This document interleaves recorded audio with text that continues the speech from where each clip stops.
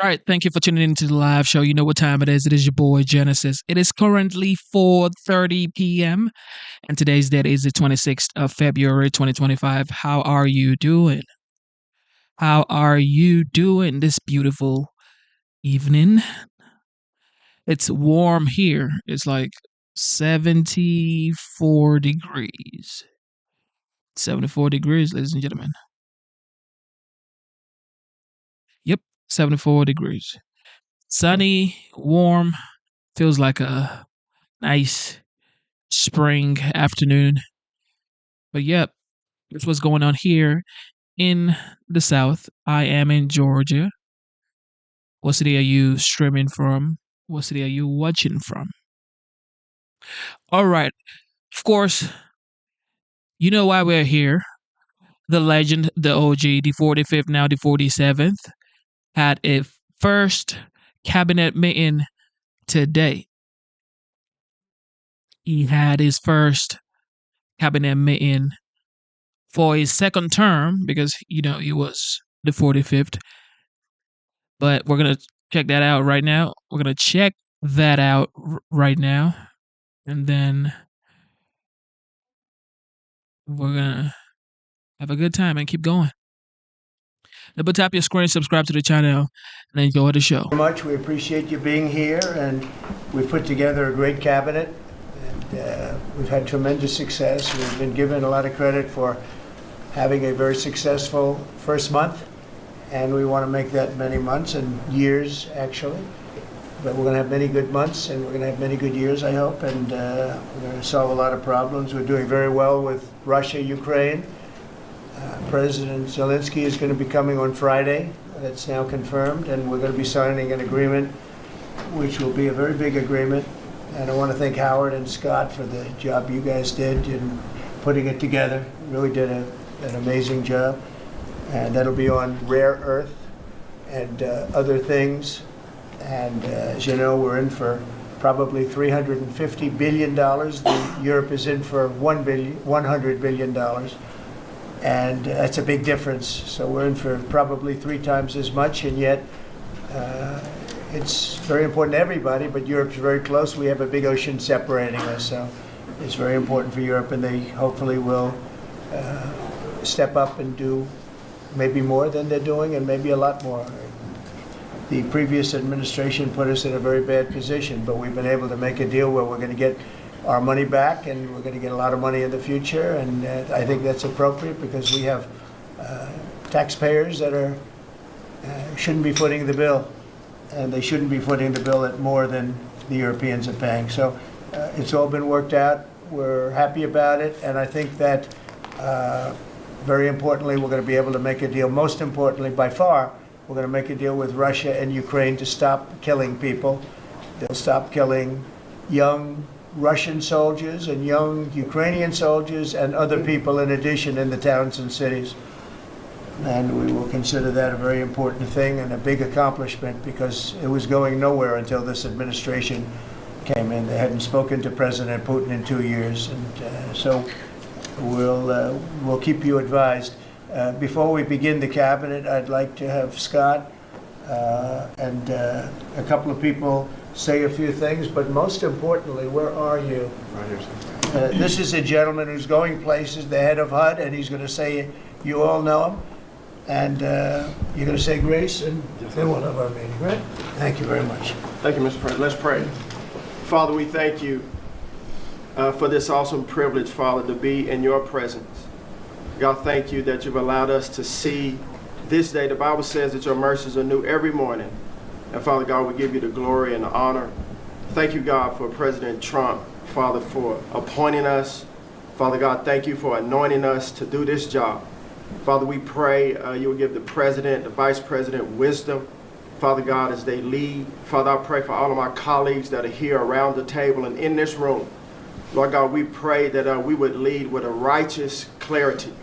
Father God, that as we serve the people of this country in every prospective agency, every job that we have, Father, we would humble ourselves before you and we would lead in the manner that you've called us to lead and to serve. Father, the Bible says that blessed is the nation whose God is the Lord.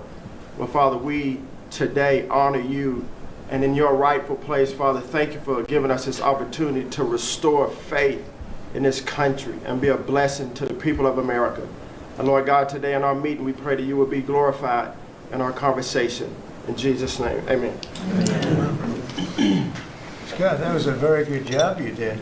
You've done that before, haven't you? So Scott Turner's a terrific young guy. He's heading up HUD, and he's going to make us all very proud, right? Thank you, Mr. President. Thank you very much. Great job. In just over 1 month, illegal border crossings have plummeted by numbers that nobody's actually ever seen before. It's much more than 100%. And we've unleashed American energy at levels that will soon be reported. But we think we're going to get it going very quickly. We have incredible people on the energy front. I think we have really great people on every front. I'll let you know if they're not good, but I think they really are.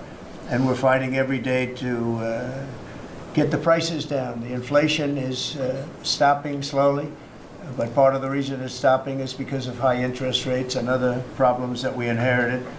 But we have to get the prices down, not the inflation down, the prices of eggs and various other things. Eggs are a disaster. The Secretary of Agriculture is going to be showing you a chart that's actually mind-boggling what's happened, how low they were with us and how high they are now. But I think we can do something about it, Madam Secretary, and I think you're going to do a fantastic job in that position.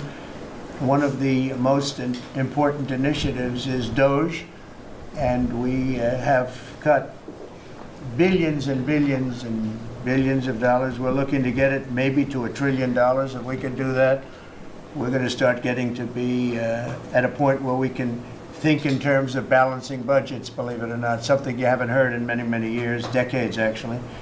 And it's a big, whether it's this year or next year, I think we'll be very close to balancing budgets. And the DOGE is very important. And Elon is here to give you a summary of what's happening, some of the things they found, some of the horrible things they found, some of the theft and fraud, and we call it waste and abuse, but a lot of fraud, and probably some fraud that we're not going to be able to prove is fraud, but when you hear the names and the places where this money's going, it's a disgrace. But we've requested that a lot of people, we want to make sure that the people are working, so letters were sent out, and I think everyone at this table is very much behind it, and if they aren't, I'd want them to speak up, but they're very much behind it. Letters were sent out to people just to find out if the people exist. Do they work? Who do they work for? Where are they? Where have they been working? Have they been working for other companies or other entities at all? Or being paid by the government, so they have 2 jobs, but they're supposed to have 1. And the letter asks some simple questions like, what have you done lately? And if they can answer that, because I can tell you everything I've done for the last long period of time, a lot more than a week.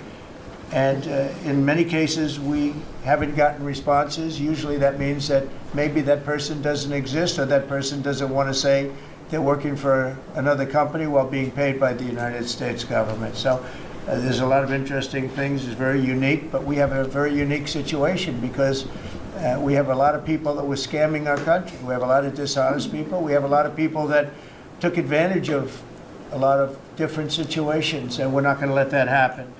So I'm going to ask if it's possible to have Elon get up first and talk about DOGE, because it seems to be of great interest to everyone. I will say that there is a large group of people in this country that have such admiration for what we're doing. I got elected with a tremendous vote, winning every swing state, winning the popular vote, winning the counties by thousands of counties. I think it was 2,800 to 500. 2,800 counties to 500 counties. Think of that. And so we have a mandate to do this, and this is part of the reason I got elected. I got elected based on taxes and based on many things in the border, but also based on balancing budgets and getting our country back into shape, and this is a big part of it. So Elon, if you could get up and explain where you are, how you're doing, and how much we're cutting, and it's an honor to have you. He's been a tremendously successful guy. He's really working so hard, and he's got businesses to run. And in many ways, they say, "How do you do this?" And he's sacrificing a lot and getting a lot of praise, I'll tell you. But he's also getting hit, and we would expect that, and that's the way it works. So I'd like to have Elon Musk please say a few words. Well, Thank you, Elon. Thank you, Mr. President.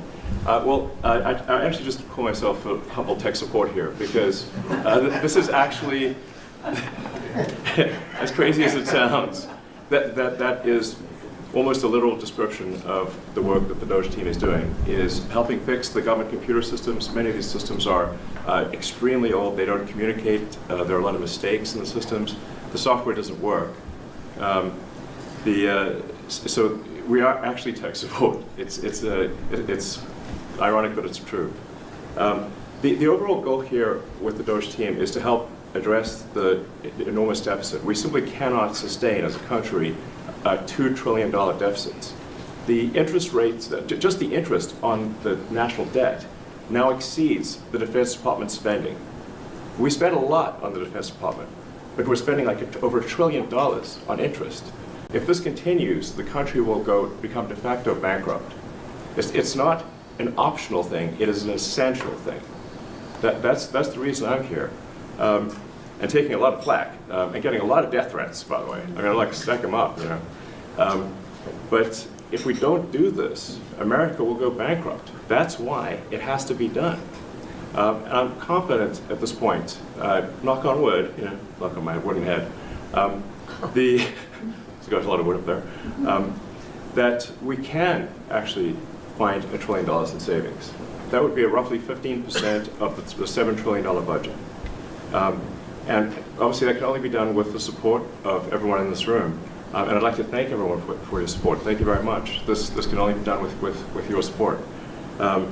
So it's really, Doge is a support function for the President and for the agencies and departments to help achieve those savings and to effectively find 15% in reduction in fraud and waste. And we bring the receipts. So people say, like, well, is this real? Just go to doge.gov. We line item by line item, we specify each item. So, and I should say, we will make mistakes. We won't be perfect, but when we make a mistake, we'll fix it very quickly. So for example, with USAID, one of the things we accidentally canceled very briefly was Ebola, Ebola prevention. I think we all want Ebola prevention. So we restored the Ebola prevention immediately, and there was no interruption. But we do need to move quickly if we're to achieve a $1 trillion deficit reduction in financial year 2026. It requires saving $4 billion per day, every day, from now through the end of September.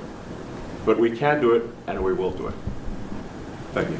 Would you have any questions of Elon while we're on the subject of those? Because we'll finish off with that. And if you would have any questions, please ask. You could ask me or Elon. Go ahead, please. Thank you, Mr. President. Thank you, Mr. Musk. I just wanted to ask you, the President Trump put out a Truth Social today saying that everybody in the cabinet was happy with you.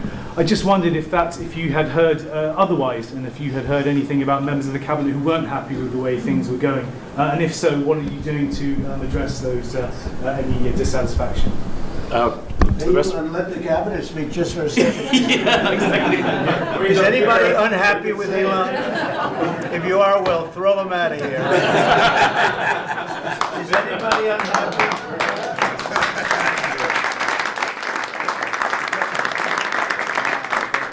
They have a lot of respect for Elon and that he's doing this, and some disagree a little bit, but I will tell you, for the most part, I think everyone's not only happy, they're thrilled. So go ahead, Elon. And President Trump has put together, I think, the best cabinet ever. Literally. So, and I do not give false praise. This is an incredible group of people. I don't think that such a talented team has actually ever been assembled. I think it's literally the best cabinet that the country has ever had, and I think the company should be incredibly appreciative of the people in this room. Go ahead, please. Yeah, go ahead. Mr. President, thank you. Mr. Musk, are there about half of the government employees so far appear to have responded to your request for what they've been doing over the past week? Is there a timeline in place for next moves for people being fired, and when can the American people expect to see results from that? Yes. Well, to be clear, like I think that email perhaps was misinterpreted as a performance review, but actually it was a pulse check review. Do you have a pulse? Do you have a pulse and 2 neurons? So if you have a pulse and 2 neurons, you can reply to an email. This is, I think not a high bar, is what I'm saying. This is should be anyone could accomplish this. But what we are trying to get to the bottom of is we think there are a number of people on the government payroll who are dead, which is probably why they can't respond, and some people who are not real people, like they're literally fictional individuals that are collecting paychecks. Well, somebody's collecting paychecks on a fictional individual, so we're just literally trying to figure out, are these people real? Are they alive? And can they write an email? Which I think is a reasonable expectation for the American public would have at least that expectation of someone in the public sector. Mr. Musk, roughly a million This is it's not a high bar, guys. Come on. roughly a million employees have responded so far to this email. Does that mean that the remaining 1 million or so federal employees now risk being terminated? And is it your understanding and expectation when you post a directive on X that the cabinet secretaries will follow that order? Because several agencies have instructed employees that this is voluntary or not to respond. Yeah. Well, I mean, I guess it was like last week, the president encouraged me via Truth Social and also via phone call to be more aggressive. And I was like, okay, yes, sir, Mr. President, we will indeed do that. The president is the commander-in-chief. I do what the president asks. And I said, can we send out an email to everyone just saying, what did you get done last week? And the president said yes, so it did that. We got a partial response. We're going to send another email. But our goal is not to be capricious or unfair. We want to give people every opportunity to send an email. And the email could simply be, what I'm working on is too sensitive or classified to describe. Like literally just, that would be sufficient. I think this is just common sense. And what is your target number for how many workers, employees you're looking to cut total? We wish to keep everyone who is doing a job that is essential and doing that job well. But if the job is not essential or they're not doing the job well, they obviously should not be on the public payroll. Mr. Musk, I'd like to add, wait. I'd like to add that those million people that haven't responded, though, Elon, they are on the bubble. I wouldn't say that we're thrilled about it. They haven't responded. Now, maybe they don't exist. Maybe we're paying people that don't exist. Don't forget, we just got here. This group just got here. But those people are on the bubble, as they say. Maybe they're going to be gone. Maybe they're not around. Maybe they have other jobs. Maybe they moved and they're not where they're supposed to be. A lot of things could have happened. I wouldn't say that Biden ran a very tight administration. They spent money like nobody's ever spent money before, wasted money. The Green New scam, all of the different things they spent money on. And you've seen that. You've seen that with some of the things that I read in speeches. I read them and people can't believe when I read them. 20 million here, 30 million here for, a little educational course on something. Circumcision, right? Circumcision. $20 million to inform the people of such and such a country on other things and other things other than that. So, those people are, right now we're trying to find out who those people are that haven't responded. Now, there'll be some agencies, like Marco has people within state that are right now doing very classified, very confidential work, and we understand that, and we've talked, and, we're being a little more surgical.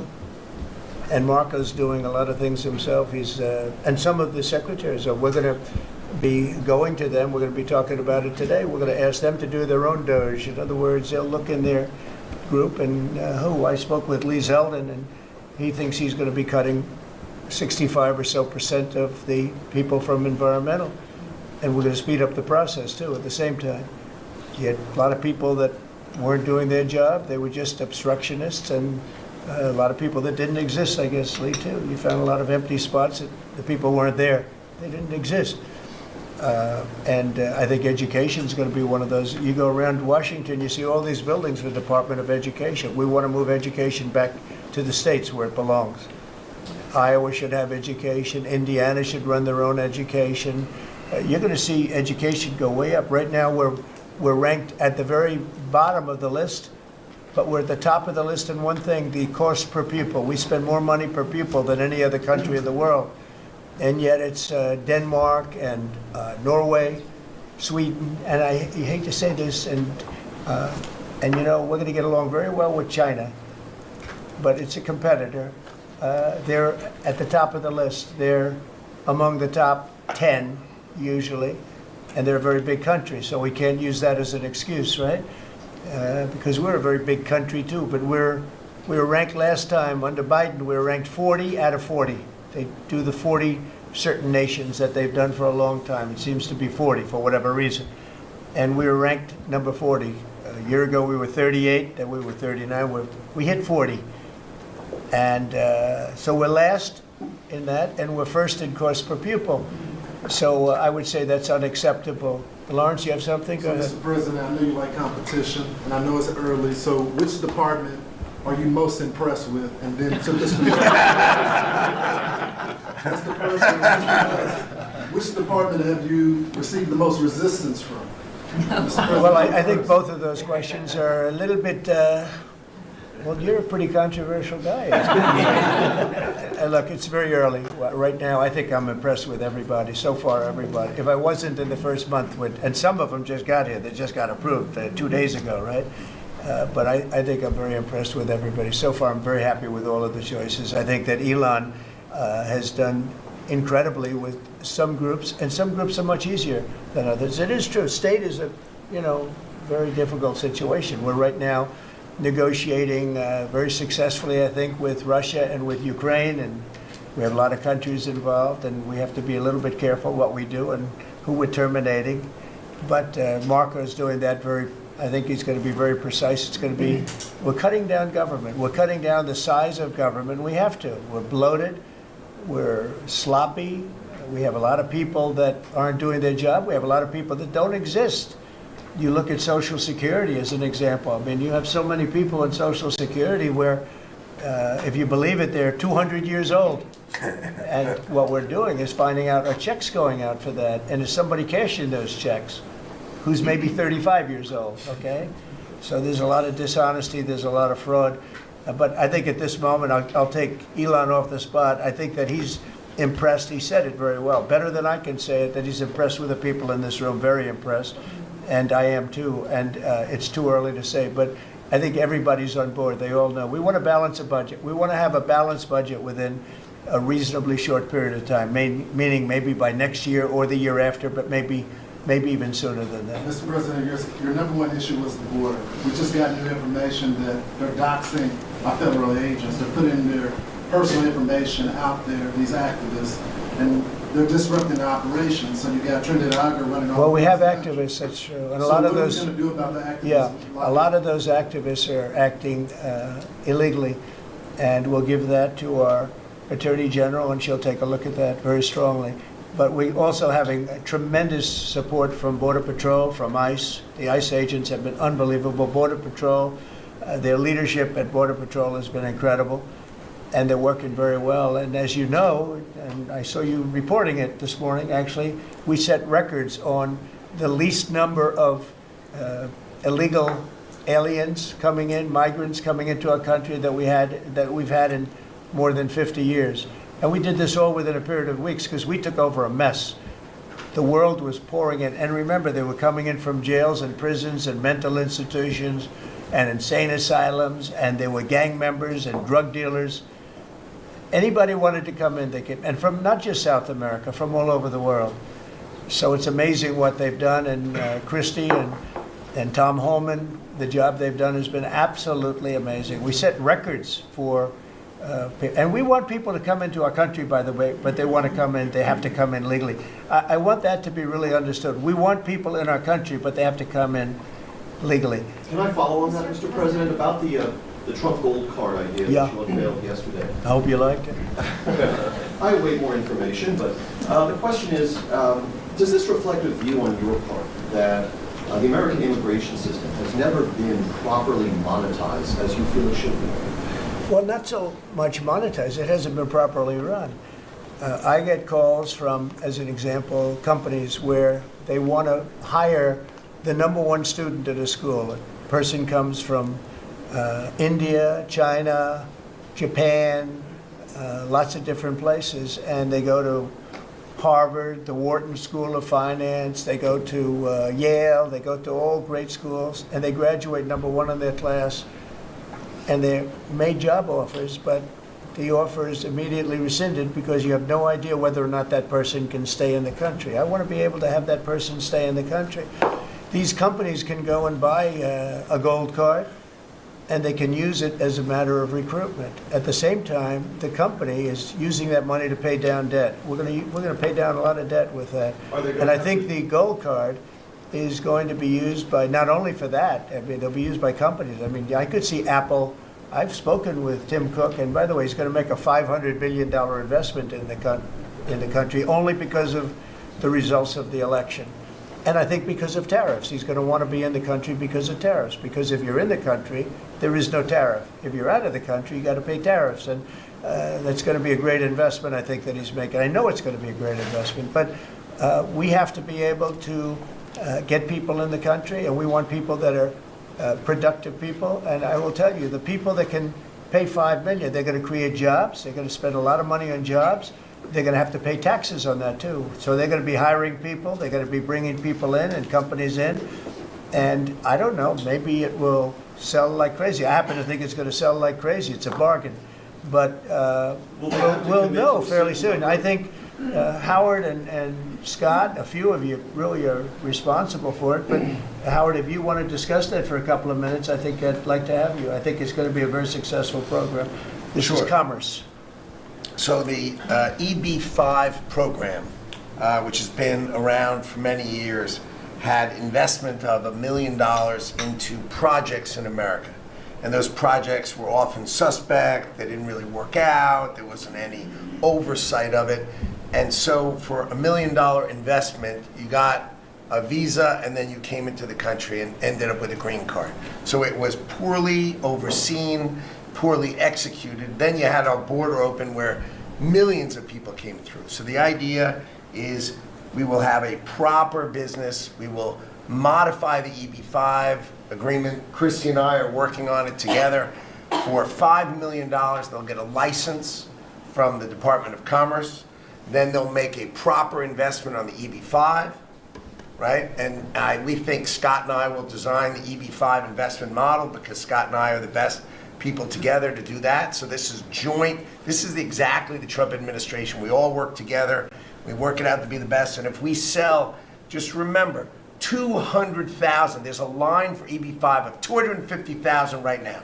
200,000 of these gold green cards is $1 trillion to pay down our debt. And that's why the president is doing it, because we are going to balance this budget and we are going to pay off the debt under President Trump. And to qualify, do you have to promise and make commitments to create a certain number of jobs here in the U.S.? No, because not all these people are going to be job builders. There'll be successful people, or there'll be people that were hired from colleges, like sort of like paying an athlete a bonus. I mean, Apple or one of the companies will go out and they'll spend they'll buy 5 of them and they're going to get 5 people. Look, I've had the complaint from a lot of companies where they go out to hire people and they can't hire them out of colleges. And you know what they do? They go back to India or they go back to the country where they came and they open up a company and they become billionaires. And they're employing thousands and there are a lot of examples. There are some really big examples where they were forced out of the country. They graduated top in their class at a great school, and they weren't able to stay. This is all the time you hear it. And the biggest complaint I get from companies, other than over-regulation, which we took care of, but we're going to have to take care of it here because a lot of that was put back on by Biden. But the biggest complaint is the fact that they can't have any longevity with people. This way they have pretty much unlimited longevity. Also with the 5 million, you know, that's a path to citizenship. So that's going to be, it's sort of a green card plus. and it's a path to citizenship. We're going to call it the Gold Card, and I think it's going to be very treasured. I think it's going to do very well, and we're going to start selling hopefully in about 2 weeks. Now, just so you understand, if we sell 1 million, right, 1 million, that's $5 trillion, 5 trillion. Howard was using a different number, but that's $5 trillion. If we sell 10 million, which is possible, 10 million highly productive people coming in, or people that we're going to make productive, they'll be young but they're talented, like a talented athlete, that's $50 trillion. That means our debt is totally paid off, and we have $15 trillion above that. And now, I don't know that we're going to sell that many. Maybe we won't sell many at all, but I think we're going to sell a lot, because I think there really is a thirst. No other country can do this, because people don't want to go to other countries. They want to come here. Everybody wants to come here, especially since November 5th. Mr. President, how can you... And they'll all be vetted, by the way. All these people will be vetted, okay? Mr. They'll be President, vetted. Ukraine, can you talk a little bit about what type of security guarantees you're willing to make? Well, I'm not going to make security guarantees beyond very much. We're going to have Europe do that, because it's in, we're talking about Europe as their next door neighbor. But we're going to make sure everything goes well. And as you know, we'll be we'll be really partnering with Ukraine in terms of rare earth. We very much need rare earth. They have great rare earth. We'll be working with Secretary Burgum and with Chris. You'll be working on that together. And we're going to be able to have tremendous, this gives us, because we don't have that much of it here. We have some, but we don't have that much, and we need a lot more to really propel us to the next level to lead in every way. We're leading right now with AI, we're leading with everything right now, but we need resources. We have to double our electric capacity. We have to do many things. We have to really triple, if you think of it, the electric capacity from what we have right now, if you can believe it. So I just say this, the deal we're making gets us, it brings us great wealth. We get back the money that we've spent, and we hope that we're going to be able to settle this up. We want to settle it. We want to stop. I tell you what, I'm doing it for 2 reasons, but the number 1 reason by far is to watch all these people being killed. I see pictures every week from, I assume satellite pictures mostly, but there's some pictures on site of thousands of soldiers that are being killed. They're being decimated because equipment today, military equipment, is so powerful and so devastating. And number 1, I want to see people stop. And they're not from here, they're from primarily 2 other countries. And then, by the way, let's talk about the Middle East. We got to solve that problem too. And that's come a long way. We're doing very well in that also. A lot of things are happening on that. But I'm watching soldiers being killed, Ukrainian and Russian soldiers being killed. My number 1 thing is to get that stopped. My number 2 thing is I don't want to have to pay any more money, because Biden has spent $350 billion without any chance of getting it back. Now we're going to be getting all of that money back plus a lot more. And we provided a great thing. We've provided something very important. And we'll be working with Ukraine, and because we'll be taking that, we're going to be taking what we're entitled to take. Now, they spent $350 billion, and Europe spent $100 billion. Now, does anybody really think that's fair? But then we find out, a little while ago, not so long ago, a few months ago, I found out that the money they spent, they get back. But the money we spent, we don't get back. I said, well, we're going to get it back. And we'll be able to make a deal. And again, President Zelensky's coming to sign the deal. And it's a great thing. It's a great deal for Ukraine, too, because they get us over there. We're going to be working over there. We'll be on the land. And, in that way, there's sort of automatic security, because nobody's going to be messing around with our people when we're there. And so we'll be there in that way. But Europe will be watching it very closely. I know that UK has said, and France has said, that they volunteered to put so-called peacekeepers on the site. And I think that's a good thing. Mr. President, you have been very clear. The high cost of eggs, and we've seen consumer confidence this week have a sharp drop from last month, the biggest dip in, I believe, 3 years. Why is that, your assessment, why is that the case? And is there Well, I think that consumer confidence, if you look at confidence in the nation, it had the biggest increase in the history of the chart. It went up 42 points in a period of days after the election, since the election. So since the election, the confidence in our nation, including right track, wrong track. The first time it's ever happened where we were on the right track, because this country has been on the wrong track for a long time. So the confidence in business, confidence in the country has reached an all-time high. We have never reached levels like we are right now. Okay. Mr. President, you've been very clear in saying that as long as you're president, Iran will never get a nuclear weapon. That's true. Is it also your policy that as long as you're president, China will never take Taiwan by force? I never comment on that. I don't comment on anything because I don't want to ever put myself in that position.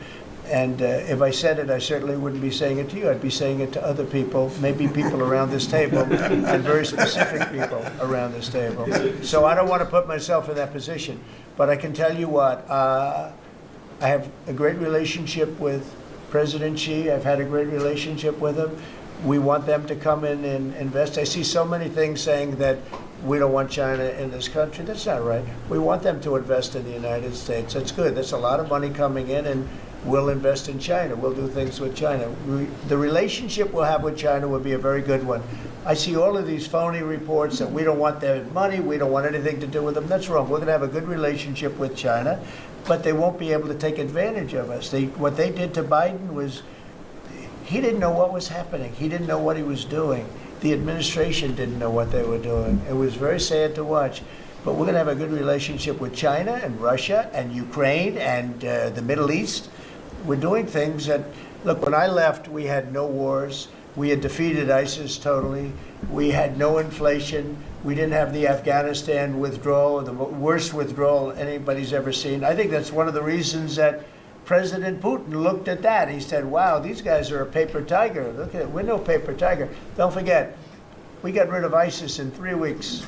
People said it would take 5 years. We did it because when I came in, I let them do what they had to do. And the man that headed that operation is now going to be your chairman, right? Yes, Chairman sir. of the Joint Chiefs. Yes, sir.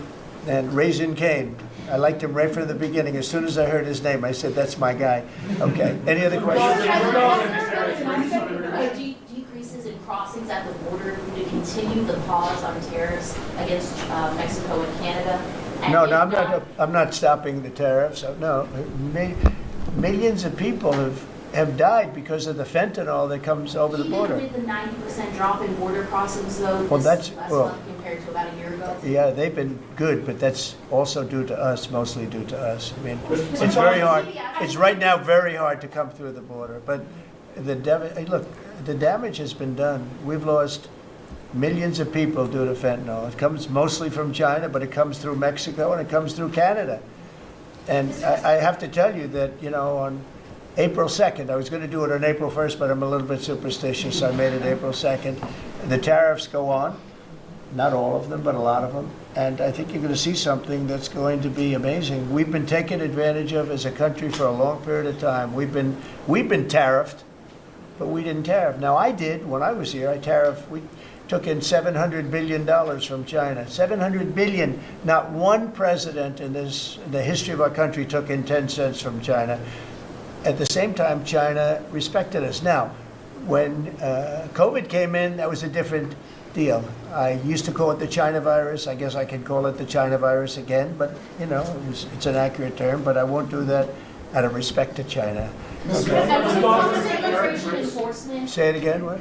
On Gaza, I just wondered if there's any progress towards the second phase of the ceasefire. Well, I'm very disappointed when I see four bodies came in today. These are young people. Young people don't die, okay? Young people don't die. These are young people. 4 bodies came in today. They think they're doing us a favor by sending us bodies. So, look, that's a decision that has to be made by Israel, by Bibi. But Israel has to make that decision. We got a lot of hostages back. But it's very sad what happened to those people. I mean, you had a young lady with her hand practically blown off.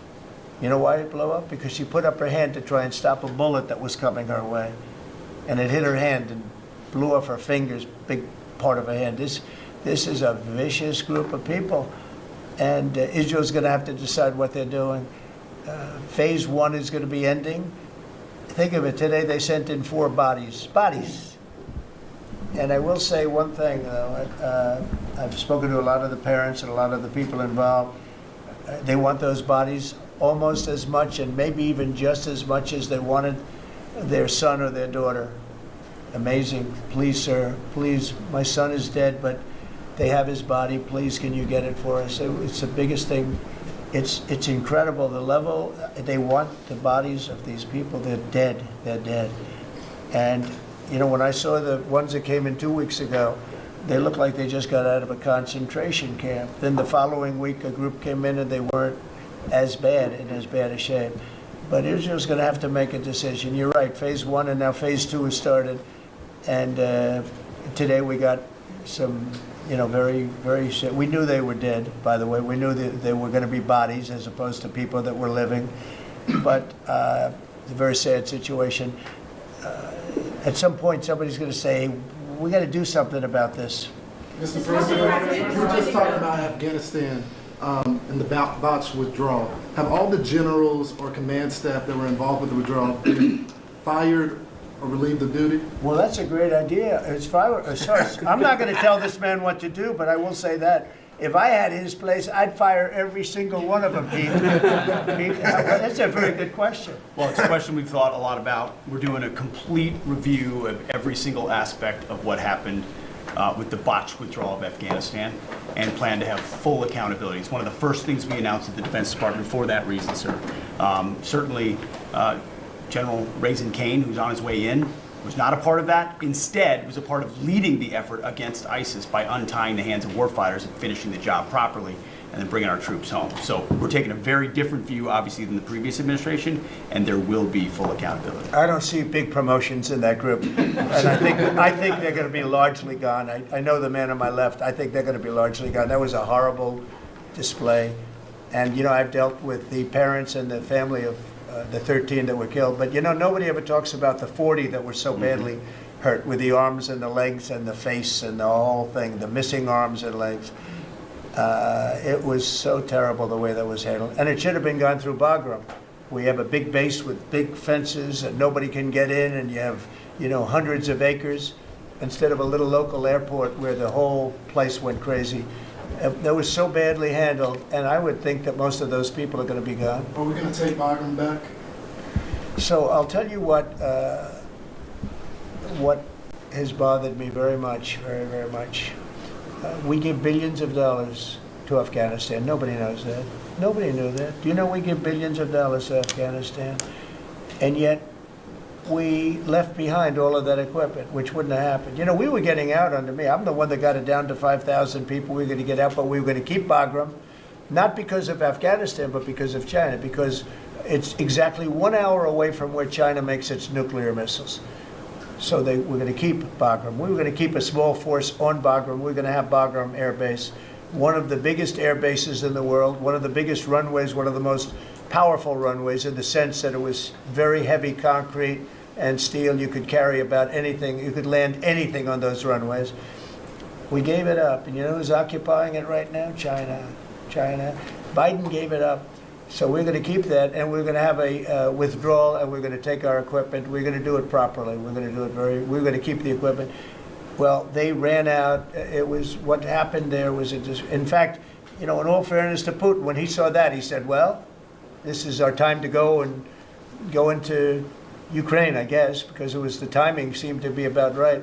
But we send them billions of dollars in aid, which nobody knows. If the American public knew that, they know it now. And if we're doing that, I think they should give our equipment back. And I told Pete to study that. But we left billions, tens of billions of dollars worth of equipment behind. Brand new trucks. You see them display it every year on their little roadway someplace where they have a road and they drive waving the flag and talking about America. Beautiful equipment that's all, I mean, the top of the line stuff, brand new stuff. Now it's getting older. But you know what? We're going to pay them. I think we should get a lot of that equipment back. You know that Afghanistan is one of the biggest sellers of military equipment in the world. You know why? They're selling the equipment that we left. We're first. They were second or third. Can you believe it? They're selling 777,000 rifles, 70,000 armor-plated, many of them were armor-plated trucks and vehicles. 70,000. If you think of a used car lot, the biggest one in the country, if I would say, JD, if somebody had 500 cars, that would be a lot. This is 70,000 vehicles we had there, and we left it for them. I think we should get it back. Mr. Mr. President, President, the spending bill that passed last night aims to cut $2 trillion. Right. Can you guarantee that Medicare, Medicaid, Social Security will not be touched? Yeah, I mean, I have said it so many times, you shouldn't be asking me that question, okay? This will not be read my lips. There won't be read my lips anymore. We're not going to touch it. Now, we are going to look for fraud. I'm sure you're okay with that, like people that shouldn't be on, people that are illegal aliens and others, criminals in many cases. And that's with Social Security. We have a lot of people. You see that immediately when you see people that are 200 years old that are being sent checks for Social Security. Some of them are actually being sent checks. So we're tracing that down, and I have a feeling that Pam is going to do a very good job with that. But you have a lot, of fraud. But no, I'm not. We're not doing anything on that. Mr. President, part of your mission, Mr. President, part of your part of the mission mission- has been, thank you, I'm sorry. Part of your mission has been to restore executive control over the executive branch. Is it your view of your authority that you have the power to call up any one of or all of the people seated at this table and issue orders that they're bound to follow? Oh, yeah, they'll follow the orders. Yes, they will. No exceptions. No exception. Well, let's see. Let me think. Oh, yeah, yeah. She'll have an exception. Of course, no exceptions. You know that. Mr. President, can you clarify the Canada-Mexico tariffs? You had put that 30-day pause. Yeah. You just referred to 25%, 25%. When does it go into effect? April 2nd. April 2nd for Canada-Mexico. Correct. And for everything. Well, we have the fentanyl-related is a pause. If they can prove to the president they've done an excellent job, that's what they first do in 30 Have you days. guys seen any But then the changes? overall is April 2nd. So the big transaction is April 2nd, but the fentanyl-related things, they're working hard on the border. At the end of that 30 days, they have to prove to the president that they've satisfied him to that regard. If they have, It's gonna be then hard he'll to give them a pause, or he won't. If It's going that's to be up hard to to him, we'll see. satisfy. We lose 300,000 people a year to fentanyl. Not 100, not 95, not 60 like you read. You know, you've been reading it for years. We lost, in my opinion, over the last couple of years, on average, maybe close to 300,000 people dead. And the families are ruined. You know, when they lose a daughter, when they lose a son, the families are never the same. You're never going to be the same. So you're talking about 1 million people. But when the daughters die, I see it, daughters die and the sons die because of fentanyl. And in some cases, I don't even know they're taking it. They're buying something else and it's laced with fentanyl and they end up dying. And I've known many people who've lost children to fentanyl and for other reasons, but to fentanyl, it's such a big killer. And those people are never the same people. I mean, I've seen people that for the rest of their lives, they're not the same people. They're so different, it's not even believable. Dynamic people, happy people they die a miserable death. And that's because of the crap that comes in through China and through Mexico and through Canada. A lot of it comes through Canada. Look, we support Canada. $200 billion a year in subsidies, one way or the other. We let them make millions of cars. We let them send us lumber. We don't need their lumber. We're going to free up our lumber. Lee's going to do the head of environmental. We're going to free up our lumber. We have the best lumber there is. We don't need their lumber. What do we need their lumber for? When you look at we subsidize them $200 billion a year. Without us, Canada can't make it. You know, Canada relies on us 95%. We rely on them 4%. Big difference. And I say Canada should be our 51st state. There's no tariffs, no nothing. And I say that we give them military protection. They have a very small military. They spend very little money on military. On NATO, they're just about last in terms of payment because they say, why should we spend on military? That's a tremendous cost. Most nations can't afford to even think about it. Why should we spend on military? The United States protects us. And I would say that's largely true. We protect Canada, but it's not fair. it's not fair that they're not paying their way. And if they had to pay their way, they couldn't exist. When I spoke to, let's call it the Prime Minister rather than the governor, but when I spoke to him, I said, why are we giving you $200 billion a year? He was unable to answer the question. I said, why are we letting you make millions of cars and send them in? He was unable to answer the question. Justin Trudeau, a nice guy. I think he's a very good guy. I call him Governor Trudeau. He should be governor, because the fact is that if we don't give them cars, we don't have to give them cars. The tariffs will make it impossible for them to sell cars into the United States. The tariffs will make it impossible for them to sell lumber or anything else into the United States. And all I'm asking to do is break even or lose a little bit, but not lose $200 billion. And we love Canada. I love Canada. I love the people of Canada. And but honestly, it's not fair for us to be supporting Canada. And if we don't support them, they don't subsist as a nation. Okay? Mr. President, on the EU tariffs, Mr. President, have you just made a decision on what level you will seek on tariffs in the European Union? We have made a decision. We'll be announcing it very soon, and it'll be 25%, generally speaking, and that'll be on cars and all of the things. And European Union is a different case than Canada, different kind of case. They've really taken advantage of us in a different way. They don't accept our cars. They don't accept essentially our farm products. They use all sorts of reasons why not. And we accept everything of them, and we have about a $300 billion deficit with the European Union. Now, I love the countries of Europe. I guess I'm from there at some point a long time ago, right? But indirectly, pretty directly too, I guess. But I love the countries of Europe.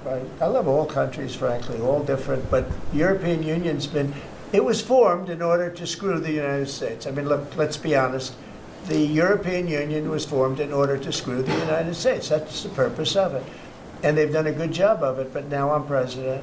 What will happen if these countries where the EU retaliate? They can't. I mean, they can try, but they can't. China did. They They're imposed pledging tariffs to, sir. that went into effect. China's That's right. retaliatory That's tariffs right. But the 10th of February. Has there been That's any right. impact you've been able to observe? That's right. Now, they can do it, and they can try, but the numbers can never equal what ours, because we can go off. We are the pot of gold. We're the one that everybody wants. And they can retaliate, but it cannot be a successful retaliation, because we just go cold turkey. We don't buy anymore. And if that happens, we win. Are you talking to Eric Prince about privatizing deportations? No, I haven't. I Mr. haven't. President, you're in litigation with CBS News. Is this a case that you'd like to see go to trial, or are you open With to who? CBS, the 60 Minutes? CBS? Yes. Well, CBS did something that was amazing. Kamala was unable to answer a question properly, and they took the question that they asked and they inserted an answer. They gave her an answer. This was 2 days before the election, right before the Sunday night before the election.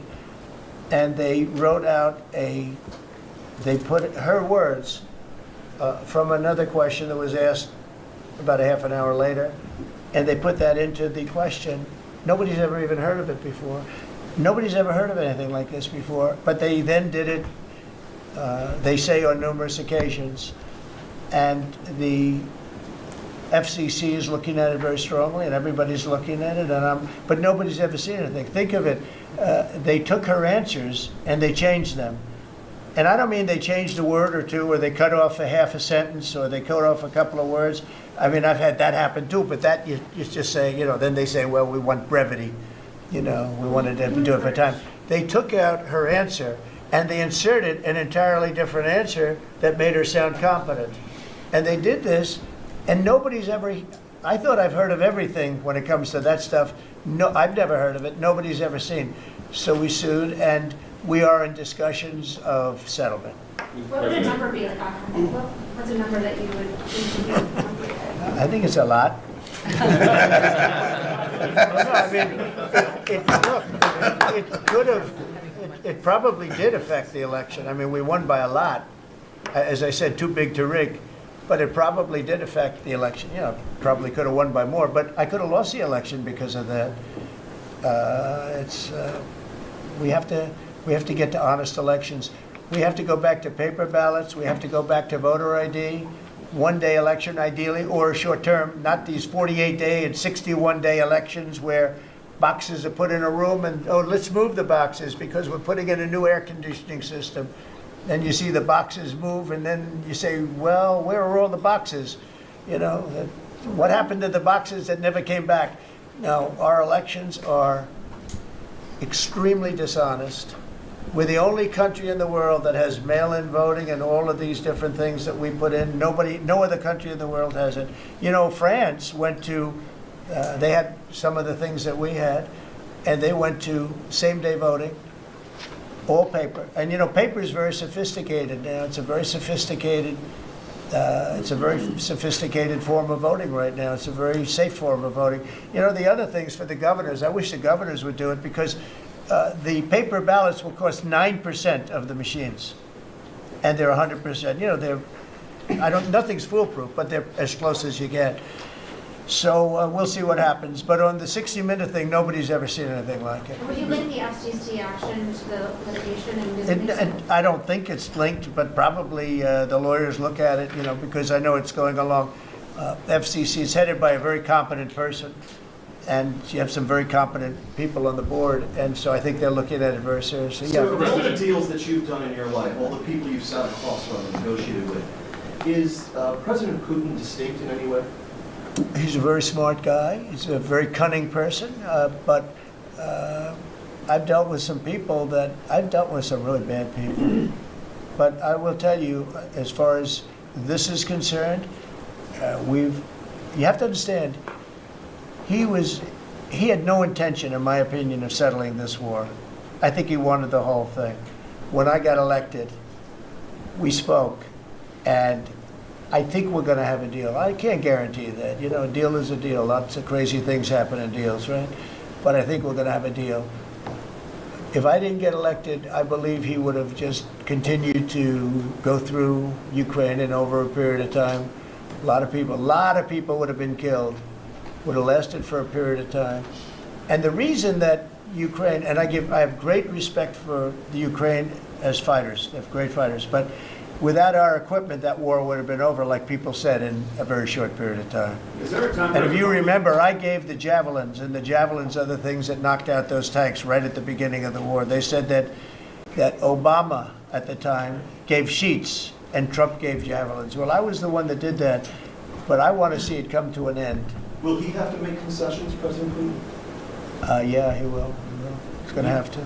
And I believe that because we got elected, that war will come to an end.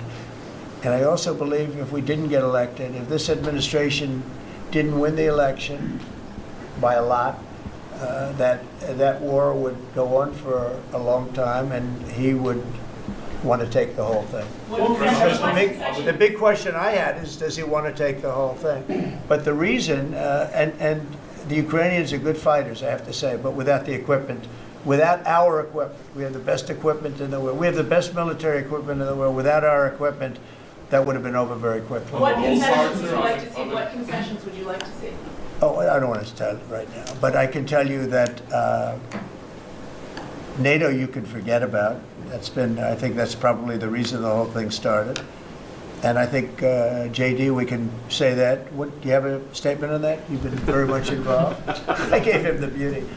Great. Gave me the hardest question, sir. I mean, look, as the president said, we're not going to do the negotiation in public with the American media. He's going to do it in private with the president of Russia, with the president of Ukraine, and with other leaders. And I think that's how this has to go. I think I just want to push back against some of the criticism I've seen of the administration on this, because every single time the president engages in diplomacy, you guys preemptively accuse him of conceding to Russia. He hasn't conceded anything to anyone. He's doing the job of a diplomat, and he is, of course, the diplomat in chief as the President of the United States.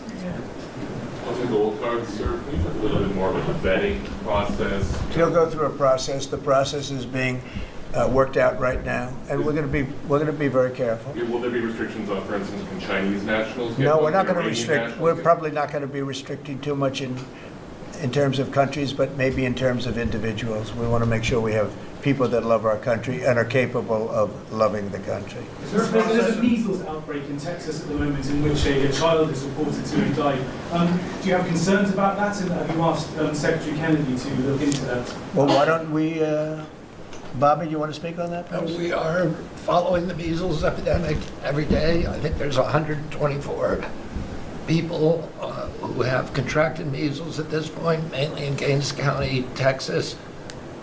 Mainly, we're told in the Mennonite community. There are 2 people who have died, but we're watching it, and there are about 20 people hospitalized, mainly for quarantine. We're watching it. We put out a post on it yesterday, and we're going to continue to follow it. Incidentally, there have been 4 measles outbreaks this year. In this country last year, there were 16. So it's not unusual. We have measles outbreaks every year.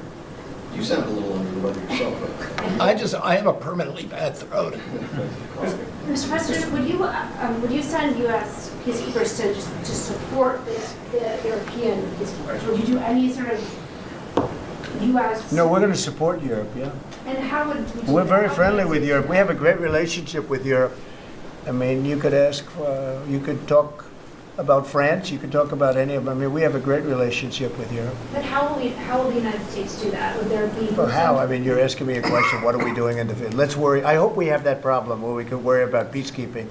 We got to get there first, but I hope we have the problem of worrying about peacekeeping. That'll be the easiest problem, I think, JD, that we've ever had. That would be part of the deal, presumably. That We'll would be we'll do it at the time, but peacekeeping is very easy. It's making the deal that's very tough. And again, nobody was speaking to Russia at all.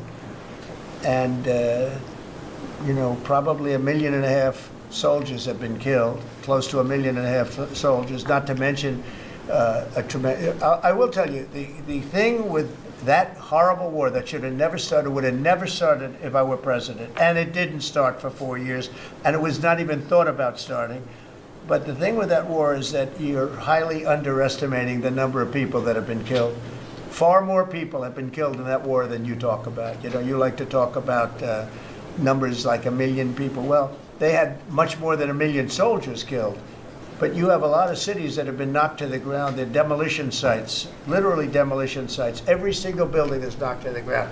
And a lot of people were killed in those buildings. And you'll hear a report, 2 people were minorly injured or just injured a little bit. No, people were killed by the thousands. And there are a lot more people killed in that war than the media wants to talk about, because Biden did a horrible, horrible job. He should have prevented that war. He could have prevented that war. Putin would have never gone in. I'll tell you one thing. He would have never gone in. That war would never have taken place if I were president. I think what people are trying to understand, Mr. President, is how would the United States, what would you be willing to do to support this European peacekeeping effort? Would there be... Again, you're asking me the same question. How many times do you have to answer? You're talking about after we make peace. Let me make peace first. Once we make peace, I'll give you all the answers you want. But how many times can you ask the same question? Yeah, go ahead. It's behind. Is loosening of sanctions on Russia a potential option as part of it? Not now. No. We have sanctions on Russia. No, I want to see if we make a deal first, but I think we will. I've had very good conversations with President Putin. I've had very good conversations with President Zelensky, and until 4 weeks ago, nobody had conversations with anybody. It wasn't even a consideration. Nobody thought you could make peace. I think you can. But if Mr. Mr. President, Putin gets to just to keep bring the land that was claimed by force, if the Russians get to keep the territory that they claim by force, doesn't that send a dangerous message, let's say, to China? Oh, okay. You try and take it away, right? We're gonna do the best we can. We're gonna do the best we can to make the best deal we can for both sides, but for Ukraine, we're gonna try very hard to make a good deal so that they can get as much back as possible. We want to get as much back as possible. Mr. President, just to bring this We'll cut it out after maybe this question. Go ahead. full circle. Unless it's a back bad to- question, and then we'll get that. You always like to finish on a good one. Sir, they want you to negotiate with them instead of I with know. President Putin. They want to continue to talk about the peacekeepers. You have a lot of confidence in us because you assume there's going to be peace. You know, it's possible it doesn't work out. There is possibility. But I hope it does for the sake of humanity, because if you look at the pictures that I've looked at, you don't want to look at them. Go ahead. I have a question back on these cuts to the federal workforce. You mentioned you're interested in doing another round of this email. When would you like to see that? What would be the deadline? I'm not. I think Elon wants to, and I think it's a good idea because, you know, those people, as I said before, they're on the bubble. You got a lot of people that have not responded, so we're trying to figure out, do they exist? Who are they? And it's possible that a lot of those people will be actually fired. And if that happened, that's okay, because that's what we're trying to do. This country has gotten bloated and fat and disgusting and incompetently run. I think we had the worst president in the history of our country. He just left office. I think he's a disgrace, what he's done to our country by allowing millions of people to come into our country like that. And all of the other things, the inflation, which he caused because of energy and stupid spending, to spend hundreds of millions, trillions and trillions of dollars on the Green New scam, a total scam. I have the best energy people, the best environmental people in the world around this table, and they can't even believe he got away with it. And then in leaving office to send $20 billion here and $20 million there and 10 million and 5 million, and they couldn't spend the money fast enough, and let's get it out before Trump gets in, let's just get it out to anybody. And this is a disgrace to our nation, and you don't write the fair thing, but look, you know, the good news, the people see it, and that's why we won the election by so much. Thank you very much, everybody. I appreciate it. That right there is what you call OG. Okay? OG talks. OG conversation. That's what you call that right there. This man has been transparent. He's been here having conversations with the American people through the media, doing exactly what the American people assigned him there to do, voted for him there to do. But, you know, the libs. You know, the libs. With that being said, we're going to throw it back to Elon Musk, okay? Because just so we control the Democrats, okay? I wanted to say the libs, and I said the Democrats. But I'm going to throw it back to Elon Musk right here. And I just like the way Elon Musk was so cool, calm, collected, and he was speaking directly to the American people. Just listen, man. Of course, CNN has Whether it's something. this year or next year, I But think listen we'll to be this very right close to balancing budgets, and the Doge is very important. And Elon is here to give you a summary of what's happening, and some of the things they found, some of the horrible things they found, some of the theft and fraud, and we call it waste and abuse, but a lot of fraud, and probably some fraud that we're not going to be able to prove is fraud. But when you hear the names and the places where this money's going, it's a disgrace. But we've requested that a lot of people, we want to make sure that the people are working. So letters were sent out, and I think everyone at this table is very much behind it. And if they aren't, I don't want them to speak up, but they're very much behind it. Letters were sent out to people just to find out if the people exist. Do they work? Who do they work for? Where are they? You know, where have they been working? Have they been working for other companies or other entities at all? Or being paid by the government, so they have two jobs, but they're supposed to have one. And the letter asks some simple questions like, what have you done lately? And if they can answer that, because I can tell you everything I've done for the last long period of time, a lot more than a week. And in many cases, we haven't gotten responses. Usually that means that maybe that person doesn't exist, or that person doesn't want to say they're working for another company while being paid by the United States government. So there's a lot of interesting things. It's very unique, but we have a very unique situation because we have a lot of people that were scamming our country. We have a lot of dishonest people. We have a lot of people that took advantage of a lot of different situations, and we're not going to let that happen. So I'm going to ask if it's possible to have Elon get up first and talk about Doge, because it seems to be of great interest to everyone. I will say that there is a large group of people in this country that have such admiration for what we're doing. I got elected with a tremendous vote, winning every swing state, winning the popular vote, winning the counties by thousands of counties. I think it was 2,800 to 500. 2,800 counties to 500 counties. Think of that. And so we have a mandate to do this, and this is part of the reason I got elected. I got elected based on taxes and based on many things in the border, but also based on balancing budgets and getting our country back into shape, and this is a big part of it. So Elon, if you could get up and explain where you are, how you're doing, and how much we're cutting, and it's an honor to have you. He's been a tremendously successful guy. He's really working so hard, and he's got businesses to run. And in many ways, they say, "How do you do this?" And he's sacrificing a lot and getting a lot of praise, I'll tell you. But he's also getting hit, and we would expect that, and that's the way it works. So I'd like to have Elon Musk please say a few words. Well, Thank you, Elon. Thank you, Mr. President. I actually just call myself a humble tech support here, because this is actually, as crazy as it sounds, that is almost a literal description of the work that the Doge team is doing, is helping fix the government computer systems. Many of these systems are extremely old. They don't communicate. There are a lot of mistakes in the systems. The software doesn't work. So we are actually tech support. It's ironic, but it's true. The overall goal here with the Doge team is to help address the enormous deficit. We simply cannot sustain as a country $2 trillion deficits. The interest rates, just the interest on the national debt, now exceeds the Defense Department spending. We spend a lot on the Defense Department, but we're spending over $1 trillion on interest. If this continues, the country will become de facto bankrupt. It's not an optional thing, it is an essential thing. That's the reason I'm here. And taking a lot of flack, and getting a lot of death threats, by the way. I mean, I'm like, stack them up, you know. But if we don't do this, America will go bankrupt. That's why it has to be done.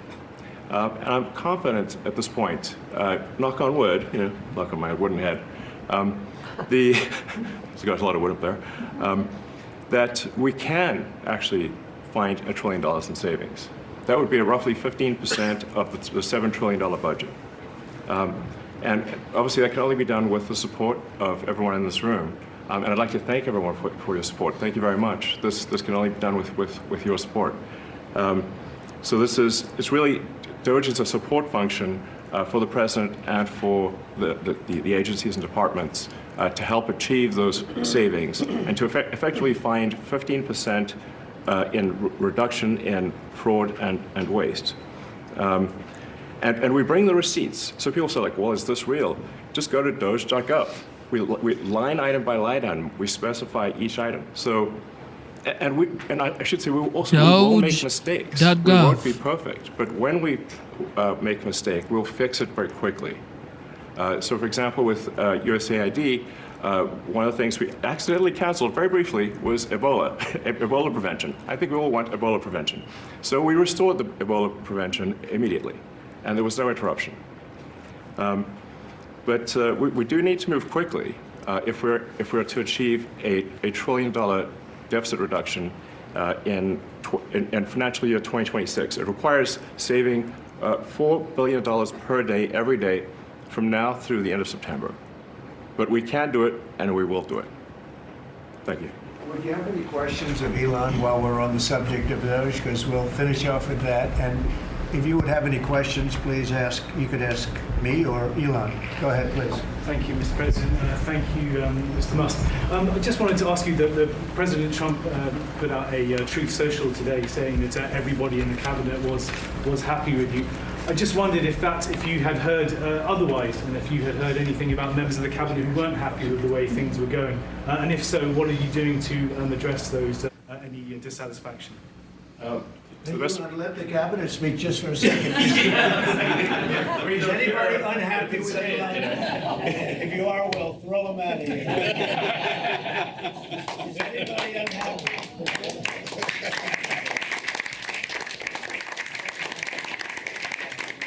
Throw him out. Respect for Elon and that he's doing this, and some disagree a little bit, but I will tell you, for the most part, I think everyone's not only happy, they're thrilled. So go ahead, Elon. Grateful.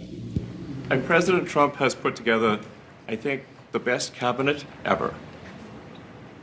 Literally. So, I do not give false praise. This is an incredible group of people. I don't think such a talented team has actually ever been assembled. I think it's literally the best cabinet that the country has ever had, and I think the company should be incredibly appreciative of the people in this room. Go ahead, please. Yeah. Mr. President, thank you, Mr. Musk. Are there about half of the government employees so far appear to have responded to your request for what they've been doing over the past week? Is there a timeline in place for next moves for people being fired, and when can the American people expect to see results of that? Yes. Well, to be clear, I think that email perhaps was misinterpreted as a performance review, but actually it was a pulse check review. Do you have a pulse? Do you have a pulse and 2 neurons? So if you have a pulse and 2 neurons, you can reply to an email. This is, I think not a high bar, is what I'm saying. This is should be anyone could accomplish this. But what we are trying to get to the bottom of is we think there are a number of people on the government payroll who are dead, which is probably why they can't respond.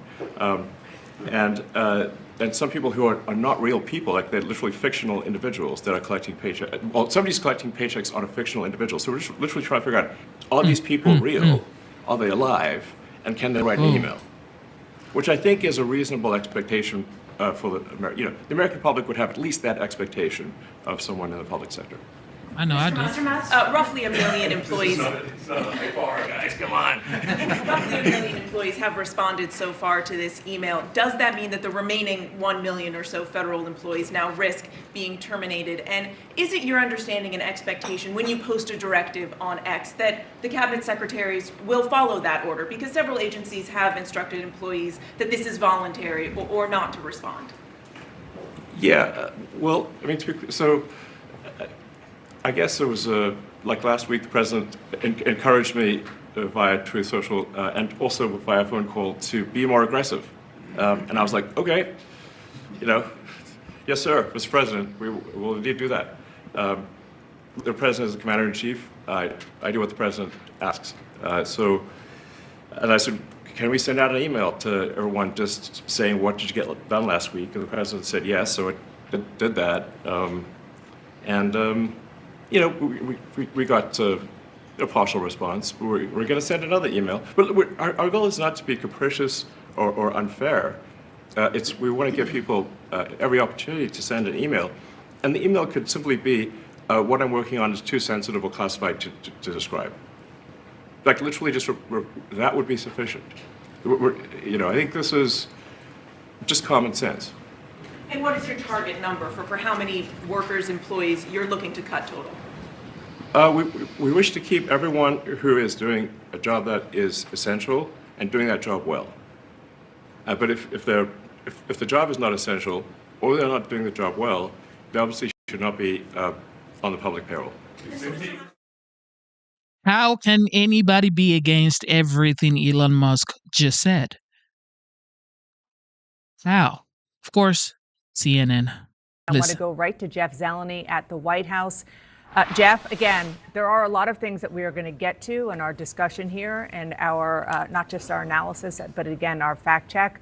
But I do want to start effectively where this meeting started about an hour ago, which is where Elon Musk was asked to present what he was doing, the idea that the richest man in the world was standing up, holding court in the cabinet room, dressed in his dark MAGA outfit, and his allegation that what they are doing is, he says, not to purge people, or it was not, in his words, a performance review. He claimed it was a pulse check.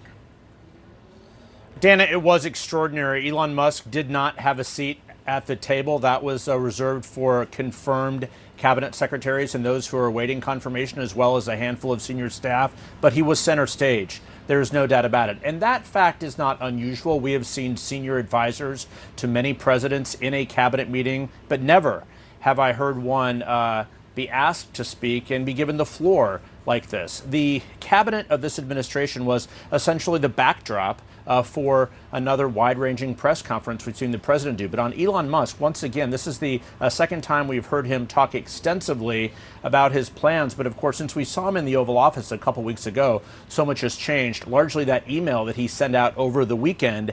And that, of course, has caused some of the first rifts between some departments, some agency heads, and the administration, and certainly the federal workforce. But the president asked him to defend that and clearly made the very obvious point that he's on the same page with Elon Musk, that he does believe, he called it a pulse check. He said that 1 million people answered this response, this email, which means more than 1 million did not answer it. And he said they're looking for fraud in the system.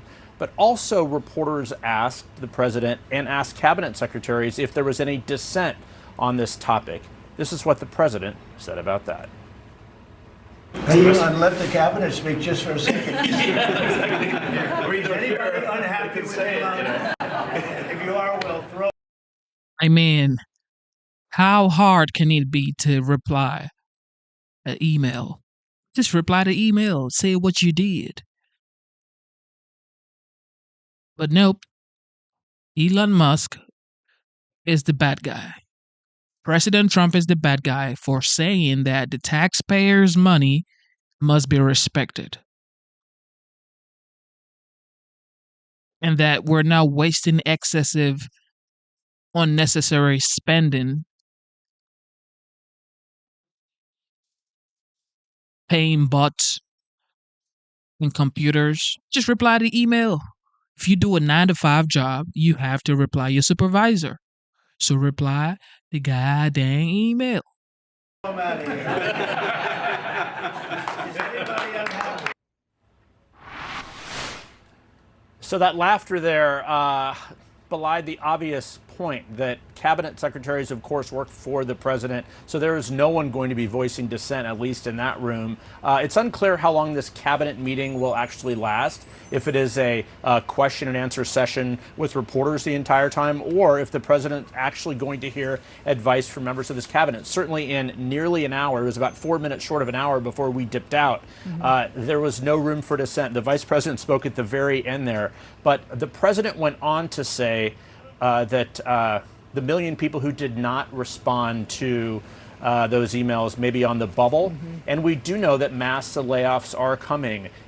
As we speak, agencies are reviewing plans. But one other separate piece of news, the president, at the very beginning, he said that Ukrainian President Volodymyr Zelensky will be coming here to the White House on Friday.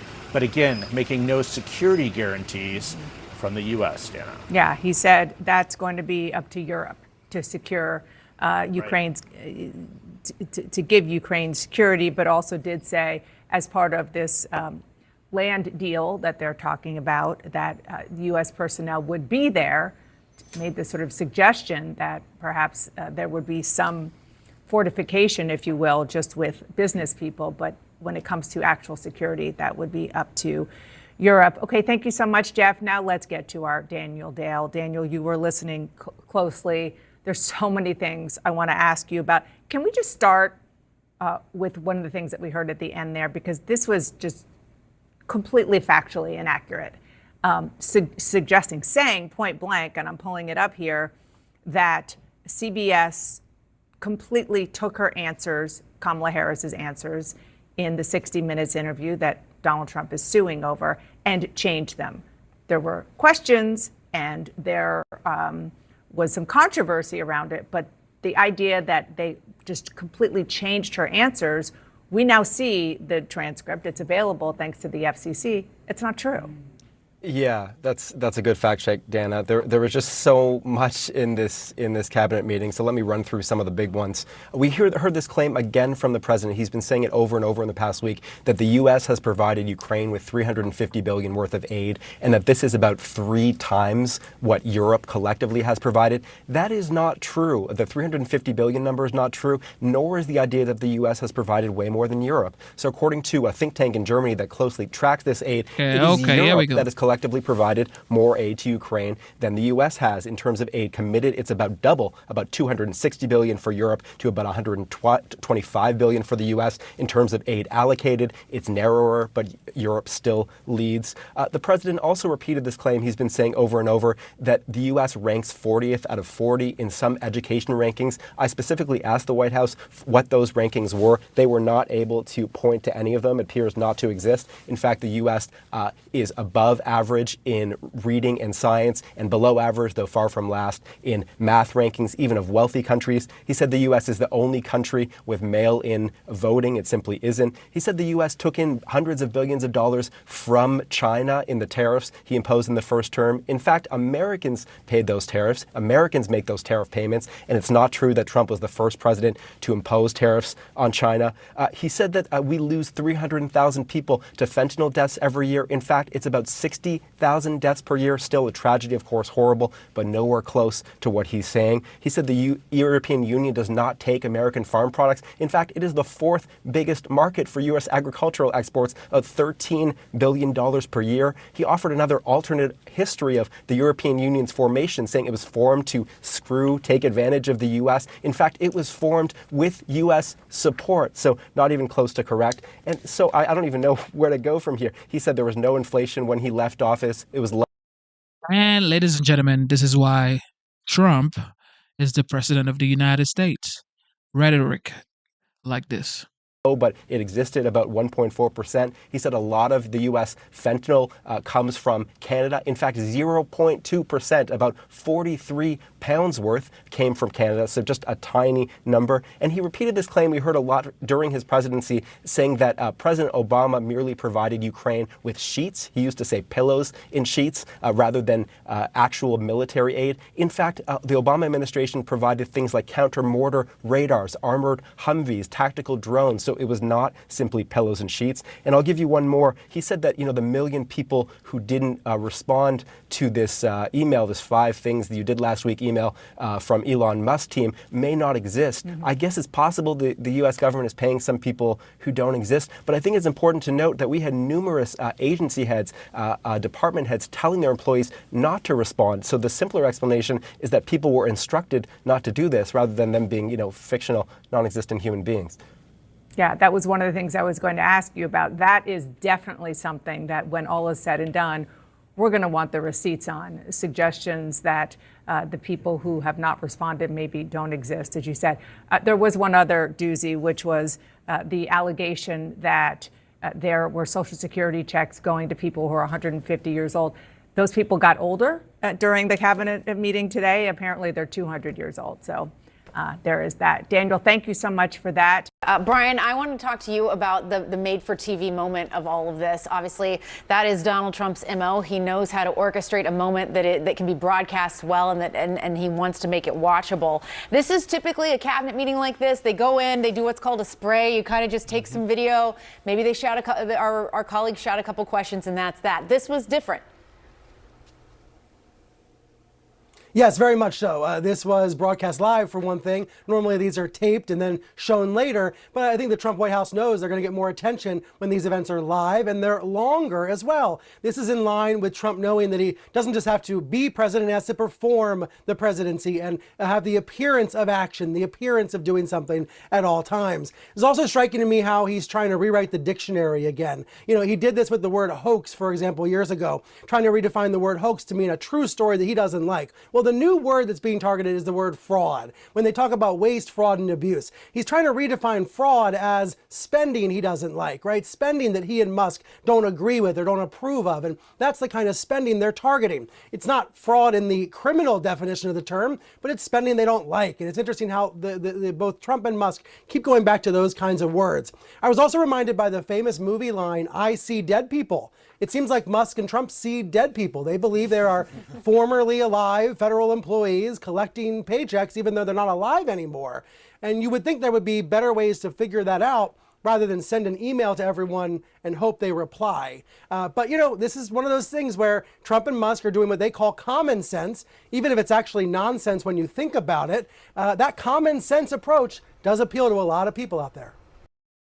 Exactly, it does.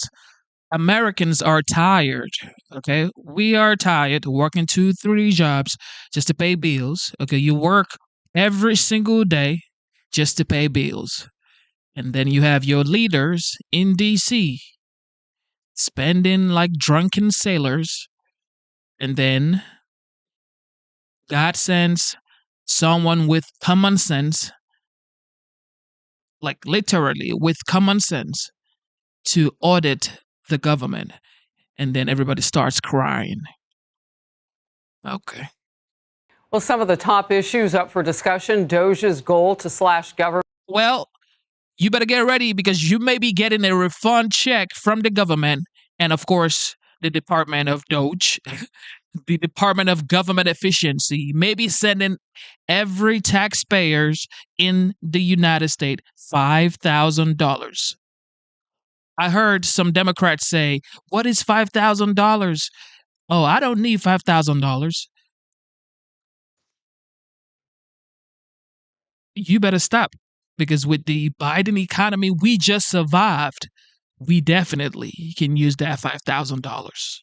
Waste, fraud, and abuse. Ukraine's minerals deal negotiations with the White House as they try to end the 3-year-plus war with Russia after Russia invaded Ukraine. And the president's budget bill, which passed last night after some high drama, and of course, the illegal immigration crackdown, all of it in that meeting expected today. And Republican Senator Tim Scott of the great state of South Carolina, chairman of the National Republican Senatorial Committee and Banking Committee, is with me now. So this is a big moment for the reasons I pointed out. To have anybody from the opposite party, it feels like a moment of potential healing. What's your take on it? Well, Harris, it reminds me of the team of rivals that was assembled by President Abraham Lincoln. The fact of the matter is that President Trump is bringing this country together. He had record turnout, record numbers in the African-American community, the Hispanic community. I think it was like 62% of the Native American community. What we see is this working class coalition no longer driven by identity politics, but driven by this vision that the American dream should be alive and healthy for all Americans. And President Trump has assembled a cabinet to get the job done for Americans. And that's good news that we finally have one team, America's team, leading the way for this nation. I want to put a fine point on Doge right now, the Department of Government Efficiency, because that seems to be a big focus. You have the senior advisor to the president, Elon Musk, at this cabinet meeting today. Your thoughts on Doge and where we are right now and how it moves forward?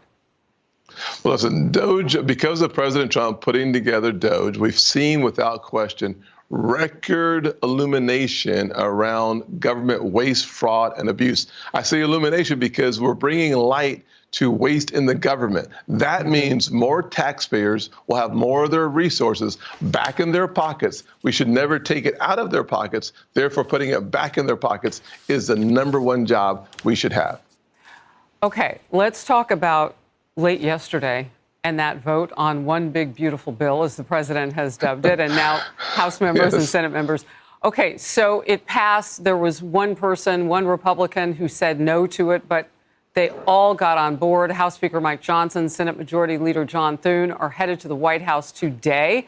They will talk about how to handle tax cuts the president is hoping to see in that big, beautiful bill. And last night, they took another step toward becoming a reality, but not without some drama, as I was mentioning. The House narrowly passed Republicans' budget resolution, and it contains many of the president's key campaign promises.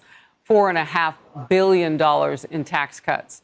So that's the extension of the 2017 tax cuts. He's really, really pressing on that.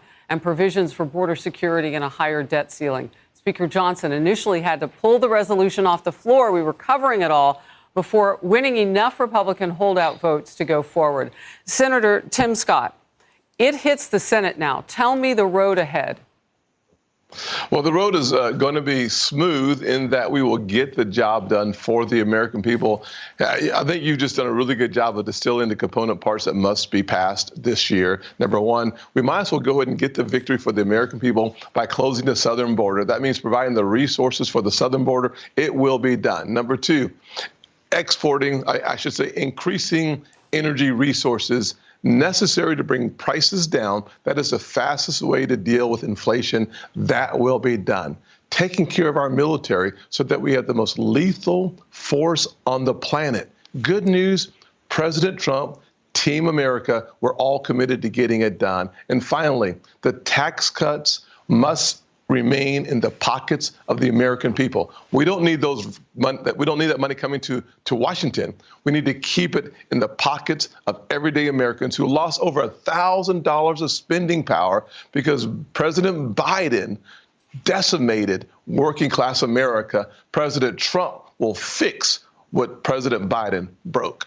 Look, I had on House Majority Leader Steve Scalise yesterday, right. and we were talking all about these tax cuts. He said, Harris, this is really, really critical because it'll be a tax increase if this doesn't pass. You won't have the cuts from 2017. You'll get an increase in 2025. And just a short time ago, the president's saying, let's see if they can make it permanent now. Senator.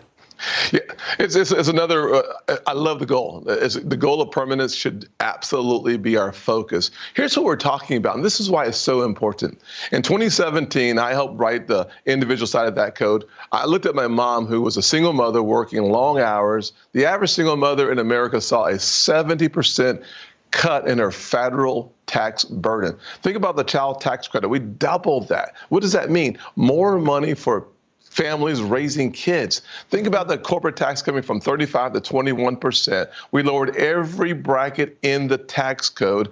And for small businesses, there was a 20% haircut on their profits, meaning they had more money to invest in their employees, to invest in capital, to invest in equipment. This is why we saw the economy hum. And at the exact same time, Harris, we saw a 3% increase in 2018 and another 3% in 2019 of revenues coming to the Treasury. Once again, proving that the Laffer curve is real, that if you lower the impediments, you increase the production. And our Tax Cuts and Jobs Act created more jobs, 7 million jobs, had more money in the pockets of Americans, nearly $6,000, and more money coming to the federal Treasury. Right. The trifecta brought to us by President Trump. And I caught how you put it before. We don't want more money going to the government. No, Elon Musk and the Doge team are trying to shave that down as it is. Yes. And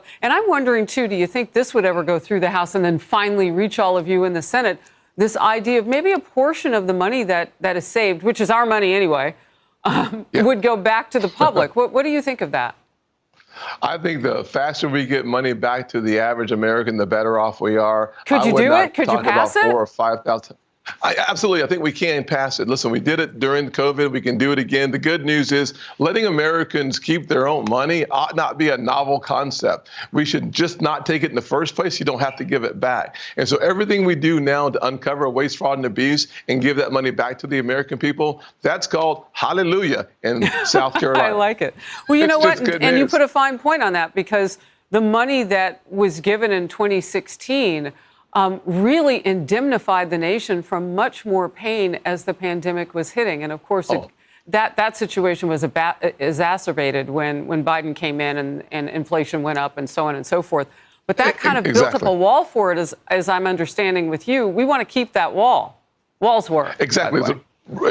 Economic resiliency is when the American economy is doing well, which means that there's more money in the private sector than there is in the government. The more the government spends, the faster inflation goes up. The faster inflation goes up, the faster interest rates go up. When that happens, fewer Americans can afford a home. Fewer Americans start businesses. Fewer Americans can borrow for new cars.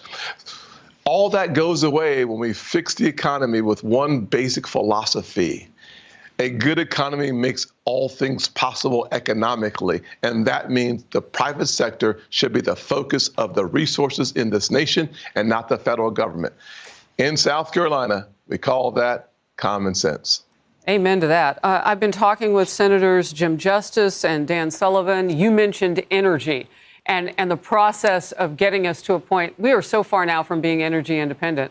I mean, we got driven in the wrong direction. Now we're back on the freeway. Yes. We got to drive hard toward that. So that then starts to do what to the economy? Well, the more energy we produce in America, number one, you get more jobs. Number two, you get more energy production. And number three, you get lower prices at the pump. America is the country with the greatest amount of energy resources when you put two or three of the energies together. That means that we can not only be energy independent, we can also, with the right amount of production, export our energy. That's great news for our allies who depend too often on our enemies. Exactly. We make more money and we keep America and the world safer when we're producing more energy here at home. And that's why when the president sent the signal that whether you're in Alaska or Louisiana, energy production can go up, creating more jobs in those states and around the country. But it also means the average American sees lower prices at the pump, more of their money to spend on other things, because you and I both know energy is an absolute essential component for reducing prices and lowering inflation, meaning more Americans have more money to spend on luxuries like going out to eat or going to a movie. These are things that we lost during the Biden years because they devastated the economy so much that the average family had to make decisions on rationing the necessities of life. Under President Trump. And Senator, when you lower that price of gasoline, those trucks, those vehicles bringing us our goods that we paid for, those prices are then affected in a very good way for the American consumer. We are watching the White House now, Senator, and you have told us what's coming up next in the Senate. Tim Scott of South Carolina. Remember, everybody, remember this guy, Tim. Tim Scott was one of the pioneers of Opportunity Zone. If you remember, during Trump's first term, Senator Tim Scott was one of the major players, and he proposed the bill Opportunity Zone. Okay, so kudos to this guy right here, Tim Scott. Is a real guy, real one of the real politicians that we have, Tim Scott. All right, or Tim Scott. Okay. Tom Homan. Mexico, we want them to do more. I know Pete's been talking to them. We're going to have meetings with them later this week as well. We'd like to work with Mexico to go after these cartels because they're a threat to the Mexican government, not just to us. We want them to do more, but they've deployed, 14,000. Now, Marco Rubio, he is very skilled. Okay, this guy right here, Marco Rubio, he is a skilled communicator, articulate, very sharp, extremely smart. Just by the way he words what he's saying, you could tell this man right here knows how to negotiate. Listen. Of their National Guard to their border. We've provided them information about certain cartel leaders, and they've gone after them. But we got to keep this going. This isn't like a 1 week or 1 month thing. We got to make sure this is enduring. I tell you. So the Trump administration pushing Mexico to take on the cartels and gangs along our southern border, as President Trump labels 8 Latin American cartels as terrorist organizations. Border Czar Tom Homan joins us now. Good morning, Tom. Good morning. So the Secretary of State, Marco Rubio, making it very clear that Mexico needs to do more. What can they be doing to help us secure the border and stop the flow of the drugs? Well, look, I think President Trump's already gotten them put in military on the northern border. That's a strong presence against cross-border crime by the cartels, so they stepped up in that. I think they need to share more intelligence with us on the criminal cartels and the areas of operation in Mexico. And look, President Trump has designated them terrorist organization. We need to treat them exactly like that. Anybody associated with them, anybody funding them, anybody transporting for them, are part of a terrorist organization. We need to put the whole weight of the world of the United States government on them. And not just in Mexico. The Jalisco cartel, the Sinaloa cartel, they're in over 40 countries around the globe. We got to attack this globally. You know, Tom, I was a little disturbed the other day when I found out about these Los Angeles protesters, activists. They're posting the photos, the names, the phone numbers of ICE agents. You've been in law enforcement for a long time. That's just what wild. can be done to go after these people? Because right now they're aiding and abetting the enemy by all these bullhorns, but they're also causing great danger to our federal agents. Look, I think they crossed the line. They start posting pictures and addresses and phone numbers. Look, Lawrence, I got state troopers around my house 24/7 right now because of death threats. And look, I know what it's like to be doxxed. So these agents don't deserve that. These agents put a gun on their hip and wear a Kevlar vest every day trying to make their communities safer. We've been really clear. We're focusing on the worst of the worst. We're focused on criminal threats and national security threats. So I got a meeting with the Department of Justice today, and what we can do about this. I think it crossed the line of impeding a federal law enforcement officer in the performance of their duties. So I'm hoping we find out who these people are and we can criminally prosecute them. But we'll address that first thing this morning as soon as I get to the White House. Oh, I can't wait to hear about that. Maybe I'll see you around here. What is going on? Can somebody just allow Tom Homan do his job? Can somebody allow the border czar do his job? This man is trying to secure the border, okay? Deporting illegal migrants. And yet, some leaders in cities, in some states, especially sanctuary cities, are saying Tom Homan and his team cannot come in their cities and in their states. What is that? The president of the United States appointed him his border czar. So put some respect on the president of the United States and listen to the border czar. And make sure you safeguard your community. Your first priority is your people, the people who voted you to be the mayor, the chancellor, or the governor. They voted for you. So why wouldn't you protect them from illegal migration? On the campus. I wanted to get you to respond to some of the demonization of what you're doing there. But when you talk with local residents on the ground, they say something different. This is what a Bronx resident had to say. Watch. And this is the quote. Doxing, in many times, is not just... I have a young woman who comes to me to study. I've never been afraid in the South Bronx. I am now terrified. I'm terrified for me, for my students. I would have to move. You have made a terrible mistake. They're talking about this shelter that they were planning in the Bronx right here. So when you talk to the media, they say something different. But when you talk to the people that actually live in the communities, they want these folks gone. You're exactly right, Lawrence. Look, I've been around the country doing many operations in the community, whether they see it at the airport, whether they see it at a restaurant, or out doing the operation. I can't tell you how many members of the community come up and thank us for being there. You know, President Trump made a promise to the American people when he got elected that he's going to make our community safer, especially from illegal alien violent crime. That's exactly what we're doing. And we're doing it across the nation. As far as the politicians who want to push back and attack the men and women of ICE, and myself, I'm not running a popularity contest. I'm out there doing what the president promised the American people we're going to do. We're out there enforcing the law without apology. We're going to keep coming. You can put all the roadblocks you want up. We're going to keep coming. For these sanctuary cities who want to push back and impede us, we'll double the man force there. We'll double worksite enforcement there. We're not going away. We're going to keep coming at them until every criminal illegal alien gang member, every illegal alien criminal is eradicated from this country. Key word, okay? Key word is illegal, all right? And now, if you are in the United States illegally, then you commit a crime.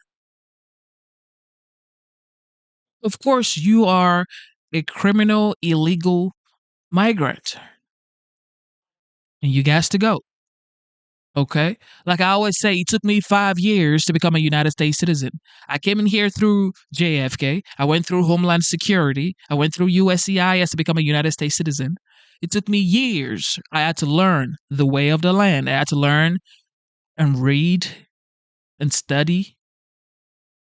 So if people can wait their turn, I advocate for migration, okay?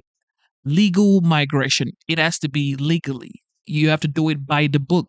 You cannot just cross a line, run around, and then you say you're seeking for asylum. No, you have to do it the right way. And I get it, things are not as rosy as we have it here in the United States. These people are coming from countries that you cannot even imagine. You cannot begin to imagine how hard life is for them. I get it. However, there is a law of the land in this country, okay? The rule of law must be respected, obeyed, and treasured, okay? So it is what it is. You have to come into the United States through the proper channels, okay? I'm sorry, okay? Don't hate the messenger. Don't hate the messenger. Just listen to the facts. That's when I'll be satisfied. Yeah. You and the over 60% of Americans that agree with you. The polling is going up for mass deportations because you guys are targeting the criminals. Tom Homan, thanks, brother. And of course, have you guys heard about this new Trump card situation? Well, it's not Trump card, but a lot of people are proposing that it should be called Trump card. However, as of right now, it is called Gold Card. It is supposed to replace the investment visa that the United States offers to other countries. So now the Gold Card would be sold for $5 million. Yep. A whooping $5 million. And this is intended to pay off debt. Okay, this is something the Trump administration came up with to try and pay off debt as fast as they can, so they can bring down costs for Americans, as well as stick to the promise they made to the American people. All right, I want to show you Gold Card, and then, all right, right here.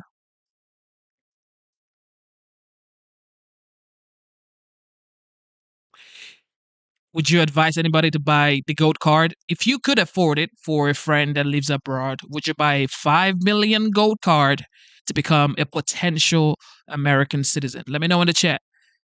Mr. President, about the Trump Gold Card idea that you unveiled yesterday. I hope you like it. I await more information, but the question is, does this reflect a view on your part that the American immigration system has never been properly monetized as you feel it should be? Well, not so much monetized. It hasn't been properly run. I get calls from, as an example, companies where they want to hire the number one student at a school. A person comes from India, China, Japan, lots of different places, and they go to Harvard, the Wharton School of Finance, they go to Yale, they go to all great schools, and they graduate number one in their class, and they're made job offers, but the offer is immediately rescinded because you have no idea whether or not that person can stay in the country. I want to be able to have that person stay in the country. These companies can go and buy a Gold Card, and they can use it as a matter of recruitment. At the same time, the company is using that money to pay down debt. We're going to pay down a lot of debt with that. And I think the Gold Card is going to be used by, not only for that, I mean, they'll be used by companies. I mean, I could see Apple. I've spoken with Tim Cook, and by the way, he's going to make a $500 billion investment in the country only because of the results of the election.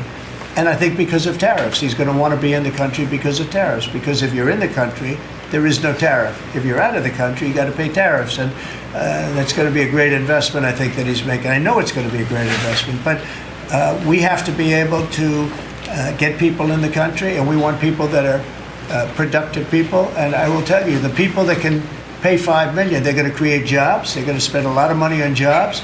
they're going to have to pay taxes on that too. So they're going to be hiring people, they're going to be bringing people in and companies in. And I don't know, maybe it will sell like crazy. I happen to think it's going to sell like crazy. It's a bargain.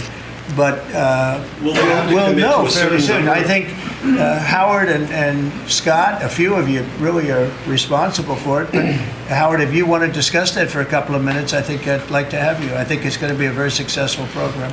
This is commerce.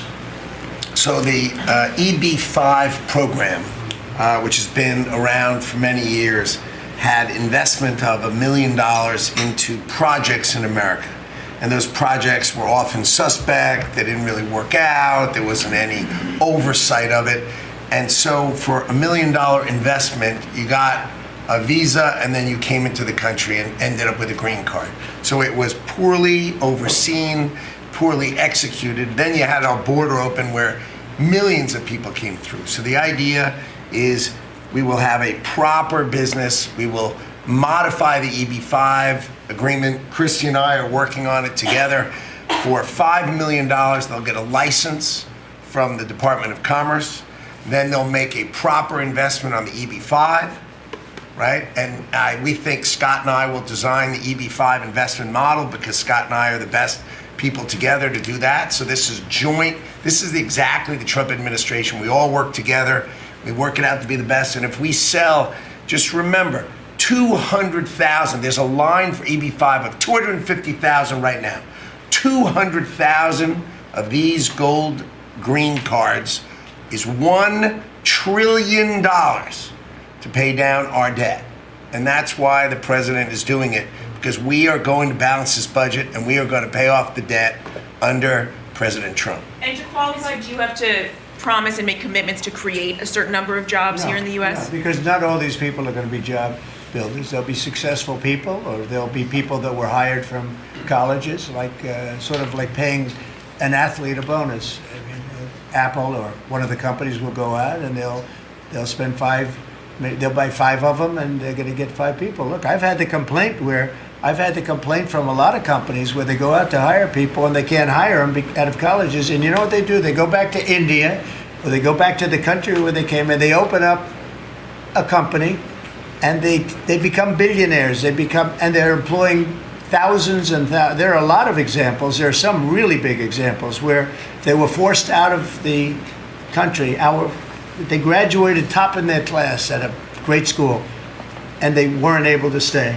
This is all the time you hear it. And the biggest complaint I get from companies, other than over-regulation, which we took care of, but we're going to have to take care of it here because a lot of that was put back on by Biden. But the biggest complaint is the fact that they can't have any longevity with people. This way they have pretty much unlimited longevity. Also with the 5 million, that's a path to citizenship. So that's going to be, it's sort of a green card plus, and it's a path to citizenship. We're going to call it the gold card. And I think it's going to be very treasured. I think it's going to do very well. And we're going to start selling, hopefully, in about 2 weeks. Now, just so you understand, if we sell 1 million, right, 1 million, that's $5 trillion. 5 trillion. Howard was using a different number, but that's $5 trillion. If we sell 10 million, which is possible, 10 million highly productive people coming in, or people that we're going to make productive, they'll be young, but they're talented, like a talented athlete. That's $50 trillion. That means our debt. No matter what, no matter how you feel about this guy, you can never deny the fact that he is smart and he truly wants to succeed in his role because he's constantly finding ways to solve America's problem. Every single day, he's here talking to the media, telling us exactly what they're doing. Yeah, I'm so glad I voted for Trump. Debt is totally paid off, and we have $15 trillion above that. And now I don't know that we're going to sell that many. Maybe we won't sell many at all, but I think we're going to sell a lot because I think there really is a thirst.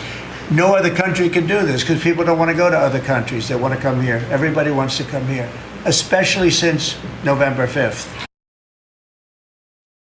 Thank you for tuning in to the live show. You know what time it is. It is your boy Genesis. Double tap your screen, subscribe to the channel, join the membership. It is $4.99 to join this membership. If you like what you see, you get any what form of information from this channel.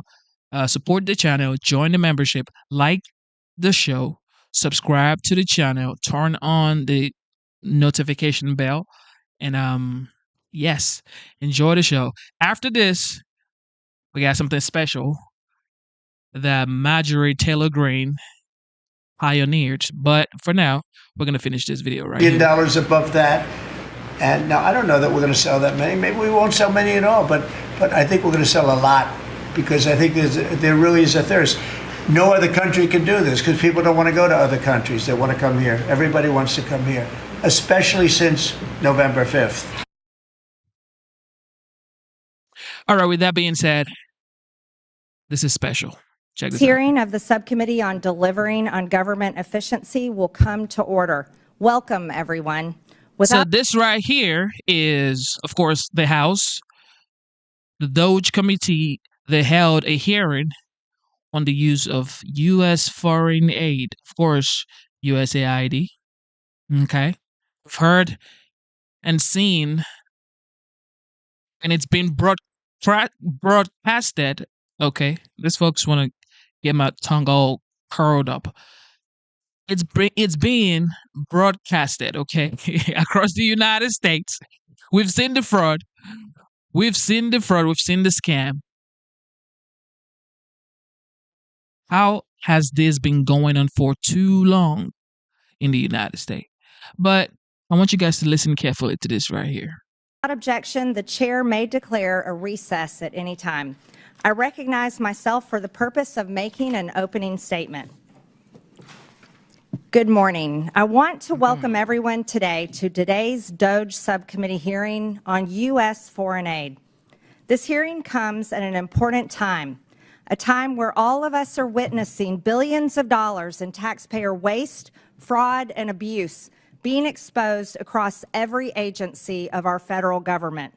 It comes at a time where oversight of U.S. foreign aid has uncovered billions of dollars that have been weaponized in furtherance of globalist far-left ideologies.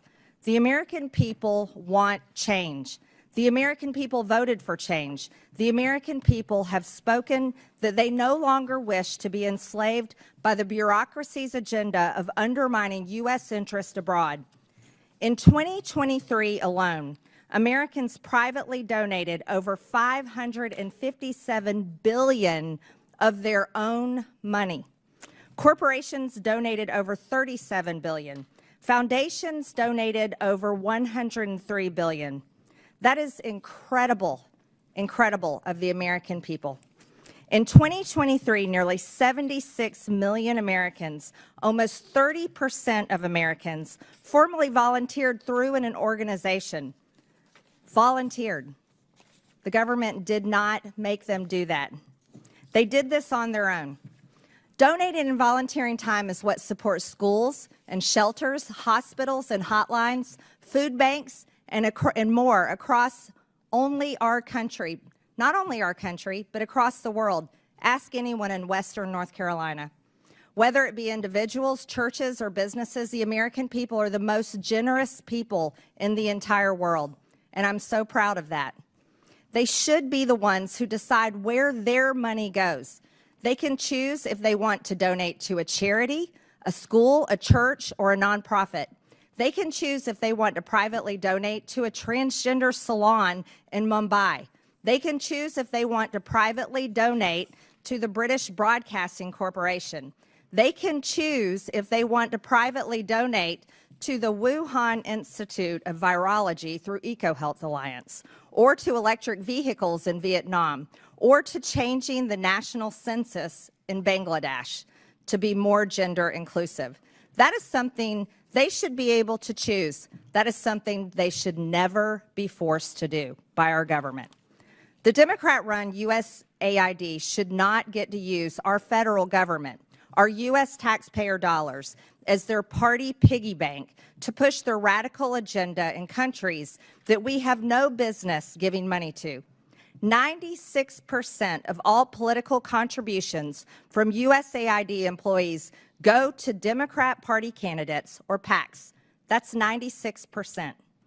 Not only is USAID giving $70,000 for a DEI musical in Ireland, or $50,000 for transgender opera in Colombia, or entrench their left-wing ideology across the globe, USAID has been transformed into an America Last foreign aid slush fund to prop up extremist groups, implement censorship campaigns, and interfere in foreign elections to force regime change around the world.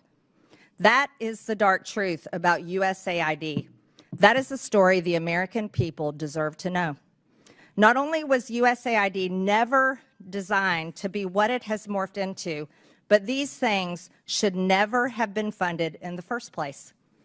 In fiscal year 2023, USAID dispersed roughly $44 billion of aid across 160 countries and regions around the world.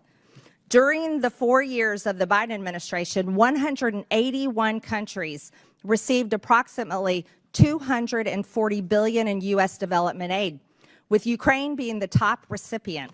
Other top recipients include Ethiopia, Jordan, Israel, and Somalia. So after hundreds of billions of taxpayer dollars have been distributed throughout the world, has the world become safer? No. Has the world become more stable? No. Is the perception of the United States around the globe any better? No. But have some of the most anti-democratic principles like censorship and the canceling of elections been funded through USAID because of opposition to the ruling regimes? Yes. Has money through USAID been funneled to terrorists? Yes. Foreign aid from USAID to the UN, particularly the UN Relief and Works Agency for Palestinian refugees in the Near East, is directly funding Hamas terrorists. Humanitarian relief intended for the Afghan people was diverted to the Taliban. Money intended to support democracy is being used as a slush fund for liberal propaganda supporting terrorist, gender ideology, diversity, equity, and inclusion, climate activism, censorship, and regime change. Do you think this is what the American people think of when they think of foreign aid? Absolutely not. Taxpayer funds have literally been used to undermine U.S. interest and counter American foreign policy goals under the guise of foreign aid. This is unacceptable, and the American people agree. Thankfully, President Trump has taken action to address these issues. The election of President Trump was a clear mandate by the American people that they will no longer tolerate this.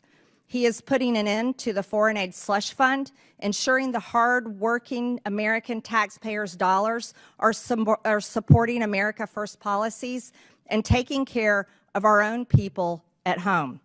And we will do the same.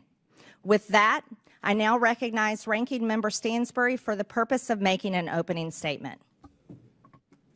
All right. Well, good morning, everyone, and welcome to the Elon Musk Chainsaw Massacre. Except for this remake of a classic is terrible because it's hurting real people, and its lead character, Mr. Musk, hasn't shown up in front of this committee or Congress at all. We also, of course, call this the Subcommittee on DOGE, or Project 2025, as we'll see here during the Q&A. So today, in this hearing on foreign aid, which the GOP has called, you're going to hear all kinds of wild conspiracy theories, accusations, and unfounded data. It's designed to confuse and provide cover for Donald Trump and Elon Musk in their reckless gutting of our foreign aid and our reordering under the Trump administration of international affairs. But before we dive into the details, I want to zoom out and provide some critical context here about why this is happening. So first of all, let's talk about what happened over the last 2 weeks as the administration took an abrupt about-face in international relations after 64 years of USAID and supporting our allies in Europe, turning its back on long-standing allies and now suddenly embracing and enabling U.S. foreign adversaries. Let's do a little oversight here. Last week, the administration shocked the world as the vice president took to the global stage and addressed European leaders and informed them that the Trump administration believes that the greatest threat to Europe is not the autocratic leader who invaded our Western ally 3 years ago and committed war crimes and atrocities against the Ukrainian people and threatened Western democracy, but instead the VP said it was, quote, a threat from within. He then snubbed our German allies and in an unprecedented move, tacitly endorsed and then met with a far-right candidate from the German parliament who Elon Musk has spent months backing. This is a party that is so extreme that even conservatives in Germany will not form a government with them. Then, over the weekend, Donald Trump went on a wild rant on social media, embracing Vladimir Putin and repeating Russian propaganda, trying to rewrite history and falsely claim that Ukraine started a war against its own people. Then, on Monday, Trump had the United States of America vote against Russia, vote with Russia, North Korea, and China as 4 of the only 8 countries in the world voting in the UN against a resolution supporting Ukraine and affirming Ukraine's sovereignty. When you think about what this means in the context of American history, it's truly astonishing. That same day, which was only 2 days ago, the administration announced that they would proceed with firing another 2,000 USAID workers, even as a court ruled that the administration's dismantling of the aid organization is illegal. And interestingly, one of the main opponents of USAID programs is Donald Trump's buddy, Vladimir Putin. Why? Because among the programs that the U.S. was funding before the funding was frozen was aid to Ukraine, including safe houses on the front lines, a free and open press to help keep people informed what was happening in the war, not to mention refugee resettlement in the United States. USAID was also engaged in democracy building in Eastern Europe and the Balkans, especially with the fall of the USSR.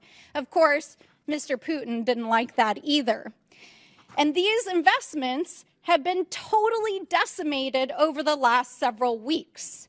Over the last 5 years, USAID has funded international aid to 212 countries around the world to promote international peace and security, to help maintain stability, and ensure that we are making good on America's promises. These investments are a fraction of the cost of weapons and defense, and the U.S. in the process is able to help promote national security, stop global pandemics, prevent hunger and mass migrations, and make the world and the United States a safer place.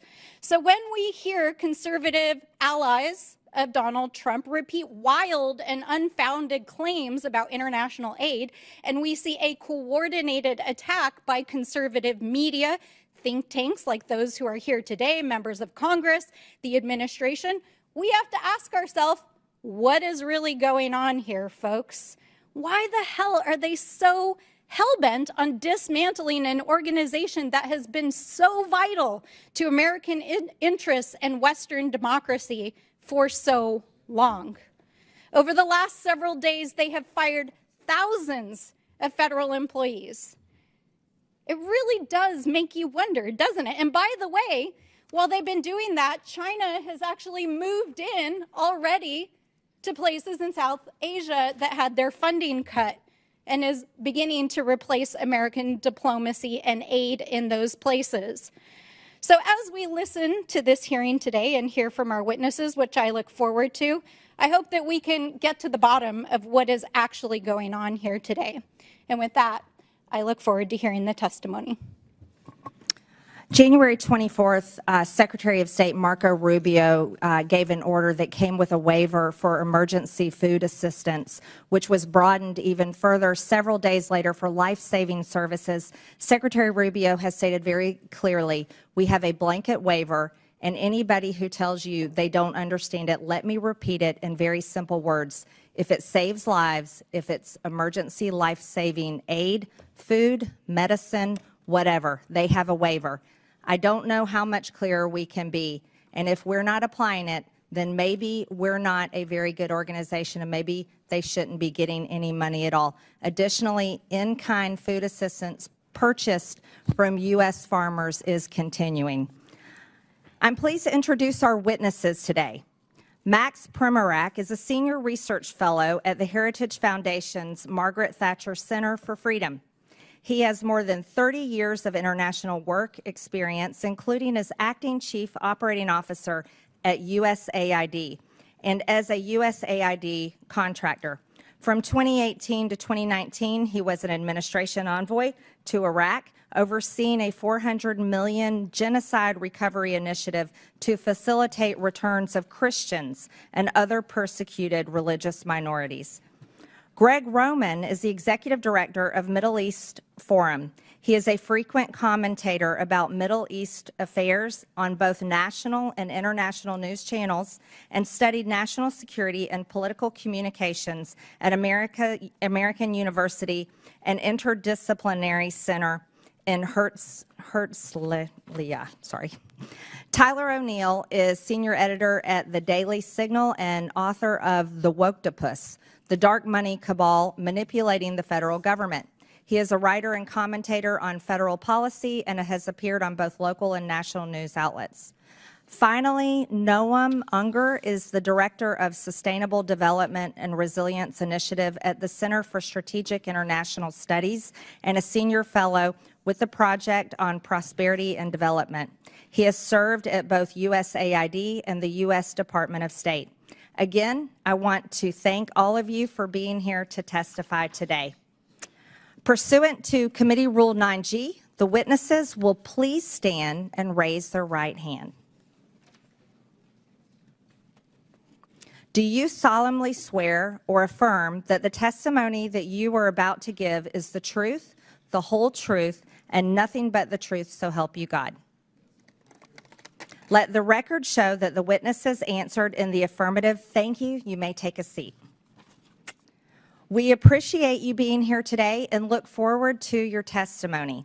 Let me remind the witnesses that we will have read your written statement and it will appear in full in the hearing record.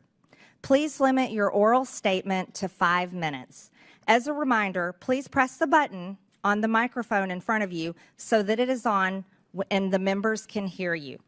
When you begin to speak, the light in front of you will turn green. After 4 minutes, the light will turn yellow. When the red light comes on, your 5 minutes have expired, and we would ask that you please wrap up. I now recognize Max Primorak for his opening statement. Madam Chairman, thank you for this opportunity to testify before this very important subcommittee. The views I express here today are my own. Over the past few weeks, indeed, we have been treated to a daily litany of examples of waste, fraud, and abuse of taxpayer-funded foreign aid. USAID and the State Department used foreign aid as a global platform to push radical and even obscene ideas that have shocked and angered the American people.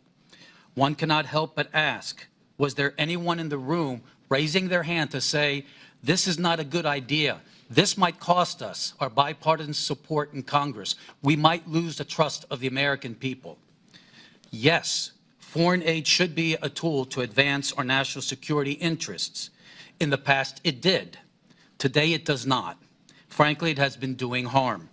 While spending more on aid, there is more world poverty and hunger today, more political instability, and developing countries are more beholden to our adversaries.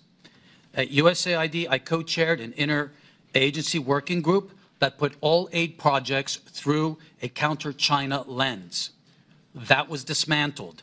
Instead, the Biden administration wasted billions of dollars on a global green agenda that forced poor countries to rely on China for their energy needs. These countries sought more trade with and investment from the United States to bind our countries closer together. Instead, they got transgender, diversity, and abortion programs that have alienated billions of people. Despite what we hear in the media, there is no linkage between how we do aid and our national security. South Africa has received billions of American aid dollars, yet is China's main Africa partner. South Africa is the S in BRICS. It supports Hamas and Iran and opposes us at every turn at the United Nations. Last summer, Mozambique and Tanzania, other large aid recipients, conducted 2-week military exercises with the People's Liberation Army, expanding Communist China's power projection to the lip of our Atlantic Ocean. 19 of the top 20 USAID recipients are members of China's Belt and Road Initiative. While acting Chief Operating Officer at USAID, I approved strong vetting policies for our humanitarian assistance in countries swarming with terrorists. That, too, was ignored by the Biden administration. Vast sums of U.S. money have been diverted to fund terrorists in Gaza, Syria, Yemen, and Afghanistan. NGOs have been hit with heavy fines for violating our anti-terrorism financing laws. But closer scrutiny is warranted, for the problem is endemic in the aid culture. Last year, USAID launched its $45 million Global Civil Society program based on the social theories of an Italian Marxist. Literally, we have been funding radical NGOs around the world that oppose capitalism, democracy, NATO, and Christianity. None of this is counter-China. This is counter-America. Again, a resounding yes that foreign aid can be a powerful tool of diplomacy to promote freedom, prosperity, and peace in accordance with our national interest and our values, but not as an instrument of progressive imperialism. Regardless of which party controls the executive branch, aid officials must ensure that every single foreign aid program can pass the Middle America smell test on waste, fraud, and abuse. Aid decisions must always secure bipartisan support. There must be full transparency on who is being funded and what they're doing, not only for the members of Congress, but especially for the American people. The fiduciary failure of our aid officials over the past 4 years has done tremendous damage to foreign aid's credibility and America's standing in the world. Thank you, and I look forward to your questions.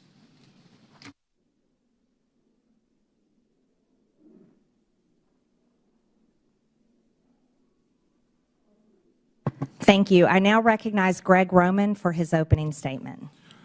Madam Chairman, ranking member, and distinguished members of this committee, thank you for the opportunity to speak today. My name is Greg Roman, Director of the Middle East Forum, and I'm here because there's a fox loose in the henhouse of our foreign aid system, a system intended to uplift lives abroad that instead has funneled millions of taxpayer dollars to radical and terrorist-linked organizations.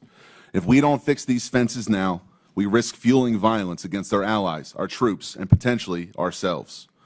Let me be clear. This is a problem that began under the Obama administration and was exacerbated under the Biden administration. It's a problem that has been brewing across both of these 12 years of governance by a bureaucracy so insulated it can't always tell teachers from terrorists. The result is moral confusion among grant officers who unwittingly, and in some cases may intentionally, bankroll extremist causes. At the Middle East Forum for the last 12 years, we've engaged in oversight over all public spending relating to foreign aid, specifically those relating to Middle East and Islamist causes. And we have identified over $122 million, which has ended up supporting radical organizations or even directly bankrolling organizations which are considered to be terrorists by the U.S. government. That's not pocket change. That's a jackpot for the wrong crowd. In terms of our specific findings, World Vision. Over the past 2 decades, this major evangelical NGO has received nearly $2 billion from USAID. But in 2014, World Vision facilitated a $125,000 grant to the Islamic Relief Agency, an entity linked to al-Qaeda. Even after a whistleblower raised red flags, USAID rammed through the funding, pressured by World Vision, Sudanese warlords, and even U.S. officials who lobbied to delist the terror organization. Helping Hand Relief and Development. In 2023, only 2 years ago, it received a $78,000 grant from USAID, despite openly working with the terrorists who orchestrated the 2008 Mumbai massacre in India. Worse, the offer and grant came after the USAID Inspector General launched an investigation into a prior grant to the same group. The Jamal Trust Bank in Lebanon. The USAID dollars helped pad the pockets of this financial institution, later designated by the U.S. Treasury Department as a terror sponsor for sponsoring Hezbollah. This was no mere oversight. It points to a broken system that handed cash to a future terror financing entity. Some graphical evidence. Behind me, you'll see the Bayadar and Unlimited Friends Association, two groups in Gaza. Members of the Gazan charity Bayadar cozy up to senior members of the Hamas Politburo, like Abdul Salam Haniyeh, the son of slaughtered Hamas leader Ismail Haniyeh, credited as one of the planners of the October 7th attacks on Israel, which killed Israelis and American citizens. Meanwhile, UFA officials have called for their lands to be cleansed from the so-called, quote, impurity of the Jews. You'll see behind me 4 images which don't just show members of Bayadar and UFA associating with members of Hamas, but also USAID officials, employees of the U.S. government, receiving awards because of their cooperation with these two Hamas-linked entities. You even have a Facebook post from a few years ago, which is the USAID office in Jerusalem celebrating their relationship with a Hamas entity. I can't find anything more disgusting. And as the ranking member said, we're looking for evidence. This is not a conspiracy. This is a U.S. government communication. Lastly, masking the money trail. Billions of dollars in USAID grants are lumped under miscellaneous foreign awardees, making it impossible for Congress, the media, or the public to track who's really getting the funds. According to public testimony in another hearing in this Congress, a portion of this money has ended up in the hands of al-Qaeda affiliates in Syria. How does this happen? The oversight conducted by USAID is as weak as a house of cards in a windstorm, like handing out cash in a dark alley and hoping it doesn't buy trouble. USAID's vetting system is archaic, relying heavily on self-reported data with no real-time checks or teeth. Primary grantees are entrusted to vet their own subcontractors, even when those grantees themselves might sympathize with radical causes. In places like Gaza or Sudan, groups with blatant extremist affiliations slip through because the so-called gatekeepers have no incentive or even an ideological desire to shut them out. This isn't a glitch. It's a feature of a broken system. And here's the kicker. It's a problem caused by bureaucrats now threatening American interests at home and abroad. It's not just about fraud, waste, and abuse. This is a threat to American national security and potentially criminal, and this committee should take action to ensure that the Department of Justice acts on it and does everything in Congress's power to not just investigate, but refer criminal actions to the proper authorities. Thank you. Thank you, Mr. Roman. I now recognize Tyler O'Neill for his opening statement. Chairwoman Green, members of the subcommittee, the last few weeks have featured revelation after revelation of how our tax dollars have been spent propping up radical left-wing causes across the world. Yet what struck me about the abuse of foreign aid has been the connections with leftist activists here at home. As a senior editor at the Daily Signal, I researched the left's dark money network, which propped up the influence campaign I expose in my book, The Woktopus. I found that leftist elites prop up NGOs that staffed and advised the Biden administration, pushing unpopular policies on the American people through the bureaucracy. In my remarks, I will present 3 examples of how the left's dark money network intersects with just one agency focused on foreign aid, the U.S. Agency for International Development.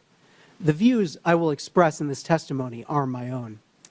The left's dark money network features George Soros and his Open Society Foundations, the Tides Foundation, and the network of nonprofits established by Arabella Advisors. Right here. These groups which you can see on this chart, funnel cash to DEI, transgender, and climate alarmist causes, divisive issues that the Biden administration prioritized over addressing the concrete needs of the American people.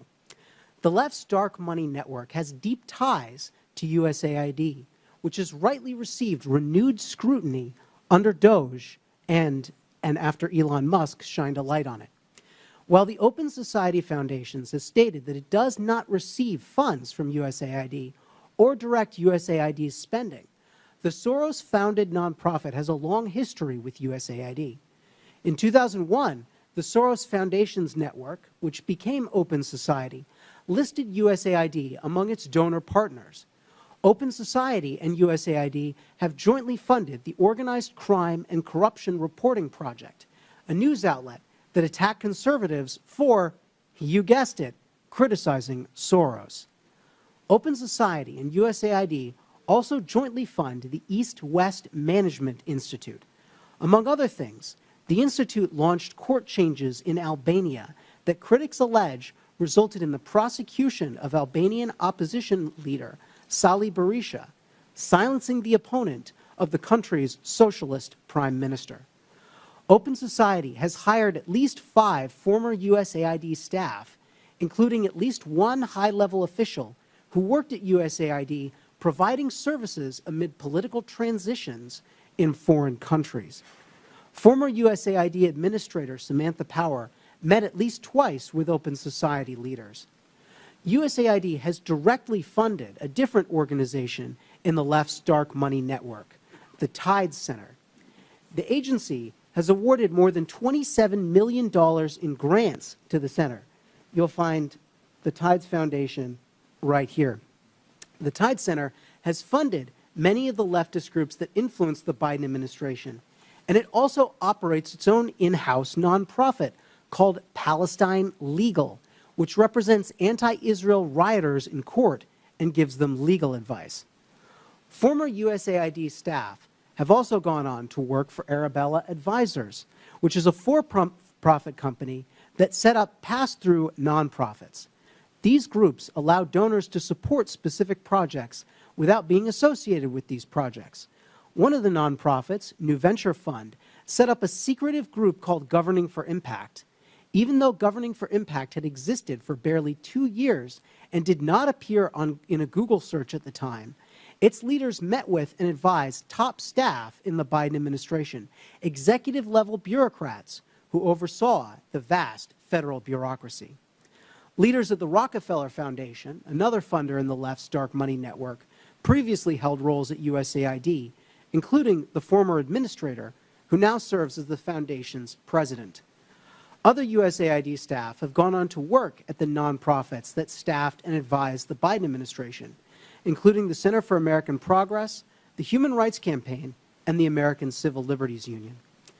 Personnel is policy, and these connections between the left's influence campaign on the Biden administration and USAID reveal how woke elites have captured the enterprise of foreign aid. Thank you.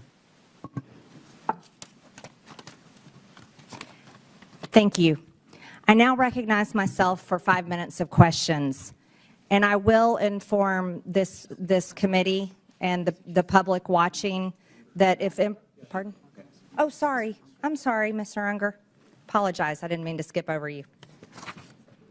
I now recognize Mr. Unger for 5 minutes. Madam Chair, Ranking Member Stansbury, distinguished members of the subcommittee, I am honored to share my views with you. They are my own and not those of my current or former employers. I have served at USAID and the State Department in multiple roles and in non-governmental positions focused on U.S. foreign aid reform and global development. My government service took place during the administrations of Presidents George W. Bush, Barack Obama, and Donald Trump. Every U.S. administration since World War II has wanted to shape foreign aid in line with its goals. But strangling the system into extinction is akin to unilaterally disarming at a time of mounting geopolitical competition for partnerships globally. Throwing away our toolbox does not make us safer or well-positioned to influence the world. Our set of foreign aid tools reflects enlightened self-interest. With it, the U.S. countered communism and enhance the education, farming productivity, and health of people around the world, while also saving lives. Our international AIDS and malaria programs have collectively saved more than 35 million lives over the past couple decades. U.S. assistance has also built partnerships and economic growth, so much so that 11 of America's 15 biggest trading partners were former recipients of U.S. foreign assistance.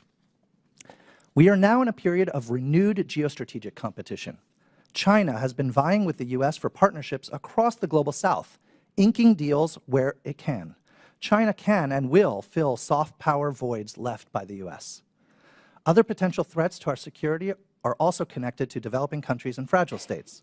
From the potential resurgence of ISIS in the Middle East to the spreading influence of Islamist militants and Russian mercenaries across the Sahel. On the eastern edge of Europe, Russian aggression may continue to grow unchecked, and in Colombia, the strife from neighboring Venezuela is spilling over to yield the worst violence in a generation. With that backdrop, the administration has abruptly and collectively disabled U.S. tools of foreign assistance. The White House has said it is cutting programs that do not benefit Americans.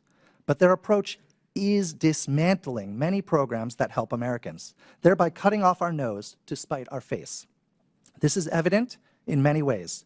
First, the government has purchased more than $2 billion in food aid annually from American farmers. And American farms supply more than 40% of the food aid USAID sends around the world. But with the foreign aid freeze and stop work order, rice, wheat, and soybeans are going to waste in transit and in ports. In Houston alone, hundreds of tons of American-grown wheat have been stranded. The recklessness of the current approach is evident in health efforts, too. We need our foreign aid to prevent outbreaks of infectious diseases from spreading before reaching our shores. But U.S.-funded early detection and treatment for deadly diseases like Ebola have sputtered to a standstill. Even where very few waivers have been issued for some life-saving assistance, reports from implementers indicate that few, if any, programs have actually resumed due to payment systems not functioning and USAID staff layoffs.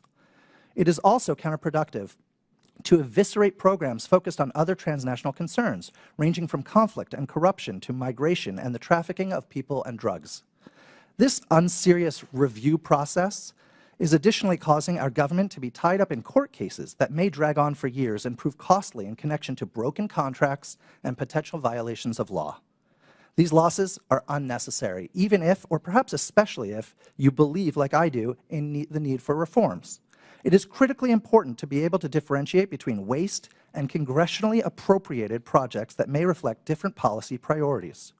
Waste is the food rotting in ports. It's the purchased medicines that cannot be distributed. It is the cutting of programs and firing of people that then, in turn, prevents this administration from being able to meet its own foreign policy goals. Going forward, government will need an oversight approach to programming that includes the following. 1. A congressional notification and review process so committees can pause or halt projects. 2.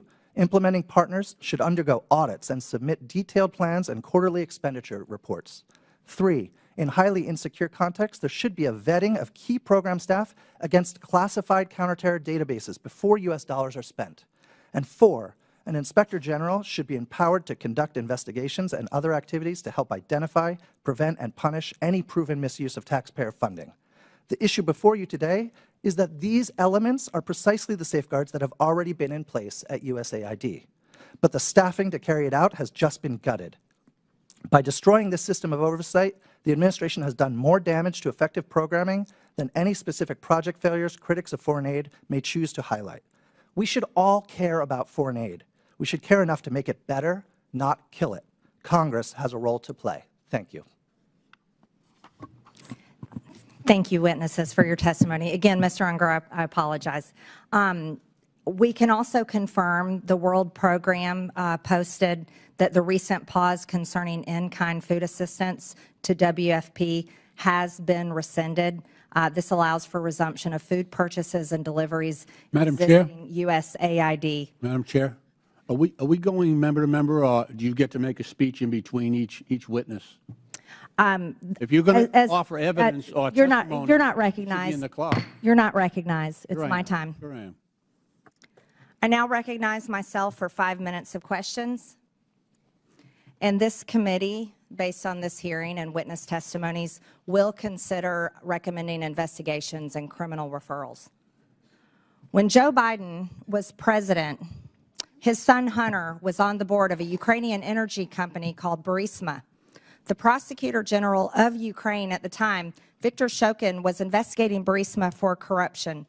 Biden threatened, and is on video, to withhold $1 billion of USAID grant to Ukraine if Shokin wasn't fired. Mr. Primorak, is USAID supposed to be used as leverage by a president to protect his son? No, we call that corruption. Mr. Primorak, in your estimation, roughly what percentage of USAID funding is doled out to bad actors or to efforts that don't have the best interests of Americans in mind? I think what troubles me most is learning, I believe last year, following the hard work of the House Foreign Affairs Committee and Senator Joni Ernst, that USAID has been paying out over 50% to overhead charges. The Office of Inspector General of USAID criticized the agency for not knowing the overhead charges being handed out to all of these actors for $142 billion of disbursements. That is extremely troubling. Yes. Mr. Primorak, Samantha Power, Biden's USAID administrator, openly spoke about her agency's efforts to promote democracy around the world. In your estimation, Mr. Primorak, is that what she was doing? If not, what was USAID doing during the Biden administration? Let me cite the Holy Father, Pope Francis, who accused USAID and other donors of promoting ideological colonization, pushing a radical ideology onto the developing world that is anti-family and anti-life. It has been asserted that USAID spent tens of millions of American taxpayer dollars to promote propaganda in Brazil in the lead up to the Bolsonaro-Lula election in 2022. It has been claimed that this funding was used to pass censorship laws and silence Bolsonaro's online presence, and even bar him from running for office in the future. Mr. Primorak, can you offer any insight into these allegations, or at least comment on whether the U.S. should play a role in toppling democratic processes around the world? I think what we saw was USAID weaponized by the Biden administration and by Samantha Power to attack any party that was conservative. It just didn't happen in Brazil. It also happened, for instance, in very pro-America Poland and Hungary as well. One of the most extensive examples of regime change operations fueled by USAID is that of their role in the Syrian civil war aimed at toppling Bashar al-Assad. Reports from DD Geopolitics and other sources estimate that USAID funneled over $15 billion into Syria over a decade, covertly funding opposition groups, mercenaries, and anti-government networks under the cover of humanitarian aid. This included support for militant factions and propaganda efforts, often in collaboration with the National Endowment for Democracy. The operation culminated in Assad's overthrow in 2024 by Western-backed groups, with USAID's financial trails documented in congressional budget reports and criticized by Syrian officials as interference masked as assistance. Mr. Roman, do these kinds of activities carried out by an American agency make Americans safer at home, or do they risk embroiling us in more deadly and costly foreign conflicts?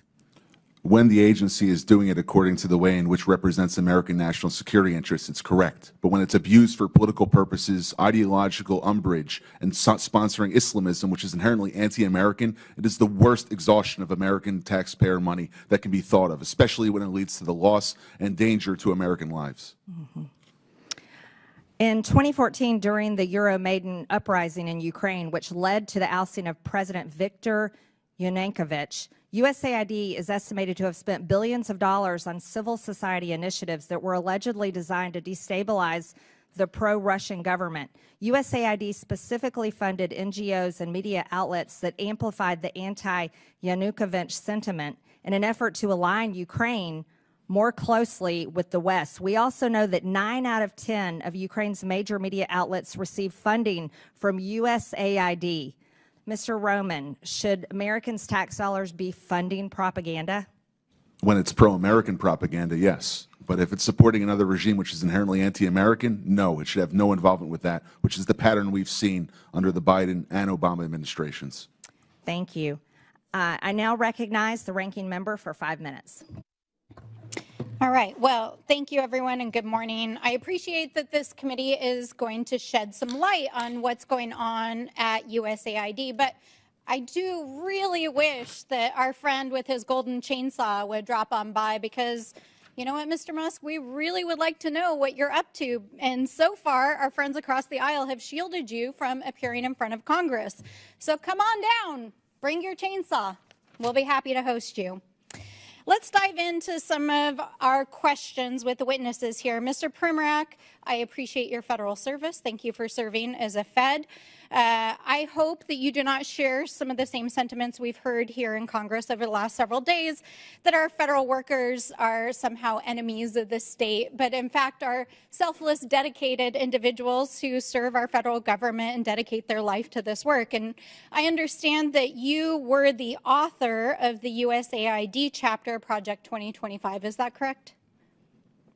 Yes, that is correct. And I was intrigued to read it last night because there was a number of things that I agreed with, both in your testimony and in the chapter. In fact, some of the things that I agreed about are that U.S. foreign aid is a powerful tool, that it should align with national security interests, that we should not be empowering foreign adversaries. And I, too, am also deeply concerned about autocratic regimes like our adversaries in China, who are aggressively investing in soft power at the expense of the United States. And I also agree strongly with all the witnesses that we need reforms to our foreign aid, that we need more oversight, vetting, auditing, and inspection of what is going on. However, and I recognize that, Mr. Primorak, you didn't really touch on this in your oral testimony here today. I was surprised that in Project 2025 and some of your other statements that one of the primary areas that you really have disagreed with the foreign aid that has happened under other administrations is in the areas specifically of climate change, LGBTQ rights issues, and promoting diversity and DEI. Is that correct? Yes. Yes. And although you did not testify as much today here about these issues, I want to just make sure you do believe in climate change, correct? Climate change, sure. Yes. Climate changes all the time. I'm a big reader of history. Yes. You can see throughout the millennia. Absolutely. And you understand that right now our allies in the Pacific who are on the front lines in pushing back against Chinese authoritarianism are requesting climate assistance from the United States because they are facing some of the most extreme impacts of climate change, correct? According to USAID Just document, a yes or no, sir. You understand that about our Pacific allies, right? Of people killed by climate change, 99% drop. Sir, the So it's not question is, radicalism, do it's good you infrastructure. understand that our Pacific allies, who we have defense agreements and compacts with, are asking the United States for climate assistance as for the exchange to provide a place for the United States, for example, to push back against Chinese authoritarianism? You understand that, correct? Yes, under Trump, Yes. we were Okay, helping so those that is why we are involved in providing financial assistance and foreign aid around climate change, in addition to the fact that it is a global threat. Now, I understand that you also, and I'm not even going to use the language here because I very much disagree with it, but I just want to ask, you agree that LGBTQ people exist and have human rights, right? Absolutely. We were doing that under Trump Okay. 1. And you also agree that our governments and our institutions should look like and reflect the people that they represent, especially overseas? It's part of being able to actually engage with foreign governments, correct? If we want to do counter China, there's nothing more that has I'm alienated asking billions you a of very people than pushing straightforward an question. ideology that they resent. Okay. Well, I see that you're not interested in engaging in the conversation. And while we can agree to disagree, I'll take this as a difference in values, maybe worldview. But I just want to point out here that this perfectly aligns with what the Trump administration is doing in trying to gut programs around diversity, equity, inclusion, supporting LGBTQ rights and human rights overseas, and climate change, and helping our allies overseas. And this is not waste, fraud, and abuse. This is a different worldview. You can't just call something waste, fraud, and abuse because you disagree with it. Now, Mr. O'Neill, it's nice to see you here again. Oh, I am out of time, and I will circle back. Thank you. I now recognize the gentleman from Texas, Mr. Cloud, for 5 minutes. Thank you, Chairwoman, and I appreciate you holding this hearing. I appreciate you witnesses for being here. It's been astonishing to watch. We already knew that there was a tremendous amount of waste, fraud, and abuse in our federal government, but to watch over the last few weeks as the extent and egregiousness of it has been revealed. I've said a number of times how aggravating it is that this government is forcing the American people to pay for the demise of their own country. We've seen this a number of times, especially in how foreign aid is treated. And much of this funding, we're realizing now, as Mr. O'Neill has pointed out, we're uncovering is the world's largest money laundering scheme in history. And so I would like to think that if these kind of things were put to a vote, that our friends on the left wouldn't vote to support a pickle maker in the Ukraine or to have transgender operas in other countries or to send people to Paris Fashion Week and the like. I would like to think if that was a vote, that would also get a no vote on the other side of the aisle, that this dollar shouldn't be funding. But you got to wonder about the vitriol you see when these things come uncovered to protect these things. Now, definitely the border trafficking institution that was set up, the complete industry, the censorship apparatus, those are examples where we really saw that these taxpayer dollar funds were going to these NGOs that were purely leftist organizations that were turning out voters and getting all this, basically being a campaign front at taxpayer expense. And so you got to wonder how this is happening, because this is not in the legislation. There's no line item in a legislation that has these sort of things in it. So, Mr. Primack, I'd like to ask you, where are these decisions being made? Who's making the decisions about where these dollars go? This is a combination of cooperation between the Congress and the White House. I can tell you that during my tenure at USAID, everything that we did had strong bipartisan support. Unfortunately, when President Biden came in— But it's someone in an agency somewhere, is that right, making the decision? How's that decision made? Who's making that decision? Like, before the check goes out, who's pushing the button that says, send this check? It starts with the administrator, goes down to the bureau level and the office level. But in the end, contract officers have to make sure at the Office of Acquisition Procurement that these are following U.S. laws and the policies of the president. Contract officers. Now, are these people elected? We hear a lot about elected officials making these, certain decisions with There's no one at USAID that is elected. So, yeah, so the people sending the money are not elected officials. Okay, just wanted to clarify that. One of the issues we've had is trying to track this dollars once it goes out to bring accountability to it. And there is no connection that we've been able to find to an employee ID number, for example, connected to where the grant money is going out or the contract money is going out. We're working on legislation to fix that. But one of the things that's really disturbing is the fact that some of the money that's going out doesn't even have a name of where it's going out. You talked about that, Mr. Roman. Could you speak to that for a second? It's to the tune of billions of dollars. Correct. Miscellaneous foreign awardees. The issue with it is that while the individual grantees have to apply for a vetting process that USAID conducts in terms of a government review, including with counterterrorism databases, there's a self-certification process by their sub-grantees. It's as if though you hire a contractor in your house to redo your living room, and he hires a bunch of robbers to take everything out, and you're left with the spades on the wall rather than having a fully renovated room itself. And so some of these dollars have been going to support terrorist organizations. Right. And taxpayer dollars going to support.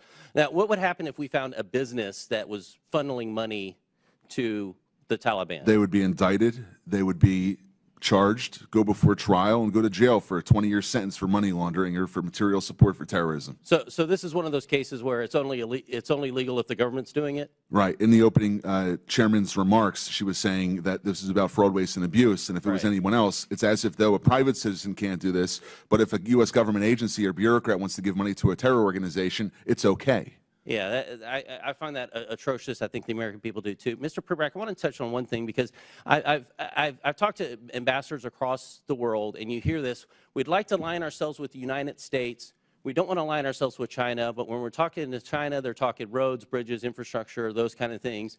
Things we traditionally know as soft power, but right now when they're talking to the United States, what they've gotten from our State Department over the last few years is social reengineering. Many of them have come to say, you know, our nation espouses Judeo-Christian values. They don't. And even as I talk to pastors across our country who are working to send millions into missionaries, their eyes in Christian universities to understand the fact that our State Department is actually sending billions to counteract those ideals. Could you speak to that? You can quickly answer, and we have to move on. I've spoken to many foreign African officials, for example, when they're meeting with Mr. Blinken, they were ready to talk counter-genocide. Instead, they got to social reengineering. I now recognize the gentleman from Massachusetts, Mr. Lynch, for 5 minutes. Thank you, Madam Chair. First of all, I want to thank the witnesses for helping the committee with its work. I've been here a while, so I was here actually when President George W. Bush was confronted with wars in both Iraq and Afghanistan. And in the midst of that, members of this committee, I was in the lead because I was chair of the National Security Subcommittee. We went to Iraq and Afghanistan, and we vetted some of the billions of dollars that the President spent over there. Some of it was wisely spent in the best interest of protecting our sons and daughters in uniform. Others purely wasted that I think fell into the hands of our enemies. I think that has been true of every administration that has tried as they might to strengthen America's national security by investments abroad. I do want to say that what troubles me greatly is that now we have a cessation of all foreign aid. And, you know, just take Ukraine, for example. You know, I know it's been $174 billion in aid from the U.S. to Ukraine. But it's important to note that that $174 billion, most of it was spent here in the United States and paying defense workers and defense contractors and putting Americans to work. 90% of that on the defense side. And then when you look at the grain shipments that we have made, not only to Ukraine but to others, because obviously their agricultural systems are inoperable right now, those are American farmers. And, Madam Chair, I would like to ask for unanimous consent just to submit this article from the Associated Press entitled "The USAID Shutdown is Upending the Livelihoods of Farmers and Other Americans." Without objection. Thank you, Madam Chair. So, and what also troubles me is that now we have a president saying that Ukraine started the war. And, Mr. Ullman, you're a really smart guy. You're up on this stuff. You pay attention. Do you seriously believe that Zelensky invaded Russia? Okay. No, sir. Okay. I'm just happy to hear say that. I expected that, but look, members on this committee, some are new, so some weren't there, but we all sat in classified briefings for months where our defense and intelligence personnel would brief us and say, okay, this week Vladimir Putin is moving his armored divisions from Vladivostok in eastern Russia 4,000 miles and positioning them in front of the Ukraine border, anticipating an invasion. And then, you know, afterwards, after the invasion, actually 2020, I think it was, Putin took credit, said, I ordered the special operation against Ukraine. And yet, you know, we have a president saying the opposite. He's saying that Ukraine invaded Russia. They started the war. And it's just, you know, to restate Mr. Primarak's question, was there one Republican in the room that raised their hand and said, no, Mr. President, that is a lie. That is false. I didn't hear anything. Not one of my colleagues corrected the president and stood up to him and said, no, Mr. President. No, Mr. President. It was Russia. It was Russia that started that war. They invaded Ukraine. And it's right for the U.S. to stand with Ukraine and their people. I didn't hear any of that. That's what troubles me. You know, I had instances where I agreed with George W. Bush on some things. And I had plenty that I disagreed with. But, you know, that's Congress's role here. That's our job, to call out the truth to power.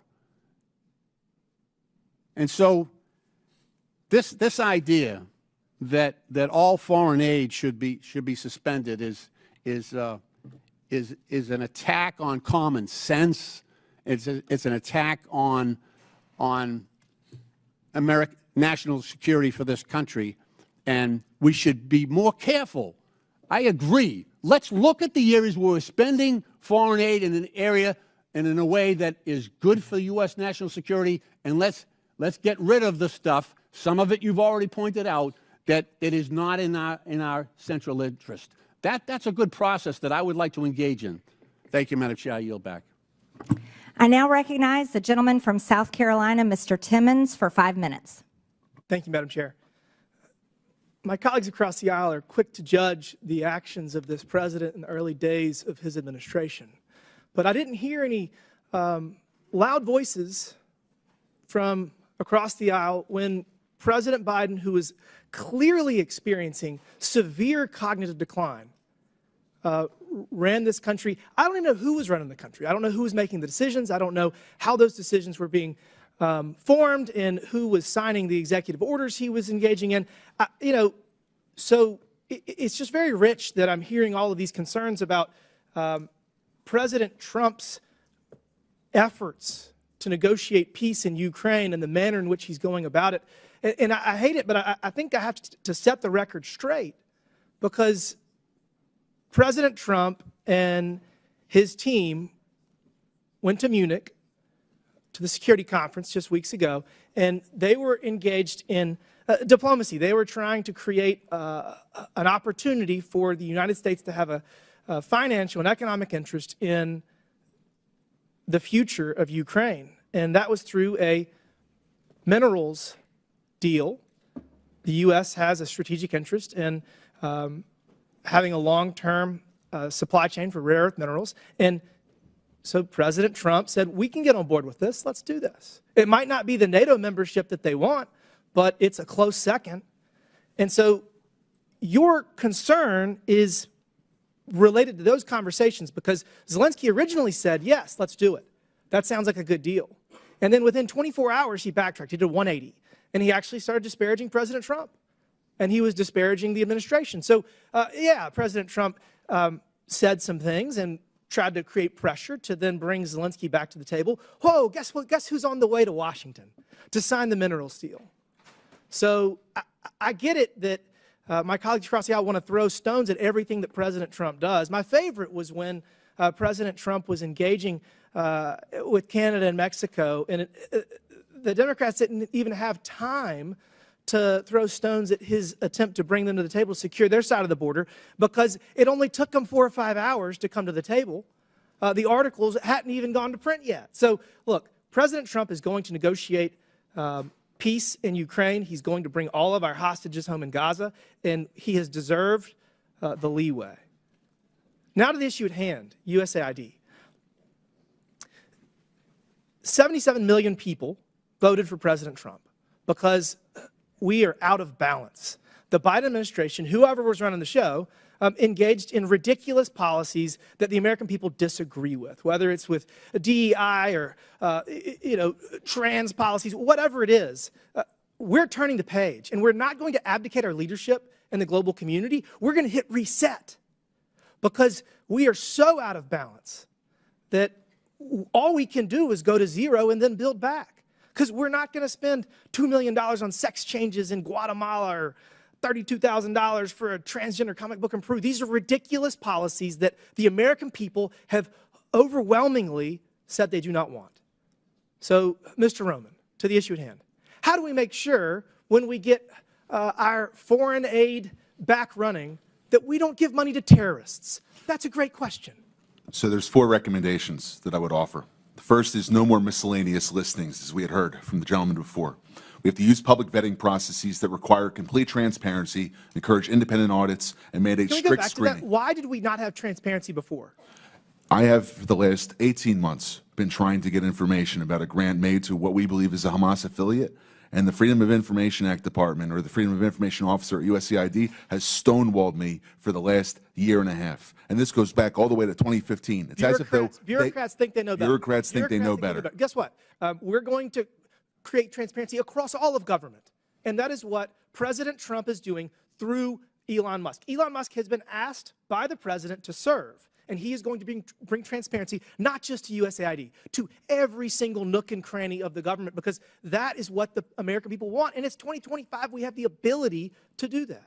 Mr. Roman, continue. What else can we do to make sure? I'll go quick. I know we're limited. Stronger accountability mechanisms, clawback provisions, stiff penalties for misuse, criminal investigations if you go towards the terrorism financing. The State Department, under Secretary Rubio's review, must have a roadmap for better oversight. And lastly, the legislature must give teeth to its funding bills. We have to be able to have robust penalties, transparency mandates, and real-time oversight tools rather than waiting 3 years to get reports from contractors when they've already committed the violation past the statute of limitations. I'm out of time. We all know sunlight is the best disinfectant, and that's the path forward.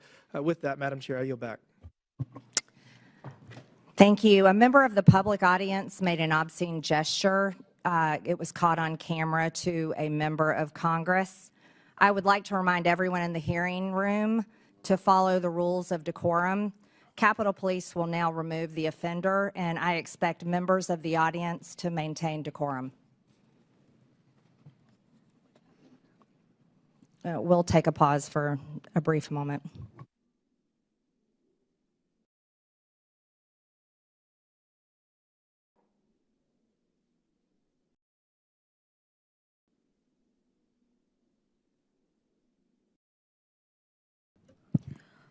Point of order or a point of clarification, Madam Chair.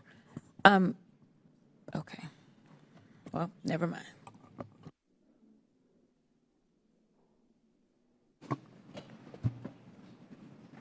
Do you have a parliamentary inquiry? Nope. Okay. I'm okay now. Okay. I now recognize the gentleman from California, Mr. Garcia, for 5 minutes. Okay, well, thank you to our ranking member, our chairwoman, and I want to thank our witnesses for also for being here today. Thank you all for joining us. So this is obviously our second hearing on DOGE, and certainly as Elon Musk and Donald Trump work together to destroy our federal agencies. Now, a lot has happened in just the last few weeks since DOGE has been off raiding the federal agencies that we care so much about. We know that FAA staff have been fired, making our airspace less safe. Veterans Affairs staff have been fired, risking services for our vets. Food safety and health staff have been fired as we face a bird flu pandemic. And all of our agencies have been thrown into chaos by Elon Musk's emails demanding, of course, that federal workers respond to what they're doing in the last week, which he's now had to, of course, retract. Now, we're here today to discuss Elon's attack on foreign aid, which has been severe. And I want to also bring, again, this is a pic of co-president Elon Musk, who, of course, is leading DOGE. And I brought this pic, of course, to our last hearing. And I know some folks were upset by it. But just to be clear, we know that Elon Musk is dangerous, he's incompetent, he's chaotic, and he's killing programs that we rely on. We know that he's helping to push through massive cuts to Medicaid that could rip health care away from millions. He's pushing tax cuts that will benefit him and his billionaire friends. And he is causing real harm to federal workers.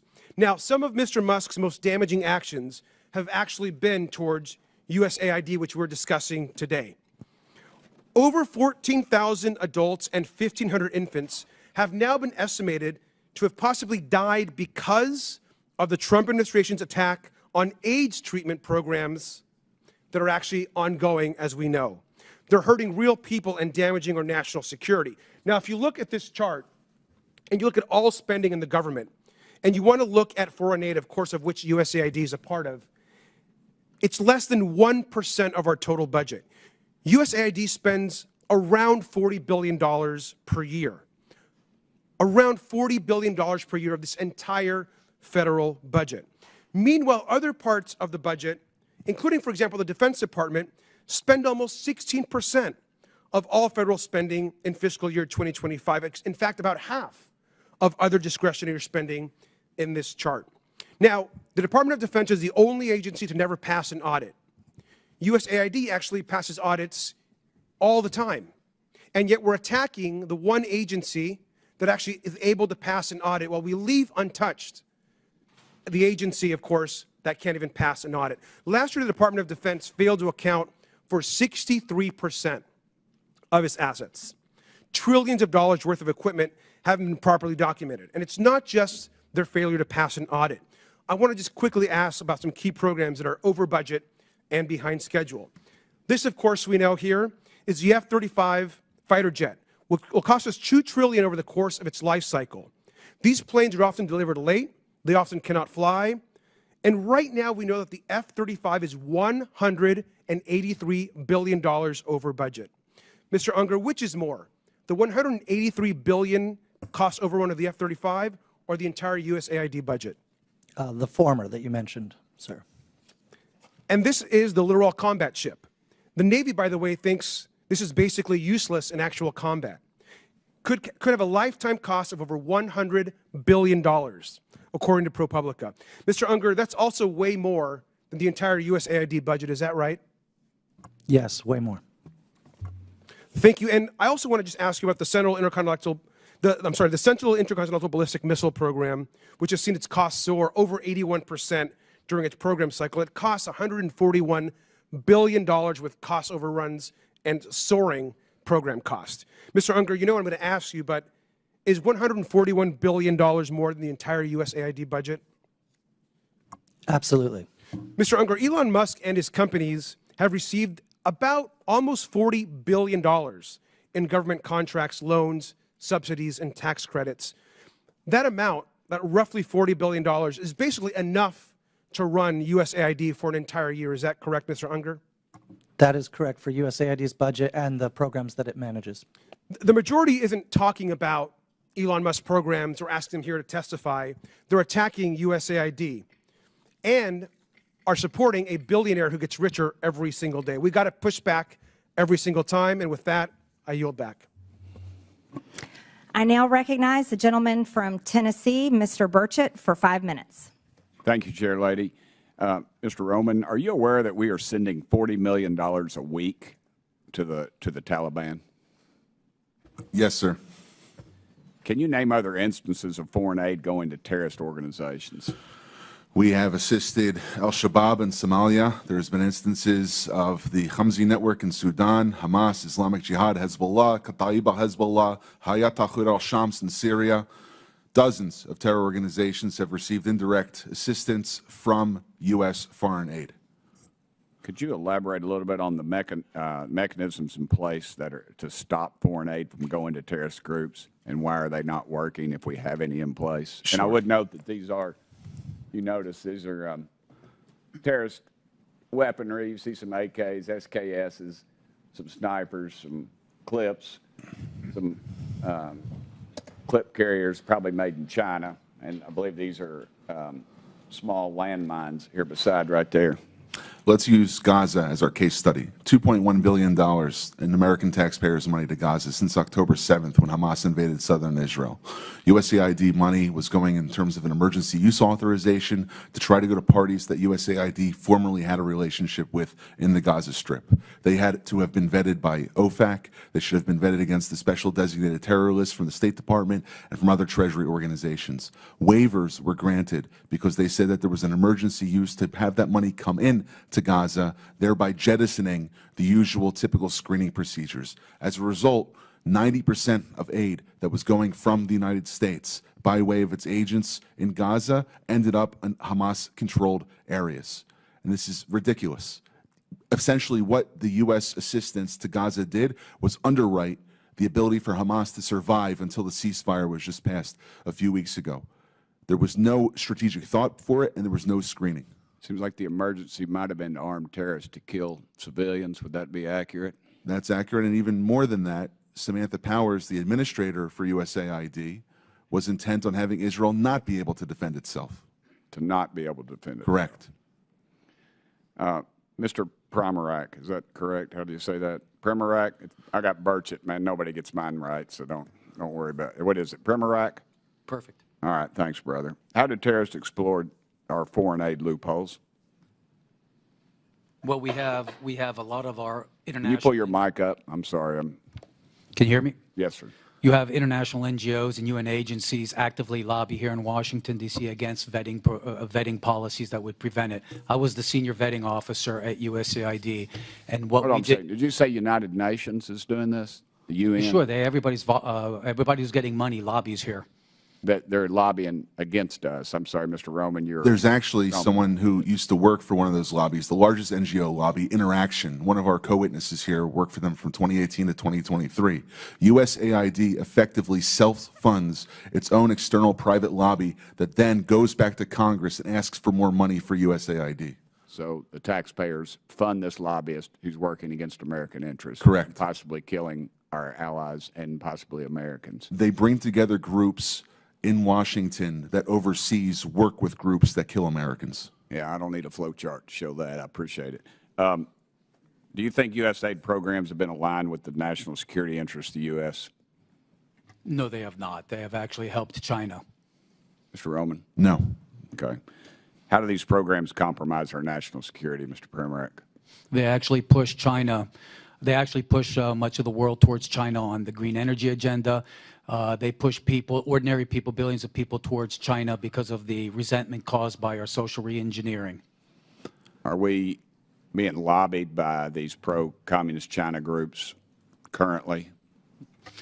Well, a lot of these countries don't even have to lobby because they get the money anyway, like South Africa.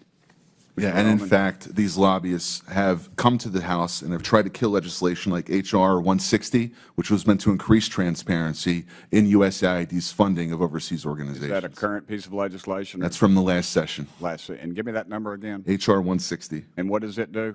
It was meant to give U.S. lawmakers the ability to have higher transparency in terror financing investigations aimed at scrutinizing extremist groups. Mr. Primorak?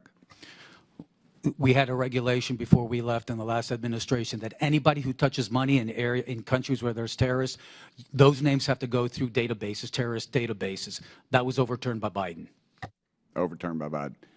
Chair Lady, I am currently 5 seconds, but I wanted to mention something. There's a lot of rhetoric used on this committee, and I would urge my friends on both sides of the aisle, let's stick to the actual information. This rhetoric is, I've received death threats, and I know the Chair Lady has, and it needs to stop. We need to tone it down. Thank you, Chair Lady, and thank you. Thank you, Mr. Burchett. Madam Chairwoman, I'd like to ask for unanimous consent to enter a few items into the record relating to the waivers that have been provided by the Secretary. And because Mr. Burchett just went now, there is some reporting, and perhaps he's in the room if he'd like to respond, Madam Chair.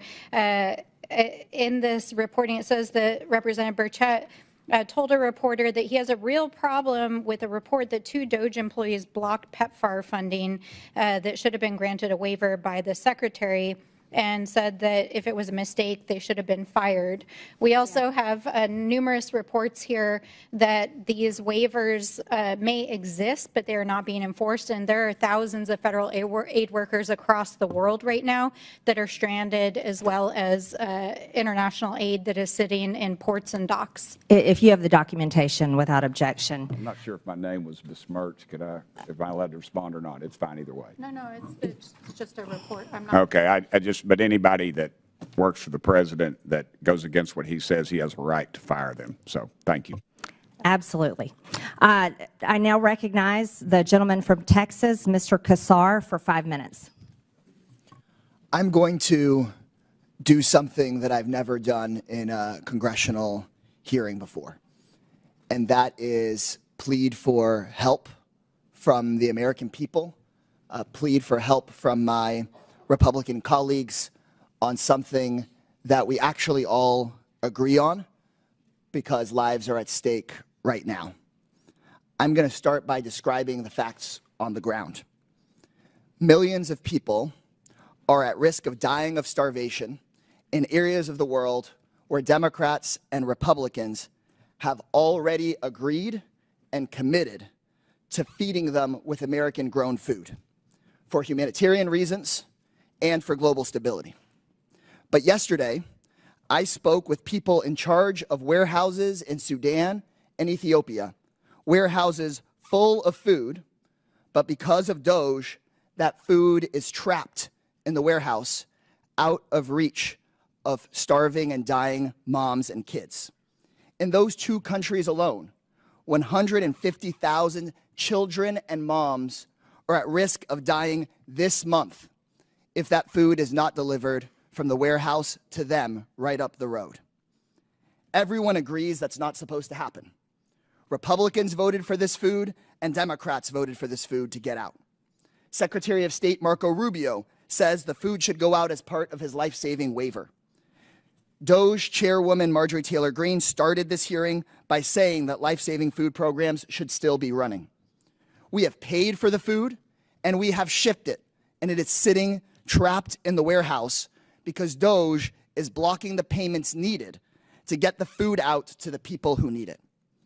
So here's what that means. It means that kids are dying, and more will die tomorrow, of severe acute malnutrition. If you want nightmares, just Google severe acute malnutrition and look at the photos.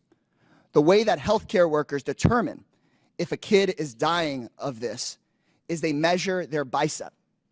And if their bicep is less than 4.5 inches around, then that means you could die of starvation tomorrow.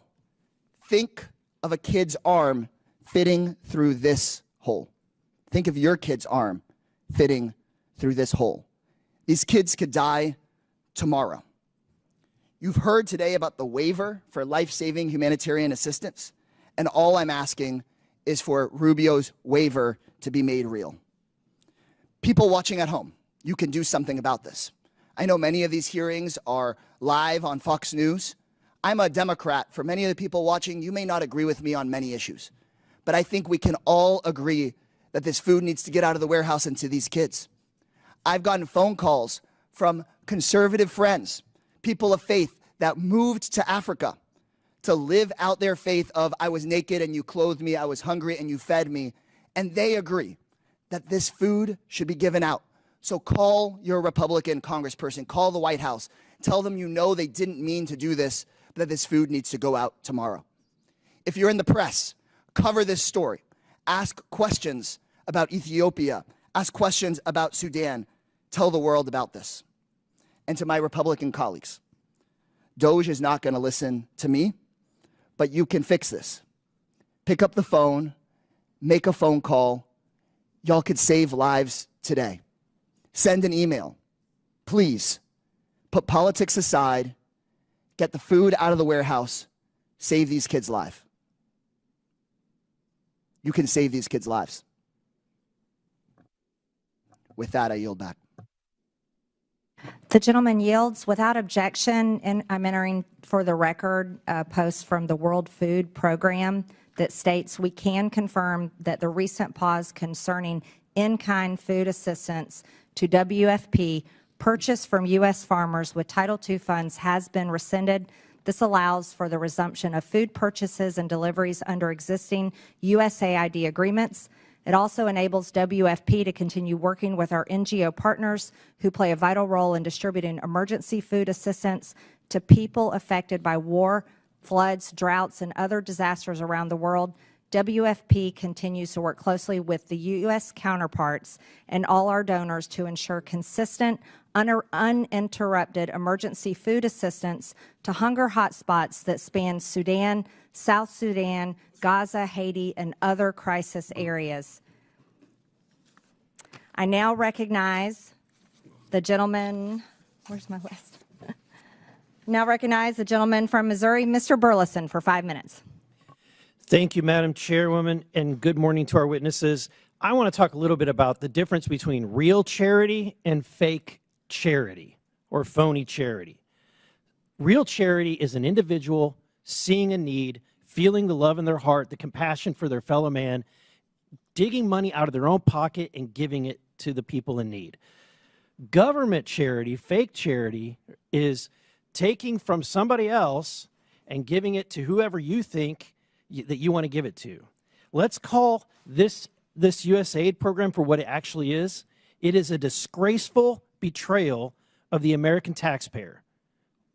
It's all under the guise of being charity, but for years, the Democrats have turned USAID into their personal slush fund, funneling billions of our hard-earned tax dollars into a cesspool of left-wing propaganda, all masquerading under the guise of charitable aid. And what did we get for it? Not stronger allies, not safer borders, and hardly a dime's worth for the American interest. No, we got absurdity for it. Taxpayer cash bankrolling climate activism, DEI, that are frequently at odds with the values and the needs of the countries that we're supposedly aiding. This isn't aid. It's a shakedown of our taxpayers, courtesy of the left-wing bureaucracy working with dark money networks that Mr. O'Neill described so eloquently earlier. Now, I have a question for Mr. Roman. As DOGE has recently brought to the forefront, USAID has often used American tax dollars to push leftist ideology abroad. One of these areas is exporting radical renewable energy agenda, which I believe is not only not in the best interest of the U.S., but it's also detrimental to the very countries that the aid is supposed to be helping, subsidized by anti-competitive energy policy. Can you touch on the impact that this policy has? Without being a meteorologist or climatologist or geologist, I can't necessarily speak about energy, but I can speak more largely about the sponsorship of agendas which are anathema to American interests abroad. Specifically in the report that we published about 3 weeks ago, we were finding that there were special interests who would come to USAID contract officers, they would make recommendations, and it was basically the granting like a political commissar in the Soviet Union would do to his favorite unit, rather than looking at what was actually good for the United States. Thank you. Mr. Pimrak, it was once quoted by Samantha Power. She declared that USAID is a climate agency. And so DOGE recently canceled 10 climate and clean energy programs, including a nearly $85 million award aimed at increasing clean energy in Africa. Also, a $18.7 million program for electric vehicles to be adopted in Nepal. My question to you is USAID a climate agency? They wasted a lot of money on it. I can't think of any other agenda that has caused as much poverty and hunger as the climate agenda. For example, the higher energy costs hits the poor the hardest. For poor farmers in Africa that have to rely on natural gas-based fertilizers, it became too expensive, so crop yields just plummeted. And these countries at the same time were prevented from developing their own fossil fuel industries in which they could generate the income to finance their own social services. Thank you. My last question has to do with the promotion of values outside of the values of the United States and Western culture. As a member of Congress, I've had diplomats from other countries come meet with me in my office and beg us to stop using the aid that we're sending to their country as a leverage point to force them into doing things that their countries find abhorrent.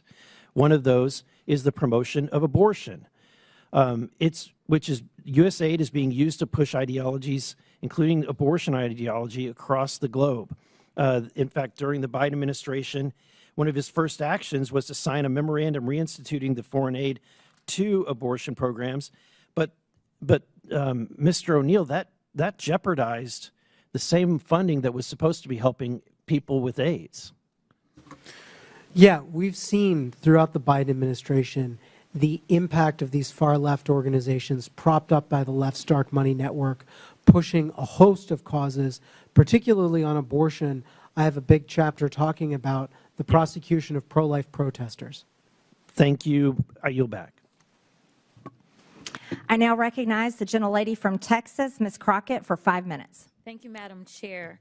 I just want to see if we can level set, because I don't know if people truly understand the point of USAID. First of all, can I just ask you really quickly, each of you, yes or no? Do you believe that soft power matters? Yes or no, Mr. Unger? Yes. Yes. Yes. Absolutely. Okay, so for the American people, because I don't know that there's been a conversation about soft power, but soft power is basically our way of building diplomacy around the world. And so how we build that diplomacy probably looks different in every different administration. But the issue that I have right now is that some would argue that we've taken a butcher knife where we need a scalpel, or others would just say that we are throwing out the baby with the bathwater. But either way, we are not accomplishing our goal, because as it's been laid out, we have people that have gone hungry, we have people that have died. So let me try to make sure that people understand what it is that soft power is, which is building diplomacy. The next part of that I want you to understand, those of you that are watching, is that as members of Congress, we do have congressional oversight to the extent that we actually travel the world. We go, we sit down with world leaders, we talk to them about the programs that we have, we talk to them about trade. We also have an opportunity to go and visit and talk and see exactly how our dollars are being spent. And if you are a good member of Congress, you do that. And I do want to tell you about an experience in Africa, but I got to get through these other remarks. So if I have a chance, I'm going to tell you why I believe in this with my whole heart. We all know that my Republican colleagues have a weird fetish with dictators or wannabe dictators. So it should not come as a surprise that they're here attacking global democracy programs. For 6 decades, USAID has been vital in reducing global poverty and hunger, helping to resolve health threats like the Ebola outbreak, which reached Dallas, where I represent, in 2014, and countering regional threats from Russia and China. Not only is pro-Putin President Trump threatening economic warfare against our closest allies and partners, he's blaming Ukraine for Russia's invasion, threatening military force against Greenland, and starting tariff wars with Canada and Mexico. He's also defying a court order to release billions of dollars in U.S. foreign aid. This committee should be providing oversight of the executive branch's illegal impoundment of federal funds. But we're here today so that the chairwoman can peddle new conspiracy theories about U.S. foreign aid. The dismantling of USAID is just another part of the Republicans' chaotic foreign policy and pro-dictator agenda. Republicans are turning their backs on American farmers who provide nearly half of USAID's global food assistance. I'm going to stop here really quickly, because I think what happens is that when the American people hear that we're sending out money, they believe that we're just dropping bags of money places. And that's not what we do. But let me tell you, China does. China does. Because I've sat down and I've talked to people, and one of the reasons that we are behind China is because they have argued that there is no red tape. And China is like gangsters. Like, think about the biggest, baddest guy offering you money when you want it, like a loan shark, right? And then when they come back to get their money, they want your firstborn, your secondborn, and everybody else. That is who China is. But a lot of people that are desperate for money, they go for that, because in America, we're going to say, no, no, no. We're going to take care of our farmers. We're going to make sure that our farmers are the ones that are giving you the food. We're going to make sure that if you want arms, those arms are going to come from us. So I want people to understand, we don't just go with black bags and drop off bags of money like that. It's not that simple. But I want to get to a couple of questions because I know I'm running out of time. Mr. Unger, the chairwoman stated that, quote, the federal government has been sending billions after billions of dollars to push left-wing ideology, fund radical extremist groups, and usurp the will of the people abroad and here at home. Is saving 20 million lives through the president's emergency plan for AIDS relief, or PEPFAR, part of some left-wing ideology? Yes or no? No, in fact, Okay, I gotta PEPFAR go. was created by Republicans. It was created by Republicans. Thank you for that fact. In fact, it was a Bush, a Texan.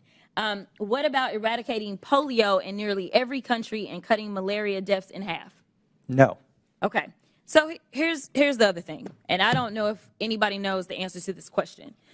We have been talking about USAID and trying to pretend like it's the devil, but when we look at the numbers, is it 50% of our budget that goes to USAID, Mr. Unger?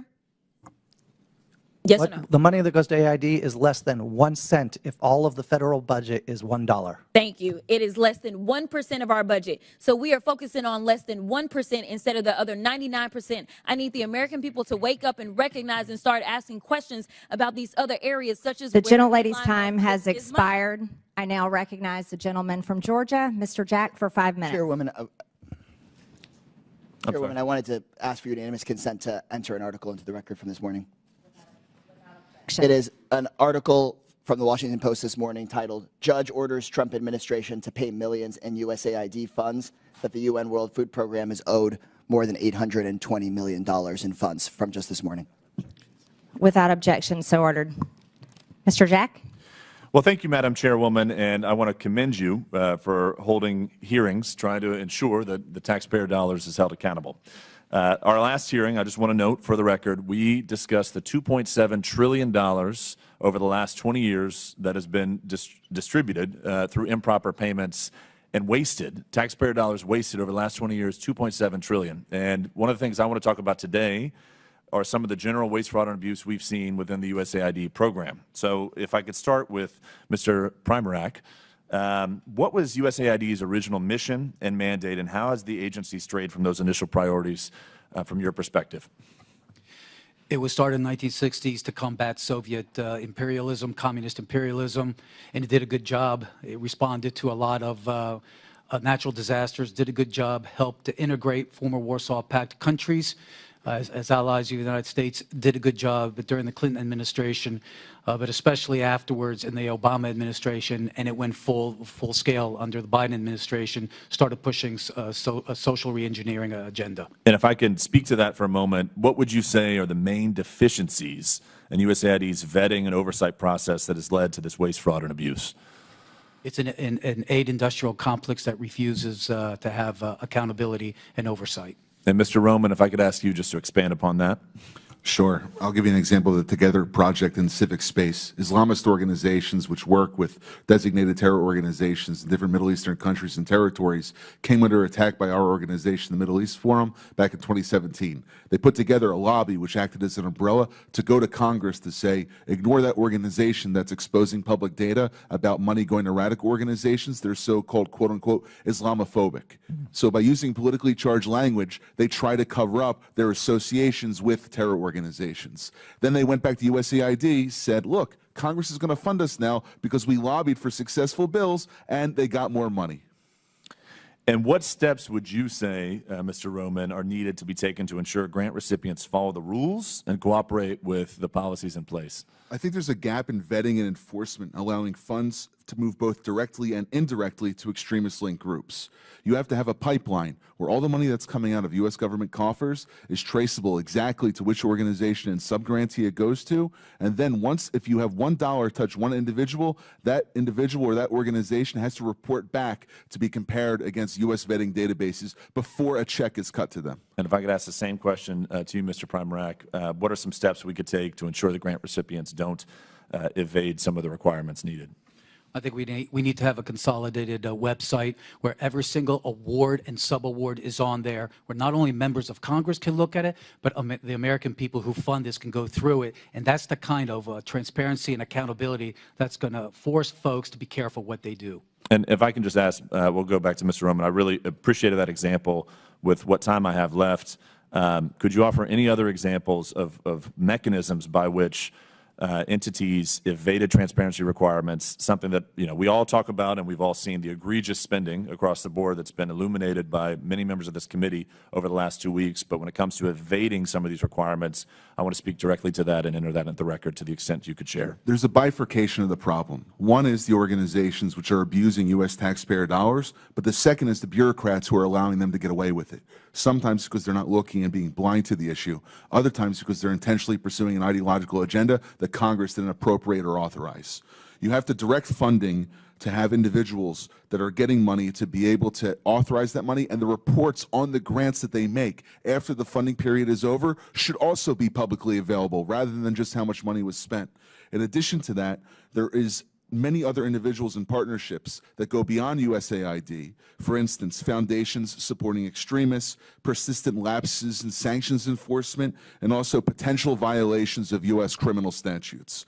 The report that we put out suggests that funding streams may have contravened laws prohibiting material support to terrorism, sanctions violations, fraud, and false statements, both by the grantees and some of the grantors. Well, I appreciate the testimony from both of you all today and for all witnesses for appearing before the committee. Ultimately, I think what the chairwoman's been trying to do through these hearings is try to ensure that American taxpayer dollars are protected and used to the betterment of American citizens and our interests here in our country, and they're not wasted. And if I could just spend, Madam Chairwoman, the last 20 seconds of my my questioning today noting that we in our committee should have a decorum. And the other side, after our last committee hearing, which should have been a bipartisan issue, talking about waste, fraud, and abuse within government programs going out the door, shortly after that hearing, one of our committee members called for real weapons to be brought to this political debate. And I think that's atrocious. I think that's egregious. And I would just like to note, I will reclaim my time, but I'd just like to note, Madam Chairwoman, that I think you're not recognized, Ms. Stansbury. You're not recognized. And you're spreading lies. You're not recognized, Ms. Stansbury. So I will just close by saying we should have more decorum in this and expect it, especially from the American taxpayers who are paying our salaries to be here. Thank you. Thank you. And I do want to agree with that. There was a member of this committee that went on CNN and said it's time for actual weapons to be used. That is documented. It's on video, and we will not tolerate that type of language and calls for violence on this committee. I now recognize the gentleman from Texas, Mr. Gill, for 5 minutes. Thank you, Madam Chairwoman, and thank you so much for holding this hearing today. We've heard throughout this hearing a bit more of the same shrill calumny against President Trump and Elon Musk that we've been hearing for months now. But I am happy that a few of our colleagues did concede that we need more oversight and auditing of our foreign aid. I'd like to remind them that every time Republicans try to do that and audit where government money is going, they try to stonewall us. So I hope that they will get on board with protecting the American taxpayer. I think as it relates to foreign aid, to the extent that we do engage in foreign aid, it of course should advance American strategic geopolitical interests, our commercial interests, and of course should help ameliorate major humanitarian crises. But it ought to be rooted in realism, which is a recognition that we have strategic interests abroad that we ought to advance, and it ought to be rooted in a rational conception of the way the world actually is, and not the way some, leftist secular bureaucrat at USAID believes the world should be. I think that forcing transgenderism and novel sexual fetishes on more traditional cultures does not advance American interests. It alienates the United States on the world stage. We've also seen USAID money going to oppose many of our allies abroad. Madam Chair gave a few examples, and I'll give a few more here. We've seen USAID money funding efforts to influence elections in India against Prime Minister Modi. We've seen our ally Hungarian Prime Minister Viktor Orban accusing USAID of funding left-wing media outlets that are opposing him. We've seen USAID give $12.5 million just last year to the American Near East Refugee Agency, whose staff openly called for violence against Jews. The Refugee Agency also funded projects of the Unlimited Friends Association, which is a proxy organization for Hamas. This is not advancing our strategic interests abroad, and these are not promoting American values. Mr. Unger, I've got a couple questions for you. You've mentioned USAID as representing American ideas in action. Is that right? Yes. Do you believe that spending over $3 million for being LGBTQ in the Caribbean is a reflection of American ideas in action? I believe that the programs that are focused on global health just and yes or food no security, is fine. Yes or believe no that will the suffice. programs in global health and food security and economic growth are absolutely I'm not. in the interest I'm of talking about being LGBTQ in the Caribbean. Is that a reflection of American values? Yes or no? I believe the programs that you're referring to are a reflection of I'll human take rights. that as a yes. What about spending $70,000 for the production of a DEI musical in Ireland? Is that a reflection of American ideas in action? Yes or no? Yes. Yes. Okay, great. Do you think that spending $2 million for sex changes and LGBTQ activism in Guatemala is a reflection of American values? The information that you are using is Yes so or no? faulty that it doesn't It's even a yes or no describe question. to USAID It's a- projects. No, that is a direct description of what we're spending our tax dollars. Do you think that sex that- changes and LGBTQ activism in that what you're- Guatemala is that coming is an from accurate Doge? reflection of American values abroad? Is It's that a yes data or no coming question. from Doge? Is that a yes or a no? What I want to understand This is the a data yes or coming no from question. Doge? Because they counted the same I'll take USAID that as- program you're, 3 You're not going to times. filibuster. Reclaiming my time here. We'll go to another one. How about $1.5 million to promote job opportunities for LGBTQ individuals in Serbia? Is that a reflection of American values? Providing job opportunities for allies around the world is absolutely in the interest of the American people. Well, I would like to maybe challenge you if you really believe in promoting DEI. I've got about 20 seconds left. Then, in giving jobs to somebody based on their minority status or the color of their skin or their sexual proclivities, you might want to consider stepping down from your job and giving it to somebody who has more minority points than you do. Well, if that were what With that, I DEI yield. is about, My time maybe is I would, over. but it's I'm not what yielding. it's about. I now recognize the gentleman from Texas, Mr. Fallon, for 5 minutes. Thank you, Madam Chair, and my colleague from Texas did a very good job. Listen, the sky is falling. We hear it now, and not just in the DOGE subcommittee, but we hear it in oversight from our friends across the aisle. The sky's falling. The world's going to end. People are going to die. And then when they say Elon Musk's name, it's never Elon Musk. It's Elon Musk.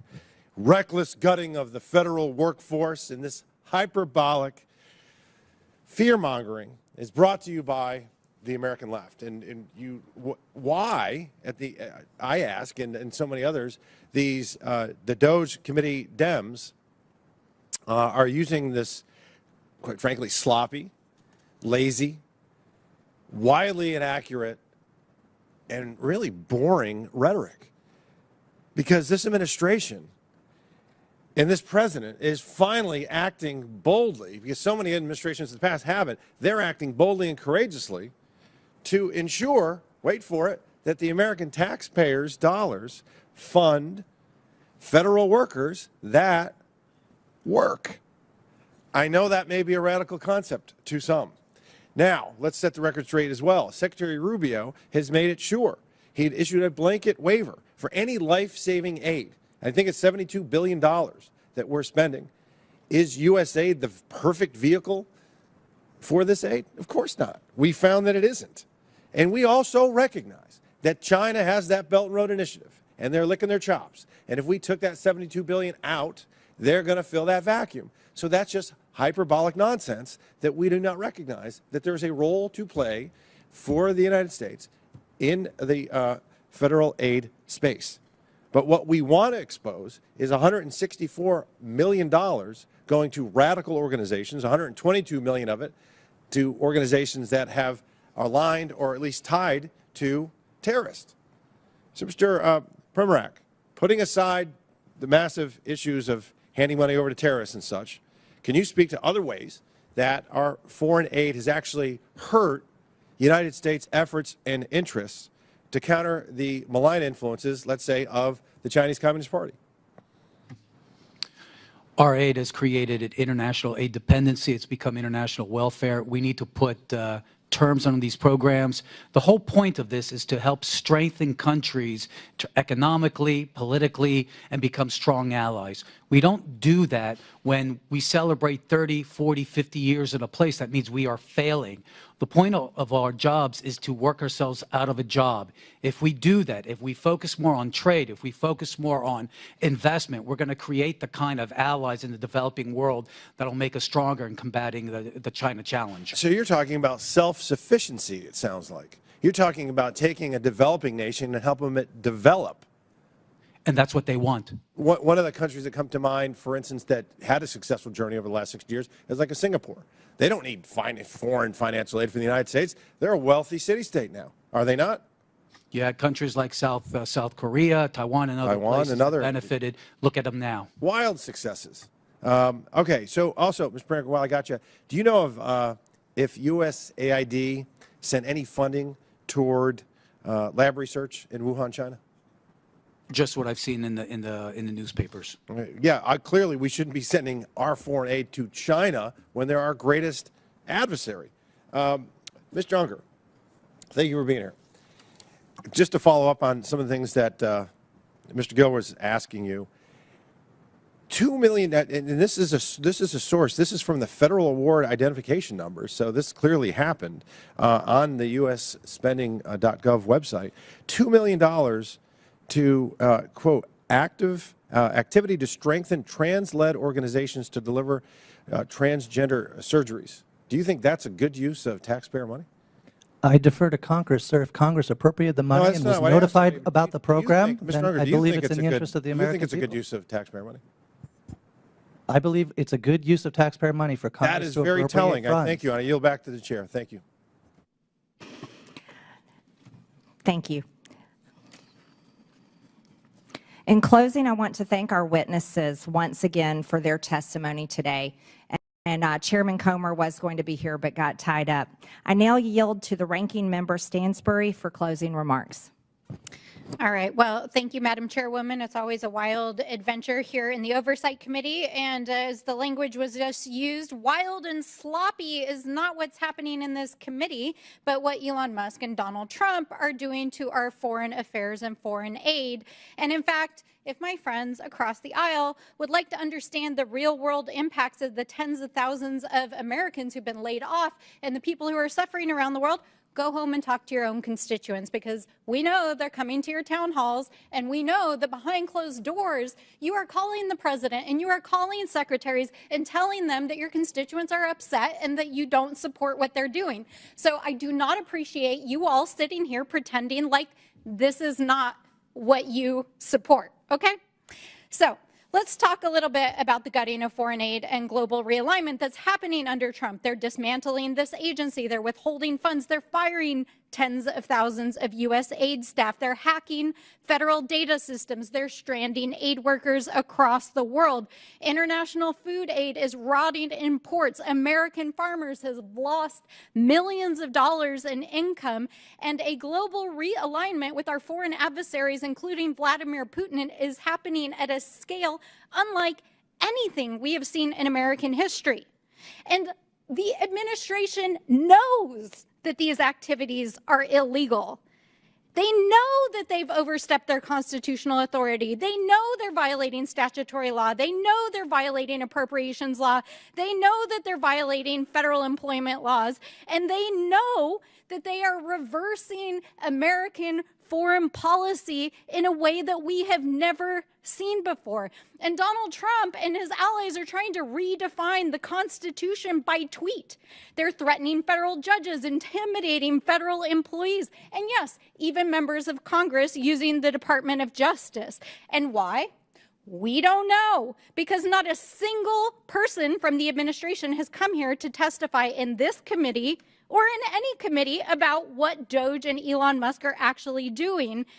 And if you look at the so-called transparency that Elon Musk put online, the math does not add up. Talk about wild and sloppy. Our friends across the aisle like to talk about how he's some sort of genius. And this dude couldn't even post a simple spreadsheet that adds up. It's literally off by tens of billions of dollars. You guys, that's wild. I mean, like, literally, that's wild. But in spite of this, our friends across the aisle are acting like everything's normal. And yesterday, last night, they passed a budget resolution that not only is going to gut Medicaid and Medicare, but is going to make these cuts in federal firing permanent, even though they know it is making America less safe. And in the meantime, Elon Musk is actually awarding himself additional federal contracts. In fact, yesterday it was reported that he gave himself the FAA contract for communications. I mean, you guys, this is like graft, waste, fraud, abuse, all of the things. It's happening in front of your eyes, literally, and they are breaking the law while they cozy up to our foreign adversaries. And I know that Donald Trump thinks that he's a king because his social media, of course, he keeps repeating this. But let me say this to you, Mr. Trump. 250 years ago, the people of this great nation rejected a reckless, abusive king, and we won't go back. And for the thousands of federal workers out there, the aid workers, the advocates, and the people around the world who are impacted by these reckless and heartless and harmful and disgusting cuts that are impacting people across the world, know that we see you, we stand with you, we are fighting for you, we are in the courts, we are in Congress, we are in our communities, and we will hold this administration accountable. And we will not abandon our allies or our humanity. So with that, I say to all of you, be strong. We will fight back. I now recognize myself for closing remarks. And threats against the President of the United States will not be tolerated by anyone. And the math does add up. The United States is $36 trillion in debt. $36 trillion. There's plenty of spreadsheets that show that. As a matter of fact, there's a debt clock. You can watch it continue to tick upwards every single day. In fiscal year 2024, the government spent over $1.8 trillion more than it took in. And in fiscal year 2025, the interest on our debt is expected to exceed $1 trillion. That's everybody. I don't care how you vote. The American people do not want to continue to fund these propaganda campaigns, regime changes, terrorist, LGBTQ initiatives, diversity, equity, and inclusion, and other Democrat globalist initiatives. And even if the people did want to continue supporting such causes, guess what? They can support them with their own money through private donations. Because the reality is, everyone, we are flat out broke. If the U.S. government operated like any other private business, which it should, by the way, it would be completely bankrupt and it would be out of business. Last year, we spent almost $2 trillion more than we took in. The United States government is not a charity, and it is not to be used and abused by the bureaucracy to implement the far left's agenda and impose it on the entire world.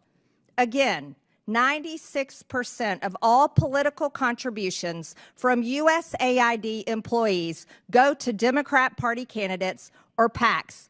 Perhaps that's why we're hearing all the complaining. The revolving door between USAID employees and NGOs that receive USAID funding is undeniable. Maybe we should consider investigating whether USAID funding has made it back to Democrat campaigns.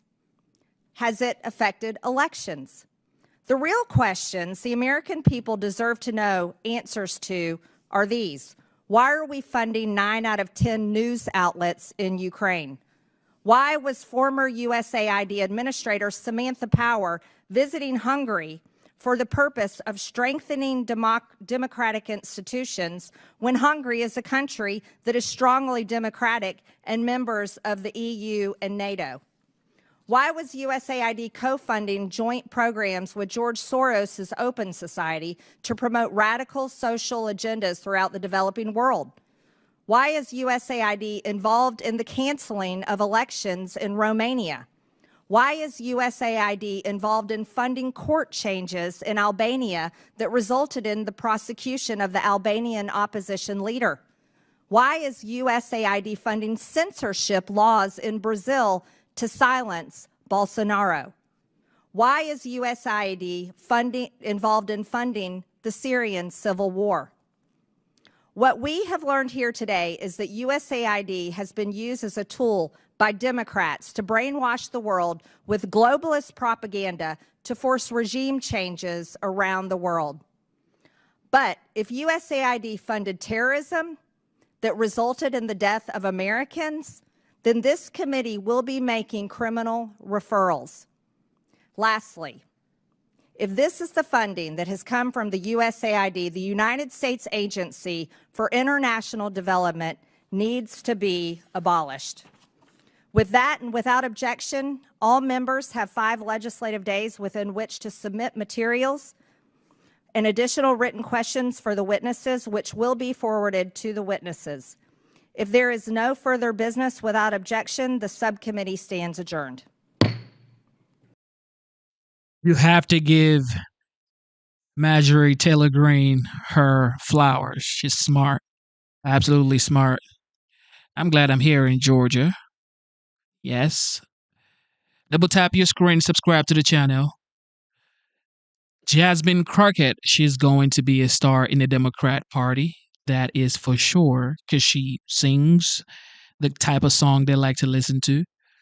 And she looks like she's going to be a formidable force for like a mayor or like a maybe a left state. She could actually run for a left state governor.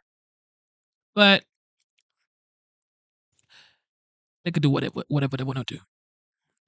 Whatever they want to This do. remarkable progress came as our country emerged from the COVID-19 pandemic, and the progress was not inevitable. It was a result of policy choices. So this right here is House Education and Workforce Committee holds a hearing on strengthening the economy. Tim Walberg leads House Education and Workforce.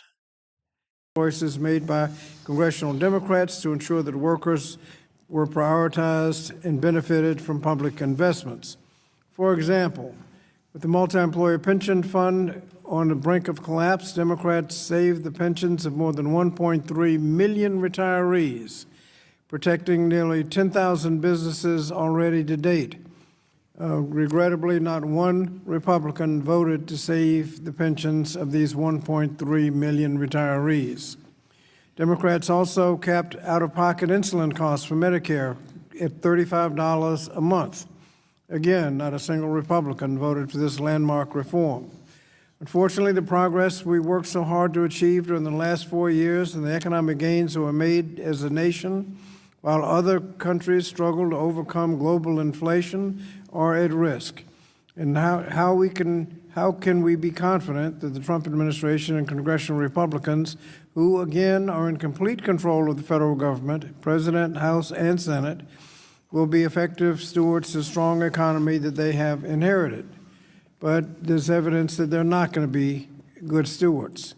It's been a little over a month, and so far the second Trump administration has been filled with the same nonstop chaos, confusion, and unprecedented, and in some cases illegal, actions characterized by its first term. So far, President Trump has rescinded the landmark Executive Order 11246 from the 1960s that protects federal contract workers and job applicants from unlawful discrimination. He illegally fired inspectors general at the Labor Department and several other agencies who are charged with rooting out waste, fraud, and abuse. He illegally fired Gwen Wilcox, the first black woman to serve on the National Labor Relations Board, leaving the NLRB without a quorum to function and issue decisions. Fired 2 EEOC commissioners, Charlotte Burrows and Jocelyn Samuels, who were in the middle of their terms. This has never happened before in the agency's 60-year history, leaving the EEOC without a quorum to address claims of illegal workplace discrimination. President Trump also allowed unelected billionaire Elon Musk and his Doge team to invade the Labor Department and apparently access sensitive data. While the full extent of DOJ's intrusion into the department systems is unknown, the fact is that they may have access to our constituents' personal or private data, as well as case files on active criminal and civil investigations, including ones that may relate to Elon Musk's own companies. I've asked if this always Elon access Musk. includes access Elon to Musk files every single or time. Elon Musk. investigations that include the name Jesus. of confidential witnesses or whistleblowers, whether or not it includes access to sensitive statistical information like job numbers before they become public, access to his competitors' bids, so he'll know how to bid. And, Mr. Chairman, we have not received any answers. We're now hearing about abrupt firings of civil servants in at least 6 Labor Department agencies, including Mine Safety and Health Administration, even though staffing disruptions at MNSHA were among the factors that led to the Upper Big Branch mine disaster that killed 29 miners 15 years ago this April. And this is outrageous, and my Democratic colleagues and I have been demanding answers. And Mr. Chairman, I ask unanimous consent to enter several oversight letters into the record that have been asking these questions. Without objection, they'll be entered. And Mr. Chairman, I invite you to join our efforts to ask Elon Musk and DOJ questions about what they are doing and whether or not, so that we can get some sense of what they have access to, why they need access to it, and what they're doing with the information. And so I'd hope you would join us, and our staff will be contacting your staff to see what we can do to not do anything, just ask questions to see what they are doing. But finally, I noted this hearing is about, quote, unleashing America's workforce. It comes the same week as the House Republicans passed a budget resolution that would give trillions of dollars of tax cuts to billionaires and corporations at the expense of American workers and families. Specifically, the budget resolution directs our committee to come up with at least $330 billion in savings. That means in the coming weeks, the Republicans in this committee are likely to massively cut critical student loan programs and other educational programs and school meal programs for our kids, other kinds of programs in the health and labor areas, all to help finance a $4.5 trillion tax cut for the wealthy. The consequences of these cuts will hurt our workforce, harm the public, and threaten our economy. And just as smart, sensible pro-worker policies helped establish a strong economy over the past 4 years, reckless and fiscally irresponsible policies will undo that progress. And I say fiscally irresponsible because after all the mean-spirited cuts and tax cuts for the wealthy, we end up with a deficit that's worse than the one we have now. So I would hope that we could do better, and I thank you, Mr. Chairman, and I yield back. I thank the gentleman, and I think you all see we'll have a spirited debate that goes on here, and that's a good thing. But I tell you, to my ranking member, if all of that was true, I wouldn't vote for myself. But I have. So let's get on with it. Pursuant to Committee Rule 8C, all members who wish to insert written statements into the record may do so by submitting them to the committee clerk electronically in Microsoft Word format by 5:00 p.m., 14 days after the date of this hearing, which is March 12th, 2025. And without objection, the hearing record will remain open for 14 days. Reserving the right to object.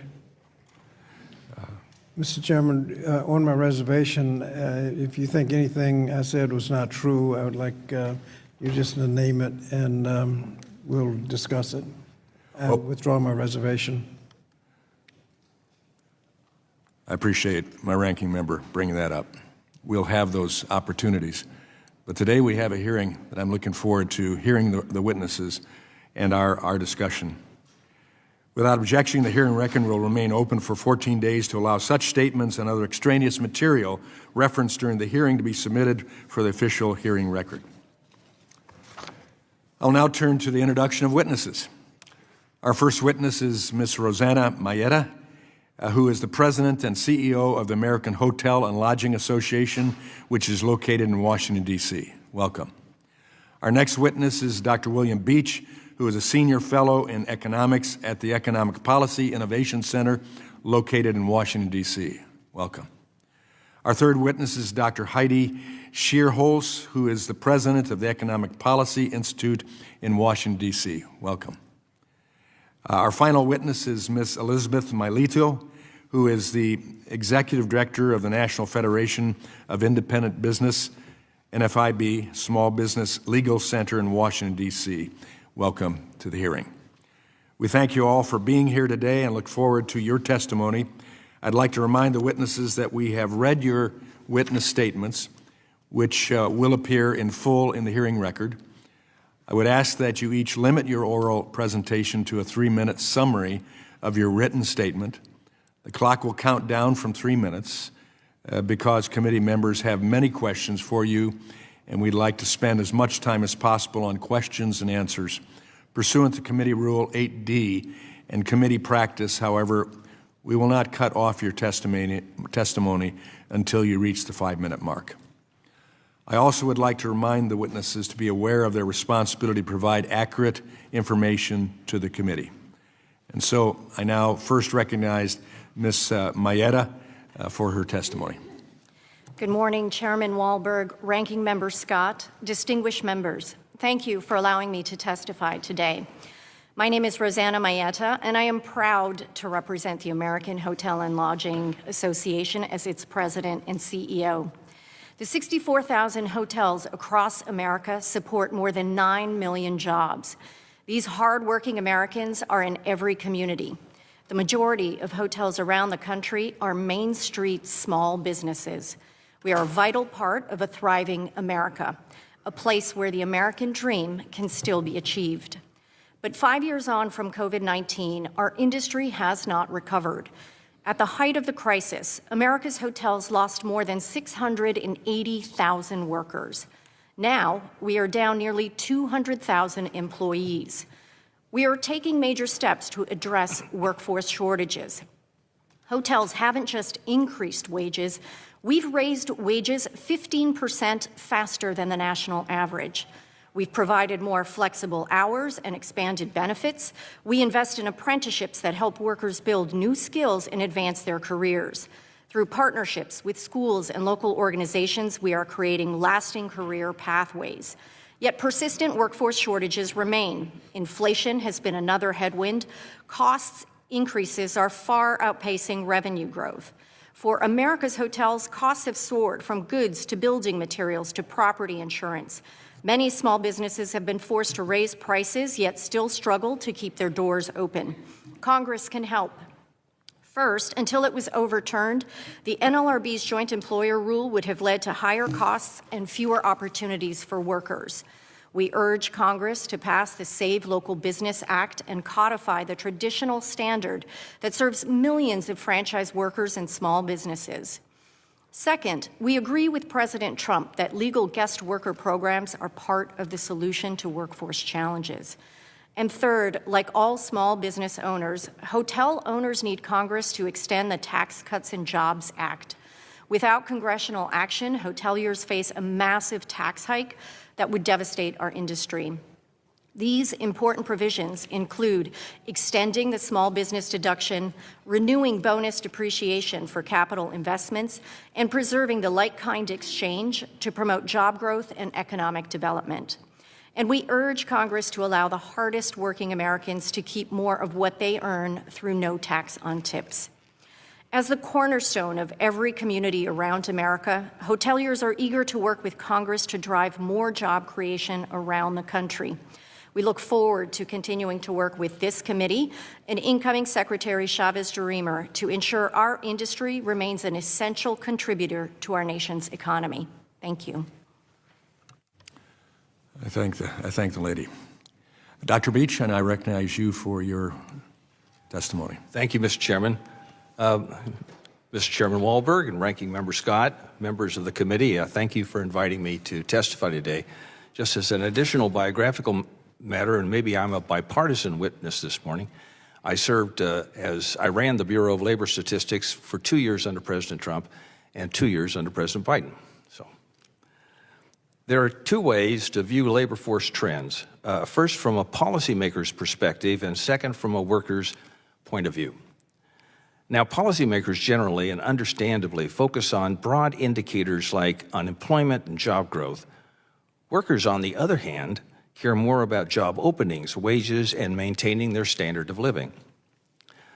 Let me start with the policymaker's perspective, which is a big picture way of seeing labor markets. My submitted testimony underscores two big picture trends. Some data suggest growth, while others point to continued employment slowdown, which began in 2022. This slowdown has recently been accompanied by an uptick in unemployment. Then there's the worker's perspective, which includes developments closer to home, like job opportunities, job turnover, and the purchasing power of a worker's income. My submitted testimony shows that job openings are sharply down, over 1 million fewer job openings than a year ago. Wages have started to flatten, and inflation since mid-2021 has eroded workers' purchasing power, making essentials like housing, food, and gas more expensive. Wages have not kept pace with inflation, leading to a decline in living standards. What should Congress do in the face of these trends? I believe that Congress must take action to support productivity and economic growth, primarily on two fronts: through regulatory relief and making the Tax Cuts and Jobs Act permanent. On the regulation front, research that I've just published shows that freezing or reducing regulations can stimulate economic activity as much as tax reform and could lower the inflation rate by 0.7%. Increased productivity is the key, since it enhances every aspect of working life. Additionally, addressing the federal budget deficit is absolutely crucial. Since 2020, deficits have fueled inflation by distorting the price system and increasing debt. By practicing fiscal restraint and signaling lower future deficits, Congress can help the Federal Reserve fight inflation and support economic activity. Combined with higher productivity and economic growth, these steps will strengthen wages and improve the standard of living for American workers and the families they support. I'm eager to answer any questions you may have for me. Thank you. Thank you. Dr. Sherholtz, we welcome you to testify. Thank you. Chair Walberg, Ranking Member Scott, and members of the committee, thank you for the opportunity to testify today. We are meeting to discuss unleashing America's workforce and strengthening the economy. However, this discussion is occurring while this very chamber moves forward with a budget that will make draconian cuts to health care and food assistance for children and families, hurting millions of America's workers and weakening our economy. These cuts aren't even being made in the name of responding to a national emergency or reducing deficits to boost future growth. They are being made to create fiscal space for tax cuts that will go overwhelmingly to this country's wealthiest households. And those tax cuts are such massive giveaways to the rich that they will increase the deficit by trillions, even with the draconian cuts for the most vulnerable. Nothing about this serves America's workforce or strengthens the economy. To be clear, sometimes you do need larger deficits to spur a weak economy, but that is not where we are today. Today's economy is very strong with historically low unemployment rates, which means larger deficits will likely put a drag on economic growth. And the spending cuts will cause enormous damage to this country's most vulnerable households, with tens of millions losing health coverage through Medicaid, tens of millions receiving less help in buying groceries from SNAP or being cut off completely, many others seeing the cost of their student loans rising, and on and on and on. When the Trump administration took office last month, the unemployment rate was 4%, and it had been at or below 4.2% for 39 months. The last time the unemployment rate was that low for that long was in the 1960s.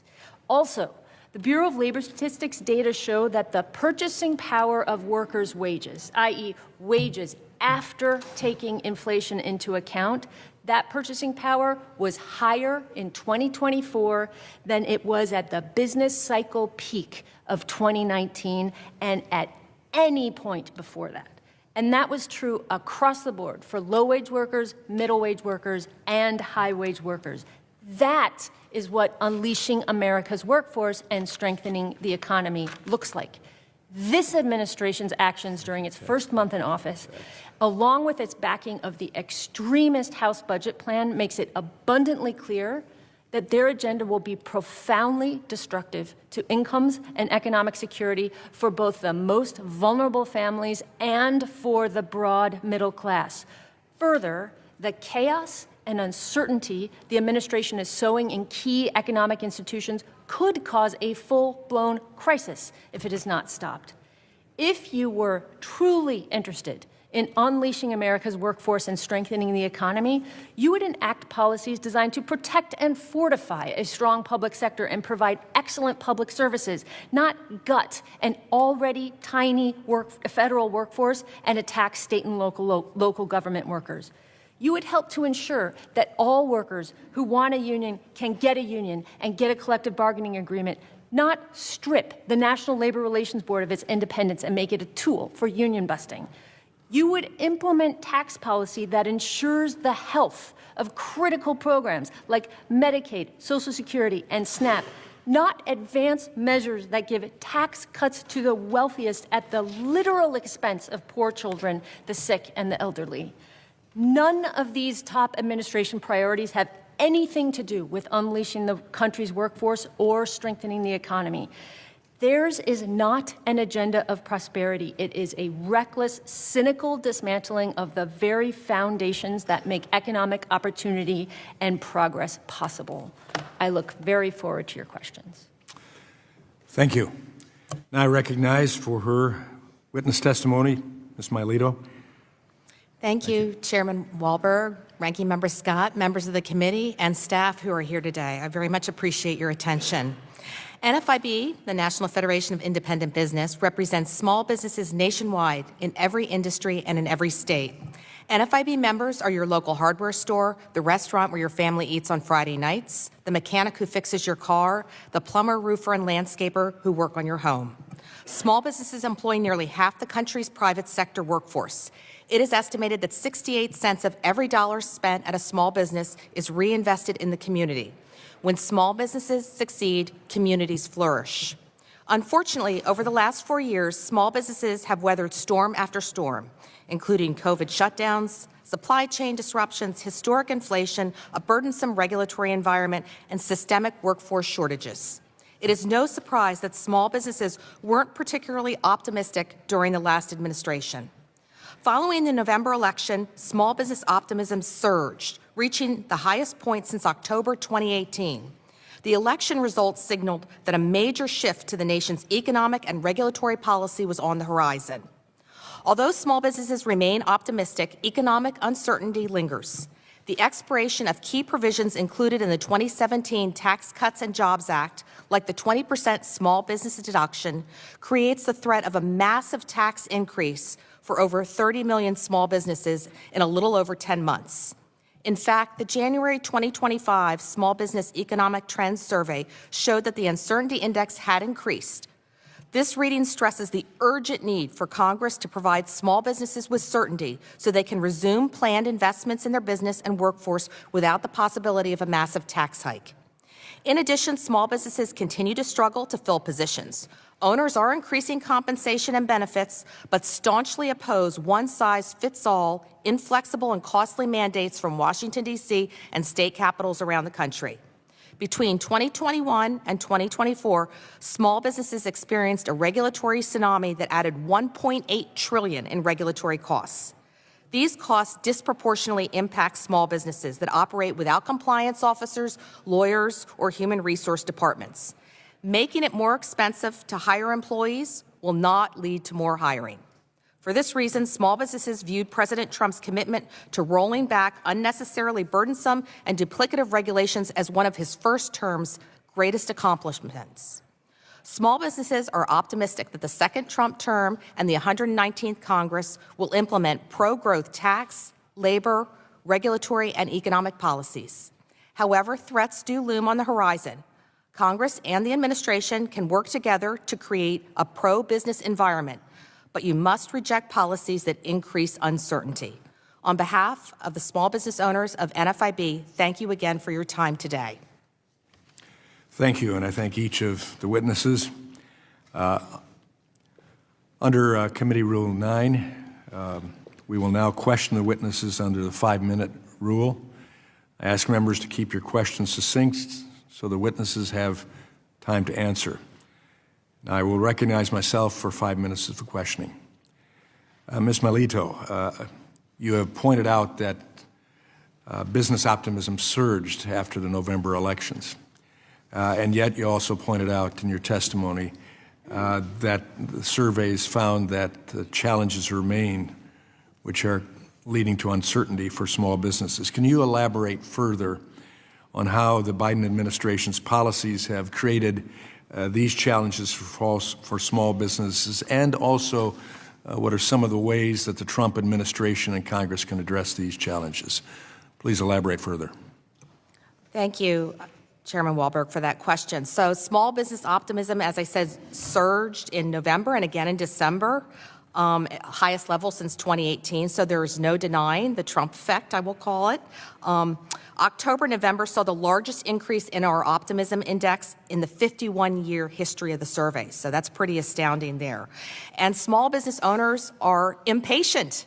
They want to get going. So they are going to hold President Trump to his promises for the deregulatory efforts there. They're eager for, 10 out, 1 in to get underway there. So they're very, very optimistic that things are going to improve. The landscape's going to improve. There are a lot of expectations, though, however, that Congress is going to need to come through and, extend or make permanent the tax cuts from 2017. That is just absolutely critical. As I mentioned in my opening statement, those tax cuts, there are over 30 million small businesses that are depending on this Congress to pass the Main Street Tax Certainty Act and make sure that small business, 20% small business deduction is made permanent. So that is just absolutely critical, and uncertainty regarding what Congress is going to do with that. Which impacts, I'm certain the employees of the small businesses as well. Absolutely, absolutely. And my written testimony talks about ways that my members have used that tax cut to invest directly in the workforce, in the business, in the employees, and in the communities. That is how they are using that tax cut. Thank you. Ms. Mayetta, the Biden National Labor Relations Board's final rule, the joint employer rule, upended traditional direct and immediate control standard and created an expansive and vague standard for determining joint employer. The Biden joint employer rule was rebuked by bipartisan majorities in the House and Senate during the 118th Congress and was ultimately vacated by the federal court. For franchise hotels, how important is it to have a clear joint employer standard, and would the Save Local Business Act provide that clarity? Thank you, Chairman Walberg. Absolutely. Clarity and certainty is needed in business. That joint employer measure under the Biden administration would have devastated our industry, decimating it virtually overnight by creating and injecting an incredible degree of uncertainty around who controls the relationship between the employer and the employee, eliminating the ability for a small business owner to make decisions about how to run their business day to day, and removing some of the protections that are so important around brand standards, around health and safety protocols that our guests and our employees rely on. The Save Local Business Act eliminates that. And also what's really important for us is to ensure that as administrations change, the legal standard is codified into law so that we don't have to worry from administration to administration what's going to happen next. Okay, thank you. Dr. Beach, inflation has attacked Americans over the past 4 years, even with decreasing inflation rates since 2022. How has inflation affected workers the past 4 years, and how has it affected those wanting to start or expand businesses? Well, thank you very much for that question. When we look at inflation, we need to take a longer view. And we need to begin with that month when inflation really took off. and look at its cumulative effect over time. So about 30% of the loss in purchasing power that workers experienced from mid-2021 on has been regained, but that means 70% has not. Those are my calculations. That means that it is still difficult to purchase the things that were discretionary before. For example, if you were doing after-school tutoring of your children, that might be sacrificed now in order to pay your rent. Your rent and your food might exclude insurance payments. They might exclude the purchase of a new vehicle. They might force you into a bus route, and that's one of the worst things for low-income people and middle-income people when they have almost no discretion on where to purchase. So it reverberates on and on and on. The point is, we've made progress on inflation, but we still have a long way to go. Thank you. Appreciate your responses. Now I recognize the gentlelady from Oregon, Ms. Bonamici. Thank you very much, Mr. Chairman. So this is a hearing about unleashing America's workforce and strengthening the economy. And I'm not going to sit here and pretend that everything is normal. My mother was a small business owner. I have family members who are small business owners. But right now, there's many unprecedented and illegal actions that the Trump administration and DOGE are taking against the federal workforce. Donald Trump and Elon Musk and DOGE have fired more than 30,000 federal workers across the country, and with what appears to be little planning and even less justification. Needless to say, this has created an enormous amount of chaos, which is harmful not just to the federal workforce, but also to the economy. I just did 5 town hall meetings in Oregon, and not just in urban areas, and people are stressed and really anxious. They're concerned that Musk and DOGE are accessing their sensitive personal data and the government's previously secure and confidential data systems. They're worried about Social Security numbers, their home addresses, citizenship and disability status, work records, family income, and maybe bank account information. Well, now, I believe it was yesterday, the White House said, well, Elon Musk isn't in charge of DOGE. Well, maybe that's because Elon Musk now appears to have access to his business competitors' tax records and financial information in what could be a pretty flagrant and massive case of corporate espionage. So let's just say people are really concerned, and that's having implications. So despite the title of this hearing, the American workforce has not been unleashed, and our economy has not been strengthened, quite the contrary. In my home state of Oregon, agricultural researchers in rural Oregon were purged as a result of cuts at the USDA. The Oregon Health and Sciences University, Oregon's largest recipient of funding from the National Institutes of Health, could lose tens of millions in federal funding. That's going to halt medical research and upend the lives of patients and with the work of scientific researchers. The cuts to the U.S. Forest Service will leave Oregon more vulnerable to wildfires. And shockingly, about 100 staff at the Bonneville Power Administration, their purging could leave Northwest Oregon and the entire region facing brownouts and blackouts. So that would be devastating for the entire economy of the Pacific Northwest. And it's especially outrageous because the Bonneville Power Administration is ratepayer funded, so it doesn't save any money, but still those people were purged. So there's a lot of chaos out there. And now Bloomberg is reporting that this mass government employee termination that we've seen at other agencies is happening at the Department of Labor. So Dr. Schierholz, I'm going to ask you, because I know Ms. Melito talked about how we have to resist uncertainty. There's a tremendous amount of uncertainty. So Dr. Schierholz, if Elon Musk and DOGE fire large numbers of employees at the Department of Labor, safety inspectors, people who assist with unemployment or workers' compensation or do the other work of the department, what effect does that have on the working people in Oregon and across the country, but also what effect does this kind of chaos have on the economy overall?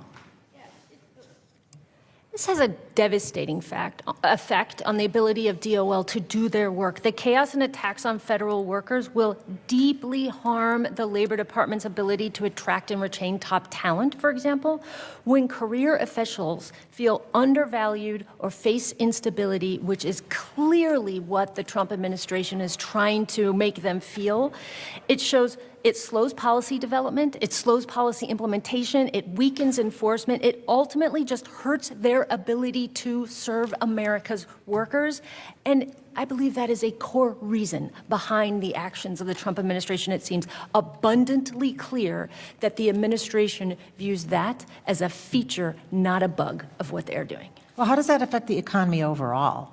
It puts the big strain on the economy. So one of the things I think that people don't understand, that like the work of federal workers is so much a part of our daily lives that people don't even understand what is happening. Like, you go into the grocery store, you know you can buy food that is safe because of the work of workers at the Federal Food and Drug Administration.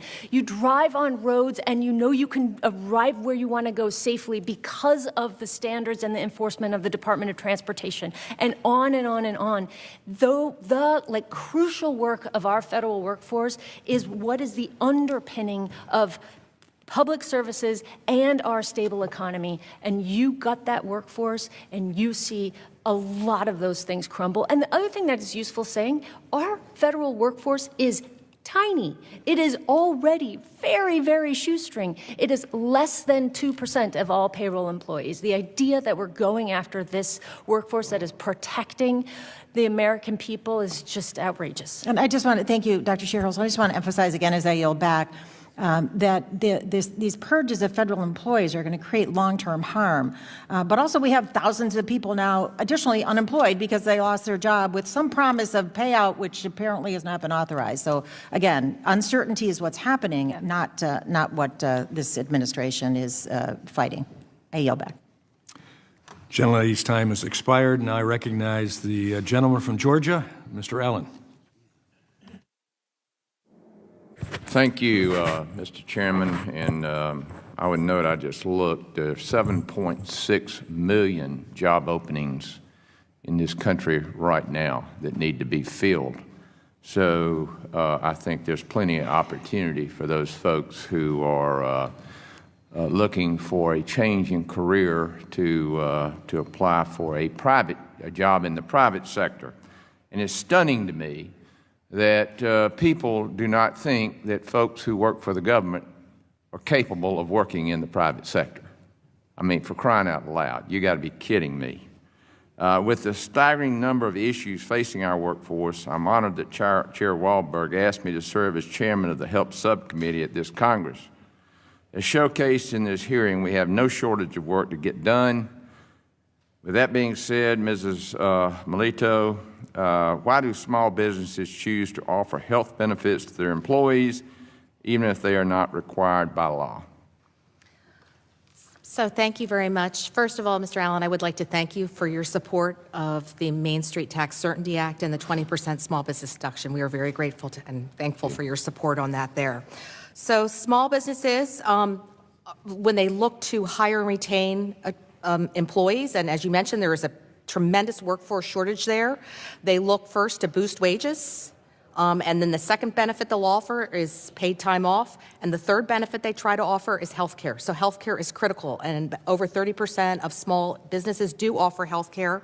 It's a costly benefit, as you know, but it is so important for attracting and retaining employees and allowing small businesses to compete with larger employees that sometimes have more what I'll call Cadillac or robust health care coverage. And it's, expanding access to ERISA plans is very important there for protecting employees. And of course, a lot of small business owners get their own health care coverage and for their families too through the business, as you know. The Affordable Care Act has made employee ERISA unaffordable.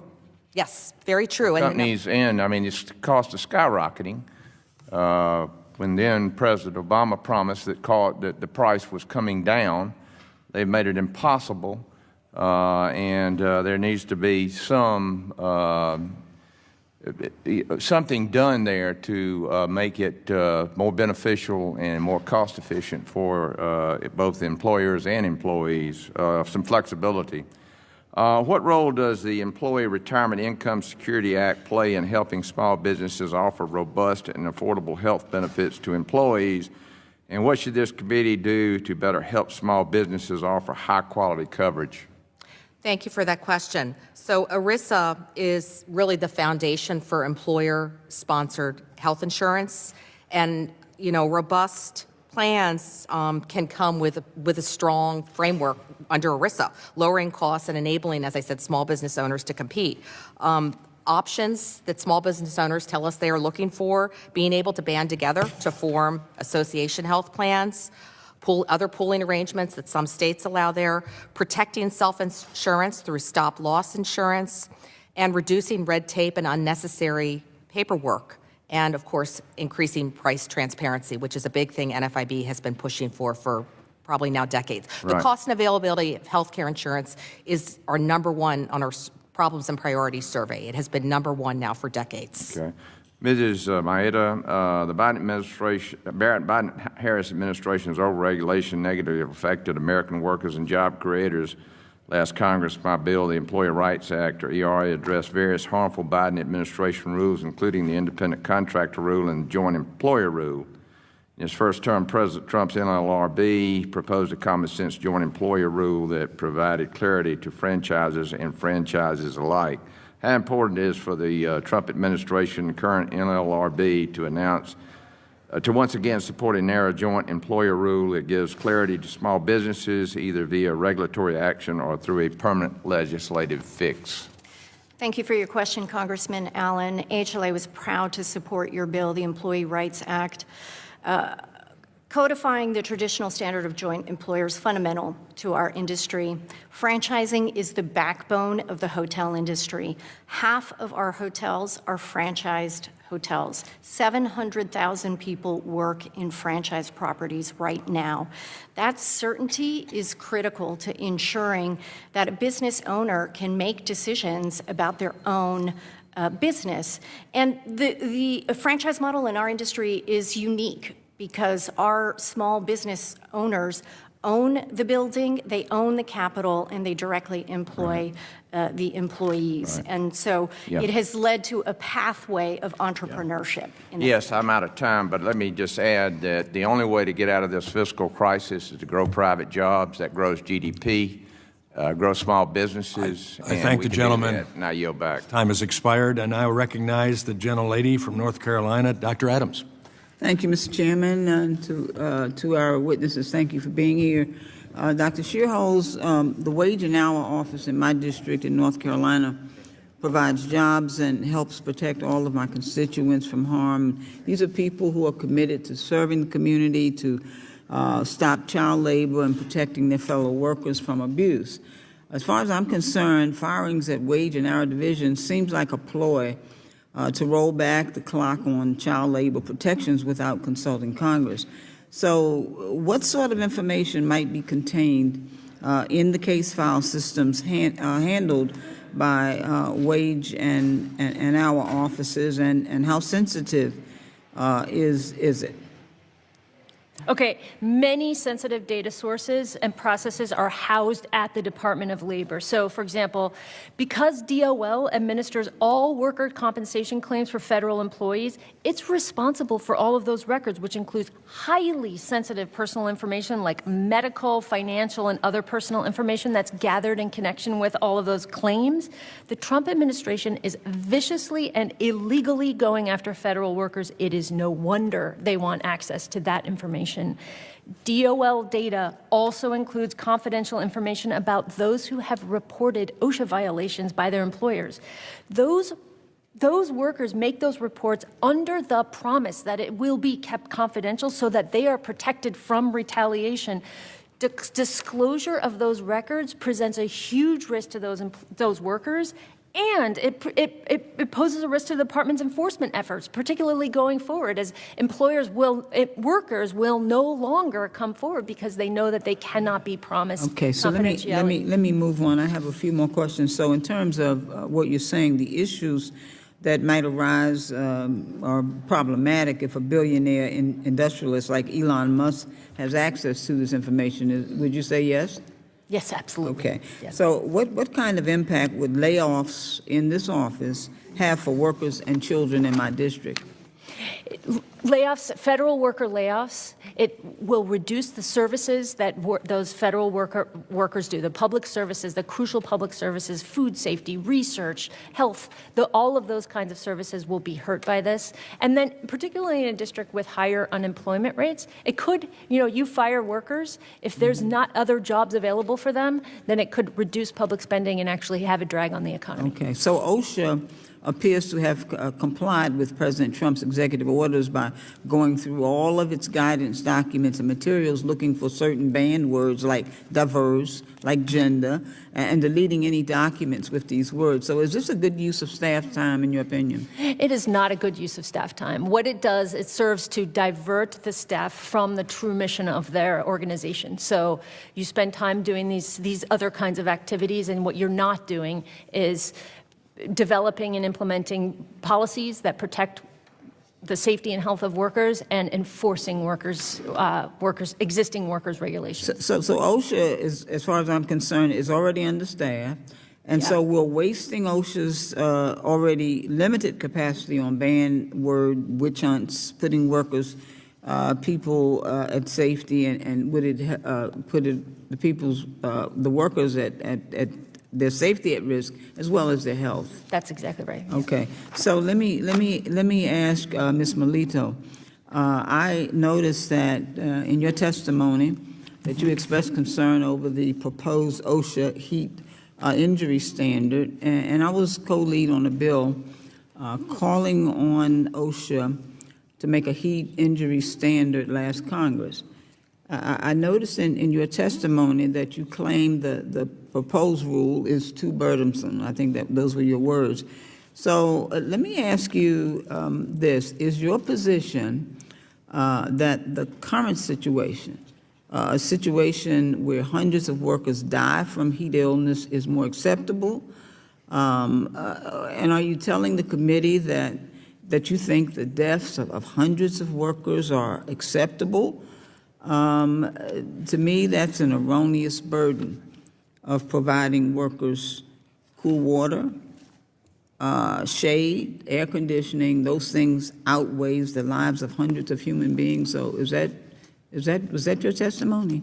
That was not my testimony, no. Many employers have designed and take very seriously effective heat injury and illness prevention programs. They have them in SAFE. Small business owners, let me back up and say, small business owners live and die on the reputation of their business. They do not want to have employees get hurt. They certainly don't want to have a fatality at their business. That would it would just kill the business. So they take very seriously their duty to keep employees safe. Thank you. I was just reading your testimony, and I am out of time. Thank you, Mr. Chairman. Thank the gentlelady. Now I recognize the Vice Chairman of this committee and the gentleman from Utah, Mr. Owens. Thank you so much, Chairman Warmer. And first of all, for organizing this very timely hearing. There's no more important topic for us. This is one that's dear to my heart, by the way. If we're to grow our American middle class, we need to unleash the unlimited potential of the independent contractor. And by the way, for those who don't understand, this middle class is what defines our remarkable American culture. It's a culture that's founded on the freedom of dreaming big and taking risks with the knowledge that in America we can embrace the concept of second chances if we fail. I look forward to working with my colleagues on this committee to address never again allowing the D.C. bureaucrats to have the power to stand in the way of that promise. For the sake of transparency, after retirement from the NFL, I worked for over 25 years in the corporate sales. Every year during that time, I worked also for myself part-time as an independent contractor. I understand firsthand the passion of an entrepreneur to want to craft and control their own future and not leave it up to the whim of someone else. Ms. Maeda, in your written statement, you stated that franchising has proven to be one of the most successful drivers for entrepreneurship across the United States throughout our history. Can you discuss how franchising in the hotel industry has created opportunities for entrepreneurship, and how has it allowed Americans to become small business owners to live out their American dream? Absolutely, and thank you for the question. I mean, the franchise model in our industry is the epitome of the American dream. Of the 64,000 hotel properties around the country, half of those are franchise properties. That is the very epitome of entrepreneurship and allowing people to own a property. And once they own one, we've seen many of my members own many, several or hundreds, and it has allowed them to be real job creators in this country. Small businesses and the franchise model in the hotel industry is really the economic engine of this country, and and we want to do everything we can to help preserve that. Thank you. How would these opportunities be harmed by the Biden National Labor Relations Board joint employer rule, which is an attack on these independent contractor status? That's exactly right. The concern was very high in our industry about the joint employer rule under the Biden administration, adding more uncertainty and burdensome regulations to an already stressed small business owner exacerbates the challenges that they have day to day. And at the same time, if you think about the last year alone, operating costs have risen twice as fast as revenue. And so more uncertainty creates even greater stress for many owners who are questioning whether they can stay in business, and that's the last thing we want to see. Okay, thank you. Ms. Melito, as many as 1/3 of American workers now earn at least part of their living through opportunities as independent contractors, such as freelancing and app-based work. This is happening despite the Biden administration's issuing of a 2024 rule that will strip away from entrepreneurs their status as independent contractors. Now that we are entering the America First, innovative, entrepreneur first era, how can we ensure the federal government protects and supports independent workers? Thank you for that question, Representative Owens, and thank you also for your support of the Main Street Tax Certainty Act. So the Biden administration's rule on the independent contractor was very biased, as you pointed out, to finding individuals classified employees. It was, the administration seemed to want everybody to be receiving a W-2. But as you pointed out, small businesses often business owners start out as an independent contractor. They may have just one client, and that's how they get going. And then they build their reputation, and they take on other clients there. Under the Biden rule, it would have been very difficult for an individual, say an IT person, who wants to go out and starts off with just one client, because the weight under the Biden rule would have been, you are really an employee of that, even though the individual may have been marketing and trying to get other clients there too. So it really would have threatened the flexibility of individuals to start out and start their own business there. And it also would have, of course, created a lot of liability for businesses that contracted with independent contractors there too, and discouraged that. So it was bad on both fronts. Thanks a lot. I think one of the responsibilities as an education workforce is that we need to teach the power of entrepreneurship, that this capitalism system we have is why we have the greatest country in the history of mankind, and that in every industry there's right sizing. We call it RIF. I've gone through that several times in the private market. So I think it's important that federal employees understand when we're too big, we need to make adjustments so that we get the best product possible. And there's a remarkable private sector out there waiting for people to come and work for them, big time. So thank you so much. Appreciate what you guys are doing, and I yield back. I thank the gentleman. I recognize the gentleman from California, Mr. DeSaulnier. Thank you, Mr. Chairman. Dr. Sherholz, thank you so much for being here. I have two questions and a follow-up if we have time. You already alluded to the illegal actions by the current administration in regards to NLRB.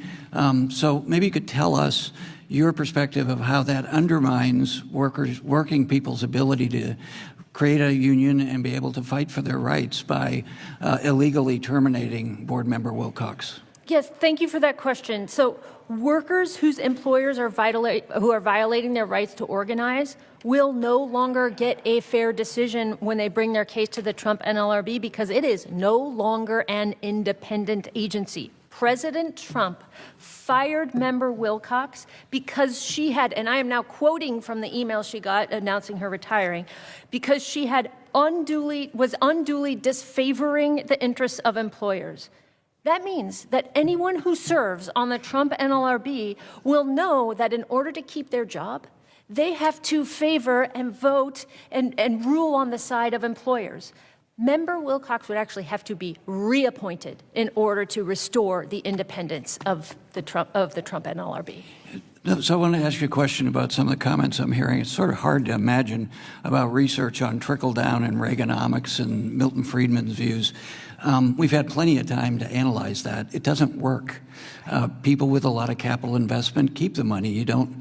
All you have to read is Piketty and the inevitability of people fighting back when wages are so disproportionately represented in GDP versus capital. Is there any research that shows that this, what referred to some of my colleagues as the innovation of completely free market actually works. It doesn't work. Nope, it doesn't. And it used to be like this sort of neoliberal approach really was what economists, and I'm an economist by training, what economists really thought was how, like it was a reasonable model for how the economy worked. But in the recent period, it's become empirical. Research has come out showing that is actually not the case.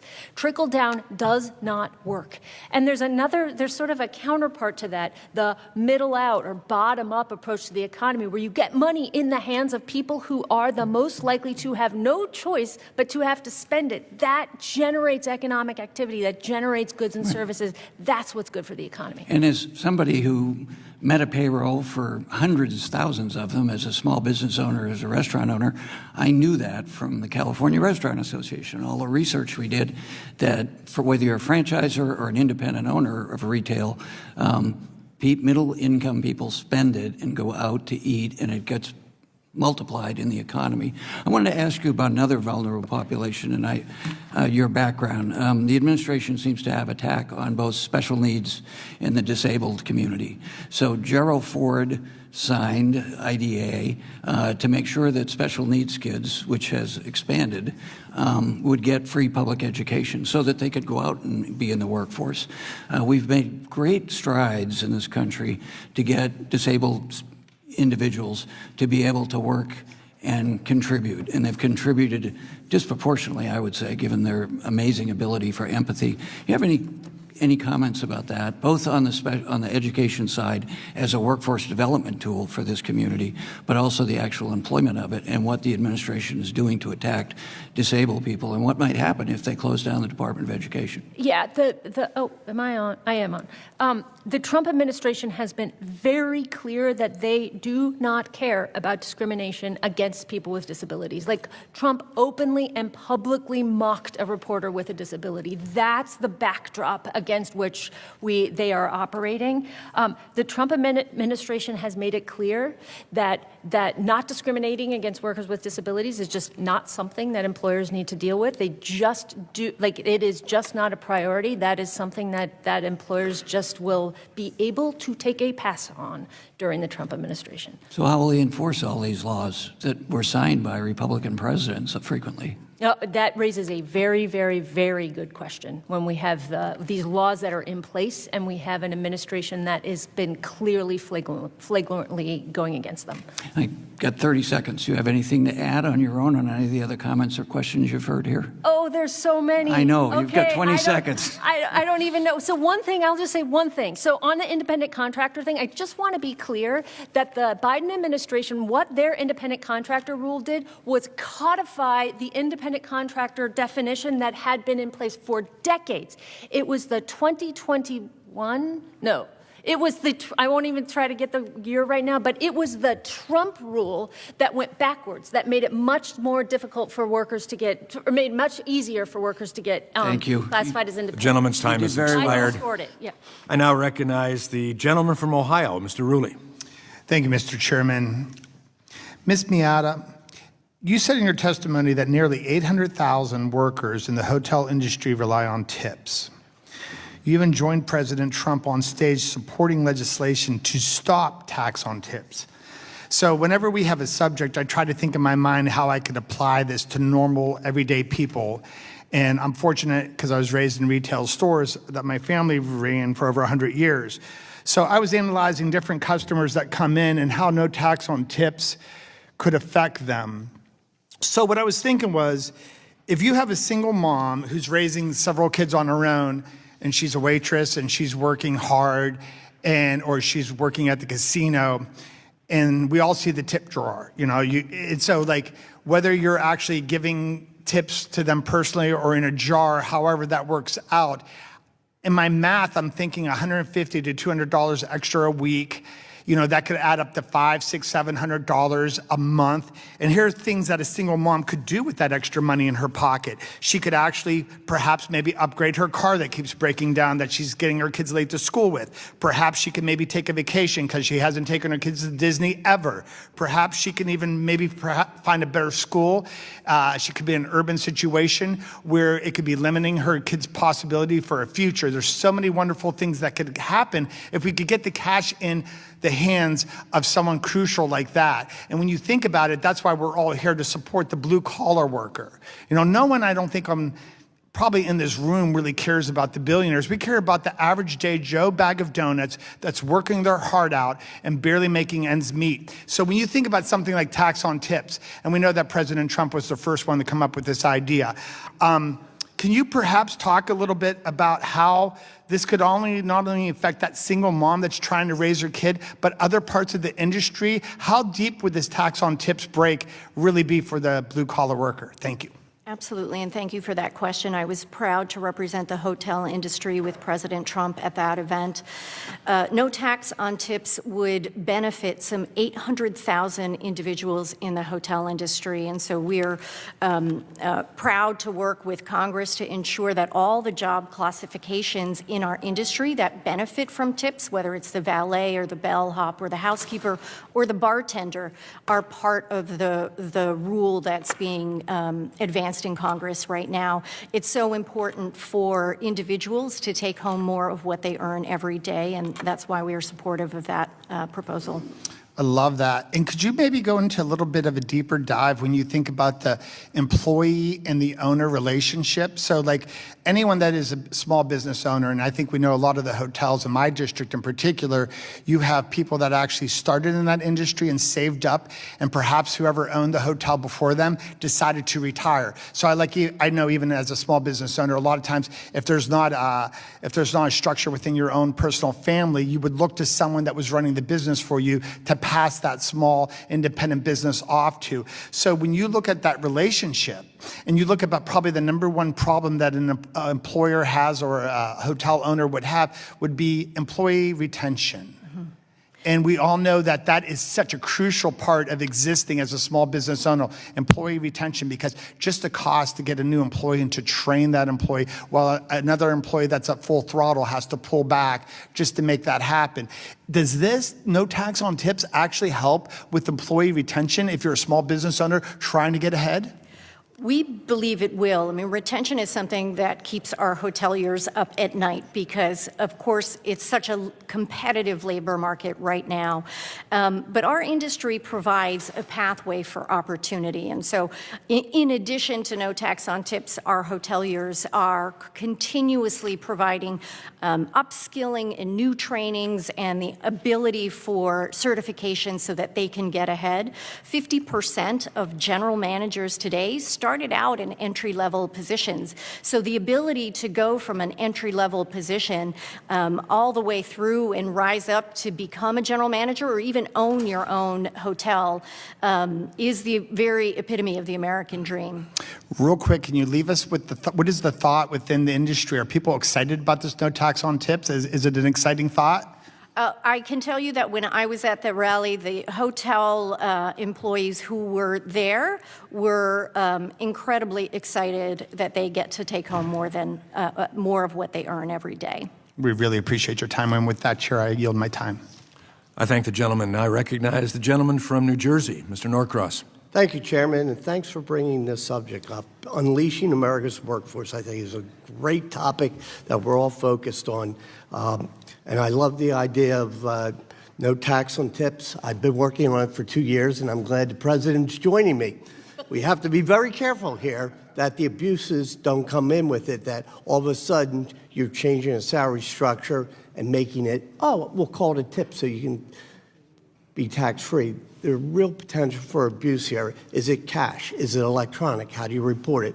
But the concept that for the working schmucks of the world, give them a break. We give enough breaks to the billionaires. How about the little guys? So we're all in, and hopefully he'll do this. He also talked about no tax on overtime. And now they want to eliminate overtime. So I'm trying to figure out what's going here. I'm a little confused. You know, a fair day's pay for a fair day's work. 40 hours has been the backbone. If you work more than 40 hours, then you're paid overtime. I think it's a concept that we can all deal with. You want to be home, but if they need you more, they pay you more. Yet we're trying to roll that back. And this is the stunning part for me. And I have great respect for people who serve in this institution. They're fighting to pay people less.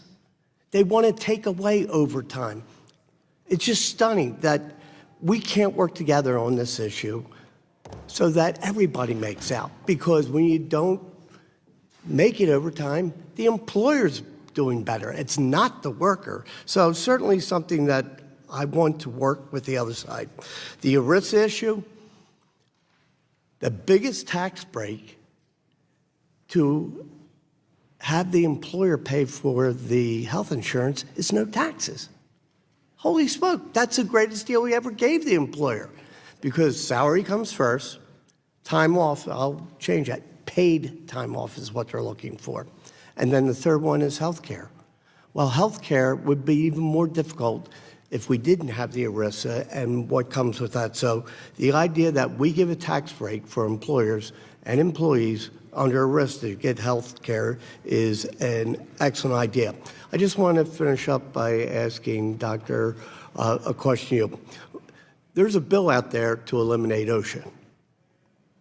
I don't know how many people in this room have been on a job when somebody's killed, but I will tell you, you will never forget it. Unfortunately, it happened twice in my career. Did somebody get killed right in front of you? And you know what stops that? OSHA. The deaths on the job today compared to where they were 50 years ago have changed night and day. And yes, there's a little bit of work involved in it. But to save somebody's life, to save somebody from being injured, OSHA stands between that and somebody who doesn't have the expertise because they're a one-man or a two-man show. The idea that OSHA will now put out the heat rule is just common sense for anybody that's been there. It's not to be punitive, it's to save lives. So, Doctor, talk to me about OSHA. Have we saved lives? Yes, OSHA regulations, they are what? Take a look at workplaces and see what are the broad safety and health concerns that we have, that workers have, and do smart regulations with net benefits that will protect America's workers. It saves workers from getting injured. It saves workers from getting sick on the job. It saves workers from dying on the job.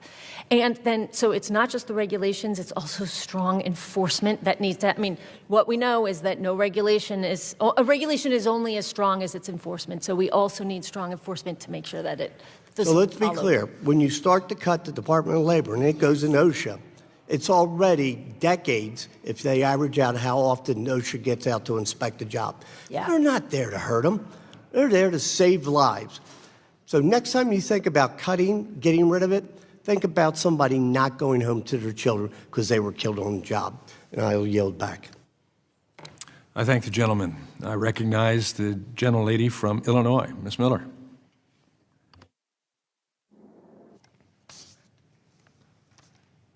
First of all, Dr. Schierholz, earlier in this hearing, you said, quote, the federal workforce is tiny. I think the American people would disagree with you and find that laughable. I don't know what you're basing it on. The federal workforce is 2.4 million people, and that excludes the military and postal workers. Such an out-of-touch comment. And to my fellow member on the other side, you just said that we need to give the working schmucks of the world a break. I hope you didn't really mean it, but a schmuck is a foolish, stupid, dummy, sucker, loser.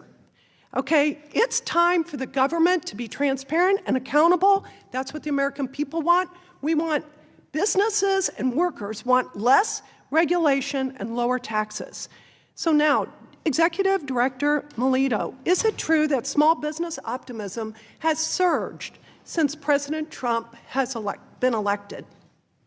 It's very true, and the Trump effect is real. I will tell you that. It surged, in 2018 too.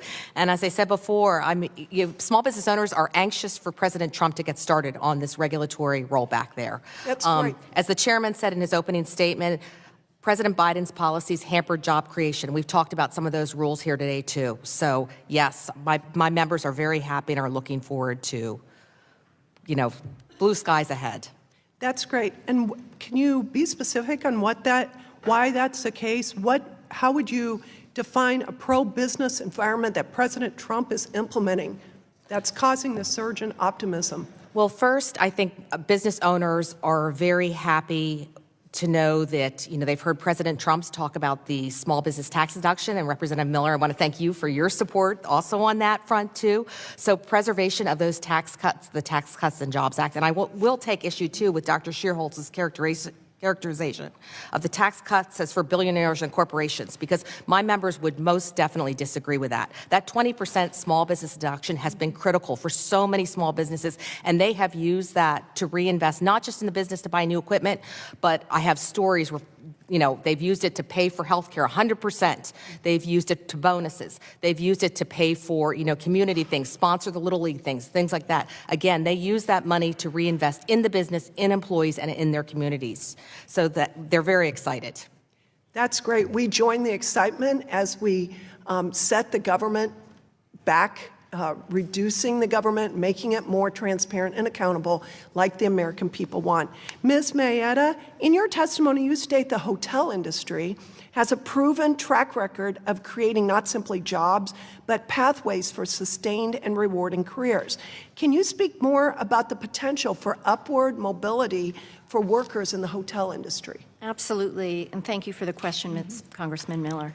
There is so much opportunity in the industry. 80% of entry-level employees get promoted within the first year. 50% of our general managers started in entry-level positions. On top of that, our AHLA Foundation has invested some $44 million back into the industry through retention and recruitment programs, allowing us to help our industry identify new groups of young people, individuals through our Empowering Youth program that attracts young people who are out of a job or out of work for training to get jobs in the industry. When you're in the industry, we work with the Department of Labor on an apprenticeship program that has seen a 90% completion over the last 5 years. And finally, we also provide, for the last several years, $1 million every year in scholarship funding to hospitality school students who are aspiring for jobs in the industry, and then for professional development scholarships for people who are already in the industry to get ahead and pay for certifications to get to that next level in their career. Such great news. We're not tired of winning. Thank you, and I yield back. I thank the gentlelady, and now I recognize the gentlelady from Georgia, Ms. McBeth. Thank you so much, Chairman Wahlberg. Thank you to our witnesses that are here today. I have read your testimonies.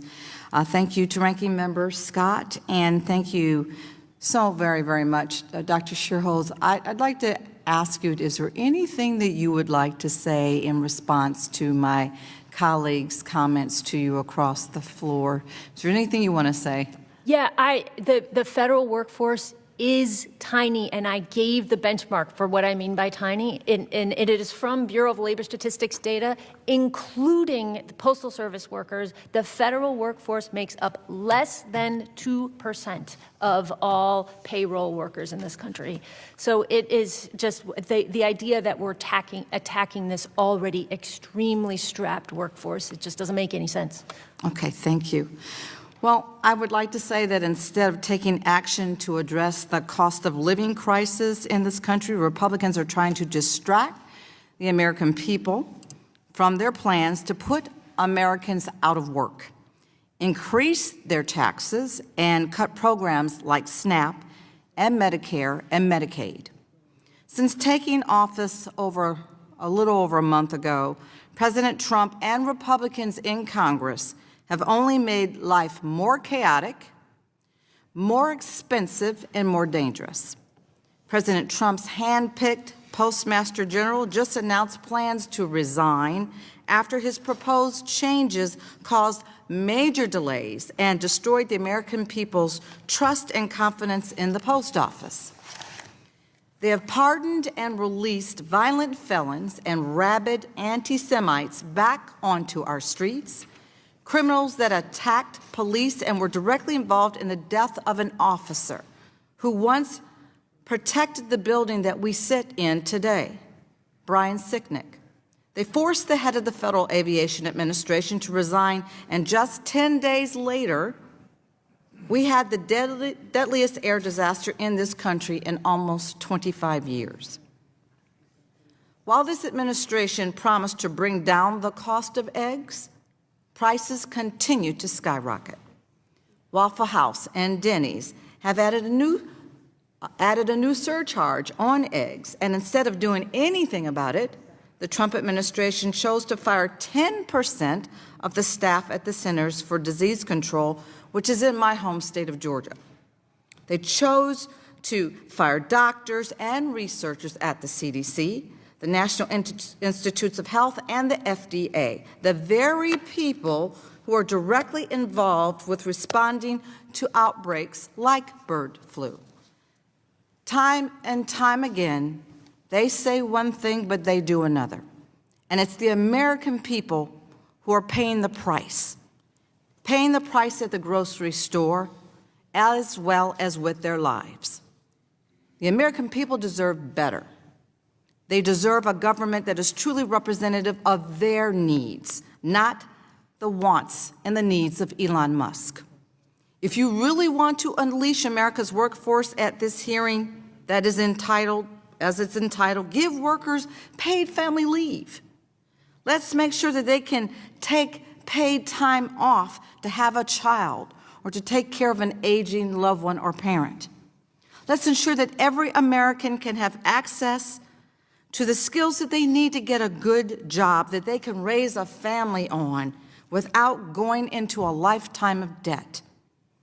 We could reauthorize WIOA, update our federal job training programs, and finish the bipartisan work that former Chairwoman Fox, Ranking Member Scott, and this committee has been trying to get signed into laws since I came to Congress 6 years ago. Great work from members of both parties is being left unfinished in this committee and all over this Hill because of the single tweet from an unelected billionaire. That is wrong. That is not how our democracy is supposed to function. I look forward to a time when I can work with my colleagues on the other aisle, on the other side of this aisle, on issues that will truly make life better for the folks who are relying on us every single day to care for their interests. We do a great disservice to them when we hold hearings like this that disparage their ability to live life freely in this country as they deserve. And I yield back. I thank the gentlelady. I recognize now the gentleman from Indiana, Mr. Messmer. Thank you, Chairman Walberg. Ms. Melito, in your written testimony, you state that the Trump administration should rescind or withdraw many of the burdensome rulemakings of the Biden administration. Does that include the heat, injury, and illness prevention in outdoor and indoor work settings rule? Thank you for that question, Representative Messmer, and also thank you for your support of NFIB and for the Main Street Tax Certainty Act. Yes, NFIB requested that the department withdraw the proposed rule and proceed no further with the rulemaking. We certainly recognize that excessive heat can adversely affect the health of workers too, and I talked in response in an earlier question too, the length that small business owners go to ensure that their employees are protected and safe from all hazards, including heat hazard there. But not every misfortune in society necessarily calls for a burdensome federal regulation. I mean, that's the fact of the matter too. And OSHA is constrained by the statute under which it was created by Congress here, this body here. A broad public health hazard like heat is not an occupational hazard unless Congress opts to, change the statute.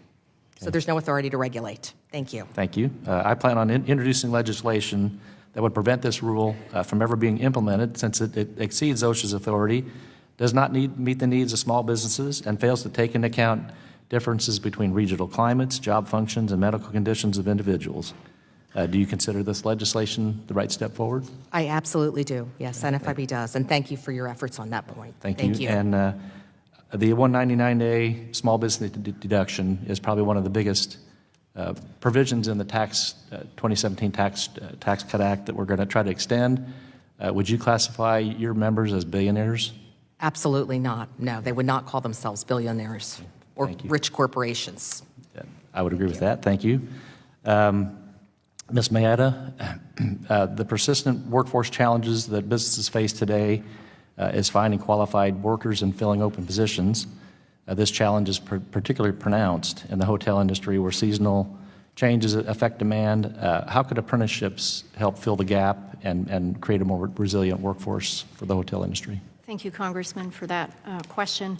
Apprenticeships have been a very important part of what our industry has done in the last 5 years. We've been working very successfully with the Department of Labor on that program and have added 3 different tracks that have seen some 1,200 individuals participate and go through the program and at the end get an increased wage. Of course, we would love to continue to work with the Department of Labor on helping to eliminate some of the burdens and barriers to entry for some of our members and to ensure that there's ongoing incentive funding that is a significant attraction for the employers, and changing some of the rule requirements and the reporting, which can be burdensome when you're also running a hotel.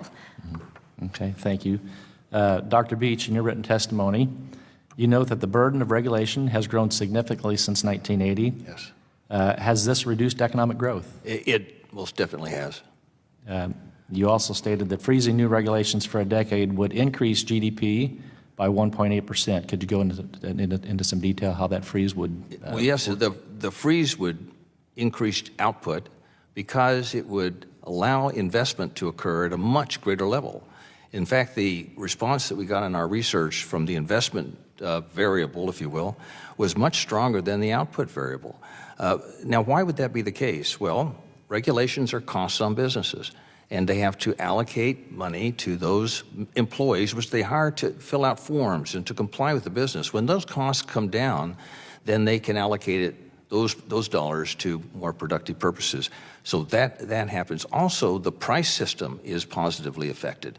We see a reduction in the CPI as goods to households cost less. Well, when goods to households cost less, that means that households can allocate funds to repairing that car that doesn't work, or to ordering that after school tutoring. So there are a lot of impacts that come from reducing regulation. Thank you, and I yield back my time. I thank the gentleman. I recognize the gentlelady from Connecticut, Mrs. Hayes. Thank you, and thank you to our witnesses for being here today. I think much of the testimony that we're hearing lacks context. The timeframes that you're citing occurred during COVID, when 1.2 million Americans died and our economy was deeply impacted. Ms. Mayetta, like you, House Democrats were incredibly sympathetic to the hotel industry, which is why in the first CARES Act, where we expanded SBA loans, hotels took advantage of about $1 billion in funding.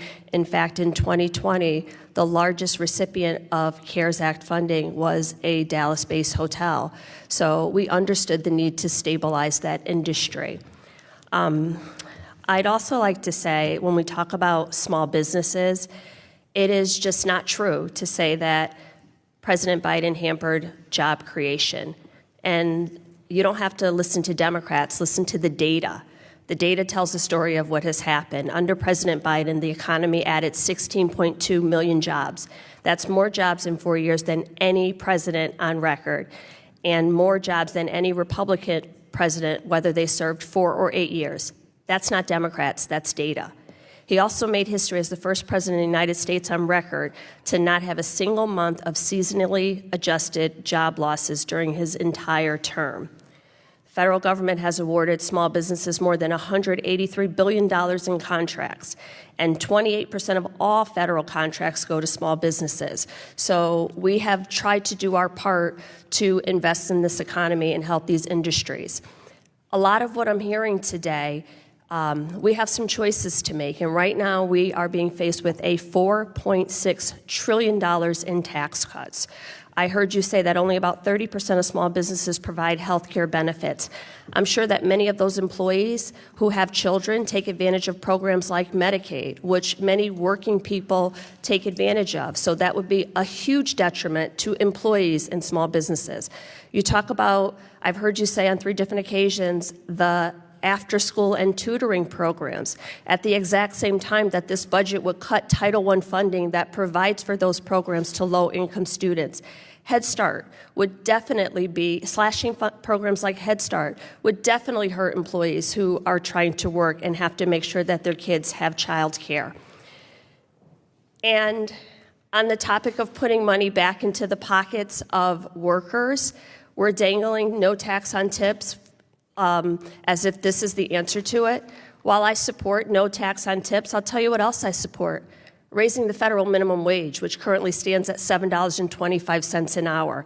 That's $2.90 a week, or $15,000 a year for an employee. I could tell you they could do a lot more for getting their car repaired or their child a uniform or after-school tutoring services if they were making $17 an hour or $680 a week, which is still only $35,000 a year. So if we really want to have a conversation about engaging the workforce, we would be talking about actually helping employees, making sure that we are spreading the wealth amongst everyone. The mission of the Department of Labor is actually to protect the employees, improve the welfare of the American workforce by promoting job opportunities, safe working conditions, and benefits. So OSHA and the protections that OSHA provides through the Department of Labor are doing exactly what they're supposed to, protecting employees. And I would argue that heat-related job conditions are a health hazard. They are a health hazard. I'm not really sure. I have a bunch of questions, but I don't even think it would make sense for me to ask these questions because I don't believe the witnesses are here to provide context or information. We've had hearing after hearing where the same people who appear at this table are at events at the White House and come here to promote the dangerous agenda of this administration. I am open to working with anybody on this committee to making sure that we are stimulating the economy and promoting small businesses, but also helping employees. So if we want to have no tax on tips, let's also raise the minimum wage. If we want to provide benefits to people, let's make sure that we're not cutting Medicaid and dental services and community health care programs for children, for the elderly, for many working people who still make below the poverty line and have to depend on these programs. I'm here for all of those things. I yield back. I thank the gentlelady. Now I recognize the gentleman from New York, Mr. Mannion. Thank you, Mr. Chair, and thank you to the witnesses for being here today. Dr. Shearholes, a couple questions. Thank you, I'm over here, yes. If a complaint comes before the National Labor Relations Board, this is one of their functions, what happens at that point? Yeah, this is a really important thing. I think it's not really well understood. One thing is individual citizens do not have a private right of action as it relates to the National Labor Relations Act. So if their employer is getting in the way of them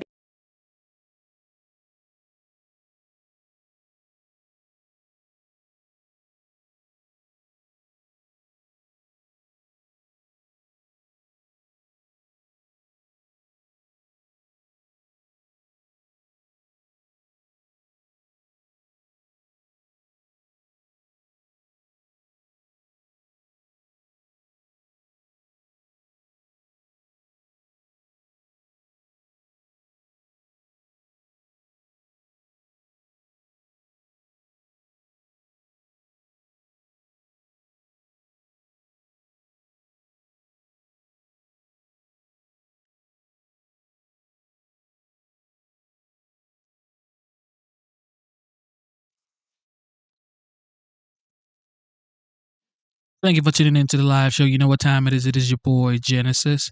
For some reason, I think they have bad audio.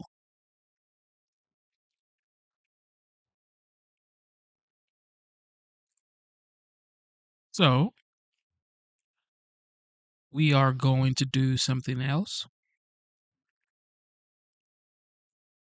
I was going to do this one first, but I wanted to do this one. But I guess we got to go back to what I wanted to do first. All right, double tap your screen, subscribe to the channel. Turn on your notification bell. Join the membership. Support the channel, and let's get it. I'm blessed to have a more prosperous district that is not crumbs, Madam. So this right here is members of Congress speaking on the House floor. It's like a full debate between the House Republicans and the Democrat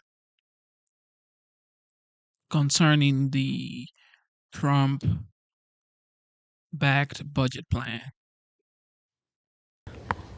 The House is in the Committee of the Whole House on the State of the Union for consideration of H-Con Res 14, which the clerk will report by title.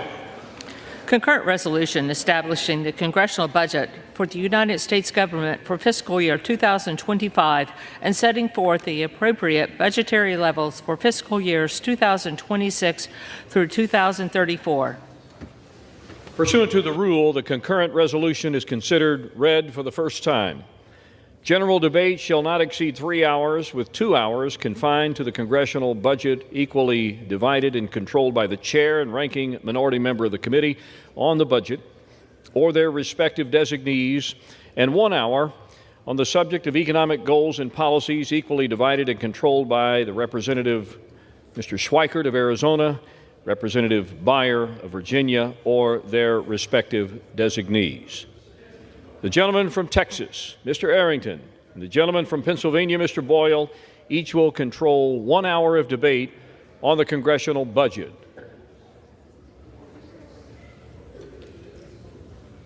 The chair recognizes the gentleman from Texas, Mr. Arrington. Mr. Chairman, I yield myself such time as I may consume. Gentleman is recognized. Mr. Chairman, today we will unlock the policies for making America safe and prosperous again by advancing the FY25 budget resolution. Gentlemen will suspend. Members of the chamber, would you kindly take your private conversations from the floor so that debate on the subject at hand in the House, the People's House, may continue. Gentleman from Texas. As I was saying, Mr. Chairman, today we're going to unlock the policies to make America safe and prosperous again. This fiscal framework will guide the process for restoring the fiscal health of our nation by reining in reckless spending and reigniting economic growth. In addition, and importantly, it provides critical resources to our Commander-in-Chief to secure our borders, strengthen our military, and provide for the common defense. But for the next 2 hours, Mr. Chairman, my Democrat colleagues are going to reach way back to the only plays they know how to run, making false claims and fear-mongering. Why? Because they are still, even after the recent election, disconnected from the people's reality, because they're more concerned with protecting unionized government bureaucrats and woke and wasteful government programs than they are about protecting taxpayers and their sacred treasure. Why? Because their commitment isn't to we the people in this fateful moment. It's to we the government and to derailing the mandate from the people for common sense policies and President Trump's America First agenda.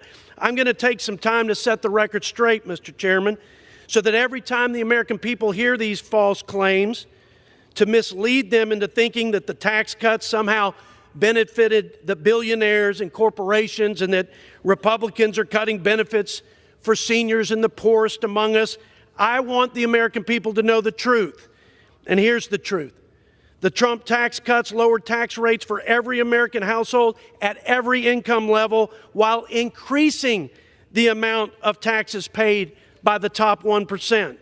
According to the Washington Post, which, by the way, gave Democrats not one, not two, not three, 4 Pinocchios every time they made these misleading claims.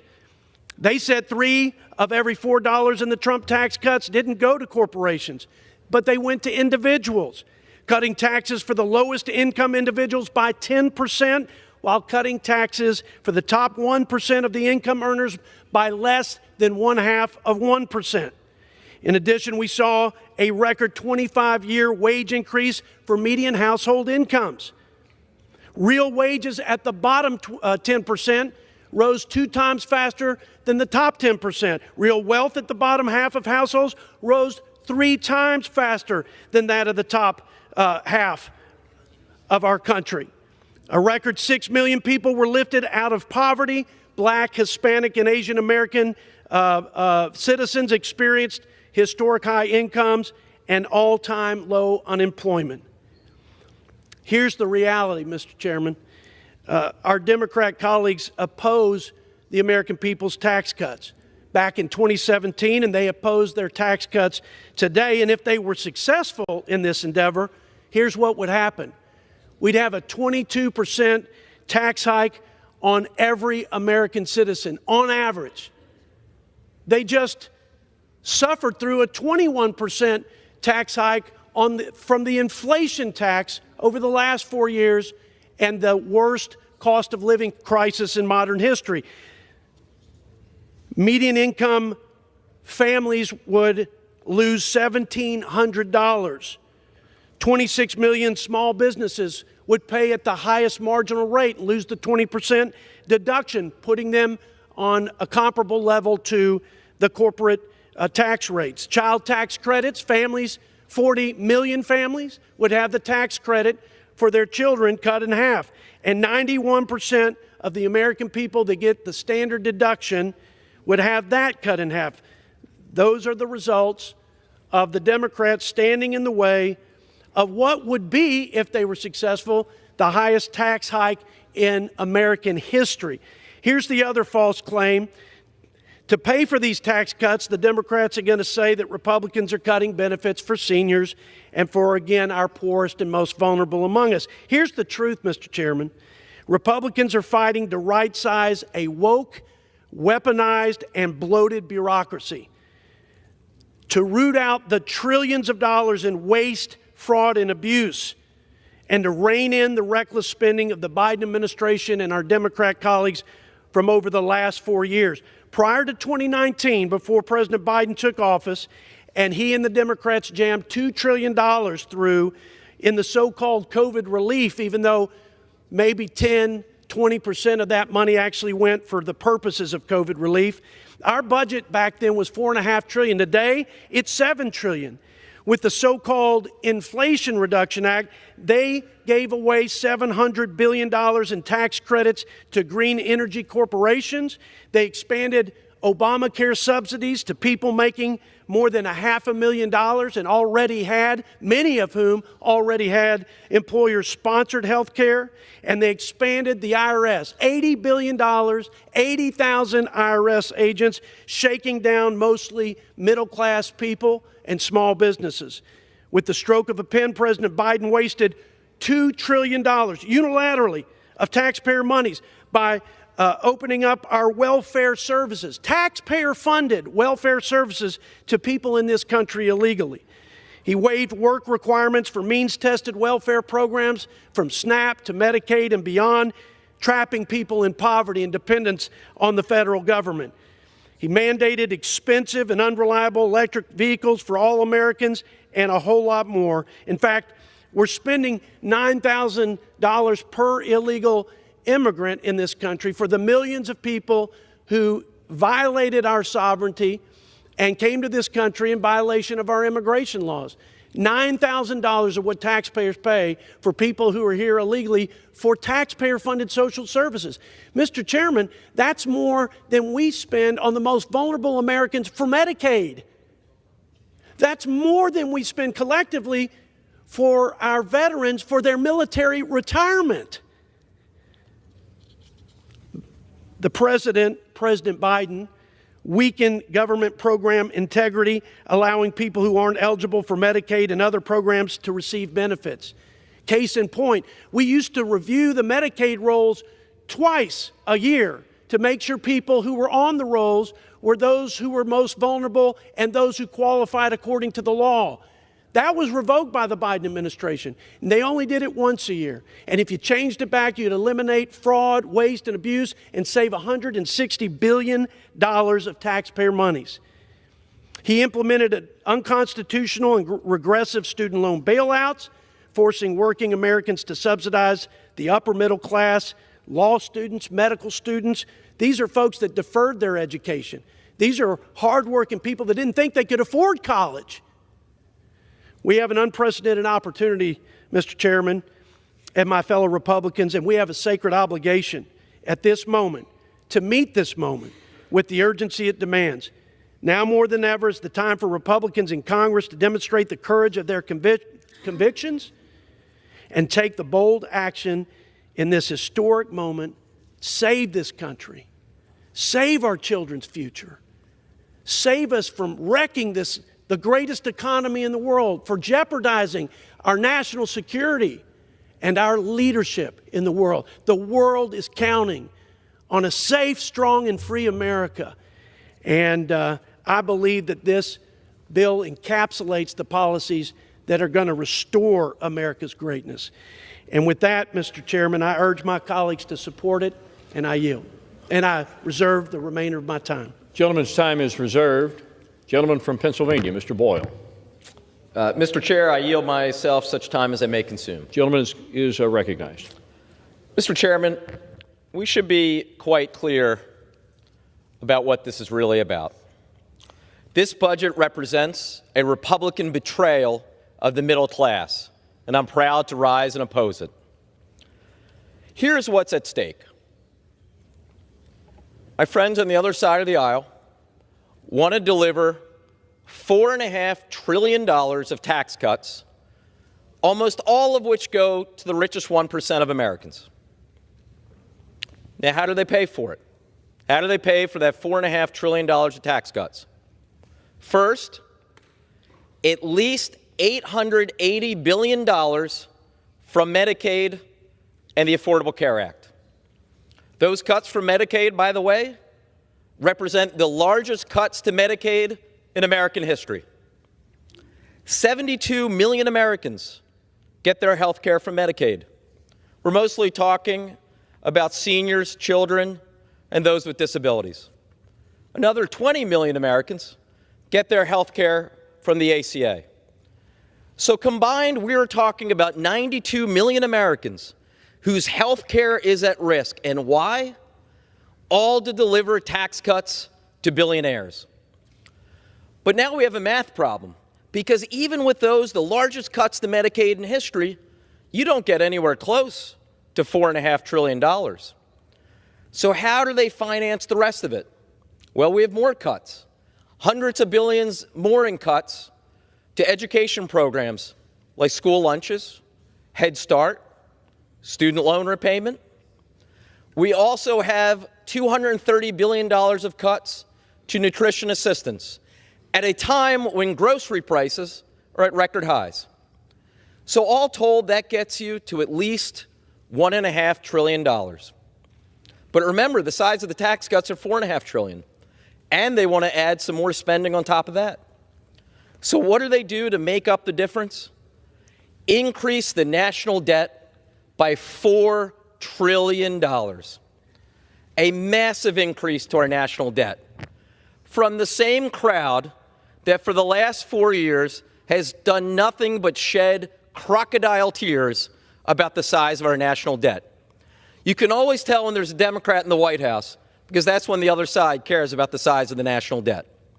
But when there's a Republican president, Republican House, Republican Senate, the top priority is always tax cuts for the top 1%. A budget isn't just numbers on a spreadsheet. It's a reflection of our values. It's a reflection of what kind of country we are and want to be. There was a lot of campaigning going on throughout this country, and especially in my state, the Commonwealth of Pennsylvania, this past November. After all, we are the biggest battleground state in the nation. A lot of promises were made on both sides. A lot of it was about reducing costs for ordinary Americans. Not once, ever in that campaign, did I ever hear the other side say, we're going to cut Medicaid to the tune of $880 billion, the biggest cuts to Medicaid in American history. In fact, we have a president who said, and I quote, "I will love and cherish Medicaid." Then a few hours later, he endorsed the House Republican plan that slashes Medicaid to the tune of $880 billion. When this president promises to love and cherish something, watch your wallets. Folks, I think the American people are going to figure out what this is about. It's right there in black and white. The $880 billion I talked about, it's right there in their 58-page resolution. The $4 trillion increase in debt, right there in black and white in their resolution. No amount of spinning will get you away from that simple reality. This is cutting health care and all sorts of programs for the American people in order to deliver tax cuts for billionaires who don't need it. I urge every member in this House to oppose this reckless and unfair plan. And with that, I reserve the balance of my time. Gentleman's time is reserved. Gentleman from Texas. Mr. Chairman, what you won't hear from my Democrat colleagues is any mention of the $500 billion in waste, fraud, and abuse in the Medicaid program that jeopardizes that program for the most vulnerable Americans and does a disservice to every taxpayer in this great country of ours. By the way, betrayal of the middle class. When I hear that, what comes to mind is the unbridled spending and the failed economic policies that gave us the worst cost of living crisis in modern history. And a whole lot of people suffered under that 21% inflation tax, and a whole lot more people would suffer under a 22% tax increase if they were successful in killing the American people's tax cuts. Now I'd like to yield 1 minute to my friend and the vice chair of the Budget Committee and a key architect, I would say, of this budget blueprint, Mr. Lloyd Smucker from the Keystone State. Gentleman from Pennsylvania is recognized for 1 minute. I'd like to thank the chair for yielding. Mr. Speaker, we've heard how this budget resolution will deliver tax relief to working and middle-class families. It'll put a stop to crime and drugs flooding over our southern border, and it'll jumpstart the American economy. And this is exactly what the American people are looking for today. Unfortunately, we've also heard a lot of falsehoods from my colleagues on the other side of the aisle, and so I'd like to set the record straight. The House Republican budget resolution will stop a 22% tax hike for the average taxpayer. It will put $1,700 back into the pockets of a median family of 4 and will prevent the child tax credit from being cut in half for 40 million families. This bill doesn't take from the working class. It puts money in their pockets. And while my colleagues on the other side try to drown out these facts with tired talking points and fear-mongering, let's ask the American people directly. How does a 22% tax hike help you pay your bills? Families, how does taking $1,700 out of your pocket and cutting your child tax credit help you raise your kids? Can I get 30 seconds? Give the gentleman 30 more seconds, please, Mr. Gentleman is Chairman. recognized for an additional 30 seconds. It doesn't. And Republicans are working to stop those tax hikes by passing this budget resolution. President Trump was elected by the working class, and this budget will deliver on the promises he made to them. I'm very proud to support this budget resolution and urge my colleagues to vote yes. Thank you, and I yield back. I reserve, Mr. Chairman. Gentleman's time is reserved. Gentleman from Pennsylvania. Mr. Chairman, I would remind my fellow Pennsylvanian that this bill would put 3.1 million people in Pennsylvania at risk of losing Medicaid. With that, Mr. Chair, I yield 2 minutes to the gentleman from New Jersey, the ranking member of the Energy and Commerce Committee, Mr. Pallone. Gentleman from New Jersey is recognized for 2 minutes. And I thank the gentleman. Mr. Speaker, I rise in strong opposition to this Republican budget resolution.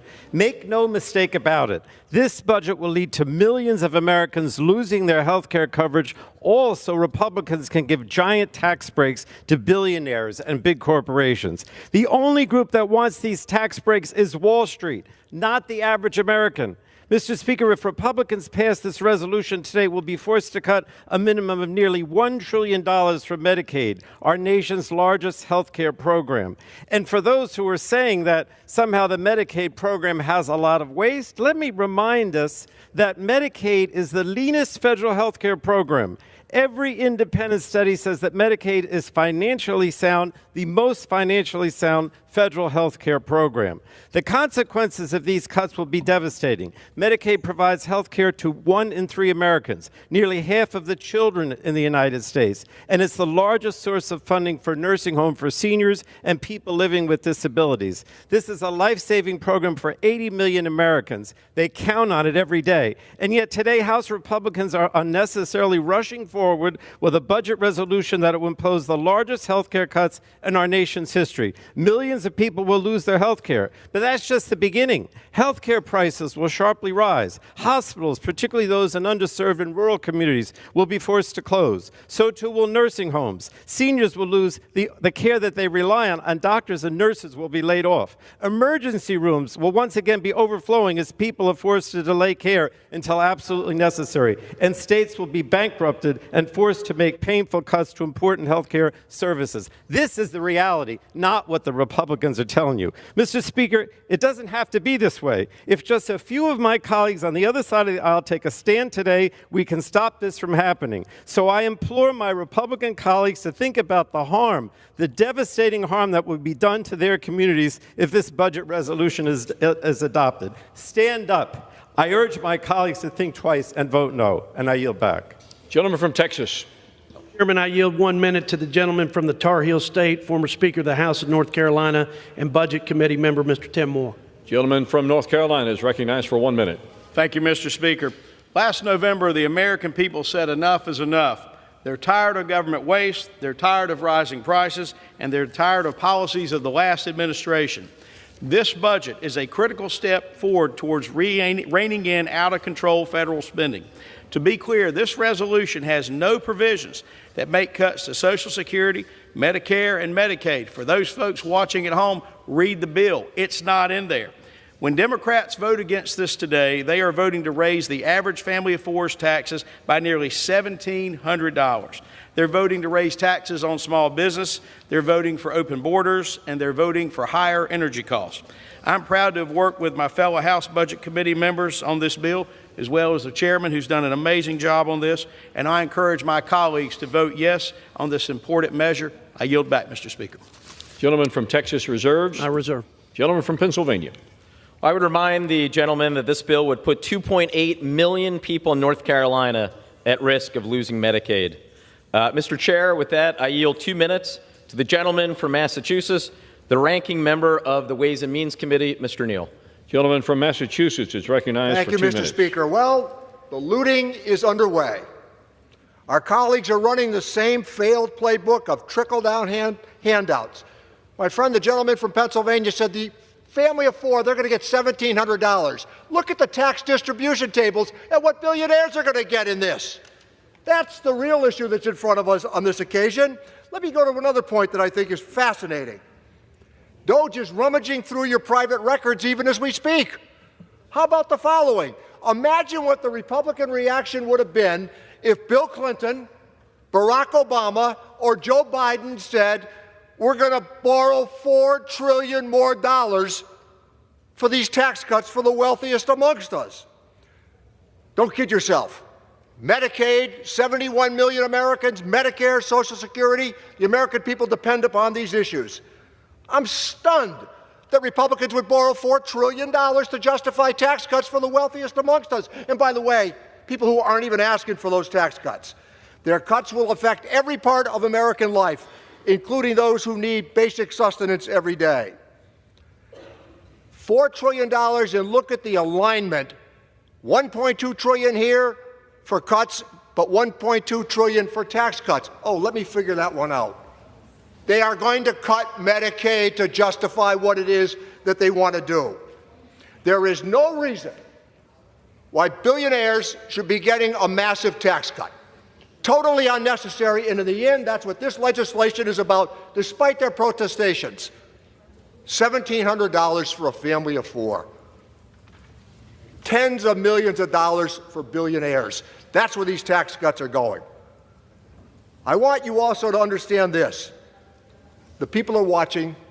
We're going to defend Medicare, we're going to defend Medicaid, and we're going to defend all of these entities that have made a difference in American life for average people every single day. Let me close on this note. My father had a great saying. He used to say, Jesse James at least had the respect to wear a mask. They should be wearing masks for what they're doing today. And I yield back my time. Gentleman from Pennsylvania reserves. Gentleman from Texas. Mr. Chairman, I yield 1 minute to my friend, the gentleman from Kansas, another Budget Committee member, had a hand in developing this fiscal framework, Mr. Ron Estes. Gentleman from Kansas is recognized for 1 minute. Mr. Speaker, I rise today in strong support for starting the process to pass one big, beautiful bill for America. For 4 years, Americans suffered from an open border, crippling inflation, massive federal spending, and burdensome regulation. On top of that, we're on the verge of increased taxes for families, workers, and small businesses if we fail to act. Our mandate is to restore and secure our nation, both physically and financially. It's critical that we pass a bill that enables us to address all of these priorities, including an extension of the Tax Cuts and Jobs Act. In my home state, Kansans will see an average of $2,200 increase in their taxes if we don't act now and we allow the tax cuts to expire. My colleagues on the other side of the aisle have made false claims about this budget resolution that will cut Social Security. As chairman of the Ways and Means Social Security Subcommittee, I want to emphasize with the strongest terms possible that this budget resolution does not do a single thing to cut Social Security. In fact, Social Security cannot be amended in the budget resolution in the budget reconciliation process. The Byrd Rule prevents consideration of reconciliation in the Senate that changes the Social Security program. I support today's budget resolution as a next step in advancing America's first policies, and with that, I yield back. Gentleman from Texas reserves his time. Gentleman from Pennsylvania. Mr. Chair, the gentleman from Kansas is right. It is a big, beautiful bill for billionaires. I would also remind the gentleman that this bill would put 410,000 people in his state of Kansas at risk of losing Medicaid. I yield 2 minutes now to the gentleman from the Commonwealth of Virginia, the ranking member of the Educational Workforce Committee, also a distinguished member of the Budget Committee, Mr. Scott. Gentleman from Virginia is recognized for 2 minutes. Thank you, Mr. Speaker. Mr. Speaker, I rise in opposition to this resolution. It's frankly hard to take my colleagues on the other side of the aisle seriously when they come up here and give speech after speech complaining about the deficit and then support this resolution that increases the deficit. Let's start with some facts. Every single Democratic president since Kennedy has left for their Republican successors a better deficit situation than they inherited. And every Republican president since Nixon has left a worse deficit situation than the one they inherited, all without exception. So here we are again. Republican president following a Democratic president, and Republicans are set to increase the deficit and national debt just like clockwork. Democrats have been finding solutions and cleaning up Republican messes for 6 decades, and thanks to Republican tax cuts and for the corporations in the top 1%, they added over $7 trillion to the national debt during Trump's first term, and here we go again. Help billionaires run up the debt and make everybody else pay. As ranking member of the Committee on Education and Workforce, I'm particularly outraged that Republicans want to fund these tax cuts for corporations and billionaires by making cuts to educational and nutritional programs. This could end up cutting things like Meals on Wheels, children's feeding programs. It could jeopardize Head Start, make it harder for students to receive K-12 education and higher education, and it will certainly rip away health care from millions of Americans. There is nothing economically responsible for this budget because it increases the deficit. It helps billionaires, but working families and middle class will pay the price. Mr. Speaker, I urge my colleagues to oppose this resolution. Gentleman from Pennsylvania continues to reserve. Gentleman from Texas. Thank you, Mr. Chairman. I yield 1 minute to the gentleman, my good friend from Oklahoma, and our conference policy chair, Mr. Kevin Hern. Gentleman from Oklahoma is recognized for 1 minute. Mr. Speaker, I thank the chairman for yielding. You know, one of America's most famous sons, Will Rogers, once said, quote, "It costs 10 times more to govern us than it used to, and we're not governed 1/10 as good." And that was in 1932. I can only imagine what he would say today. That's why this vote is so important. It moves us closer to delivering on the mandate the American people overwhelmingly demanded in November. We are on an unsustainable path, and every member of this body knows it. Every member. This budget resolution commits us to investing in strong border security and strengthening our national defense. It directs committees to find ways to make the President's tax agenda permanent. It paves the way to unleash American energy production. The budget resolution calls for historic spending cuts as Congress works with the President to eliminate waste, fraud, and abuse, something that every single one of us, regardless of party, should applaud, all in one big, beautiful bill. Failure to unite on this vote very well may result in breaking up the President's agenda. I urge my colleagues to vote yes. Together we can build a stronger, more prosperous America before it's too late. I yield back. Gentleman from Texas reserves. Gentleman from Pennsylvania. Mr. Chair, I would remind the gentleman that this bill would put 990,000 people in Oklahoma at risk of losing Medicaid. I am now happy to yield 2 minutes to the gentlewoman from Minnesota, the ranking member of the Agricultural Committee, Ms. Craig. Gentlelady from Minnesota is recognized for 2 minutes. Thank you, Mr. Speaker. I rise to oppose this resolution that prioritizes tax cuts for billionaires over the well-being of hardworking American families and the livelihoods of our nation's farmers. The Supplemental Nutrition Assistance Program is our nation's most effective anti-poverty tool and a key part of the Farm Bill, which Republicans want to cut by $230 billion. This would cause millions of hardworking Americans to suffer, including some of the most vulnerable in our communities, children, seniors, and the disabled. Decimating SNAP in this way would break up the coalition that is critical to passing a bipartisan farm bill and hurts the entire food supply chain when times are tough in farm country and in many communities, especially rural communities across this country. Right now, as people across our nation are struggling with the high cost of groceries, SNAP helps American families keep food on the table. And let's be clear about what we're talking about. $6 a day for people in need. $6 to those who qualify. SNAP reduces childhood poverty, improves health outcomes, and generates hundreds of thousands of jobs throughout the food supply chain. Because when you spend $1 on food, you aren't just paying for the food in your cart. You're helping to pay for the salary of the grocery store clerk who stocked the shelves, the trucker who delivered the food to the store, the manufacturer who produced the packaging, and the farmer who grew it. The future of a bipartisan farm bill, which our farmers desperately need, is in Republican hands today. If you cut SNAP to pay for tax cuts for your wealthy donors, it's on you. I urge my colleagues to vote no. I yield back. Gentleman from Pennsylvania reserves. Gentleman from Texas. Mr. Chairman, I yield 1 minute to the gentleman from Virginia, the first state, my good friend and member of the Budget Committee, Mr. Ben Klein. Gentleman from Virginia is recognized for 1 minute. Thank you, Mr. Speaker. You know, back in November, the American people issued a resounding rejection of the profligate policies of the Biden-Harris administration that existed over the past 4 years by electing President Donald Trump. In the first month of the new administration, President Trump has answered this election mandate, signing executive orders aimed at securing our nation's borders, unleashing domestic energy production, and rooting out the waste, fraud, and abuse that was left over as the final remnants of Biden's failed legacy.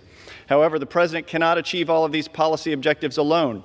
He needs Congress. It will take those of us in the House and Senate concerned about addressing our fiscally irresponsible the last 4 years, working together in unified fashion to pass a reconciliation package that is set in motion by today's budget resolution to give this administration the tools they need to succeed in fulfilling their election mandate. I urge my colleagues to vote yes on this budget as we work to deliver real savings for the American people. I yield back. Gentleman from Texas reserves. Gentleman from Pennsylvania.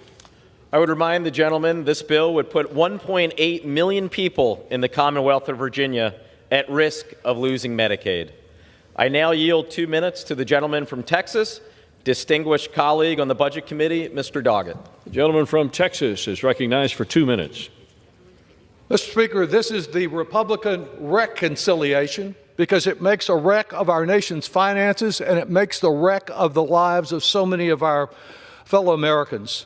These Republicans are so troubled, so very troubled about our nation's debt that they want to add trillions more to it. In fact, according to the bipartisan Citizens for a Responsible Federal Budget, they want to make it bigger by about $4 trillion, deeper in debt.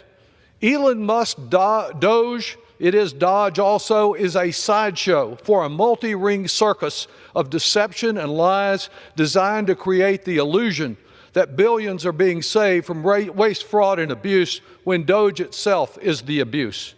Even with these fake savings, the insatiable demand of these Republicans for additional billionaire tax breaks requires denying opportunities to middle-class families, denying access to a family physician, first by slashing hundreds of millions from Medicaid, for which Trump professes to love and cherish.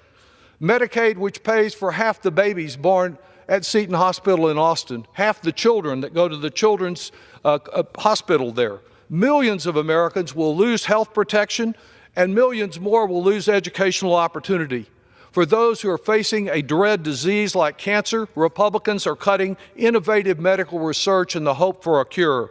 With the looming threat of a bird flu pandemic, 40% cut in the staff of the Centers for Disease Control, CDC. All of this represents more Republican broken promises. Remember when Trump last month was going to bring down grocery prices drastically? Well, the only thing drastic is the pain of this Republican budget.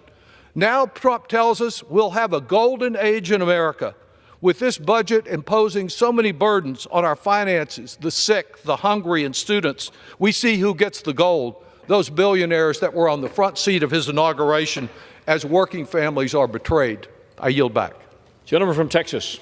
Chairman, I wonder when my Democrat colleagues will direct their indignation and outrage to the fact that that Doge and our friend Elon Musk has exposed a tremendous, outrageous, and utterly offensive waste like transgender operas in Colombia, DEI musicals in Ireland, transgender comic books, $20 million on Sesame Street, which is I would only have to assume my Democrat colleagues think that's the way to find peace in the Middle East. It's insane and it's offensive to the taxpayers, but you'll never hear a single word about that in this debate today.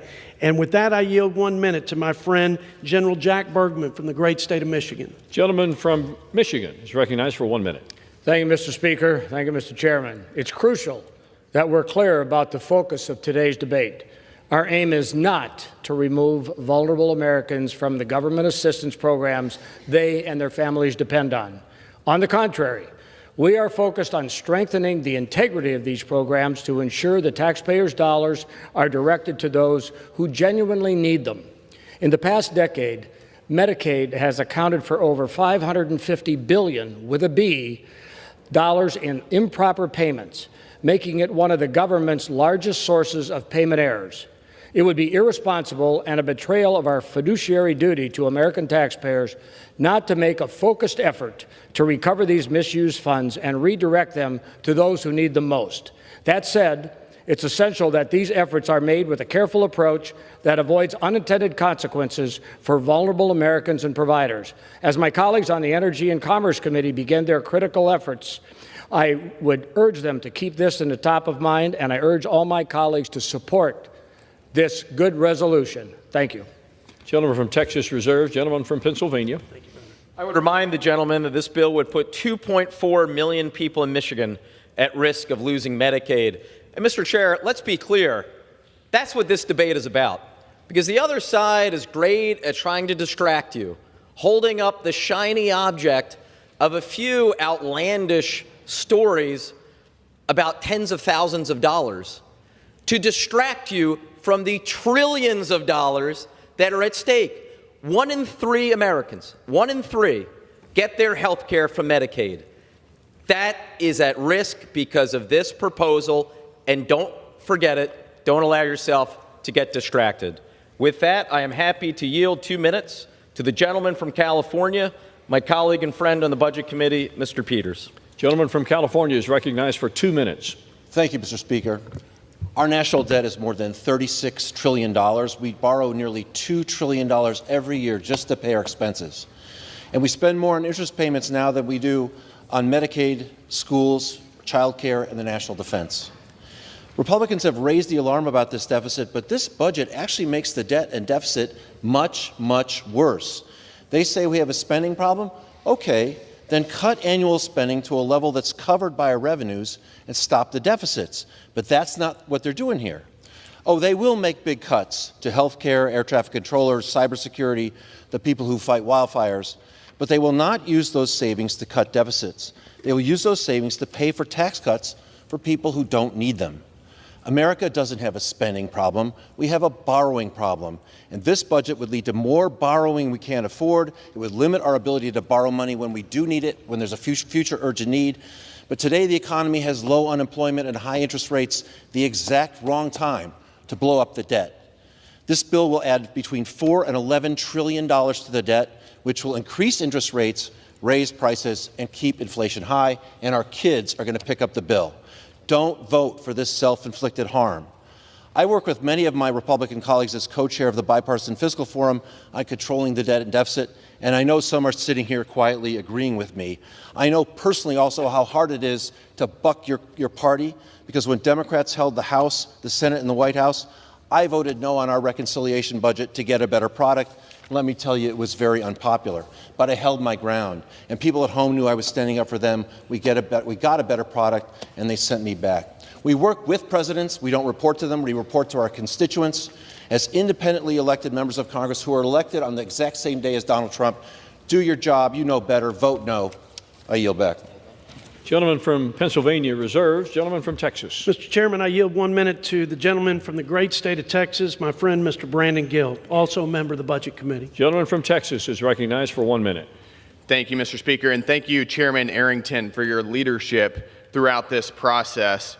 Mr. Speaker, President Trump delivered historic results. He is securing our border, restoring common sense, lowering costs, and reestablishing America's strength in the world, and he is stopping our tax dollars from funding woke, perverted projects that the other side of the aisle seeks to push. But today, 60% of American taxpayers are facing rising taxes and uncertainty. To address these challenges, this resolution will provide for the extension of the Trump tax cuts, funds the largest mass deportation operation in U.S. history, and cuts at least $1.5 trillion in waste, fraud, and abuse from our federal budget. This is something that should receive bipartisan support. Our commitment to fiscal discipline is clear. Conservatives on the Budget Committee added a provision that incentivizes a total of $2 trillion in reductions. The American people are begging for Washington to unlock the Trump agenda, which this bill does. They gave us a mandate to save this country. I urge my colleagues to support this resolution, and I yield back my time. Gentleman from Texas reserve. Gentleman from Pennsylvania. I would remind the gentleman that this bill would put 4.2 million people in Texas at risk of losing Medicaid. Mr. Chair, I'm happy to yield 2 minutes to the gentlewoman from Ohio, distinguished member and friend from the Budget Committee, Ms. Kaptur. Gentlelady from Ohio is recognized for 2 minutes. I thank the ranking member for the opportunity to speak and say, thank him for his great work, and say that budgets are about choices for the American people. If we look at what is happening with this current budget, it's a bonanza for billionaires. We live at a moment in our country when 1% of our population, the very top, hold as much wealth as the bottom half of our country. 1% of the top. Billionaires, millionaires hold more wealth than the bottom half of our people. It's an astounding moment in which we are living. The very top are not paying their fair share, and everybody in America knows it, including them. How many more mansions do we need to see that take up acres and acres? How many yachts do these people actually need? Some of the old movies about Goldfinger and all come to mind. Some people seem to like gold a whole lot in this country. If the tax cuts that are proposed in this bill offer a few $100s to people who live in the bottom half of our country, which is most of the people that I represent, the bottom half of incomes, the people at the top are going to get hundreds and hundreds of thousands of dollars back.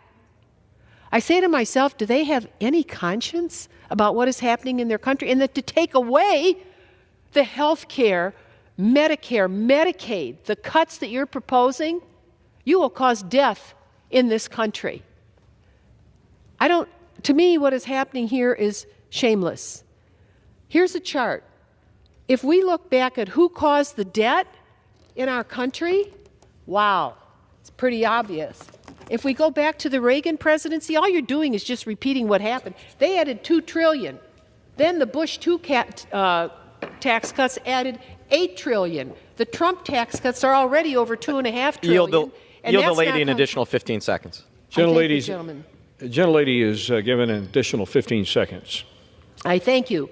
The Afghan and Iraq wars declared by Republican presidents added $8 trillion.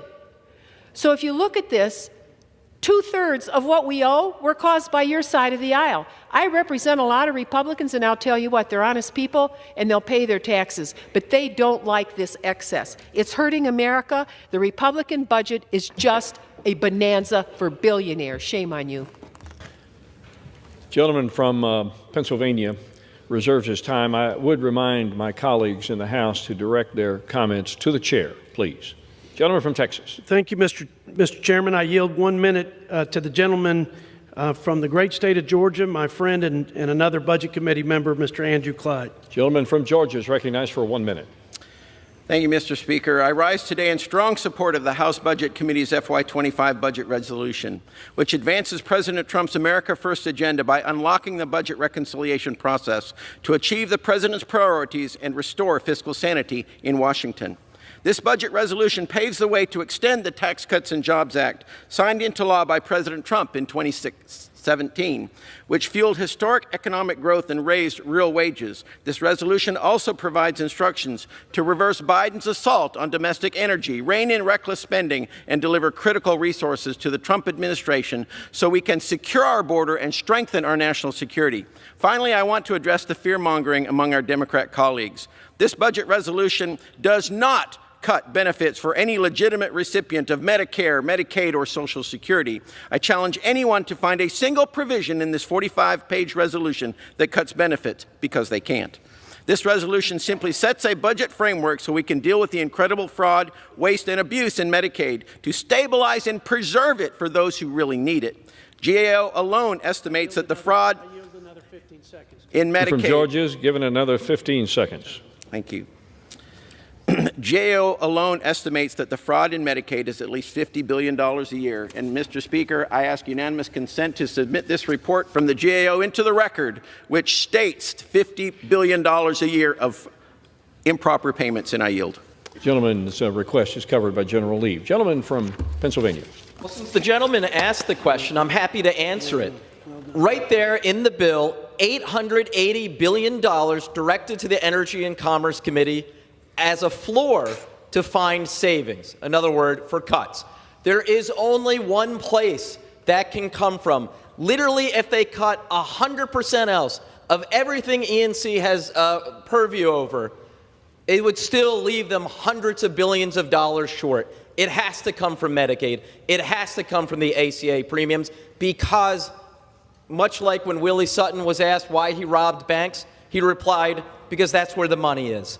Likewise, in terms of the ENC cuts, the $880 billion, it has to come from Medicaid, because that's the only place you can find $880 billion. Don't be fooled by their rhetorical tricks. And with that, I yield 2 minutes to the gentlewoman from New Jersey, a distinguished member of the Budget Committee, Ms. Watson-Coleman. Gentlelady from New Jersey is recognized for 2 minutes.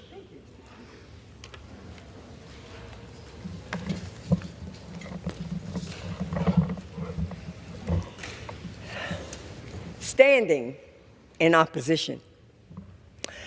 During their campaigns, Donald Trump and my Republican colleagues promised to get to work to lowering prices for the American people. This budget is a betrayal of that promise.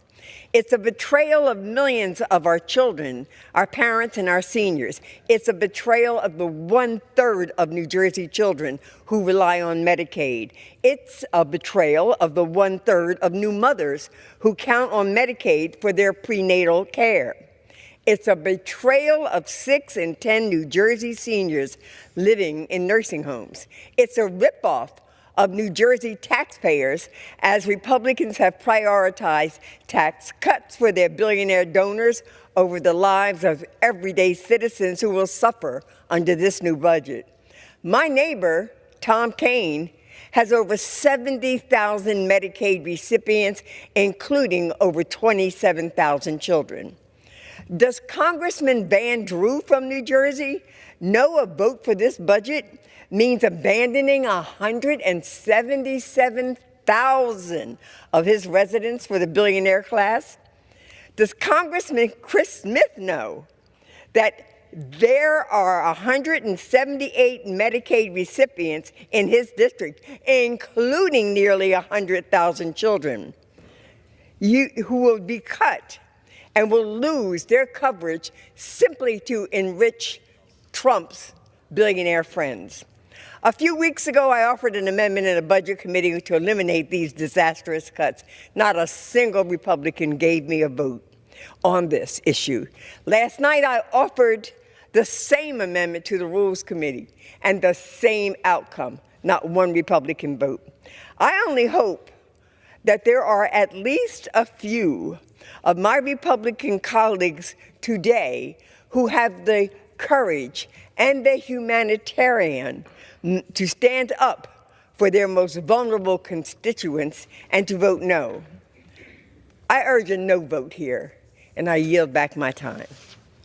Gentleman from Pennsylvania reserves. Gentleman from Texas is recognized. Mr. Chairman, I yield 2 minutes to the gentleman from the Commonwealth of Pennsylvania, our Agriculture Committee Chair, and my friend G.T. Thompson. Gentleman from Pennsylvania is recognized for 2 minutes. Mr. Speaker, this budget resolution begins the process of delivering on President Trump's agenda, and that agenda is clear. It's securing the border, it's unleashing economic growth, it's providing efficiency and accountability in government, it's reining in reckless spending that spurred record inflation. My colleagues on the other side of the aisle continue to talk about the harmful provisions within this resolution. In reality, this is the beginning of the process. It's the beginning of a course correction that is desperately needed following 4 years of policy that placed America in a position of excess and decline. Speaking of excess, since President Trump's first term, increased enrollment and exploitation of the 2018 Farm Bill by the Biden administration ballooned the annual spending on the Supplemental Nutrition Assistance Program by 66% of the total cost at $256 billion, leaving workers on the sidelines while small businesses paying record wages struggle to find help. This egregious executive overreach not only violated the Congressional Review Act, but likely reduced the fraction of people participating in the workforce and contributed to inflation. Mr. Speaker, we must meet the vital supplemental food needs of Americans that Congress committed to fulfill through SNAP, and we will. We cannot allow excess or lack of accountability within the bureaucracy, though, to compromise fulfilling that obligation. Thoughtful policies that recognize the value of work, hold states accountable, promote program integrity, and in the long run protect the safety net for those Americans who truly need it should be our priority. At the same time, we must use this process to advance the needs of the farm economy.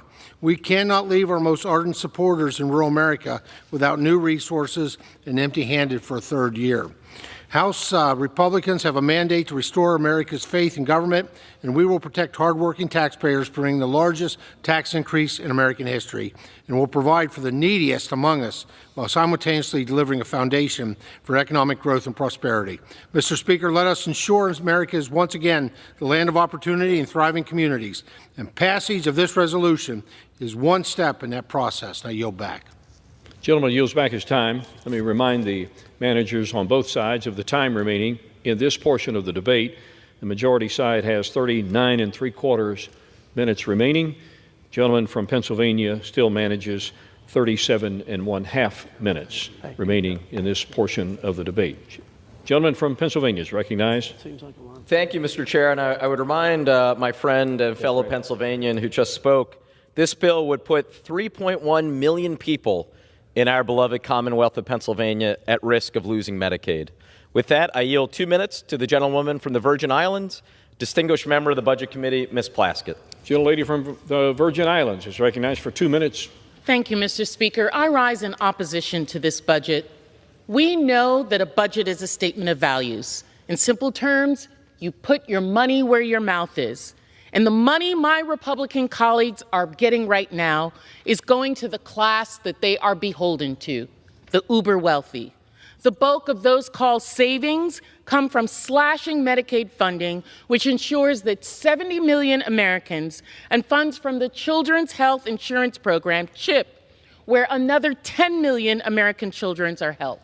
Those savings that they're getting are being created so that they can then give that money, give those savings to the ultra-rich.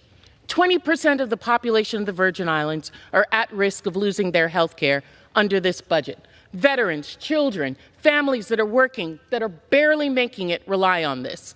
My fellow Americans, right here, right now, Republicans are trying to steal health care from 80 million people, and they're heading to the bank as millions of Americans are left helpless. What is happening? What's going on? Republicans are intentionally targeting grandmothers, are targeting children, targeting veterans that live in your neighborhood. My fellow Americans, they're going to throw some peanuts, a couple of $100 at each one of us, and tell us that you're getting some taxes back. But that's the amount of money that the very wealthy are getting. Average $314,000 are going to them at the expense of American people. Fraud, waste, and abuse. They're going to tell you they're using that money to get rid of illegals. They're going to tell you that they're going to try and dramatically change the landscape. No, they're only changing the landscape for those individuals that they are beholden to. $2 trillion of cuts for $4 trillion of money that are going into the pocket of individuals that they are beholden to. That's what's happening. I'm disappointed, but I'm not surprised that the Republicans have used this process to satisfy the people that they are most beholden to. Americans must stand up. I yield back. Gentleman from Pennsylvania reserves. Gentleman from Texas. Mr. Chairman, I yield 4 minutes to my friend from the great state of Missouri and my chairman of the House Ways and Means Committee, Mr. Jason Smith, for 4 minutes. Gentleman from Missouri is recognized for 4 minutes. I want to thank the chairman for yielding. Mr. Speaker, 4 years ago, President Trump left Joe Biden a blueprint success, and then Democrats proceeded to open our borders, undermine American energy, and spend trillions of dollars on handouts to the wealthy. They created the highest inflation in 40 years that made it impossible for working families to survive. That's why the American people sent Donald Trump back to the White House with a mandate. Now it's up to Congress to deliver on that mandate to make our economy work again for working families. The economy isn't just numbers on a chart.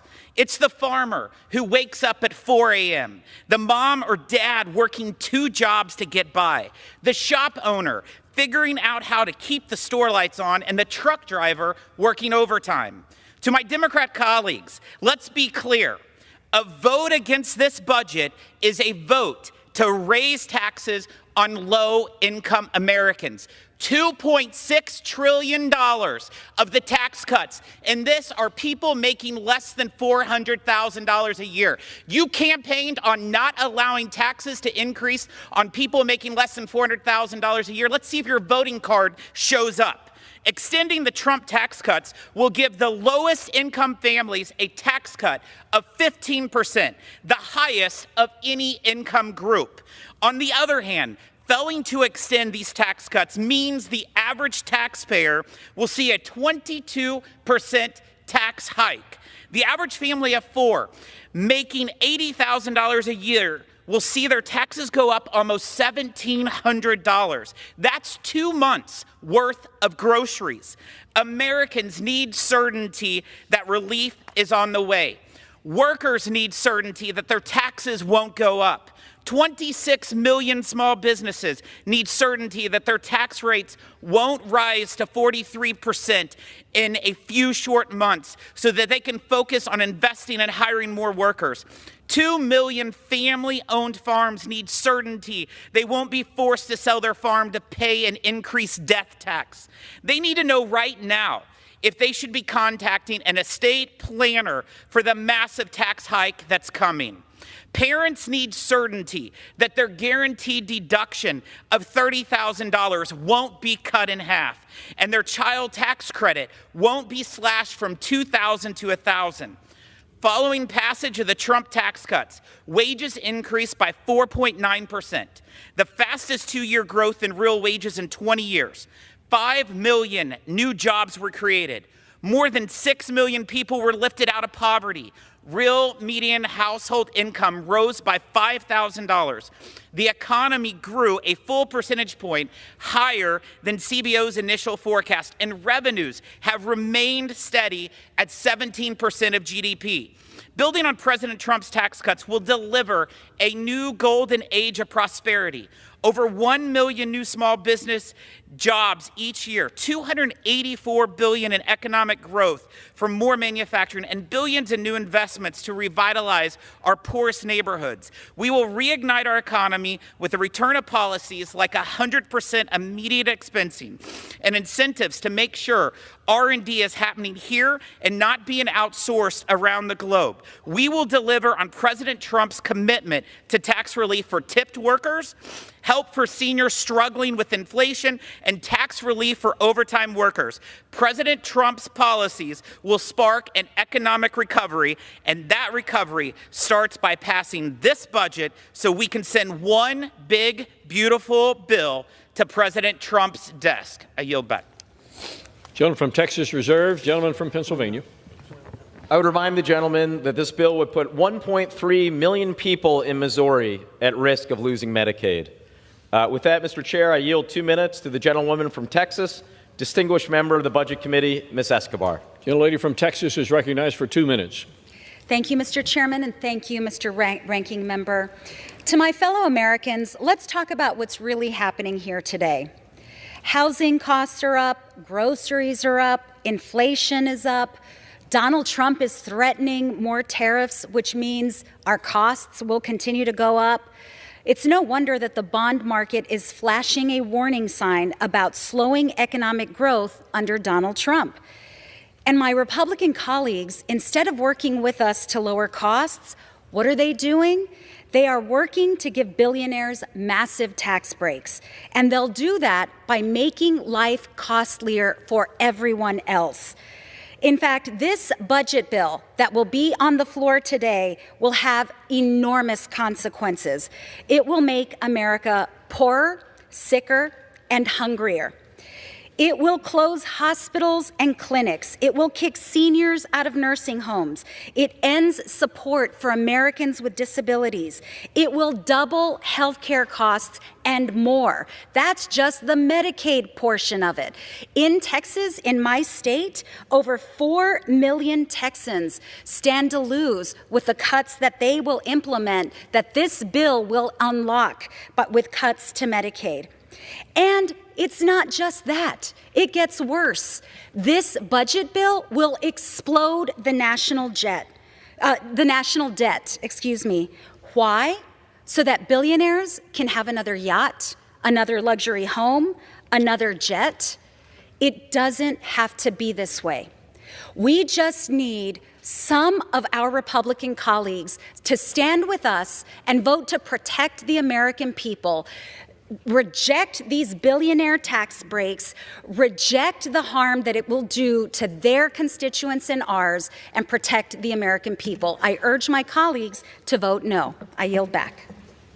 Gentleman from Pennsylvania continues to reserve. Gentleman from Texas.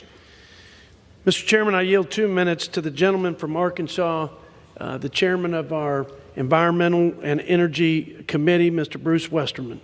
Gentleman from Arkansas is recognized for 2 minutes. Thank the gentleman for yielding. Mr. Chairman, I rise today in support of the fiscal year 2025 budget resolution. My constituents know firsthand how the failed policies of the left resulted in increased grocery and energy bills, opened our borders, imperiled our national security, accelerated our debt, and have made it next to impossible to build and use our natural resources here at home, making us dependent on our adversaries. This budget creates a blueprint to deliver on the promises we made to the American people, righting the wrongs of the past, unleashing America's energy potential, and implementing the full America First agenda. Advancing the budget resolution opens the door for the budget reconciliation process. It will allow committees to begin our work on the nuts and bolts of budget reconciliation, implementing savings across government and harnessing our biggest revenue generators, such as domestic energy production. By unlocking access to our energy and mineral reserves, actively managing our forests, streamlining burdensome permitting processes, and repealing wasteful IRA spending, we will deliver a responsible reconciliation bill that builds the wealth of our nation. As a former member of the House Budget Committee, I appreciate the budget process and have great respect for Chairman Arrington and his staff in getting this budget resolution to the House floor. Mr. Chairman, while our colleagues across the aisle are using made-up numbers that have no basis or substance as a scare tactic on the American people, I can say as a former state legislator, and I'm happy to remind my colleagues across the aisle, that Medicaid is a state and federal program, and not a single person will lose Medicaid coverage unless their state makes that choice. Mr. Chairman, this resolution has my full support, and I encourage my colleagues to vote for it, and I yield back. Gentleman from Texas reserves. Gentleman from Pennsylvania. I would remind the gentleman that this big, beautiful bill for billionaires would put 820,000 people in Arkansas at risk of losing Medicaid. Now, Mr. Chair, I yield 1 minute to the gentleman from New York, the Democratic leader of the House, and my friend, Mr. Jeffries.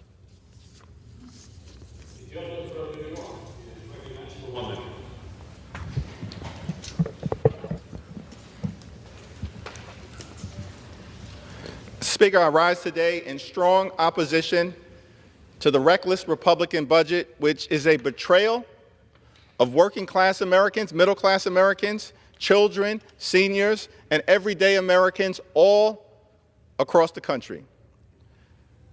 I thank the distinguished gentleman from Pennsylvania, the top Democrat on the Budget Committee, Brendan Boyle, for his leadership, all of the members of the Budget Committee, all of the members of the House Democratic Caucus who are standing up for the American people by opposing this reckless Republican budget that will devastate people all across the land. It's not consistent with promises that were made to the American people. It's the exact opposite. Here's the promise that was made to the American people over and over and over again, that Republicans were going to drive down the high cost of living in the United States of America and combat inflation. That was the promise that you made to the American people. As House Democrats, we're working hard to lower housing costs, lower grocery costs, lower insurance costs, lower utility costs, and lower child care costs because we know America is too expensive. We want to drive down the high cost of living. But on the other side of the aisle, we haven't seen a single bill introduced by Republicans to drive down the high cost of living, address the affordability crisis in the United States of America. Not a single executive order issued by President Trump has anything to do with driving down the high cost of living. Not a single administrative action taken this year by the Trump administration has anything to do with driving down the high cost of living. In fact, costs aren't going down in the United States of America. Costs are going up. Grocery prices are going up. Inflation is going up. Republicans are crashing the economy in real time. So you've betrayed the American middle class, working families, everyday Americans, children and seniors with this $4.5 trillion budget scheme. And don't come to the House floor and act like this was being done in the name of fiscal responsibility. Enough with that narrative. There's nothing in the Republican track record to suggest to the American people that you are the party of fiscal responsibility. Absolutely nothing. President Reagan comes into office. His signature legislative accomplishment is a massive unpaid for tax cut for the wealthy, the well-off, and the well-connected. And what does it do? Increases the debt by $2 trillion.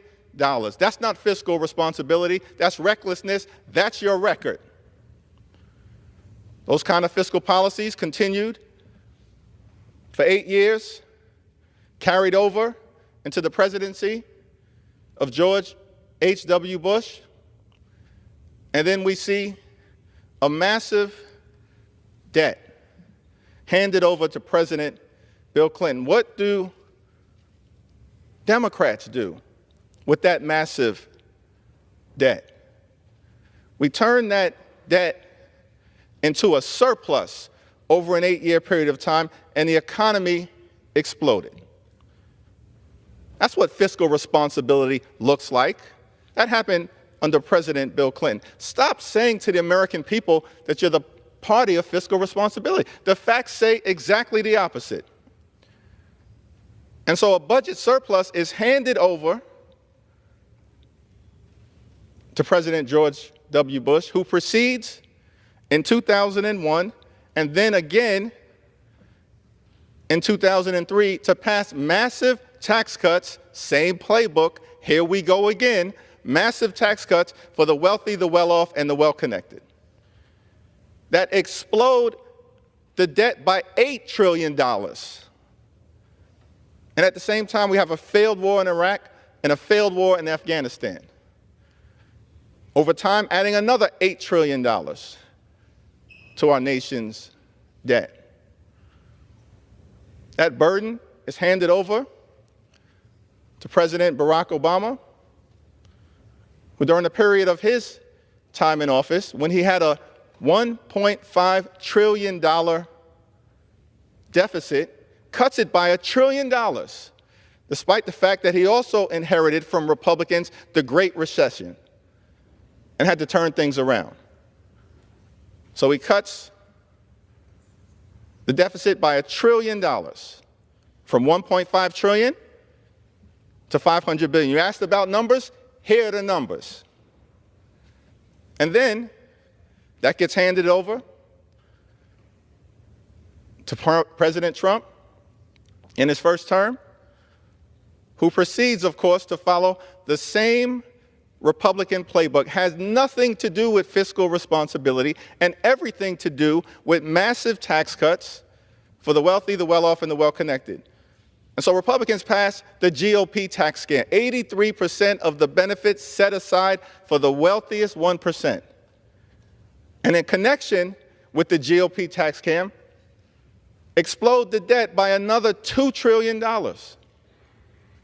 that you force working families, middle-class folks, and everyday Americans to pay for. Republicans are not the party of fiscal responsibility. Stop trying to convince the American people otherwise. Same playbook. In fact, during the administration of Donald Trump, during his first 4 years, the debt exploded to such a degree that 25% or so of our nation's debt came from just the first term of President Donald Trump. 25%. We've been around for over 248 years.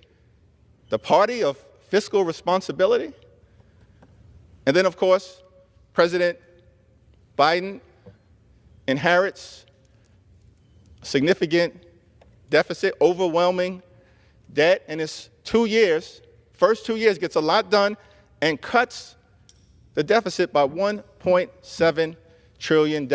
There's still a lot of work for all of us to do.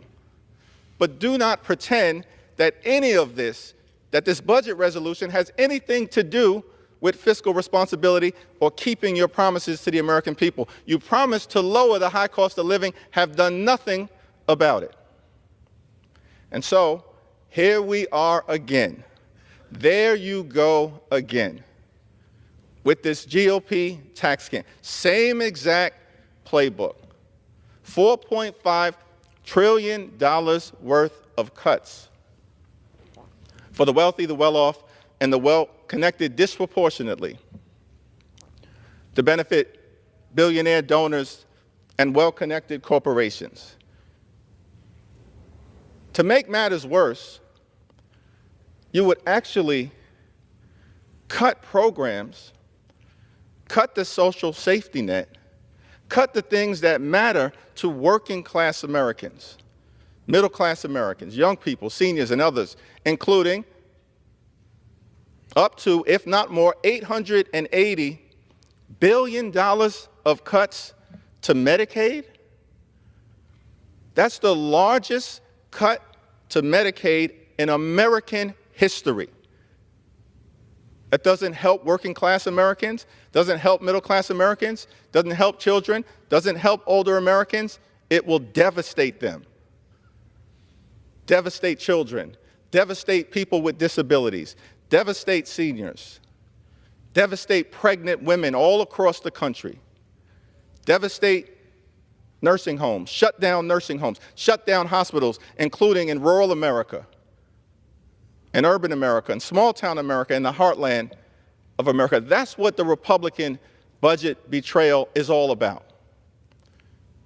Devastate supplemental nutritional assistance programs for our children, for our veterans, for our families.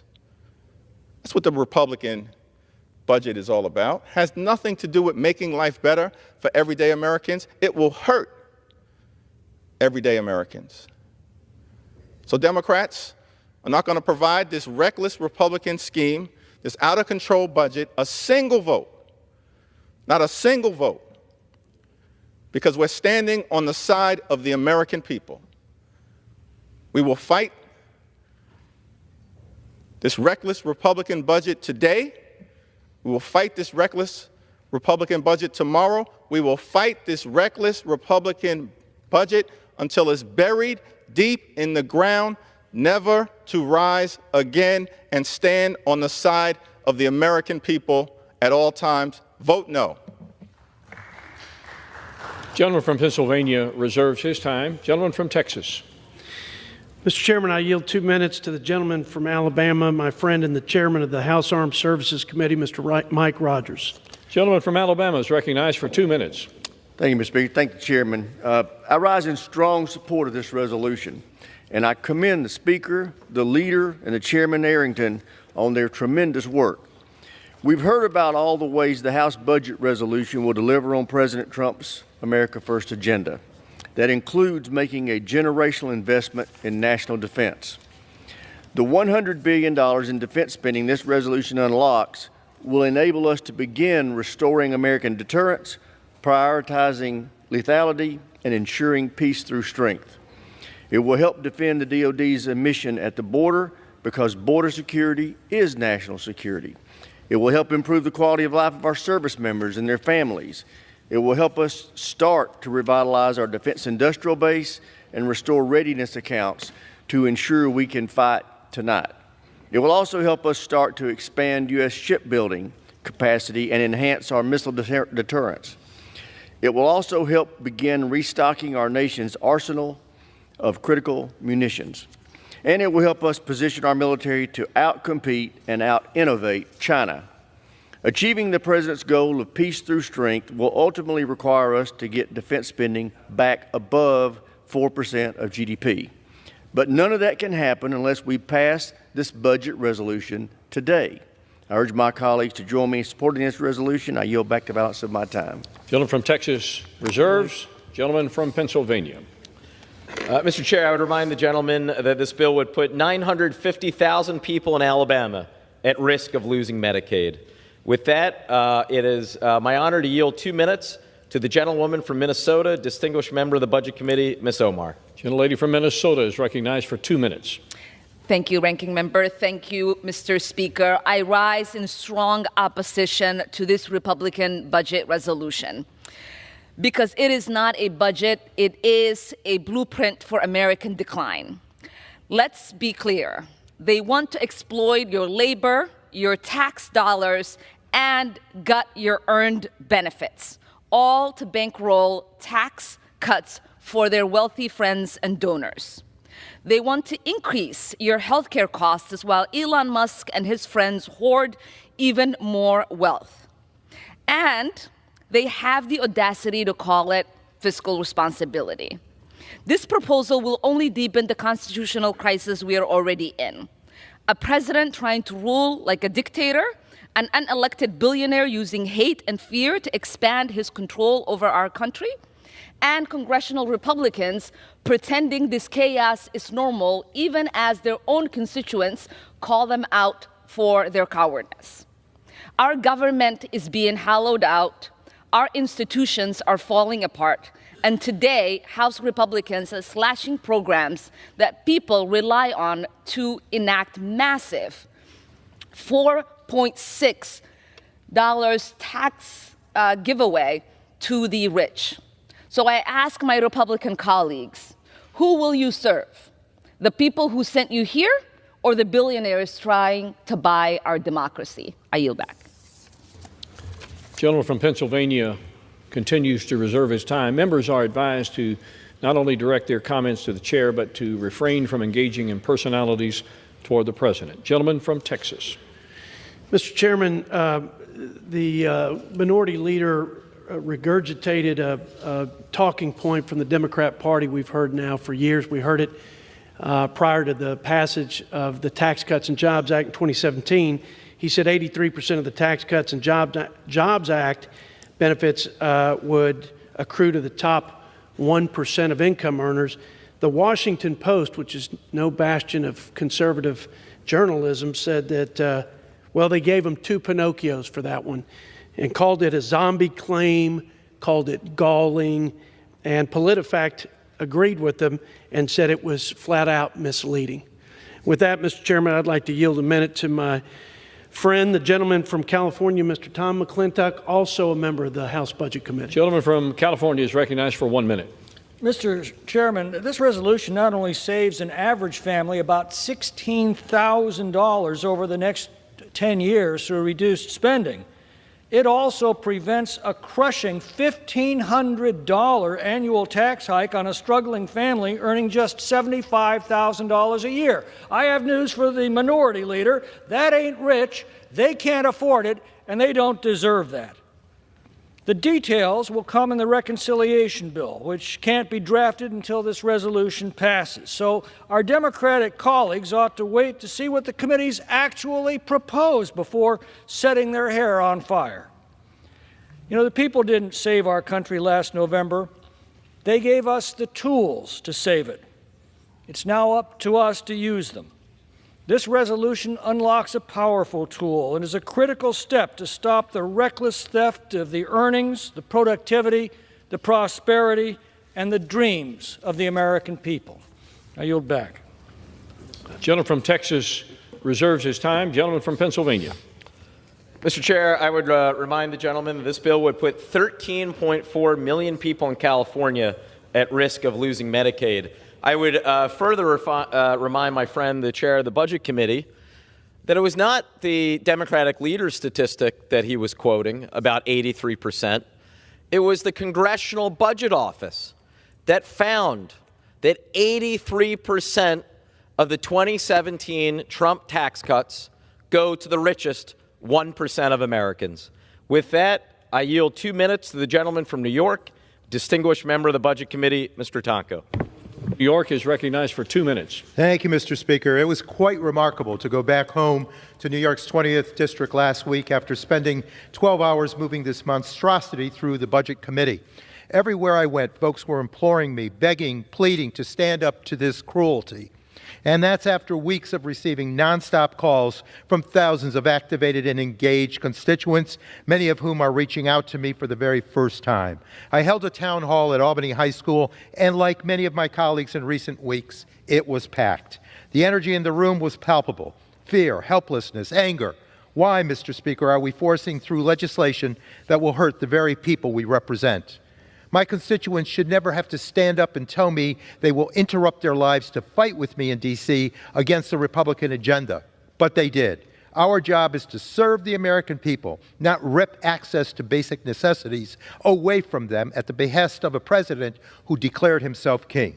Frankly, it's insulting to me, to this institution, to the working families of New York's 20th District, and every American who is still struggling just to get by.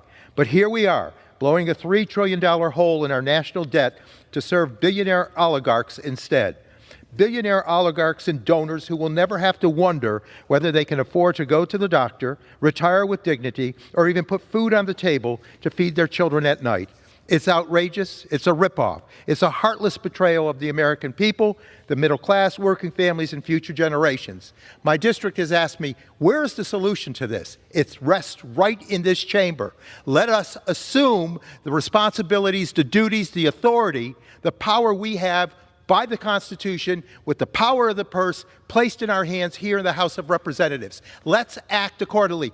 They didn't want a president to circumvent Congress. They didn't want an agent who never had a background check, who was never confirmed by the U.S. Senate, and who is wielding a chainsaw at our programs and not showing sensitivity, compassion, intellect, and academics that will make the true difference. With that, I yield back. Yields. Gentleman from Pennsylvania reserves his time. Once again, the chair would remind and implore all members to not engage in personalities toward the president and direct your remarks to the chair. Gentleman from Texas. Thank you, Mr. Chairman. I yield 1.5 minutes to my friend, the gentleman from the Hoosier State of Indiana, Mr. Marlin Stutzman. Thank you, Mr. Chairman. Mr. Speaker, I rise in strong support of this resolution because it delivers on the promise that we made to the American people by extending the Tax Cuts and Jobs Act and fulfilling President Trump's agenda. This is direly needed. For the past 4 years, the American people have lived through the longest sustained period of debt and deficit in our nation's history. During that same time, Americans have also had to grapple with hyperinflation and record high energy costs and grocery costs at the grocery store. This budget will usher in a new golden era that the American people are yearning for, and where free enterprise can flourish, energy production is unleashed, and our fiscal health is restored. This budget does so by extending the Tax Cuts and Jobs Act, which delivered wage increases of 4.9% and the lowest poverty and unemployment rates in 50 years. This budget also achieves a deficit reduction of $1 billion over 10 years and achieves massive savings in our spending. Washington doesn't have a revenue problem. Washington has a spending problem. Mr. Speaker, the American people sent us here to fulfill a mission, putting our nation back on a trajectory towards success and prosperity. Passing this resolution is the first step in that process. This budget doesn't betray the middle class. It saves the middle class and empowers the middle class for a prosperous future. Mr. Speaker, I support this resolution, and I encourage my colleagues to do the same. This is the first time that I remember where we are actually being fiscally responsible, and I'll yield back the balance of my time. Gentleman yields. Gentleman from Texas reserves. Gentleman from Pennsylvania. Mr. Chairman, I would remind the gentleman that this bill would put 1.8 million Hoosiers at risk of losing Medicaid. With that, I'm happy to yield 2 minutes to the gentlewoman from California, the ranking member of the Financial Services Committee, Ms. Waters. Gentlelady from California is recognized for 2 minutes. Thank you very much, Mr. Speaker. I strongly oppose the Republican budget ripoff. I hear from constituents every day about the high cost of living. Under the Trump administration, health care costs are rising, and putting food on the table is getting harder as egg prices skyrocket and housing remains unaffordable. Unfortunately, the Republican ripoff is a slap in the face to working families. Trump, Elon Musk, and House Republicans are asking us to support axing Medicaid by $180 billion, even though food stamps reduce rural poverty. Republicans will cut this program too by $230 billion. Republicans are defunding the police by stripping funding from the Consumer Financial Protection Bureau, and the CFPB is the only federal cop on the block to hold Wall Street banks and big tech payment apps accountable when they cheat Americans. It is shameful that while families suffer from high prices, Musk is firing thousands of federal workers and stealing sensitive data from his competitors. Although this ripoff cuts $2 trillion in vital programs, and what do Republicans plan to do with this money? Oh, they're going to give it. They're going to give it to the billionaires in this country. $4.5 trillion in tax cuts. If that math doesn't compute, it's because they expect Americans to buy the next mega yacht for Jeff Bezos. Well, I tell you, we're not going to do that, and we want to tell you today, Democrats are no on this budget. It is outrageous that you all have the audacity to come here with this budget that harms so many Americans and ask us to support billionaires and think we're going to buy it? You think we're going to support it? Well, you got another thought coming. We ain't doing it. Chairman from Pennsylvania reserves. Gentleman from Texas. Mr. Chairman, I can't believe my ears criticizing the audacity of us here in Washington, our nation's capital, giving the hard-earned money back to the people, letting them keep more of their money as they've suffered 4 years under record inflation, record interest rate hikes, record consumer debt. How dare us give money back to small businesses and working families so they can pay the bills and provide for their families. Mr. Chairman, I now recognize and yield 2 minutes to the gentleman from the Show Me State of Missouri, our House Transportation and Infrastructure Chairman, Mr. Sam Graves. Gentleman. Thank you, Mr. Chairman. Thank you, Mr. Chairman. I rise today in support of the House's fiscal year 2025 budget resolution, which is a critical step needed to unlock a reconciliation bill that's going to help secure our border, revitalize our military. It's going to unleash American energy independence and extend tax cuts for American families and small businesses. Simply put, this budget delivers on all of President Trump's America First agenda by prioritizing the economic and national security of hardworking Americans. Failure to act on this budget resolution, our House Republican budget, risks trillions in tax increases on Missouri farmers, small businesses, and families. So as a member of the House Armed Services Committee, I'm pleased to see that the budget directs an investment of $100 billion for our national defense after years of underinvestment. And as chairman of the Transportation and Infrastructure Committee, I am ready to do our part to produce a bill that fulfills President Trump's border security agenda by providing funding for the United States Coast Guard for drug and migrant interdiction. The Coast Guard has been underfunded for years. However, this administration recognizes that the Coast Guard is the workhorse when it comes to securing our maritime border. And I'm grateful for the President's focus on providing robust resources to the services to do even more, and I know that the men and women in the Coast Guard are very much up to the task. Despite delivering these robust investments, this budget still requires the Transportation Infrastructure Committee to generate at least $10 billion in savings overall. Committee Republicans have been hard at work to make sure that we are prepared to support the Coast Guard while also being good stewards of taxpayers' dollars by responsibly offsetting our investments. With that, I would urge my colleagues to support this budget resolution, and I yield back the balance of my time. Thank you, Mr. Chairman. Gentleman from Texas reserves. Gentleman from Pennsylvania recognized. Mr. Chairman, the chair of the Budget Committee moments ago said something to the effect of, this is about giving the people their money back. Not so. How's it going? This is about the 1 in 3 Americans on Medicaid who are at risk of losing it. Because what is in this budget plan, in black and white, the largest cuts to Medicaid in American history, cuts to other programs like SNAP, school lunches, Head Start. And why? To deliver tax cuts, 83% of which go to the richest 1% of Americans. That's what this plan is about. And with that, I'm happy to yield 2 minutes to the gentlewoman from Connecticut, my friend, the ranking member of the Appropriations Committee, Ms. DeLauro. 2 minutes.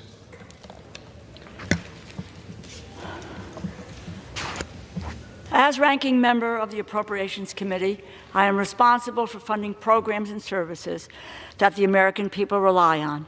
I also see the importance of programs like Medicaid, which help tens of millions of people afford health insurance. After all their talk about lowering the cost of living, Republicans wasted no time in making their real priorities clear. For this majority, billionaires and the biggest corporations always come first. Elon Musk, President Trump are hard at work trying to gut Medicaid and the Affordable Care Act, which helps nearly 100 million Americans afford health insurance, medications, life-saving care. Nationwide, Medicaid and the Children's Health Insurance Program provide medical coverage to nearly 4 in 10 children. Almost 40% of the children in the United States get their health care through Medicaid. These programs were designed, improved, and expanded over decades by both parties to help people deal with the high cost of health care, and they have delivered for so many families. In my district alone, there are 229,000 people on Medicaid, including 79,000 children, 33,000 seniors. Medicaid paid for 3,000 births last year, providing comprehensive prenatal, delivery, postpartum care to newborns and mothers. These are programs that help families and children. Medicaid works. Elon Musk is only interested in helping the richest among us. His dream is to fully extend more than $4.5 trillion worth of tax breaks to their billionaires and the wealthiest corporations in the world. How will they pay for these tax cuts?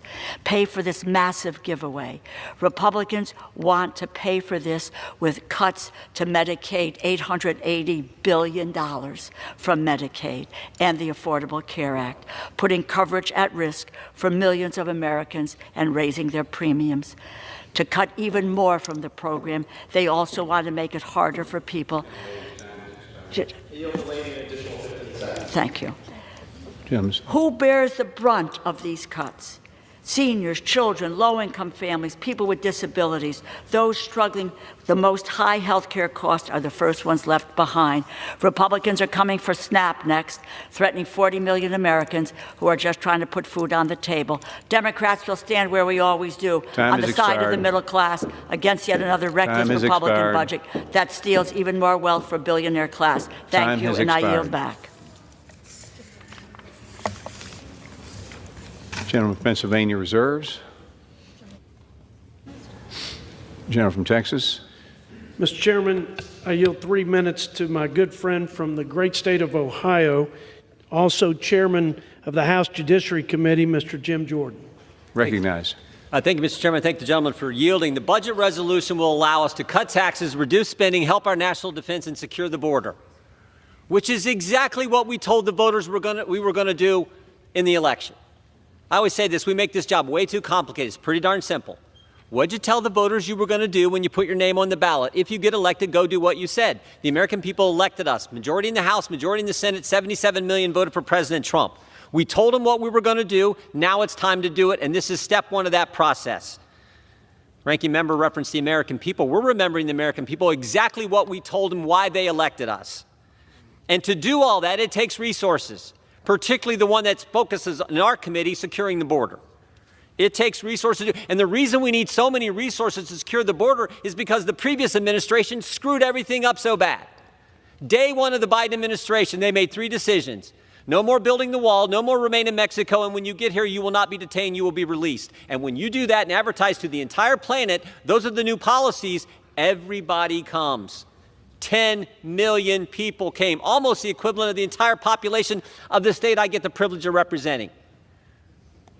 And so now to fix that, you got to find resources, you got to find savings, you got to do what we're doing in this legislation. Because it takes personnel, it takes equipment, it takes space, it takes detention beds, it takes judges, it takes lawyers to handle to secure that border and handle what needs to be done to fix what they caused, what they created. So I want to thank the chairman and the good work he's done, the Republican members of the Budget Committee for putting this together. Look, he's right. If we don't do this, taxes are going to go up on the families across this great country. I don't want the taxes to go up on the families I represent in the 4th District of Ohio. I don't want that to happen. I want the border secured. I want to reduce spending because I know we're running trillion-dollar deficits and we piled up $36 trillion in debt. And I want to help our national defense because it's still a dangerous world. Just got back from Israel last week. We know how dangerous it is. They know how dangerous this world is. So this bill is common sense, and it's step one of a three-part process to get us to what we told the American people we were going to do, what they elected us to do. And that's why I hope we can pass this. I urge a yes vote. And again, thank the chairman for his good work and his committee's work. And with that, I yield back. Thank you, Chairman. Appreciate you. Gentleman from Texas reserves. Mr. Chairman, the gentleman from Ohio is actually right. It is a dangerous world. And you know, Mr. Chair, what makes it more dangerous is when under this administration, the United States is voting with Russia and North Korea and Hungary and voting against every single one of our Democratic allies. That makes a dangerous world infinitely more dangerous. And with that, I'm happy to yield to my friend, the gentleman from California, the ranking member of the Natural Resources Committee, Mr. Huffman. Gentleman recognized. Thank you, Mr. Chair. I thank the gentleman. 4 weeks. In just 4 weeks, Donald Trump has sown chaos all over this country. His administration is defying court orders, firing federal workers, freezing vital funding that our constituents depend on, impacting everything from wildfire preparations to water security and health and housing programs and a lot more. All of this under the guise of cost savings. But the reality is there are no meaningful savings or other benefits for average taxpayers. Real people's lives are being turned upside down. Our National Park Service, workers at a number of federal agencies, farmers, firefighters, everyone who depends on federal services is feeling the squeeze of this reckless agenda. Meanwhile, Republicans are preparing their budget reconciliation bill, which is going to cost at least $4 trillion. Now, our Republican colleagues are being coy about the specifics, but Americans can connect the dots. You can't do a tax cut for billionaires of that magnitude without either dramatically slashing Medicaid and maybe Social Security and Medicare while you're at it, or dramatically exploding the deficit. So just like every other action before us, Republicans' budget is a betrayal of the American people. They're choosing billionaires over programs everyday people depend on. In my district alone, hundreds of thousands of people will lose Medicaid. Tens of thousands will lose SNAP benefits that help put food on the table. And the Natural Resources Committee is tasked with finding at least $1 billion of these savings. The $1 billion for their billionaire joyride. Their plan is to sell off public lands, do more favors for big oil. I yield the gentleman an additional 15 seconds. Thank you. More favors for big oil, even though they are rolling in record profits, even though we're already producing and exporting record amounts of oil and gas. And of course, their old favorite, open up the Arctic refuge for drilling and pretend that that will bring in money as well. Last time it brought in $0 when they did that in 2017. Time has expired. Mr. Chairman, I'm going to vote no, urge my colleagues to vote no, and I yield back. Gentleman from Pennsylvania reserves.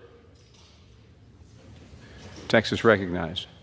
Mr. Chairman, I yield 2 minutes to my friend from the great state of Michigan and also the chair of the House Education and Workforce Committee, Mr. Tim Walberg. Gentleman's recognized. I thank my friend from Texas.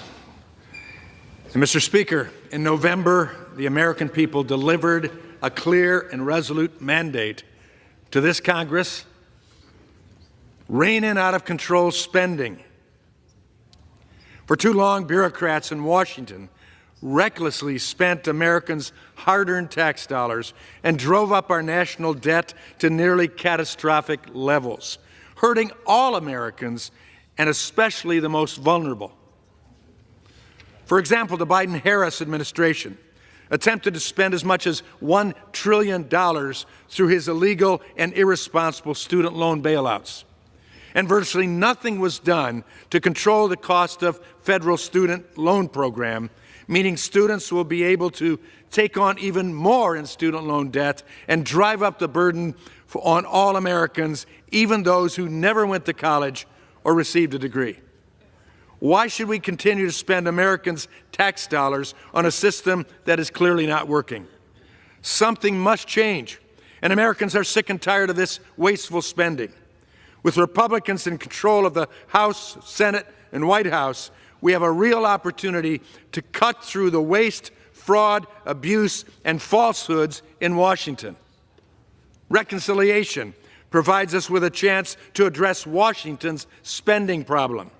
Under the new Trump administration, we can cut spending, deliver on the mandate given to us by the American people, and put more money back in Americans' pockets. I thank you, Mr. Speaker. And as I begin to yield back, I will await the false report on Medicaid in Michigan. I yield back. Gentleman yields.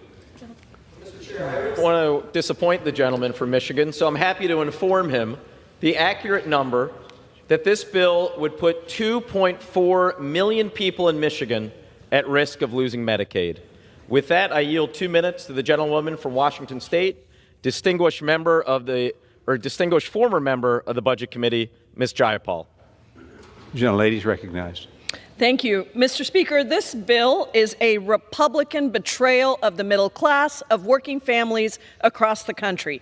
If you are at home watching this, I want you to think about what Republicans want to slash from your life so that they can lower taxes for the biggest corporations and wealthiest billionaires like Elon Musk. They want to cut a minimum, the floor, of $880 billion from Medicaid, which covers health care for 72 million Americans. Medicaid pays for nursing homes for 5 out of 8 seniors across the country, pays for health care for 38 million kids, including over 3 million kids in Texas and 1.2 million kids in Ohio. In fact, it pays for 64% of childbirths in Speaker Mike Johnson and Majority Leader Steve Scalise's home state of Louisiana. Any Republican who votes for this resolution is voting for those cuts, as well as devastating cuts to nutrition and Medicare. Don't listen to Republicans who try to say that Medicaid won't be touched. I introduced an amendment to protect Medicaid,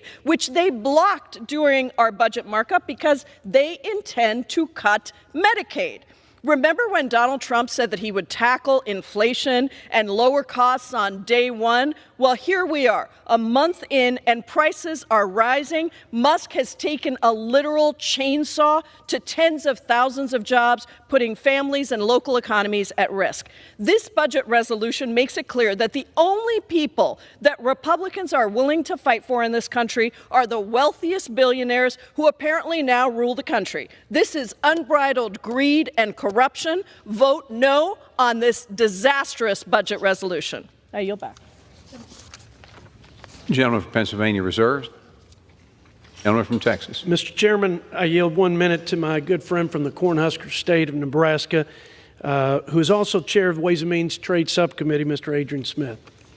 Gentleman is recognized. Thank you, Mr. Speaker. The American people want us to have a thoughtful exchange here, and I want to hopefully contribute to that, especially when I hear some of the accusations made that are just off base, misleading, false, and Warren Buffett has paid a record amount in taxes. I think that's worth noting. That's been in the press very widely in the last few days. But this budget framework delivers on House Republicans and the President's promise to minimize tax burdens for Americans across the income spectrum, promote security in our communities, and unleash economic growth.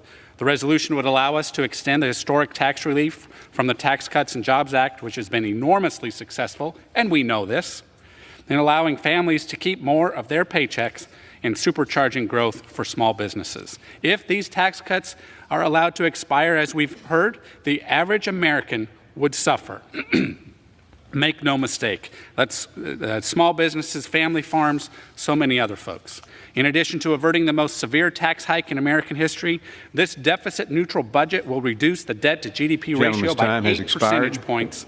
And the American people— I'd like to yield another 15 seconds. The American people, again, want us to have a thoughtful exchange on this. Let's elevate the debate and stick to the facts, and realizing we can do well for the American people by doing so. Thank you. I yield back. Gentleman from Texas reserve. I yield back in. And you're recognized. Thank you, Mr. Chair. I would remind the gentleman this bill would put 340,000 people in Nebraska at risk of losing Medicaid. I now yield 2 minutes to the gentlewoman from California, member of the Budget Committee, Ms. Chu. I rise in opposition to the Republican ripoff. Budgets tell priorities, and as inflation goes up and Americans continue struggling to pay their rent, purchase groceries, and afford going to the doctor, Republicans stand united. Sell out the working class by ripping away health care coverage and food from children to pay for tax cuts for the rich. This is the unbelievable but real cruelty of their budget. Make devastating cuts to Medicaid for 135,000, mostly seniors and children in my district alone. Slash SNAP benefits for thousands of hungry children and families. End ACA premium tax cuts that currently save families over $6,000 annually. And for what? To give $5 trillion in handouts to those who need it the least, the ultra-rich and big corporation. And let's be clear, my Republican colleagues will declare that this resolution is necessary to extending the 2017 Trump tax scam to purportedly help the middle class. This is a lie. The majority of the tax cuts that they aim to extend will only benefit the rich, and the middle class will lose so many of the benefits they rely on. In their 2017 Trump tax scam, Republicans slashed the corporate tax rate and watched 100% of those benefits flow to shareholders, billionaires, and high-paid executives. And what did workers get? A big, fat zero. But even still, President Trump wants to cut the corporate tax rate by even more. What's more, Republicans' apparent concern for fiscal responsibility is nowhere to be found. Their budget will actually balloon our national debt in a reverse Robin Hood scheme that betrays working Americans Time we has all expired. represent. Time has expired. I'll yield the lady an additional 15 seconds. My constituents deserve better. All of our constituents deserve better. I once again voice my opposition to the Republican ripoff that will do nothing to address the needs of everyday American people. Gentleman reserves. Gentleman from Texas, recognized. Thank you, Mr. Chairman. I now yield 2 minutes to my good friend from Arkansas and the House Chair of the Financial Services Committee, Mr. French Hill. Was recognized. Thank the Speaker. I thank Mr. Arrington for yielding this time. What's irresponsible to those watching this debate and is the truth about the Biden-Harris policies, that when you combine irresponsible fiscal policy in this nation over the past 4 years and an irresponsible monetary policy, what's irresponsible, Mr. Speaker, is the fact that our families are suffering from inflation, the highest in 40 years. It takes $1.21 for what it cost $1 just 4 years ago. The resolution before us changes the direction. It delivers on President Trump's agenda to put the American people first. This resolution does protect the American people from the largest tax increase in American history. And let's set the record straight. The top 1% are paying more in taxes, the most they've ever paid in the history of the country. They pay 45% of all the taxes in this country. And yet, the rest of us, at less than that 50%, they're paying the least amount of tax they've ever paid in American history. This bill goes on to support border security and national defense that President Trump campaigned on and Republicans campaigned on, and it reins in wasteful spending. It reduces our long-term debt to GDP. And in the Financial Services Committee, we're pleased to follow the directions of the House Budget Committee and deliver on spending reforms by cutting back one of the most wasteful agencies that we have, the Consumer Financial Protection Bureau. And with that, I yield back to the chairman. Gentleman from Texas reserves. Well, Mr. Chairman, upon hearing that the richest 1% of Americans pay 45% in taxes, my heart is breaking. I'll be sure that at church this Sunday we take up an extra collection, but God knows the billions of dollars they're about to get in this budget resolution will certainly help line their pockets. With that, I'm happy to yield 2 minutes to the gentleman from the Commonwealth of Kentucky, distinguished member of the Budget Committee, Mr. McGarvey. Gentleman is recognized. Mr. Speaker, I rise in opposition to the Republican budget resolution and urge my colleagues to reject it for what it is, a total scam and betrayal of the middle class. A budget isn't just a policy document. It's a moral document. And in their budget, the Republicans make their moral code clear. The rich get richer, and the rest of us pay for it.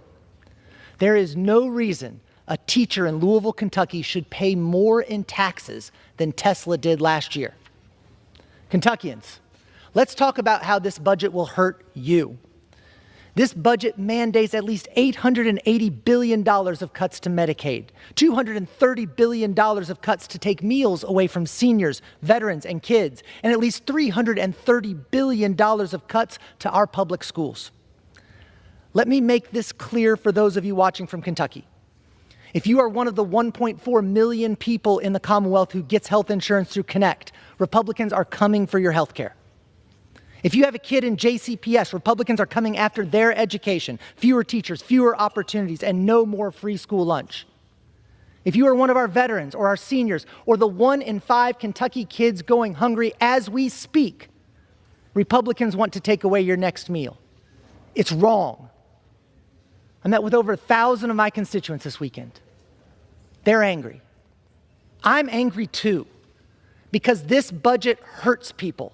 And for what? So Elon Musk can get even richer? It's a scam. I yield back. Gentleman, Pennsylvania reserves. Texas. Mr. Chairman, I yield 1 minute to the gentleman from North Carolina, also a Budget Committee member who's helped us draft this budget framework, Mr. Chuck Edwards. Recognized. Thank you, Mr. Chair. Mr. Speaker, first of all, I'd just like to acknowledge the great work that our budget chairman has done to bring us to this point today. It's taken him hundreds of hours and tested his blood pressure quite seriously to get us to this point. And I rise today in firm support of this resolution. In November last year, 77 million Americans demanded changes in how our federal government is working for them, particularly in the disastrous policies from the last 4 years. And I plan to help deliver on those demands by fixing how Washington works and implementing President Trump's agenda to make America first. This resolution gives us the framework that we need to meet the demands of those 77 million Americans. Those demands include fixing our border, this crisis once and for all. This resolution does that. Those demands include unleashing American energy. This resolution does that. Gentleman's time has expired. Mr. Chair, I urge strong support for this resolution. Thank you very much. Reserves. Mr. Chair, may I inquire as to how much time remains on each side? 15 and a quarter minutes remaining for Pennsylvania. 15 and a quarter on this side? Right. Yeah. Thank you. And I would remind the gentleman that just spoke, this bill would put 2.8 million people in North Carolina at risk of losing Medicaid. Now with that, Mr. Chair, I'm happy to yield 2 minutes to the gentleman from Rhode Island, a distinguished member of the Budget Committee, Mr. Amo. Mr. Speaker, I ask myself 2 questions on every vote. Who does this benefit? Who does this hurt? Today, the answers are clear. This Republican budget resolution would benefit the richest 1%. Who would it hurt? Working class families struggling to make ends meet. It threatens 3rd graders in my hometown of Pawtucket who rely on the community eligibility provision to eat school breakfast and lunch. It threatens a new mom on Aquidneck Island who needs Medicaid to afford postpartum care. And it threatens seniors in East Providence who depend on Medicaid's home and community-based services to stay connected to their loved ones as they age at home. all of these ordinary Americans would get hurt. For what? To pay for tax cuts for the rich. Don't believe me? Look at the numbers. The Republican plan could slash $230 billion from SNAP and $880 billion from Medicaid. Two proposals which allow them to turn around and shovel $1.1 trillion in tax giveaways to the richest 1%. Mr. Speaker, when I first read through this resolution, I thought surely it must be a mistake. There's no way that Republicans would intentionally hurt working Americans, right? Wrong. Democrats tried to stop the madness over and over, but Republicans refused to listen. Just yesterday, Republicans refused to consider my amendment to block cuts to SNAP and programs that provide free and reduced-priced lunches for students. You heard that right. Republicans want to make it harder for hungry children to eat. Republicans also refuse to join me in supporting Medicaid. It provides health coverage to 72 million Americans, including over 300,000 Rhode Islanders. That's not a typo. Republicans are putting the needs of billionaires above the needs of ordinary Americans. If that isn't a betrayal, I don't know what is. I yield back. Gentleman yields. Gentleman from Pennsylvania reserves. Gentleman from Texas. Mr. Chairman, I yield 1 minute to the gentleman from the Tar Heel State of North Carolina, also Budget Committee member and good friend, Mr. Addison McDowell. The gentleman from North Carolina is recognized. I thank the chairman for yielding, and while we may not agree on whose state has better barbecue, one thing we do agree on is that today is a momentous day, not for one party, but for all Americans. Today, we take a giant step towards fulfilling the mandate given by millions of Americans. For too long, the people's interests have been drowned out by an agenda pursued by elite left-wing politicians. You see, elite left-wing politicians don't feel the impact of their reckless policies, whether it be pursuing open border policies or policies that fuel inflation. It's normal citizens who feel the impact. Today, we start the process of restoring America's strength rather than pursue a reckless ideological joyride agenda. This resolution paves the way for historic investment in our country's border security, permanent tax relief for the middle class, getting rid of the inflation tax that's hit the working class, and rooting out waste, fraud, and abuse throughout our government. Mr. Speaker, Americans demand better. This resolution does that. I urge a yes vote and yield back. Ms. Expired. Gentleman from Texas reserves. Gentleman from Pennsylvania. Well done. Thank you, Mr. Chair. I would remind the gentleman this bill would put 2.8 million people in North Carolina at risk of losing Medicaid. I now yield 2 minutes to the gentleman from Florida, member of the Judiciary Committee, Mr. Moskowitz. The gentleman is recognized for 2 minutes. Thank you, Mr. Speaker.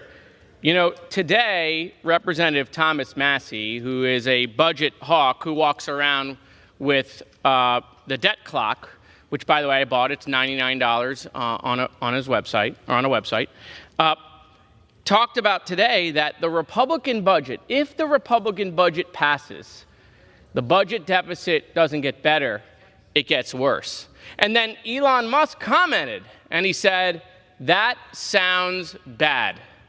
Boy, that is awkward. I mean, you know how much we hate it when you guys fight amongst each other.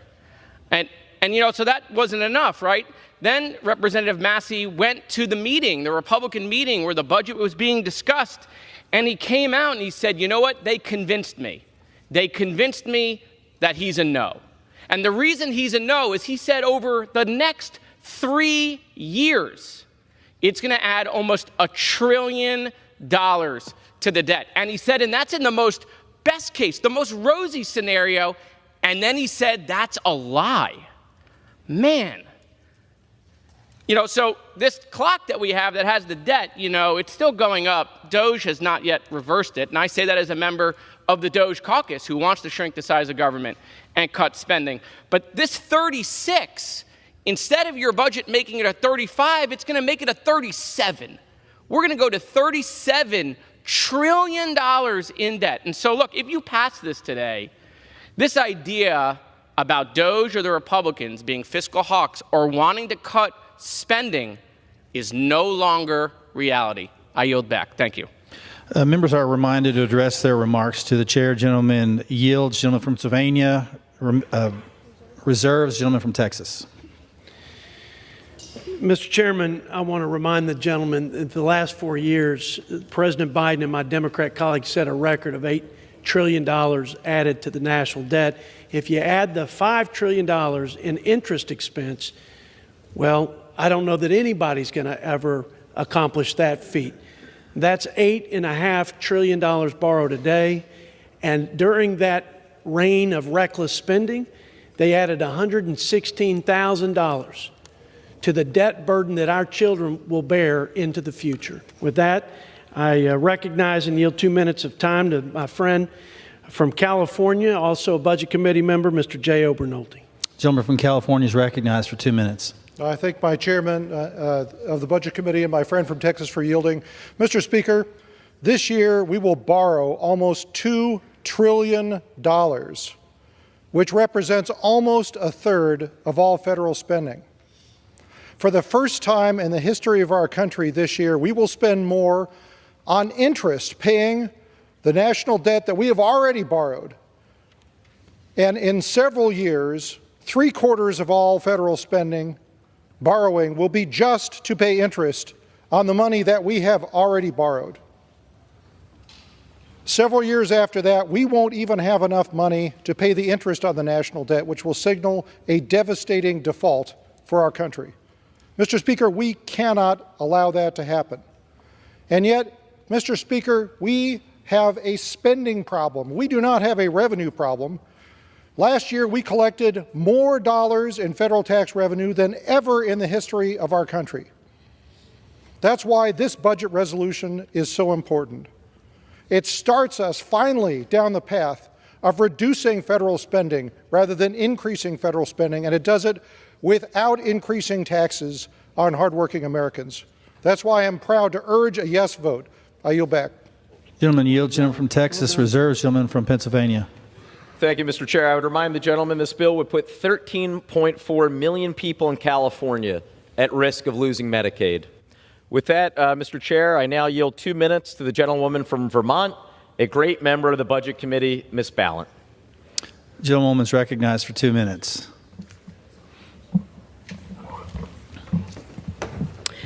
Mr. Speaker, I rise in strong opposition to the Republican budget. Here's the deal. Republicans have the House, they have the Senate, they have the White House, and they could be passing legislation to actually make your lives better, to lower costs on groceries, on prescription drugs. They could be lowering the cost of housing. But instead, they are attacking the very programs that working and middle-class families rely on this country. It is a betrayal. We were sent here, all of us, we were sent here to work on behalf of the people back home. We were sent here to lower costs for people, to alleviate suffering. And I know that my colleagues were as well. So I ask you, why are they letting Trump do this? Why? This Republican budget doesn't do anything to address the costs that working people are facing. They have proposed a budget that gives massive, massive tax cuts to the wealthiest and corporations in this country. And how will they pay for it?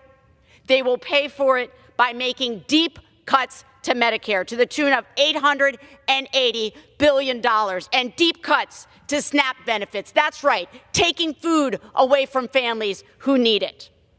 And they will be increasing the deficit.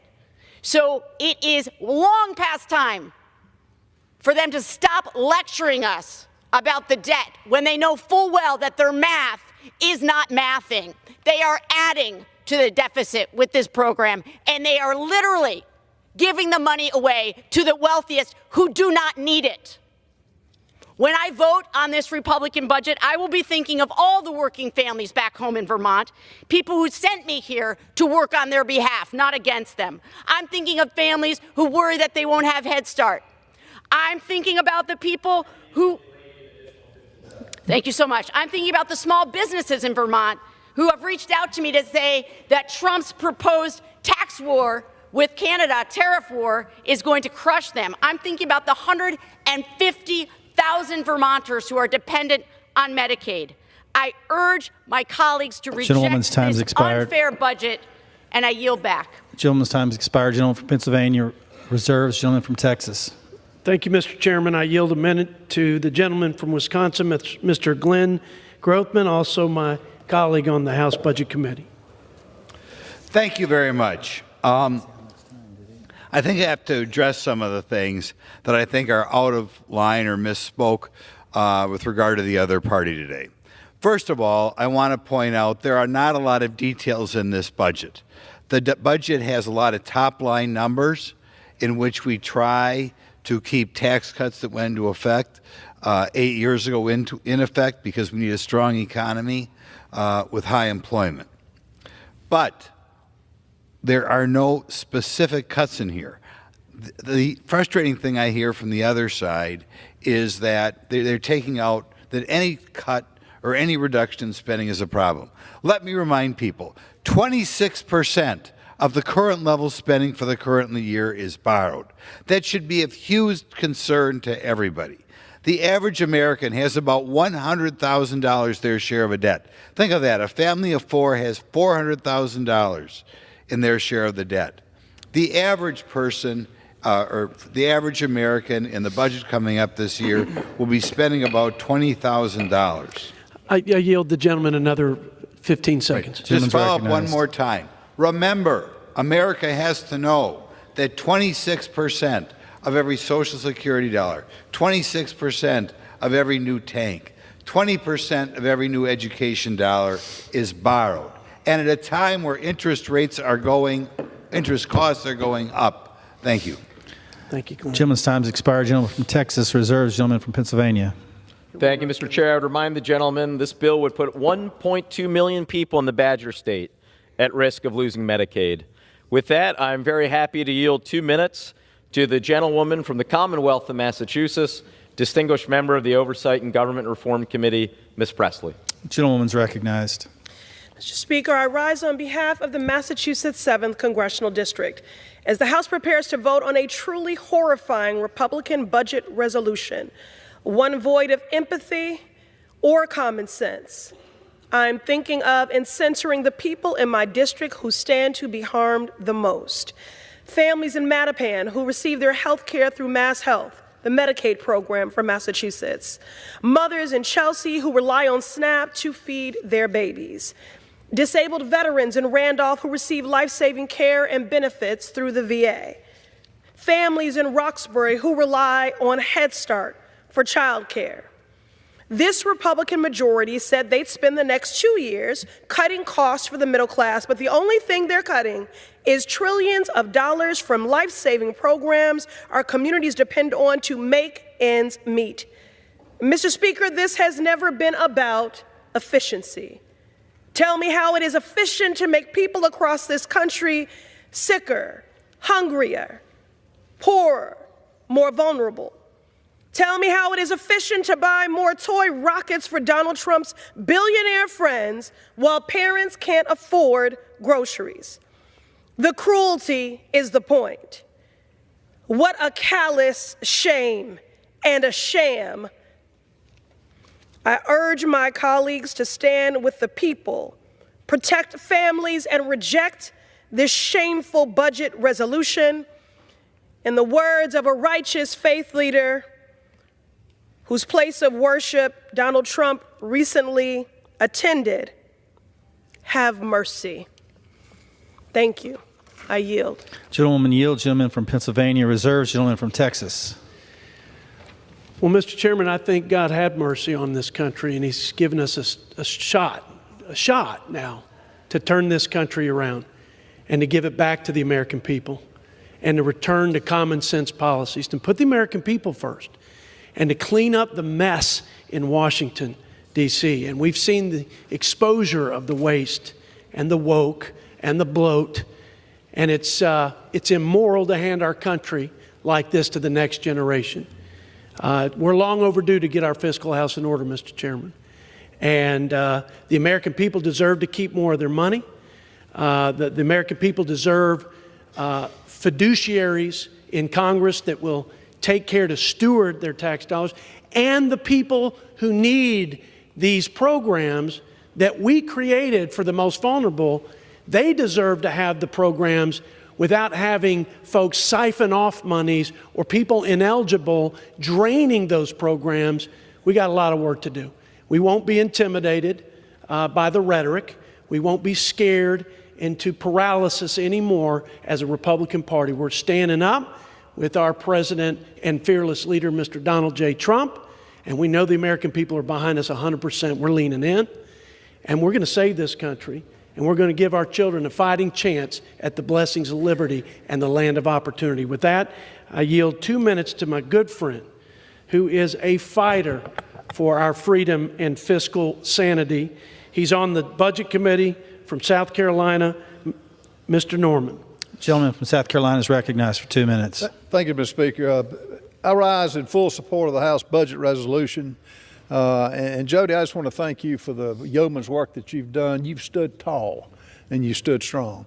You know, for those who are watching on TV and for those of you who are listening, you know, we got in a steady diet of the same old worn out tactics, rich, poor, divinity politics, taking food from hungry children. You hadn't used Granny is going over the cliff yet, but I assume that's coming. You know, my question to my good friends on the other side, where were you the last 4 years? Where were you? We got a steady diet of high inflation.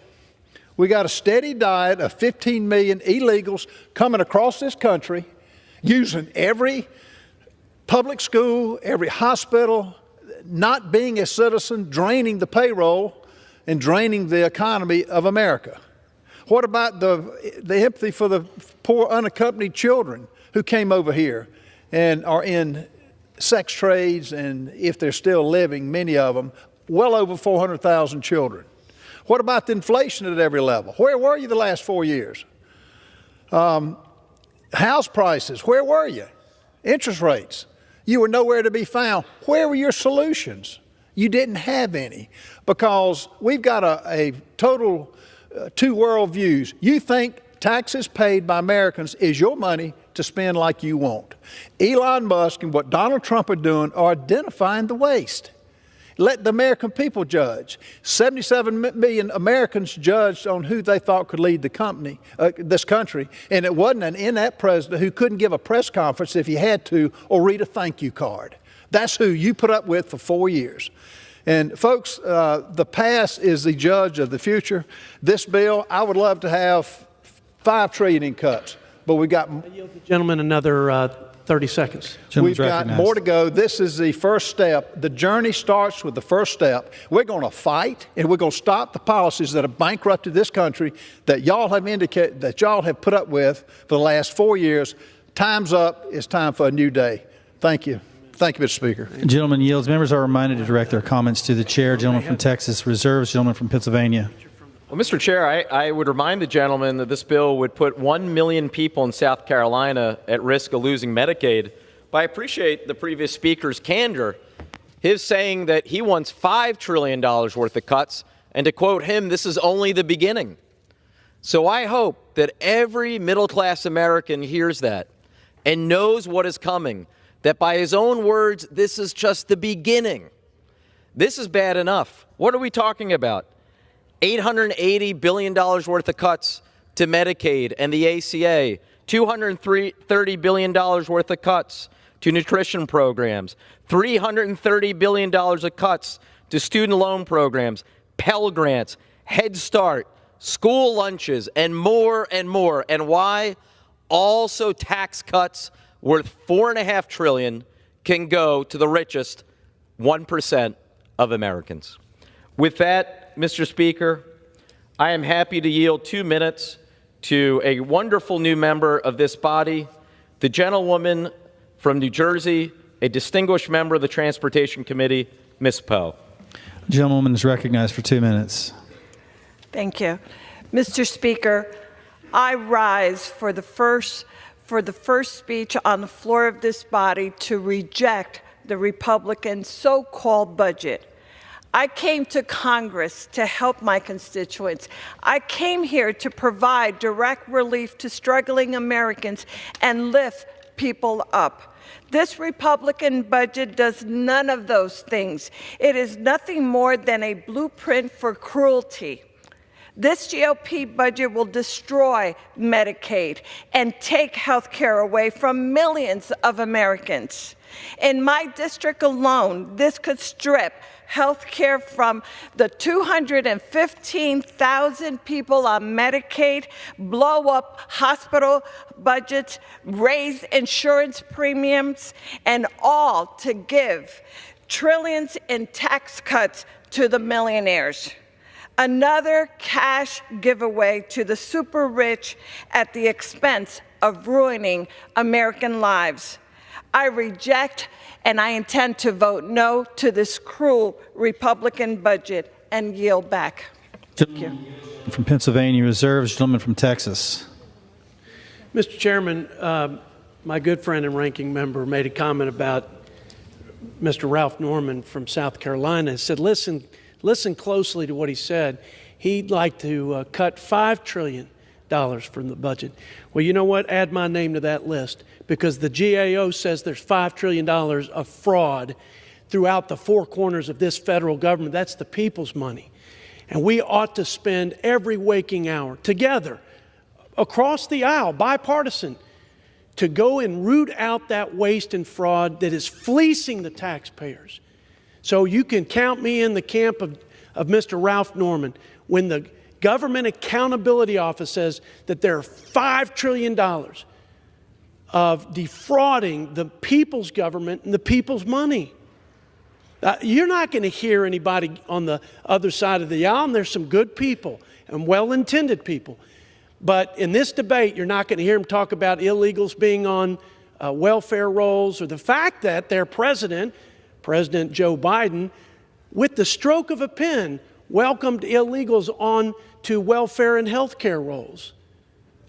We can't even afford Social Security benefits that will, the fund of which will be insolvent within the next 10 years. And instead, we're bringing people that aren't even citizens onto the social safety nets that are paid for by taxpayers. And we're not spending that money, that precious treasure of taxpayers, to shore up Medicare and Social Security. It makes no sense to me, but you know what? It made no sense to the American people, and that's why they gave this president a mandate and gave this country unified Republican leadership. Now, they are still in denial, apparently, and they're definitely disconnected from the reality of the last 4 years. They may have had all the best intentions, but the pain and the suffering that the American people endured because of the reckless record trillions of dollars in spending and the failed economic policies of the last administration is real. They didn't forget it, and they voted with that acid test, that fundamental question: is my life better today? There's never been, I don't think, in American history, a clearer contrast between the two parties, back to back. Republican total control in 17 and 18, Democrat unified leadership on the heels of that, the philosophies, the values, the worldviews, the policies, and the consequences borne by the American people. And they have chosen a very different path, and they have asked us to reverse course and to reverse the curse that looms not only over this country, but our children's future. And I am surprised that I haven't heard one sentence about the waste, fraud, and abuse in the federal government at $5 trillion. I'm surprised that I haven't heard any criticisms of the millions of people who've come to this country illegally and drained Medicaid, according to CBO, by billions of dollars. That was a letter in response to an inquiry that we sent. How much of the tax dollars in Medicaid are being siphoned off for people who are here illegally?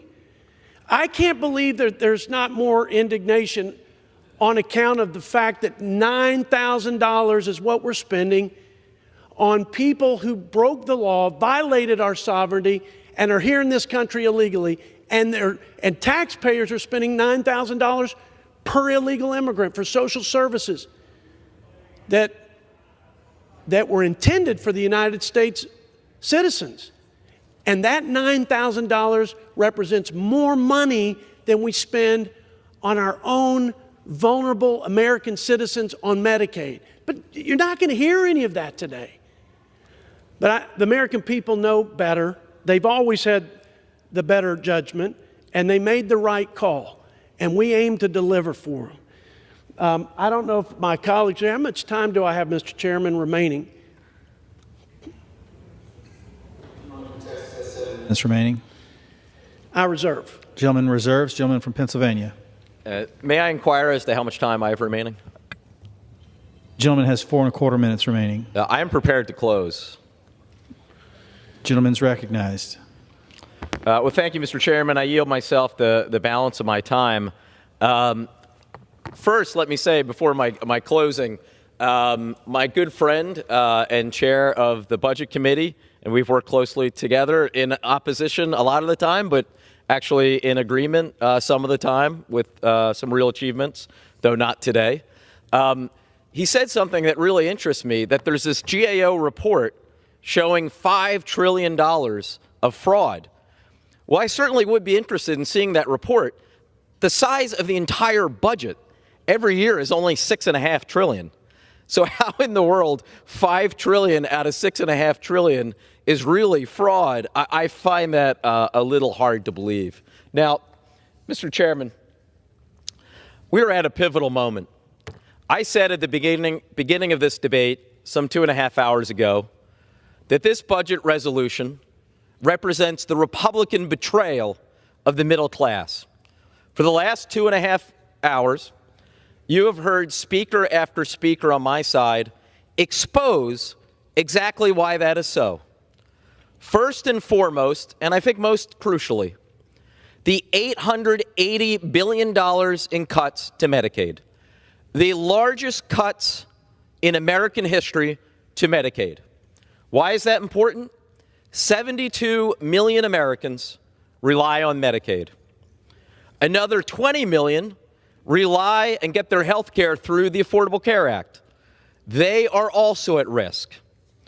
We have heard further that while those are the biggest cuts, there are even more, hundreds of billions of dollars in cuts to nutrition assistance, school lunch programs, Pell Grants, Head Starts, and the list goes on and on.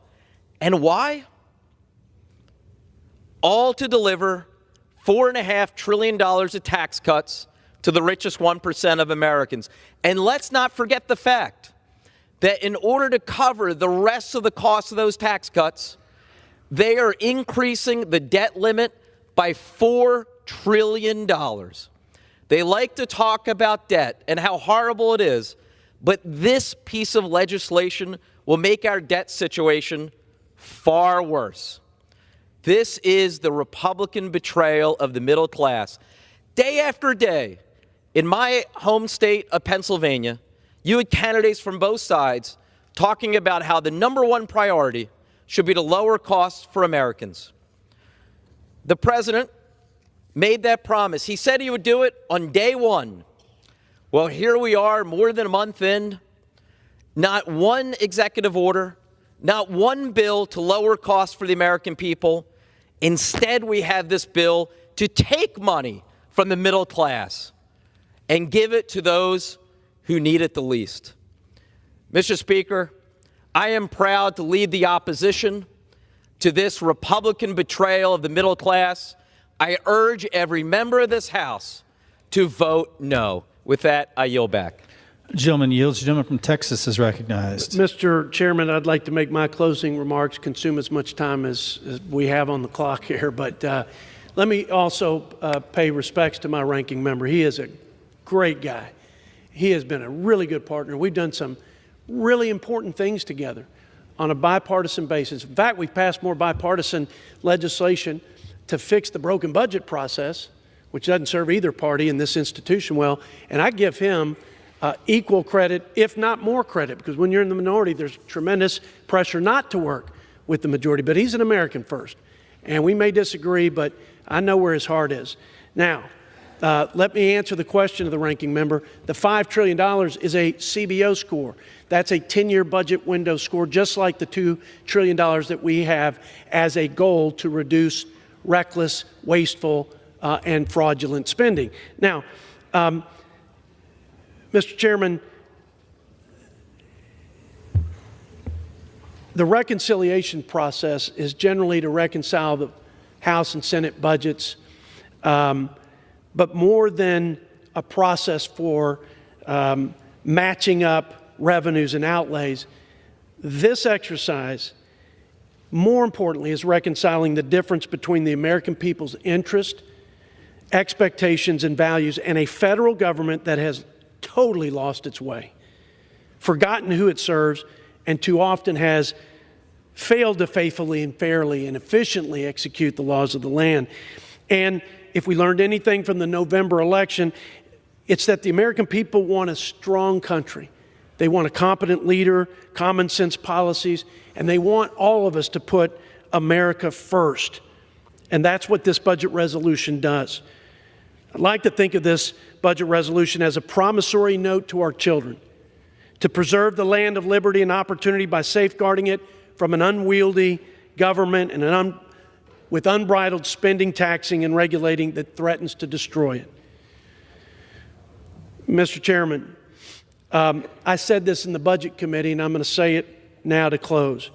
The era of wasteful, woke, and weaponized government is over, and this budget resolution will be its tombstone. Here lies one of the darkest chapters in American history: open borders, record crime, lawlessness, feckless foreign policies, cost of living crises. Enough. It's time to reverse the curse. It's time to reverse the reckless spending, the failed policies, do the first and most important job of the federal government, keep the American people safe. That's exactly what we intend to do, and that's exactly what we've delivered with this framework. So, Mr. Chairman, I urge my colleagues to vote yes on House Concurrent Resolution 14, and I yield back. Gentleman yields.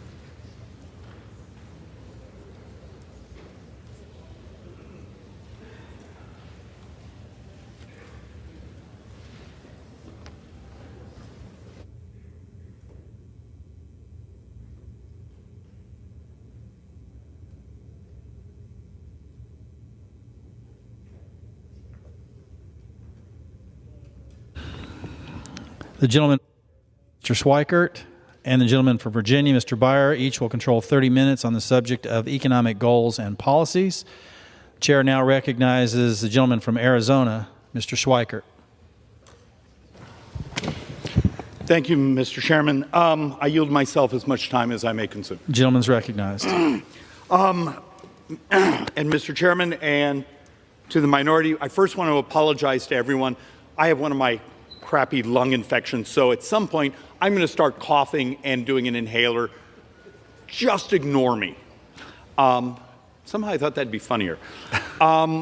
Mr. Chairman, and to my good friend Mr. Beyer, this I think is somewhat of a unique opportunity for those of us from the Joint Economic Committee. We actually take math seriously. We don't always see things alike. But the fact of the matter is, the Joint Economic Committee, I think started in 1956, has this remarkable history of some of the world's greatest economists coming and speaking before it and walking us through it. And that's why this moment, we're going to try to do something that's special. Instead of just sort of sharing feelings, I'm going to ask us to share math. And within that, we're going to walk through what's actually in the budget resolution. This is a reconciliation budget. It's not a regular budget. This is a budget that opens up the ability, because the insanity we go through of moving something through the Senate and it's 60 votes. So the 1974 Budget Control Act, this is the dance we go through. The other thing I'm going to try to walk through is where the actual math lays in the box that's been given to us by the Budget Committee. And then the part I'm going to do, the Schweikert little bit of hope, is this the moment? Is this the moment of policy that actually forces us, both the left and the right, that if there's cuts, modernization, changes, updates in methodology of how we deliver services, is this the stressor that makes us do something that's hard, but also do something that's truthful? I'm also going to try repeatedly to make the point, Mr. Chairman, and show why are we primarily doing this. We have a handful, actually a bunch of provisions of the 2017 tax reform that begin to expire. Most of those provisions actually are the benefit of small businesses and the working class. And I will show that over and over, and the distributional effects. And with that, Mr. Chairman, I reserve. Gentleman reserves. The gentleman from Virginia is recognized. Mr. Speaker, I rise today in opposition to this budget resolution, and I yield such time as I may consume. The gentleman's recognized. Mr. Speaker, this budget is disastrous for the American economy. It will balloon our deficits, it will lead to higher interest rates, and will make the things Americans buy every day more expensive. It will slash critical investments in the things that make us healthier, safer, and more productive. Things like cancer research, aviation security, and our national park system. And it will decimate critical programs that support the people we represent, stripping health care from millions and make it harder for families to put food on the table and make ends meet. All of this for billionaires and corporations that get tax cuts they do not need and that our country cannot afford. I'm pleased to do this with my friend, Chairman Schweikert. I also believe in math, and I rarely brag, but I'm good at math. Americans have been clear. They want lower prices and an economy that works for them. Yet instead of focusing on making life easier for American families, at every turn, this administration and our Republican colleagues have engaged in a scorched earth policy. A policy that creates chaos across the country as the richest person on the planet eliminates services that our nation depends upon. My friend from South Carolina earlier said the policies would bankrupt our country. What's he mean? Health care for our families? Food for the working poor who overwhelmingly live in Republican districts? Sure, get rid of any identified bloat, as every president does. But this is a budget about billionaires, not about the every American women, men, and children we represent. Yes, I want to move towards a much smaller budget deficit. I listen to David Schweikert every closing afternoon during his special order hours. I hate the higher interest costs, but who pays? Our families or the 1,000 billionaires, that small percentage, 1% or less, of American population that has way more wealth than they could ever spend in lifetimes to come? You know, this budget depends on, my Republicans have long sung from the altar of fiscal responsibility, yet the plan they put in front of us today is a fiscal sacrilege. It depends on fantasy math. It ignores that their deficit-busting tax breaks will add at least $4.6 trillion on our nation's credit card, adding even more interest that our families must pay. And this interest has real costs.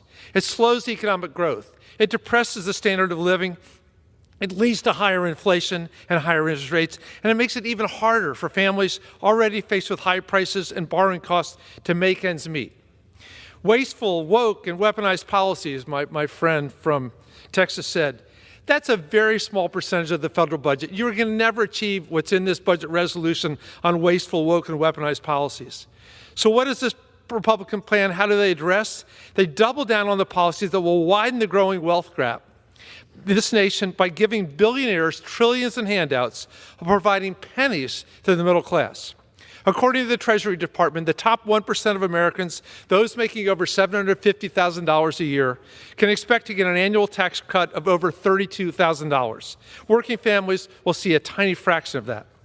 Of course, the other main beneficiaries will be the wealthiest executives of the wealthiest corporations at a time when corporate profits are at an all-time high. Americans who rely on government services will be told they need to make sacrifices to pad those profit margins even further. How does that make any sense?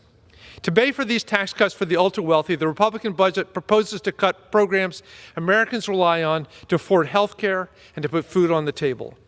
Almost 100 million Americans, including seniors, children, families, and those from every corner of this country, depend on Medicaid and the Affordable Care Act to afford medical care. Yet this budget would slash almost $900 billion from these critical programs, ripping away life-saving coverage and raising health care costs for those who rely on them. And at a time when prices at the grocery stores continue to climb, this budget would make it even harder for the 40 million Americans who rely on SNAP to put food on the table. The budget we are considering today will nothing to support the economic growth of this nation. It will benefit the wealthiest at the expense of those who make this country work, and I urge my colleagues to reject it. With that, I reserve, Madam Speaker. The gentleman from Virginia reserves. The gentleman from Arizona is recognized. Thank you, Madam Chairman. All right, I've got to figure out, do I sit here and just spend my time correcting things that are mathematically not true or not in the design of what's actually here? Or just over and over say how much I like working with Mr. Beyer as because one day you'll be the chair and I'll be in your position. So let's actually walk through some basic math together. What will our spending be this year? It will be $7 trillion. What is actually in the cuts, remember the horrible draconian cuts, is $120 billion in a year. So $7 trillion, a trillion is 1,000 billion for those of you who are math dysfunctional. Let's walk through. And 120 billion is the Armageddon. So let's actually have a little, and we're probably going to end up using these a couple times here because I think they make a point. The way a reconciliation budget is laid out, it creates a series of boxes. Here's all these authorizing committees. We need you to find savings. We need you to find those savings through modernization, through waste and fraud. And we're going to spend a little time actually talking about some great documents even the Biden administration produced on waste and fraud. And I'm sure every member here has actually read them and some of the other articles we have from Wall Street Journal doing on Medicare Advantage and all these others. And many of them, when all added up, are $1 trillion+. Are we capable of actually being intellectually honest and walking through? So one of the charts, and we're going to come back to this again, is you've been hearing the Armageddon being said, but it's Medicaid. Look, I used to do my state's Medicaid budgets. Now, Arizona has a somewhat unique system. We actually buy managed care, capitated policies for our indigent population, and it's remarkably effective. And we deliver remarkably effective health care cheaper than almost every other state in the country, demonstrating that actually plan design, managed design, actually can both be much healthier for our society and save money. But you don't actually start to have those revolutionary conversations in Congress until you have moments of stress like this. So once again, I just want to add, in the document, 96% of the budget authority within energy and commerce is not touched. We're talking 4% of their budget authority, and that's spread over a decade. If we can't find 4% of modernization in these programs, we're actually in much more trouble than even just the brain trust here as we tell our stories. And with that, Madam Chair, I reserve. The gentleman from Arizona reserves. The gentleman from Virginia is recognized. Thank you, Madam Speaker. While we're doing math, when I divide $2 trillion in savings and cuts over 10 years, I get $200 billion a year. With that, let me recognize the gentlelady from Massachusetts, the whip of the House Democratic Caucus, Ms. Clark. How much time?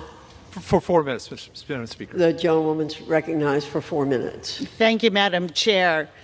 Despite all the promises on the campaign trail, House Republicans have chosen to do 3 things with their majority: raise the cost of putting food on the table, raise the cost of getting health care, and use that money, deserving taxpayers' money, to cut billionaires' taxes.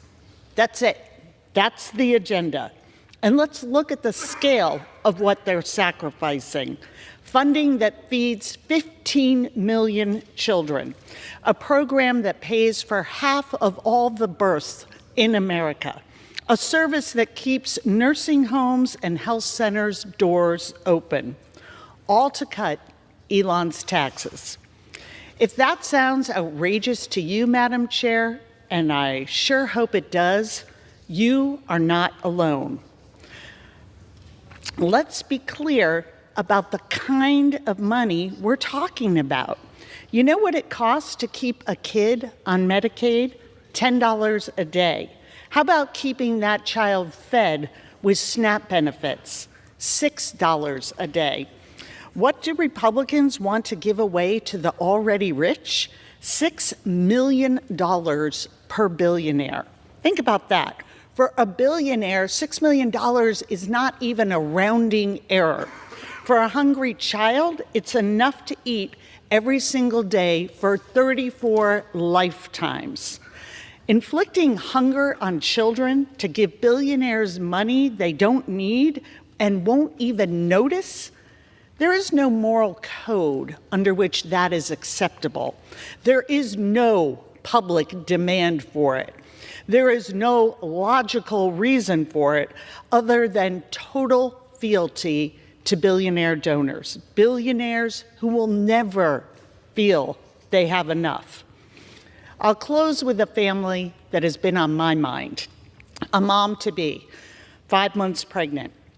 She and her husband are happy, they're in love, and they are excited for their daughter to arrive.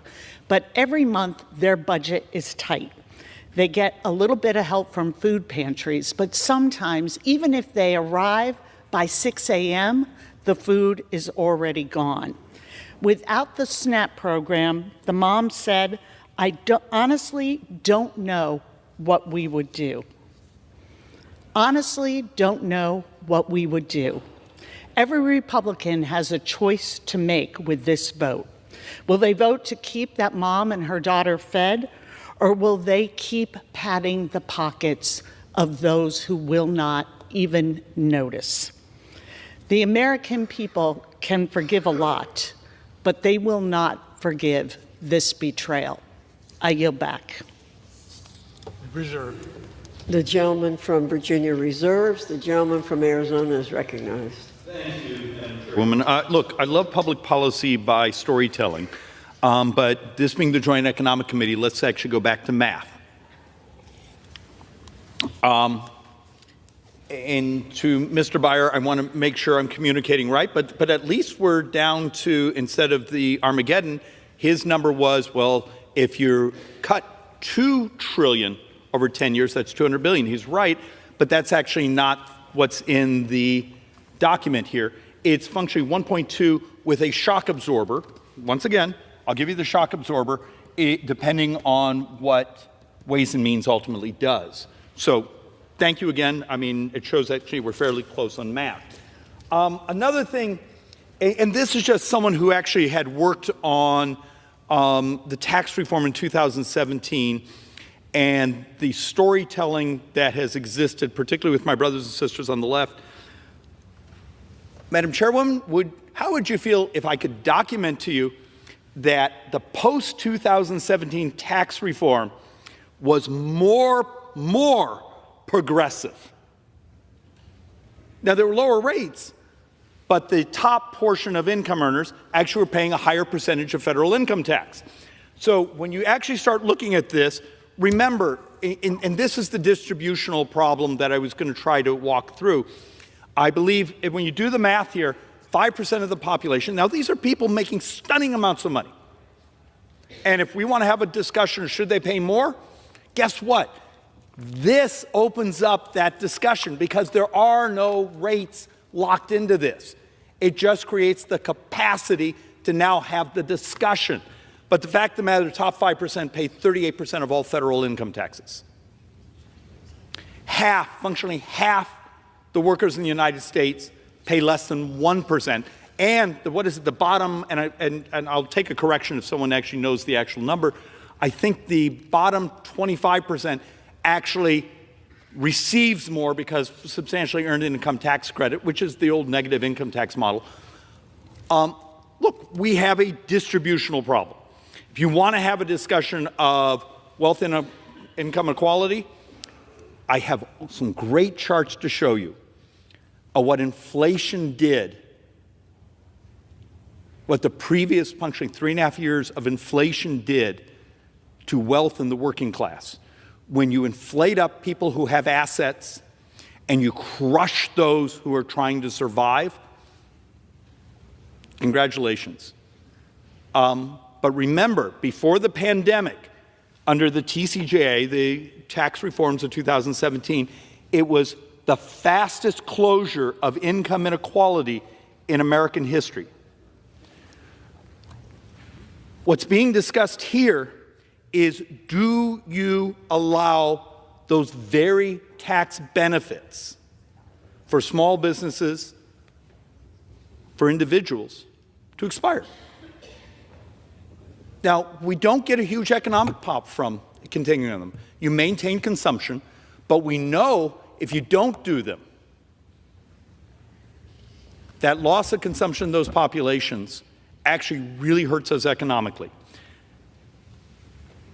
I'm going to reserve in a moment, but then we're going to come back and we're going to talk about some of the other provisions that we're just, once again, Madam Chair, just trying to create the capacity so we can actually have the more elegant debate of what should the distributional effects be?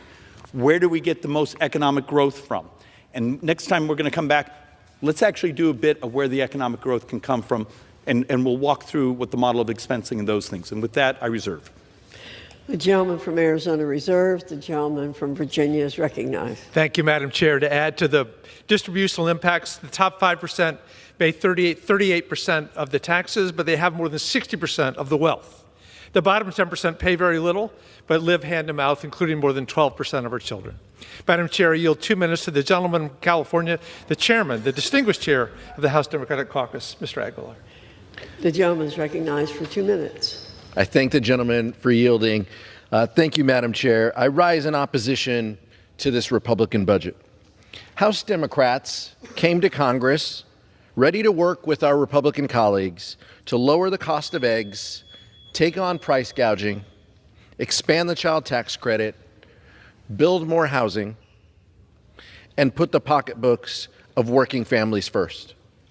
This is what the American people told us was their top priority. And these are the issues that drive our caucus.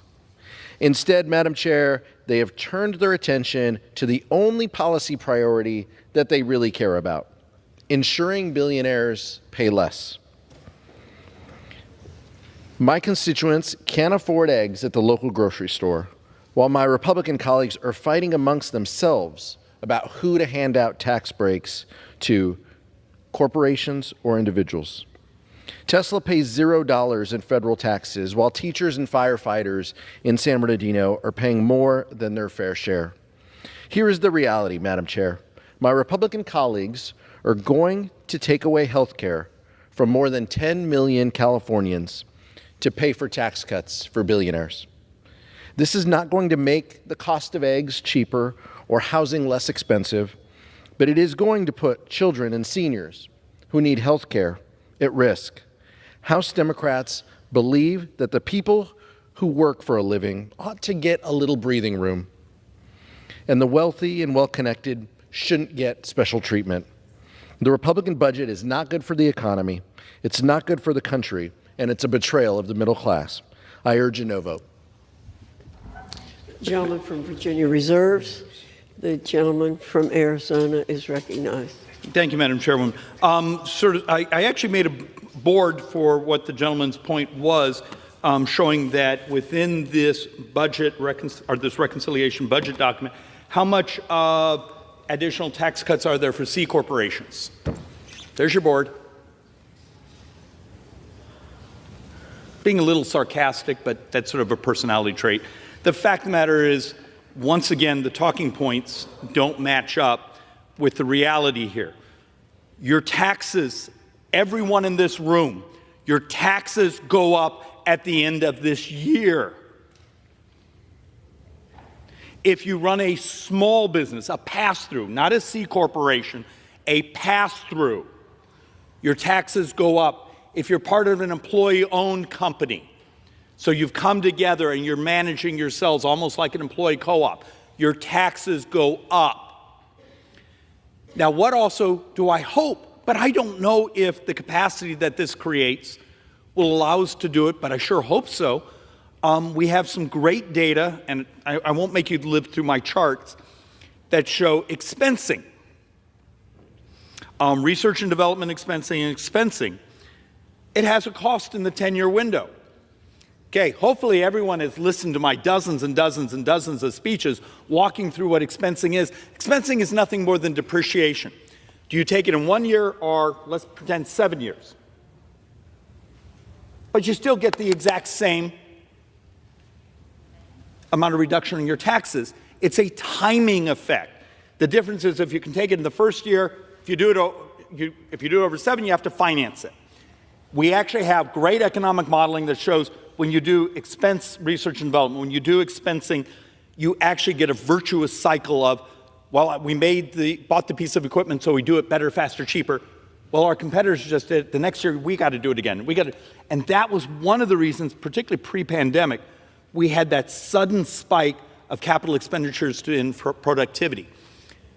The punchline on that is that actually does not exist now. It's fading out for those C corporations, which actually have their rates already locked in, but also for all those other small businesses to make those capital expenditures.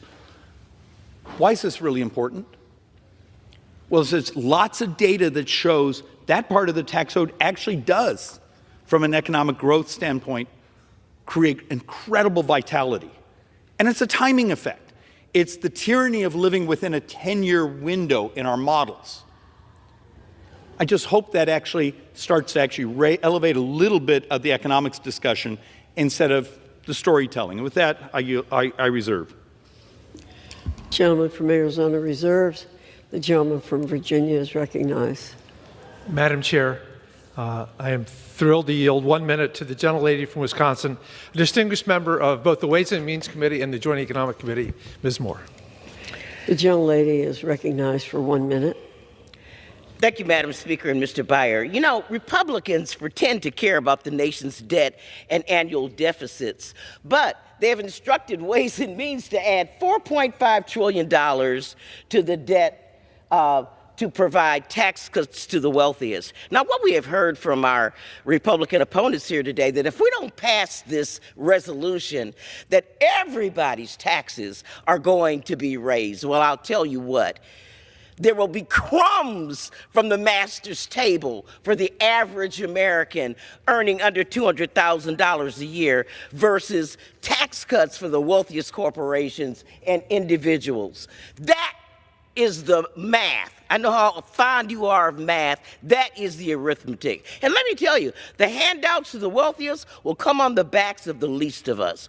From affordable health care to the ACA and Medicaid, veterans health care, nursing home coverage, food assistance, student loan repayment options, energy tax credits, national security, cancer research. You all contend that the 78 million people voted for this. No, they did not. 15 seconds. 15 more seconds, Madam Chair. No, 78 million people did not vote for this. Who do you think you are fooling. And they are not fooled by your notion that somehow these tax cuts are going to pay for themselves. And they're backed up by all kinds of economists, the CBO, the Committee for a Responsible Federal Budget. Time has expired, and members are reminded to address their comments to the chair.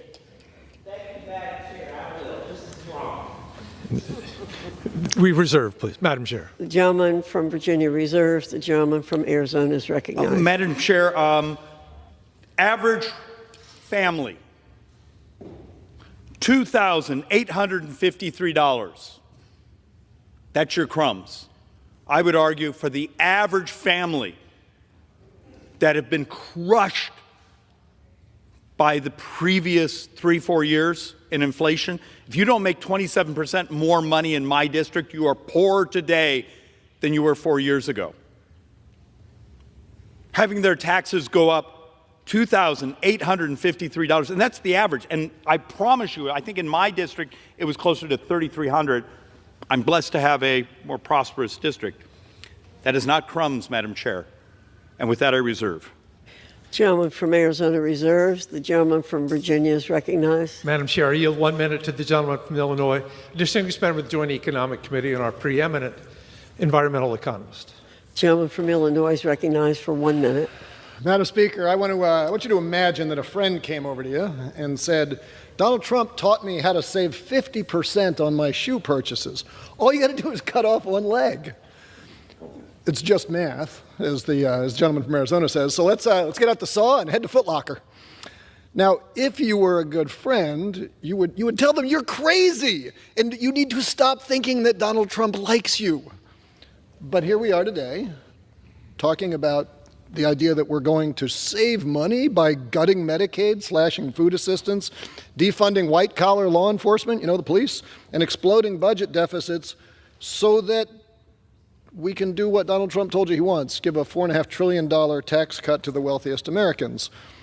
And so I would say to my Republican colleagues, as a friend, Donald Trump doesn't like you.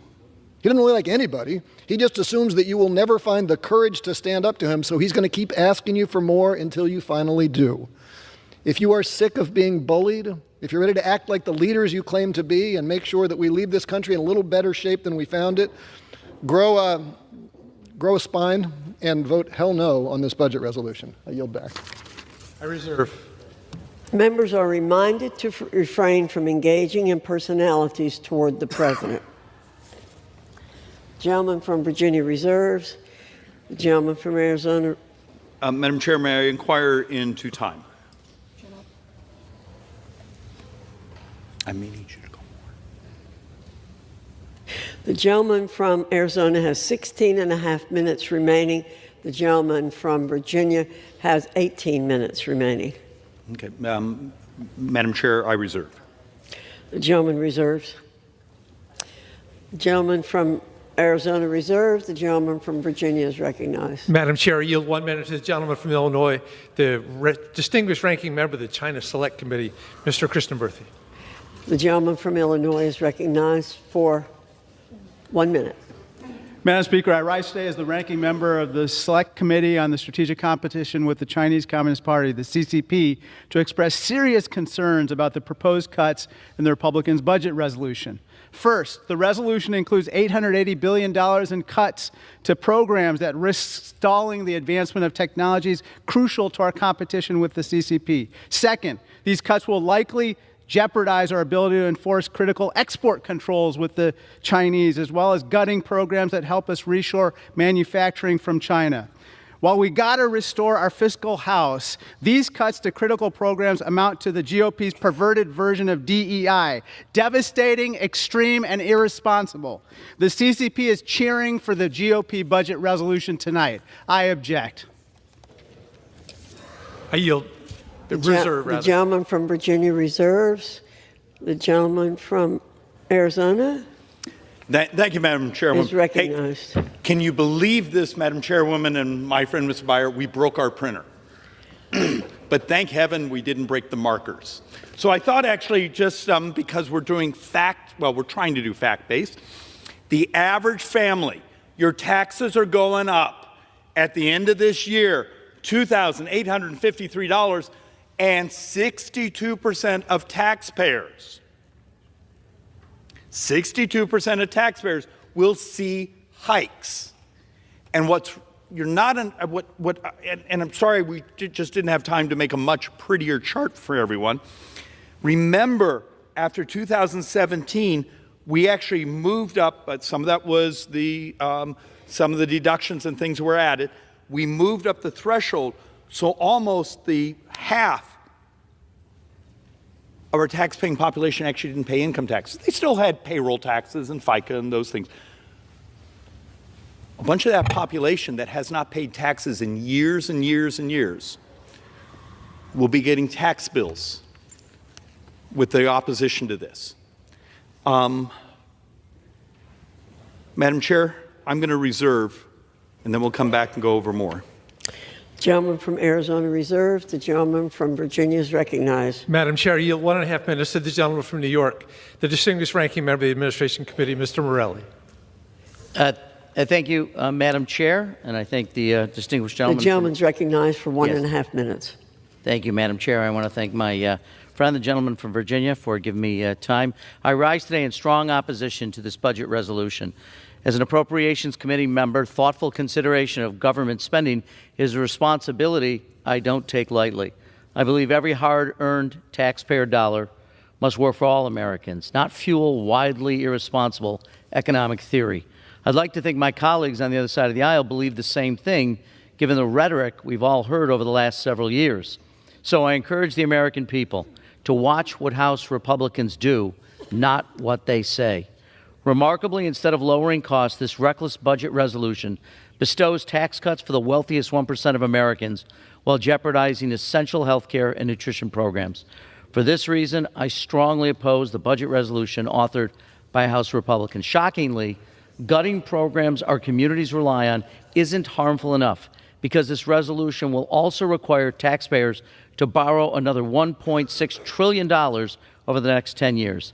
Our nation's founders vested in the House of Representatives a unique set of powers to make it responsive to the will of the people. The father of our Constitution, James Madison, said the House should have immediate dependence on and intimate sympathy with the people. House Republicans demonstrate no dependence on nor sympathy with the American people. I urge my colleagues to reject this handout to millionaires and billionaires and work on a budget that instead advances the interests of American families. With that, Madam Chair, I yield back. The gentleman from Virginia reserves. The gentleman from Arizona is recognized. Madam Chair, once again, here's the budget document.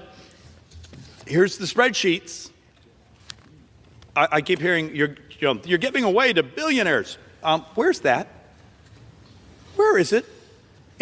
Madam Chair, it doesn't exist because this is a box. This is a box that allows us, and understand, I am passionately concerned about debt and deficits.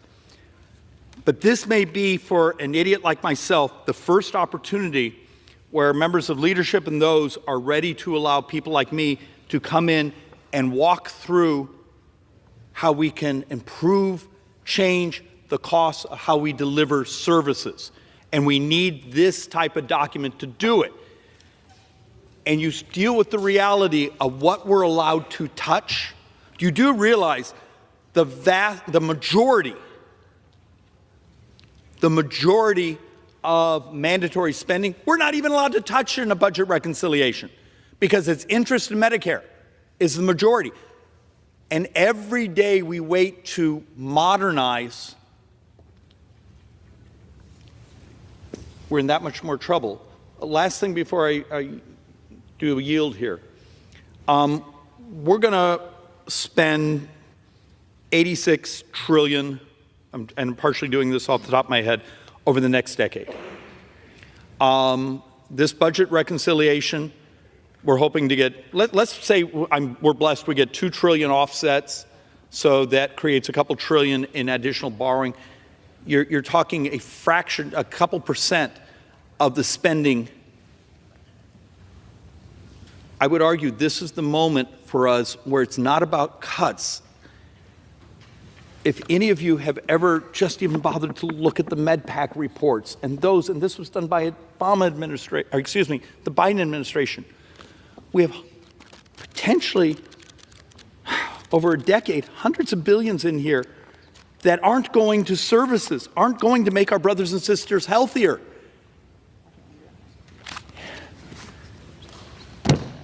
Help us. Help us engage the morality of doing this better, faster, and cheaper. And Madam Chair, I yield to the majority leader and, I yield to, that's right, I yield to the gentleman from California, Mr. Valadao. And how many minutes to Mr. Valadao? 1 minute? 2 minutes. Well, I thank the gentleman. 2 minutes. Mr. Valadao from California is recognized for 2 minutes. I thank the gentleman from Arizona. I also like to thank the leader, Scalise, for his time today. We have a historic opportunity to advance the key priorities of this administration with a one-bill solution. And I fully agree we need to move forward in a way that reflects the needs of the American people. This budget resolution unlocks the next step in the reconciliation process to deliver on our priorities. That includes extending key provisions of the Tax Cuts and Jobs Act, like doubling the standard deduction, expanding the child tax credit, and maintaining the death tax exemption. These policies make a real difference for working families, farmers, and small business owners, and allows them to keep more of their hard-earned money. We also need to fulfill our commitment of securing our border, strengthening our economy, and rooting out fraud, waste, and abuse. It is my understanding, after this resolution passes, House leadership will be working with the Senate to come to an agreement on reconciliation language so that the committees can begin drafting specific policies to achieve the administration's agenda. There's been a lot of political rhetoric about what this upcoming budget resolution does and does not do, and I want to be clear on where I stand.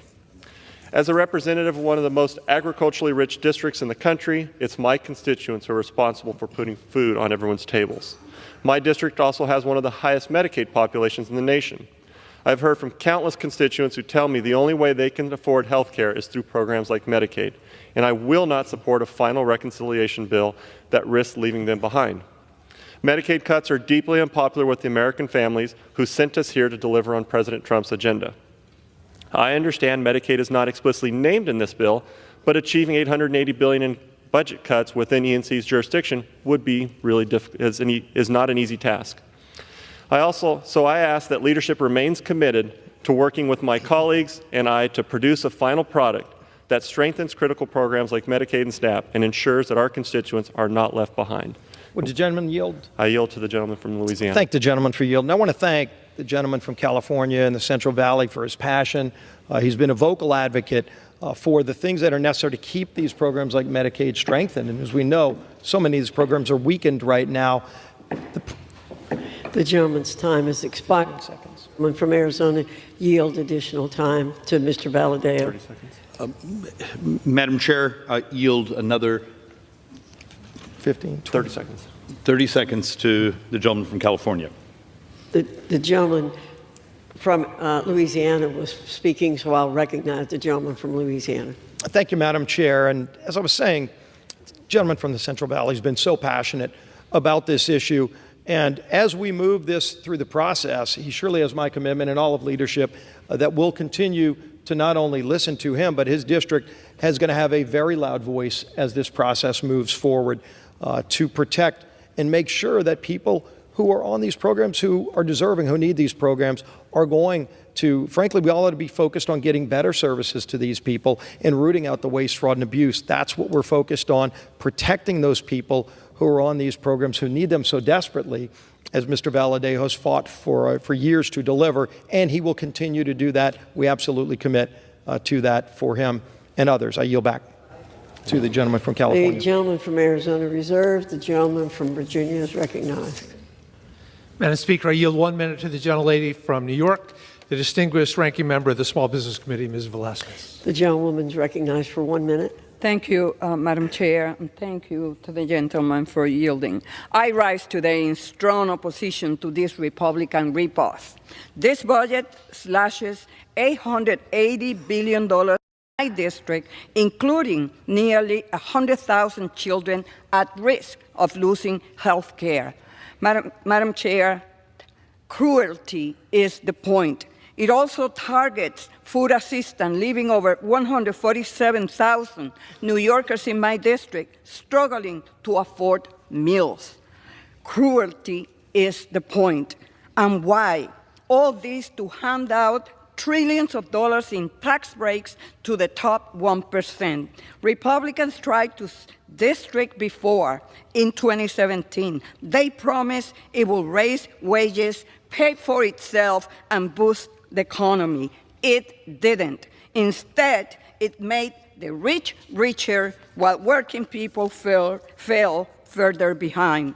Now they are doubling down, making America sicker, poorer, and hungrier just to funnel more money to their billionaire donors. The gentlewoman's time has expired. Republican responsibility is economic cruelty. Vote no. The gentlewoman's time has expired. The gentleman from Virginia reserves. The gentleman from Arizona is recognized. Thank you, Madam Chairwoman. Economic literature, and I think even the board here demonstrated that if we go back to the original TCJA, those corporate tax cuts, over 70% show up in wages. That's one of the reasons there was such remarkable wage growth without inflation. If you care about workers, you get tax policy correct. And with that, Madam Chair, I'd like to yield 60 seconds, a magic 60 seconds, to the leader. The majority leader, the gentleman from Louisiana, is recognized for 1 minute. Thank you, Madam Chair, and I thank my friend from Arizona for yielding for 1 minute. I rise in strong support, first of all, of this budget resolution. It's a critically important piece of legislation, frankly, might be one of the most important resolutions that this chamber has taken up in years, to start the process of delivering on the mandate that President Trump and this House and Senate Republican majority got from the voters of America in November. Now, I understand that my friends on the other side of the aisle are upset with the voters of America that they lost the election. They're upset with the results.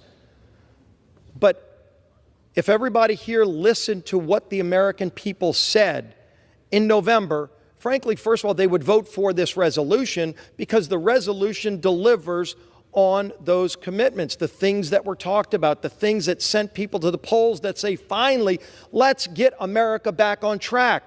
And how do we do it? We start, number one, by staving off a $4.5 trillion tax increase. $4.5 trillion. So we've heard a lot of hyperbole over the last few days. Just here on this House floor, we've heard from the other side of the aisle, Madam Chair, about millionaires and billionaires. For some reason, it seems like if somebody's successful in America, the other side of the aisle wants to demonize them, as if that's wrong. But clearly, if you read this bill is not about millionaires and billionaires. This bill is about whether or not you're going to stand up for the middle class of America, who will be devastated if this bill fails. A lot of times when we come to the House floor, Madam Chair, you can vote for or against a bill. And maybe the bill does good things, maybe you think the bill does bad things, and if you vote against the bill, nothing happens. And some days, nothing happening is a good day. Today, if nothing happens, it's not nothing that happens. A no vote. And let's be clear, you've got options, Madam Chair. You can vote yes to pass this resolution and get this process of budget reconciliation started, or you can vote no, like all of my colleagues on the other side of the aisle brag they're going to do. So if that's the case, Madam Chair, and maybe I can persuade a few, because maybe they don't know this, because clearly they haven't read the bill. You hear them talking about Medicaid over and over and over again, cuts to Medicaid, cuts to Medicaid. Clearly they haven't read the bill, because if you read the bill, the word Medicaid is mentioned a total of 0 times in the bill. 0. But that's all they want to talk about. If you read the bill, you would talk about what this does to engage 11 different committees in this Congress, 11 committees, to start a process called budget reconciliation, where they will go into open hearings on C-SPAN. Everybody in America can watch the deliberations, where there will be a discussion about how to get this country back on track, which the people of this nation are hungering for. Not people yelling and screaming and telling lies and trying to scare people with false information. We are here to talk facts. And the facts are a no vote imposes $4.5 trillion in taxes that primarily hit middle and low income families, not the millionaires and billionaires that they seem to want to demonize. You know, we're trying, for example, and you heard President Trump at every rally talk about no tax on tips. Now, clearly the other side of the aisle was against that. They wanted everybody's taxes to go up. They said they were against renewing the Trump tax cuts, let alone adding things like no tax on tips. And so we know they were against making sure that those people that work for tips don't have to pay taxes on it. Well, who are those people that work for tips? Last time I checked, Elon Musk does not work for tips, Madam Chair. The billionaires aren't the ones working for tips. In fact, we went back and checked. There's over 6 million Americans in this country, 6 million, that actually do work for tips. And what is their average salary, Madam Chair? Is it $1 million? Is it tens of millions? Is it $1 billion? No. In fact, the average salary for tip workers is $32,000 a year. That's who we're helping in this bill. If you vote no, you're saying to those tip workers who are struggling, some of them may be working 2 or 3 jobs. They're not the millionaires and the billionaires. They might actually be able to take a family vacation for the first time if they don't have to pay tax. If the 87,000 new IRS agents that they created in the last administration are not unleashed on them to go audit them to try to make them pay more money on their tip money, which is what is happening, we say no, they shouldn't have to pay taxes on those tips, Madam Chair. And the other side of the aisle says no to that. And they hide behind Elon Musk. They hide behind billionaires and millionaires. Except it's not the millionaires and billionaires that we're trying to help. They want to confuse the voters of this country so that when they vote no, the middle class of America doesn't realize in revolt that they just voted with their no vote to impose a $4.5 trillion tax hike on the middle class of this country. Look at the big number. Every income level tax goes up. You pay income taxes in America. If the other side of the aisle, Madam Chair, votes no, everybody's income tax rate goes up in America. But who are those folks? 145 million families. Not 145 million people. I'm talking about 145 million families in America who make less than $1 million. Will see their taxes go up. Go up. A tax increase, not on the millionaires and billionaires if they vote no, but it's a tax increase primarily on middle and lower income families. Why aren't they telling us that? Why haven't they said that on this House floor? Because they don't want the American people to know the truth. They want to create class warfare and try to divide the country against itself. Shame on people who want to divide this country even more. It's time we unite this country and grow this country, grow the middle class, actually create more jobs and wealth and opportunity, which, by the way, as Mr. Schweikert pointed out earlier, and he's got the charts to prove it, wealth and opportunity for lower and middle income families is what happened in 2017 and beyond when we started with the Trump tax cuts. And just because they don't like the person whose name is behind those tax cuts, they want to try to demonize them. But the facts still remain. Who benefited the most? The low and the middle income. We were losing our middle class in America in the decade before we passed those tax cuts. Why? Go look at the record, the facts. We were losing great American company after great American company moving out of America. They were leaving the country. Why? We had the highest corporate tax rate in the world. Now, the other side would say, stick it to them even more, raise tax rates even more. By the way, there are laboratories of democracy where that's been tried. It's called New York and California. And every time they keep raising rates, what happens? People move in droves. Million-plus people have left those states to go to other states, Texas, Florida, Tennessee, that have no income tax. So sure, you're seeing it happen in America, but what happens if they destroy America's system? Where do you go? Well, some of those people left America.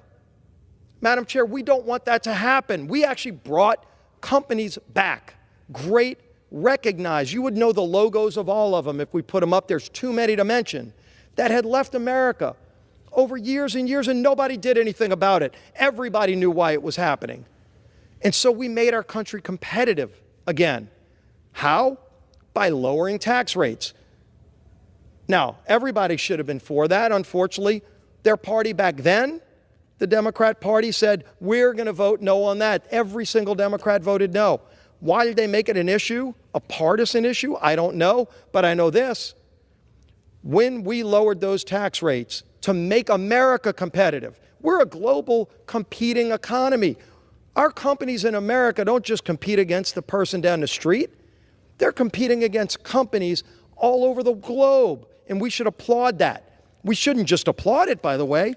We should make sure they remain the most competitive businesses in the world. America remains the most competitive country in the world, but we weren't. We were not.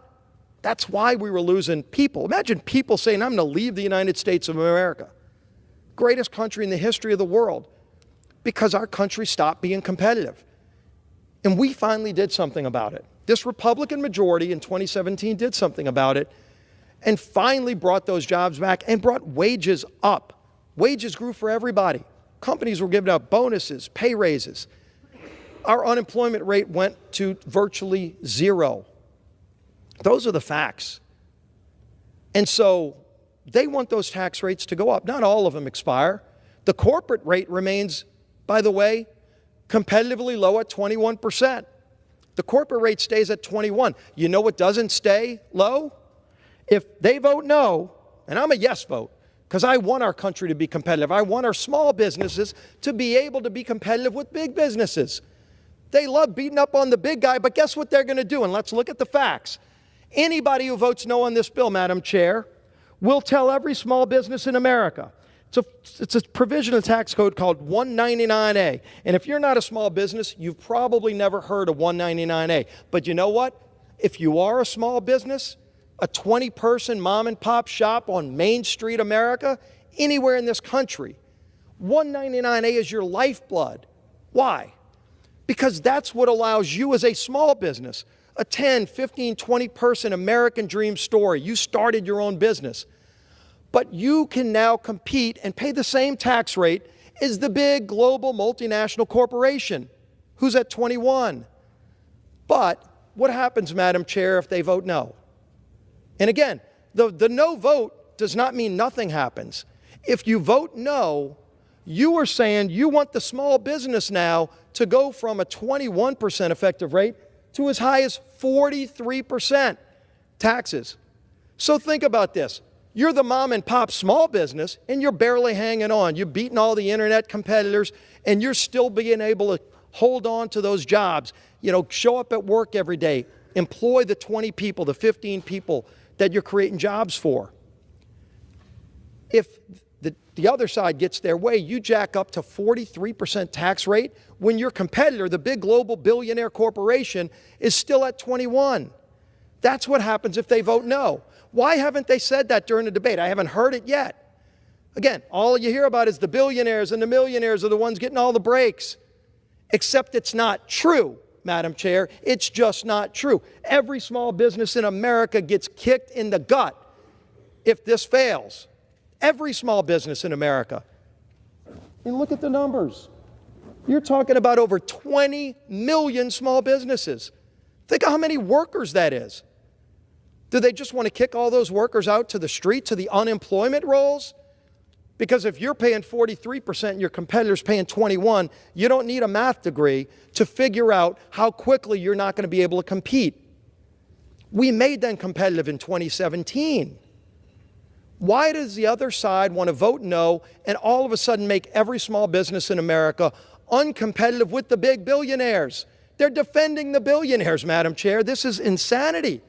But that's the reality of what happens if you vote no. And again, maybe by me going through the actual details, we might convince a couple of folks that maybe somebody duped them. They gave them some talking points. You just mention the word millionaire and billionaire, and next thing you know, you got a parade of 200 people that'll just line up and bash the bill. Except it's not in the bill. Do you want to stand up for the middle-class families of this country? vote yes on the bill, because that's who we're defending. Republicans are going to defend the ability for the next billionaire company, maybe, but right now it's a dream in somebody's basement. This is what's great about America. And if you haven't, go look at your favorite company. Go look at the biggest companies.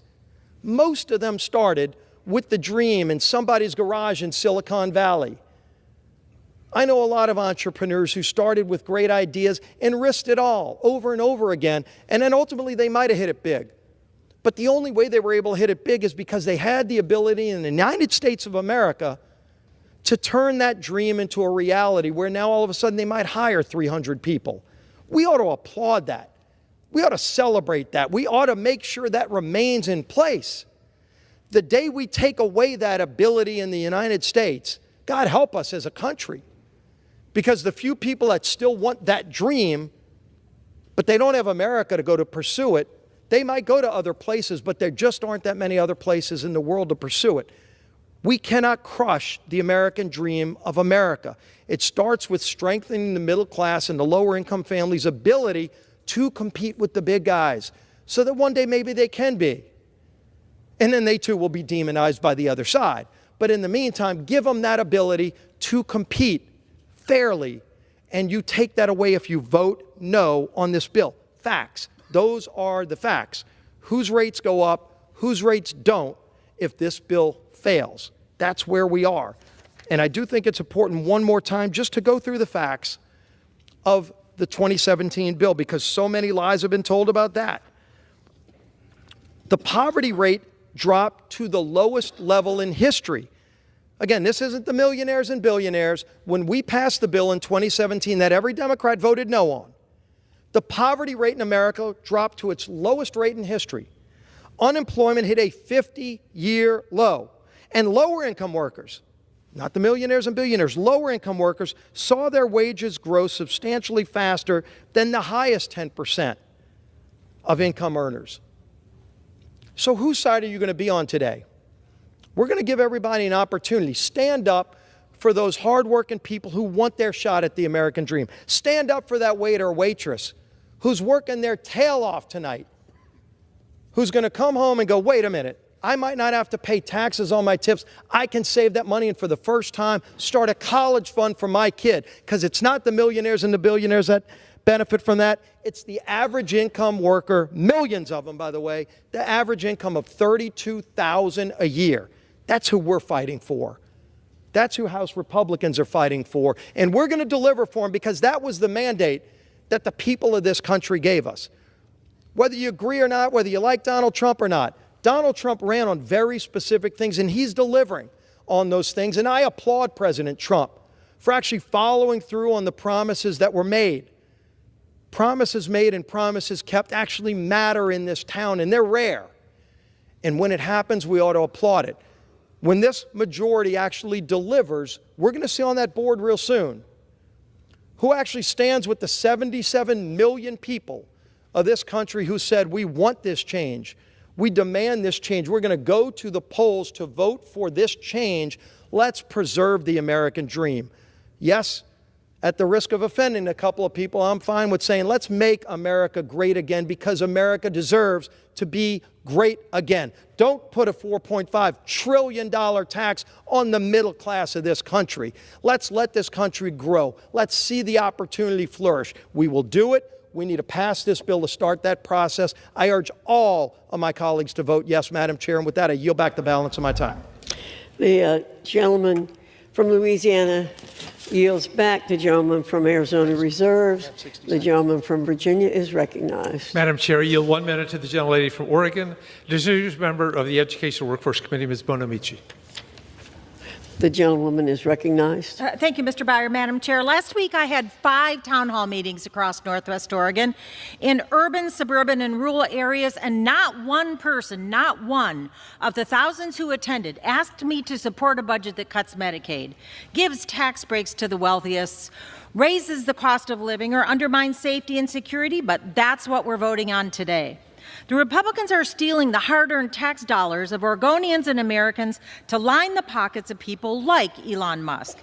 This ruthless Republican budget will rip away health care from low-income and working families and children and take us back to the days where if you get sick, you either go without treatment or you go bankrupt. It could rip away resources from local schools and prevent children, especially students with disabilities, from getting a good education. Republicans say they're eliminating waste. Want to talk about waste? Waste is giving the wealthiest big tax cuts while regular Americans are struggling to put food on the table. The cost of groceries is increasing, wages continue to remain stagnant, and too many families can't afford housing or childcare. The Republican majority's answer? Rip you off and give tax breaks to the wealthiest, and then hope, unrealistically, that it's going to trickle down. We must oppose this Republican billionaire budget. We must focus instead on the American people so everyone, not just those at the top, have the opportunity for a better future. I yield back the balance of my time. The gentlewoman yields back. The gentleman from Virginia is reserves, and the gentleman from Arizona is recognized. Madam Chair, may I inquire into the time?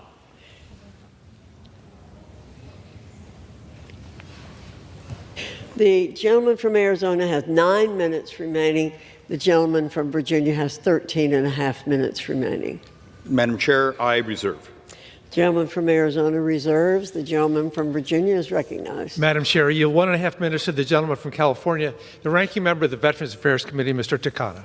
The gentleman from California is recognized. I thank the gentleman from Virginia for yielding. Madam Speaker, as the ranking member of the House Committee on Veterans Affairs, I rise today in complete opposition to the Republican rip-off budget resolution. Let's be clear. This is a tax break for billionaires like Elon Musk, paid for by working people, including millions of our veterans. The Republican rip-off cuts at least $880 billion from Medicaid, the program that 80 million Americans, including 9 million veterans, rely on for health insurance coverage. This extreme budget also cuts $230 billion from SNAP. Every year, SNAP helps almost 43 million Americans, including over 1 million veterans, put food on the table. But Republicans aren't just going to leave American veterans without health care or make them go hungry. They also want to take a chainsaw to VA, attacking the very people who provide care to the veterans who've served our country with honor. This is completely unacceptable, and I urge every member to oppose this abomination of a resolution that uses veterans as a piggy bank to pay for a billionaire tax break. I yield back. The gentleman from Virginia reserves. The gentleman from Arizona reserves. The gentleman from Virginia is recognized. Madam Chair, yield 1 minute to the gentleman from Nevada, a distinguished member of the Ways and Means Committee, Mr. Horsford. Gentleman is recognized for 1 minute. Thank you, and to the gentleman for yielding. I rise today not in favor or opposition. I rise in defense. Defense of 811,000 Nevadans and countless people across the country whose lives are in danger. I rise in defense of my constituents who will be impacted if Republicans are able to slash their health care services to fund $4.5 trillion to the ultra-wealthy and to big corporations. Madam Chair, Nevada Democrats and Republicans worked together to implement the Affordable Care Act, including the expansion of Medicaid. We reduced the uninsured rate by a third. 563,000 children were able to receive coverage as a result. But the fact that Nevada did the right thing then means we have more to lose as Republicans do the wrong thing now. Our state would be the third hardest hit, including in rural communities. This isn't a budget, it's the Republican Screw America bill. That's why I'm calling on every member of this body to vote no. I will in defense of my constituents. The gentleman's time has expired. Gentleman from Virginia reserves. Gentleman from Arizona reserves. Gentleman from Virginia is recognized. Madam Chair, I yield 2 minutes to the gentleman from New York, distinguished member of the Appropriations Committee, Mr. Espaillat. Gentleman from New York is recognized for 2 minutes. Thank you, Madam Chair. Very often we take very serious votes on this floor. but this vote is a deadly serious vote. This is a vote about life and death. I represent just slightly over 780,000 constituents. Out of those 780,000 constituents, 524,000 of them are Medicaid recipients. 524,000 of them. Over 100,000 of them are Medicare recipients. So over 600,000 of the 780,000 constituents that I represent receive either Medicaid or Medicare. In addition to that, there are 263,000 households that receive food stamp. This bill will put their life and health in danger, Madam Speaker. This is about life and death. As the Republican majority proposes to cut Medicaid across this country, to give a massive $4.5 trillion, with a capital T, trillion dollar cut in taxes to the very rich. And who will that go to? 50% of that will go to the shareholders. 44% of that tax cut will go to high-end executive. The fat cat executives are going to get this money, and working class and even middle class people are going to get stiffed with the cuts. And this is about life and death. It's not a simple piece of legislation that we will pass. There are diabetics that will see the price of insulin go up. There are people with renal problems, with cardiovascular problems. Madam Speaker, this is about life and death. Vote no for this bill, and I yield back. The gentleman's time has expired. The gentleman from Virginia reserves. The gentleman from Arizona reserves. The gentleman from Arizona. Madam Chair, let me have just a couple moments of joy here. A reconciliation budget that only touches individuals and pass-through businesses, so there are no shareholders who are getting, that's actually already locked in. That's one of the reasons we're doing this, is because you want to see distortions in the economy, have a world where small businesses, pass-throughs, employee-owned, their taxes shoot up. But the C corporations are down here.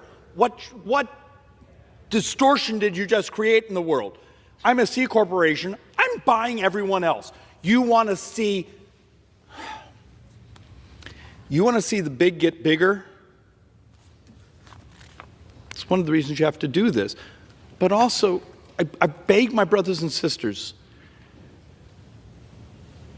have a different view, but actually just try to get the most basic facts correct here. And with that, Madam Chair, I reserve.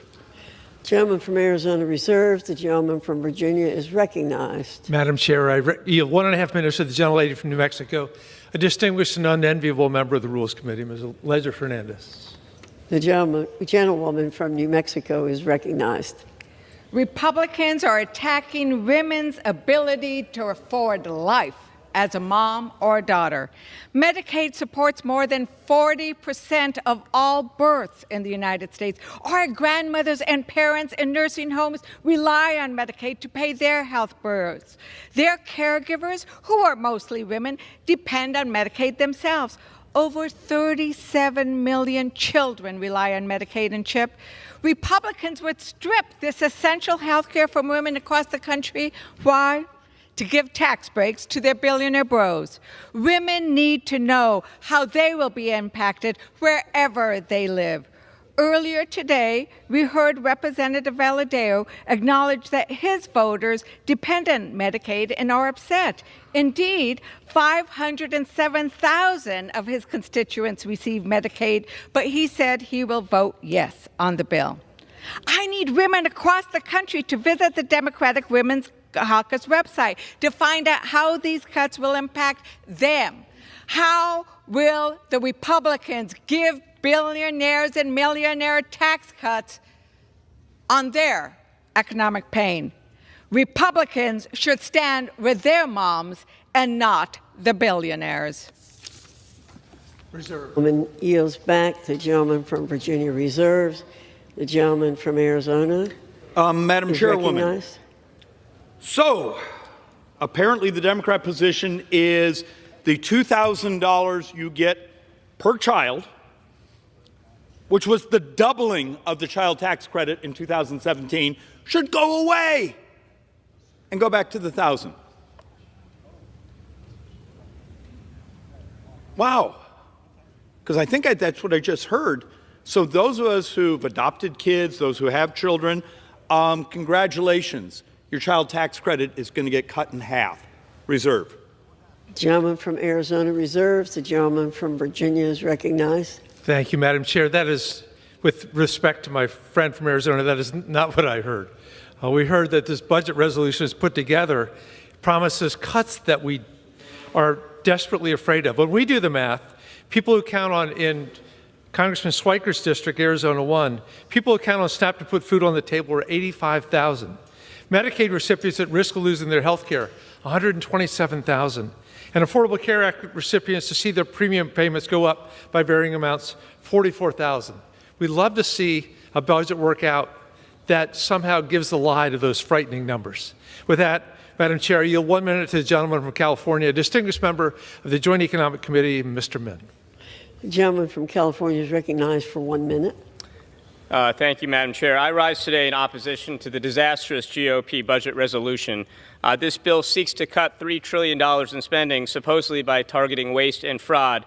But the entire domestic discretionary budget is only $917 billion. The math simply doesn't add up. There's only one way to get to $3 trillion in cuts, and that's to slash Lifeline programs, including nearly $1 trillion in cuts to Medicaid. Under the GOP budget, over 136,000 of my constituents would lose their health care, including over 42,000 children. This budget would also take food away from hungry children, deny health care to sick veterans. So why are House Repubs pushing such an immoral and cruel agenda? Not to reduce our deficits. In fact, their budget adds nearly $1.6 trillion a year to our debt. No, it's to pass tax cuts for billionaires and foreign investors. In fact, over $350 billion of these same tax cuts went to foreign investors over the last 10 years. Let's be clear, if this budget passes, kids are going to go to bed hungry so that we can give more money to Elon Musk and investors from Saudi Arabia, China, and Russia. This is immoral. It's wrong. I urge my colleagues to oppose this horrible budget measure. Gentleman's time has expired.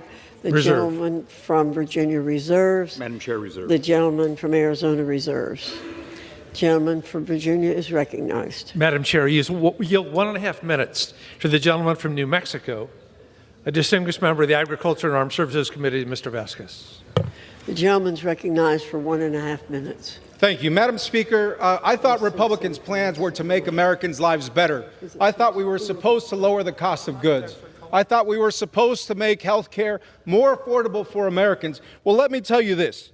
When you strip health care away from 290,000 New Mexicans, many of which are in my district, 132,000 children and 26,000 seniors, can anybody on the other side of the aisle tell me how is that making life better for my constituents and for New Mexicans? Well, it's not going to. And in fact, this Republican budget is going to raise health care premiums by nearly $1,000 a year for 20,000 people in my district.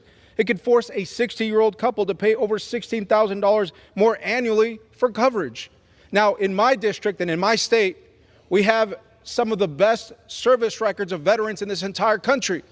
In fact, we are home to the Code Talkers. We are home to folks who have served our country with pride and with dignity for so many years that when I look at the cuts that are being made to the VA healthcare system, I'm ashamed of what this body is doing. I'm ashamed of what my colleagues across the aisle are doing.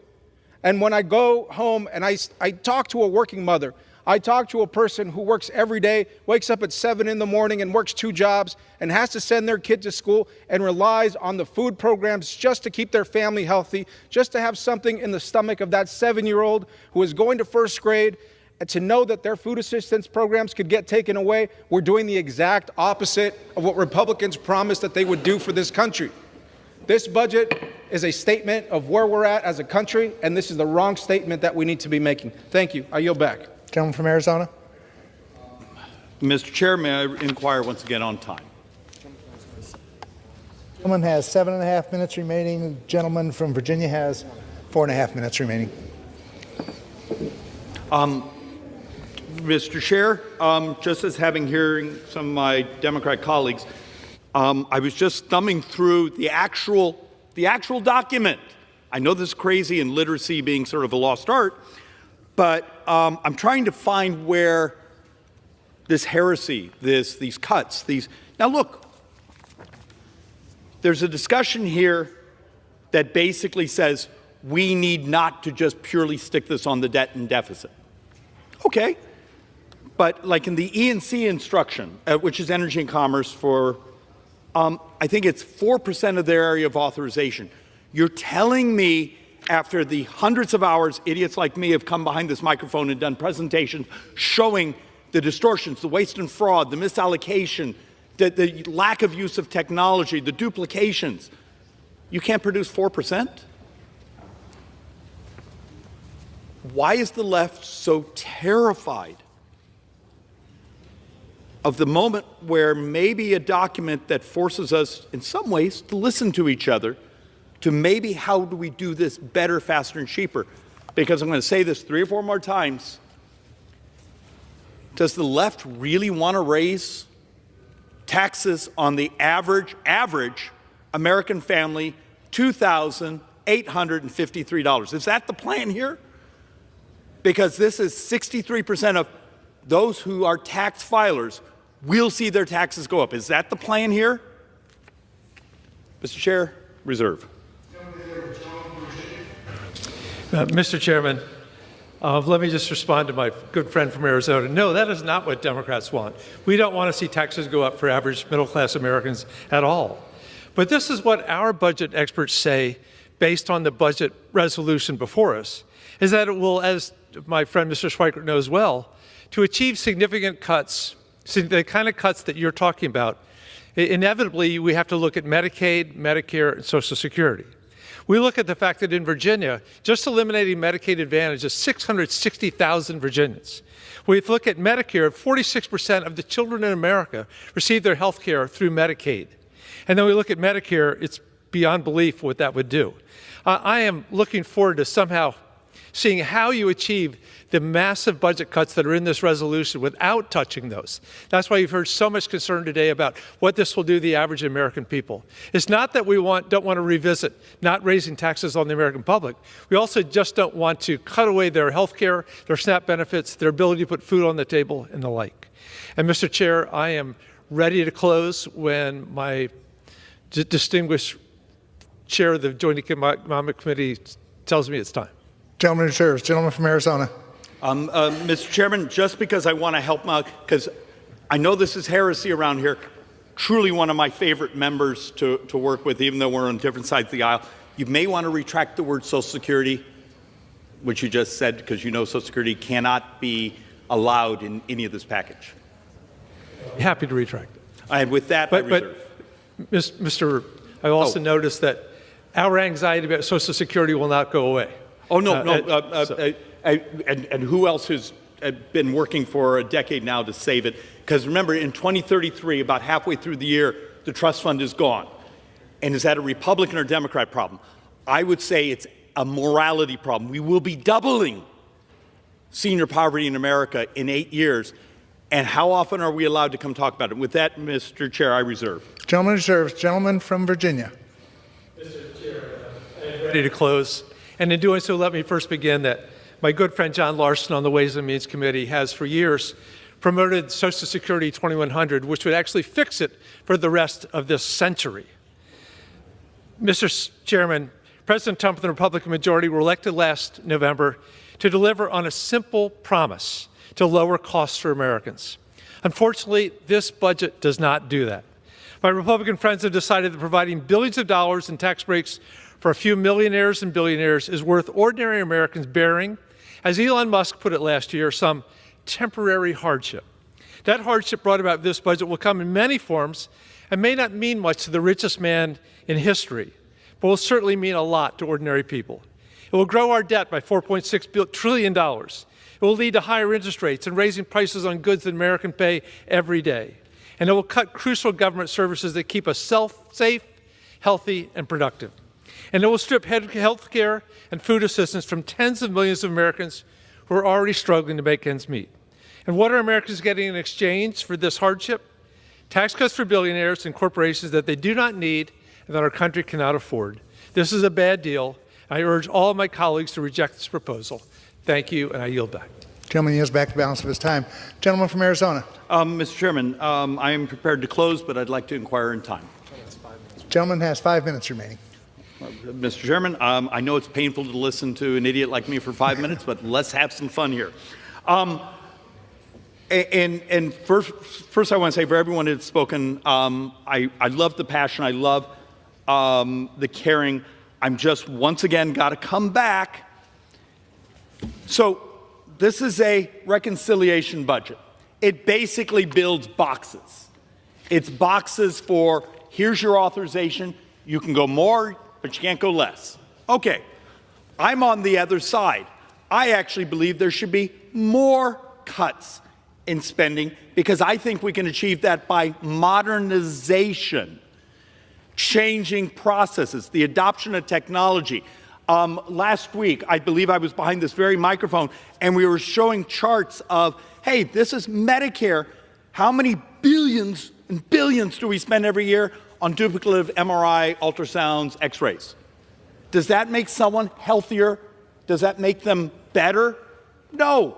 We're basically, it's waste and fraud, but the ability to use technology to get rid of that. If we all agreed to do something like that, we're going to get rid of these duplicative servers. We're going to get rid of some of the, we like to say waste and fraud, but the fact of the matter is design problems in the model.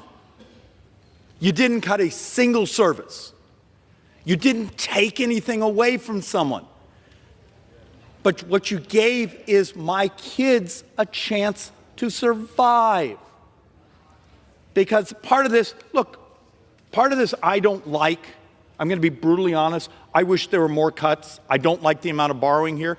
But if this is the moment that opens up a chance for someone like myself that has spent a decade here passionately trying to say it doesn't have to be cuts, it's actually the adoption of technology. Look, I'm going to go slightly off track, and then I want to get back into the distribution. If I turn to my brothers and sisters and anyone willing to listen right now, what's the single biggest cost in our society? This is where Schweikert soaks himself in kerosene and plays with matches, Mr. Chair. Turns out it's obesity. Our brothers and sisters, we calculate over $9 trillion in additional healthcare costs over the next decade. What would happen if the left and the right actually said, we are going to fixate on the way we deliver healthcare, the way we deliver nutrition support, the way we do agriculture policy, that we are going to help our brothers and sisters be healthier. Oh, by the way, family formation, the use of healthcare, the ability to have a life. Maybe it's moments like this where we go to battle and committees that have really smart people, but armies of lobbyists outside these hallways who look at us, who stress out when we start saying, time to modernize, time to find a better, faster, more elegant way to deliver services and slow down the piling of debt. Because the math still comes back to 63% of our tax-paying brothers and sisters will see their taxes go up. Now, for the comments you've heard over and over here that the distributional effects, okay, Mr. Beyer and I are both on Ways and Means, battle in the committee saying, because remember, there is no bill, coming out of the committee yet. What's it going to look like? Do we actually have to make elegant changes? Are there things we can agree as a body that will maximize economic growth? Because at some point, you got to look, and I'm sorry I've beaten up this chart, but we've been trying to model what happens to the economy if we allow these tax hikes to come in automatically. But it turns out also the economy is benefited if we maximize how much we pay for. At the end of 10 years, And I know changing spending policy is hard, but if we were to maximize both, at the end of the decade, we're more prosperous. And Mr. Chairman, at some point, that's the ultimate question here. Is prosperity moral? Is there a way we can actually do our work here where we maximize the prosperity for my 2.5-year-old, but also the person heading to retirement, to our brothers and sisters who are out there working their hearts out? There is a way. The hardest part is we're going to have to do things differently than we've done in the past. And with that, I yield back, Mr. Chairman.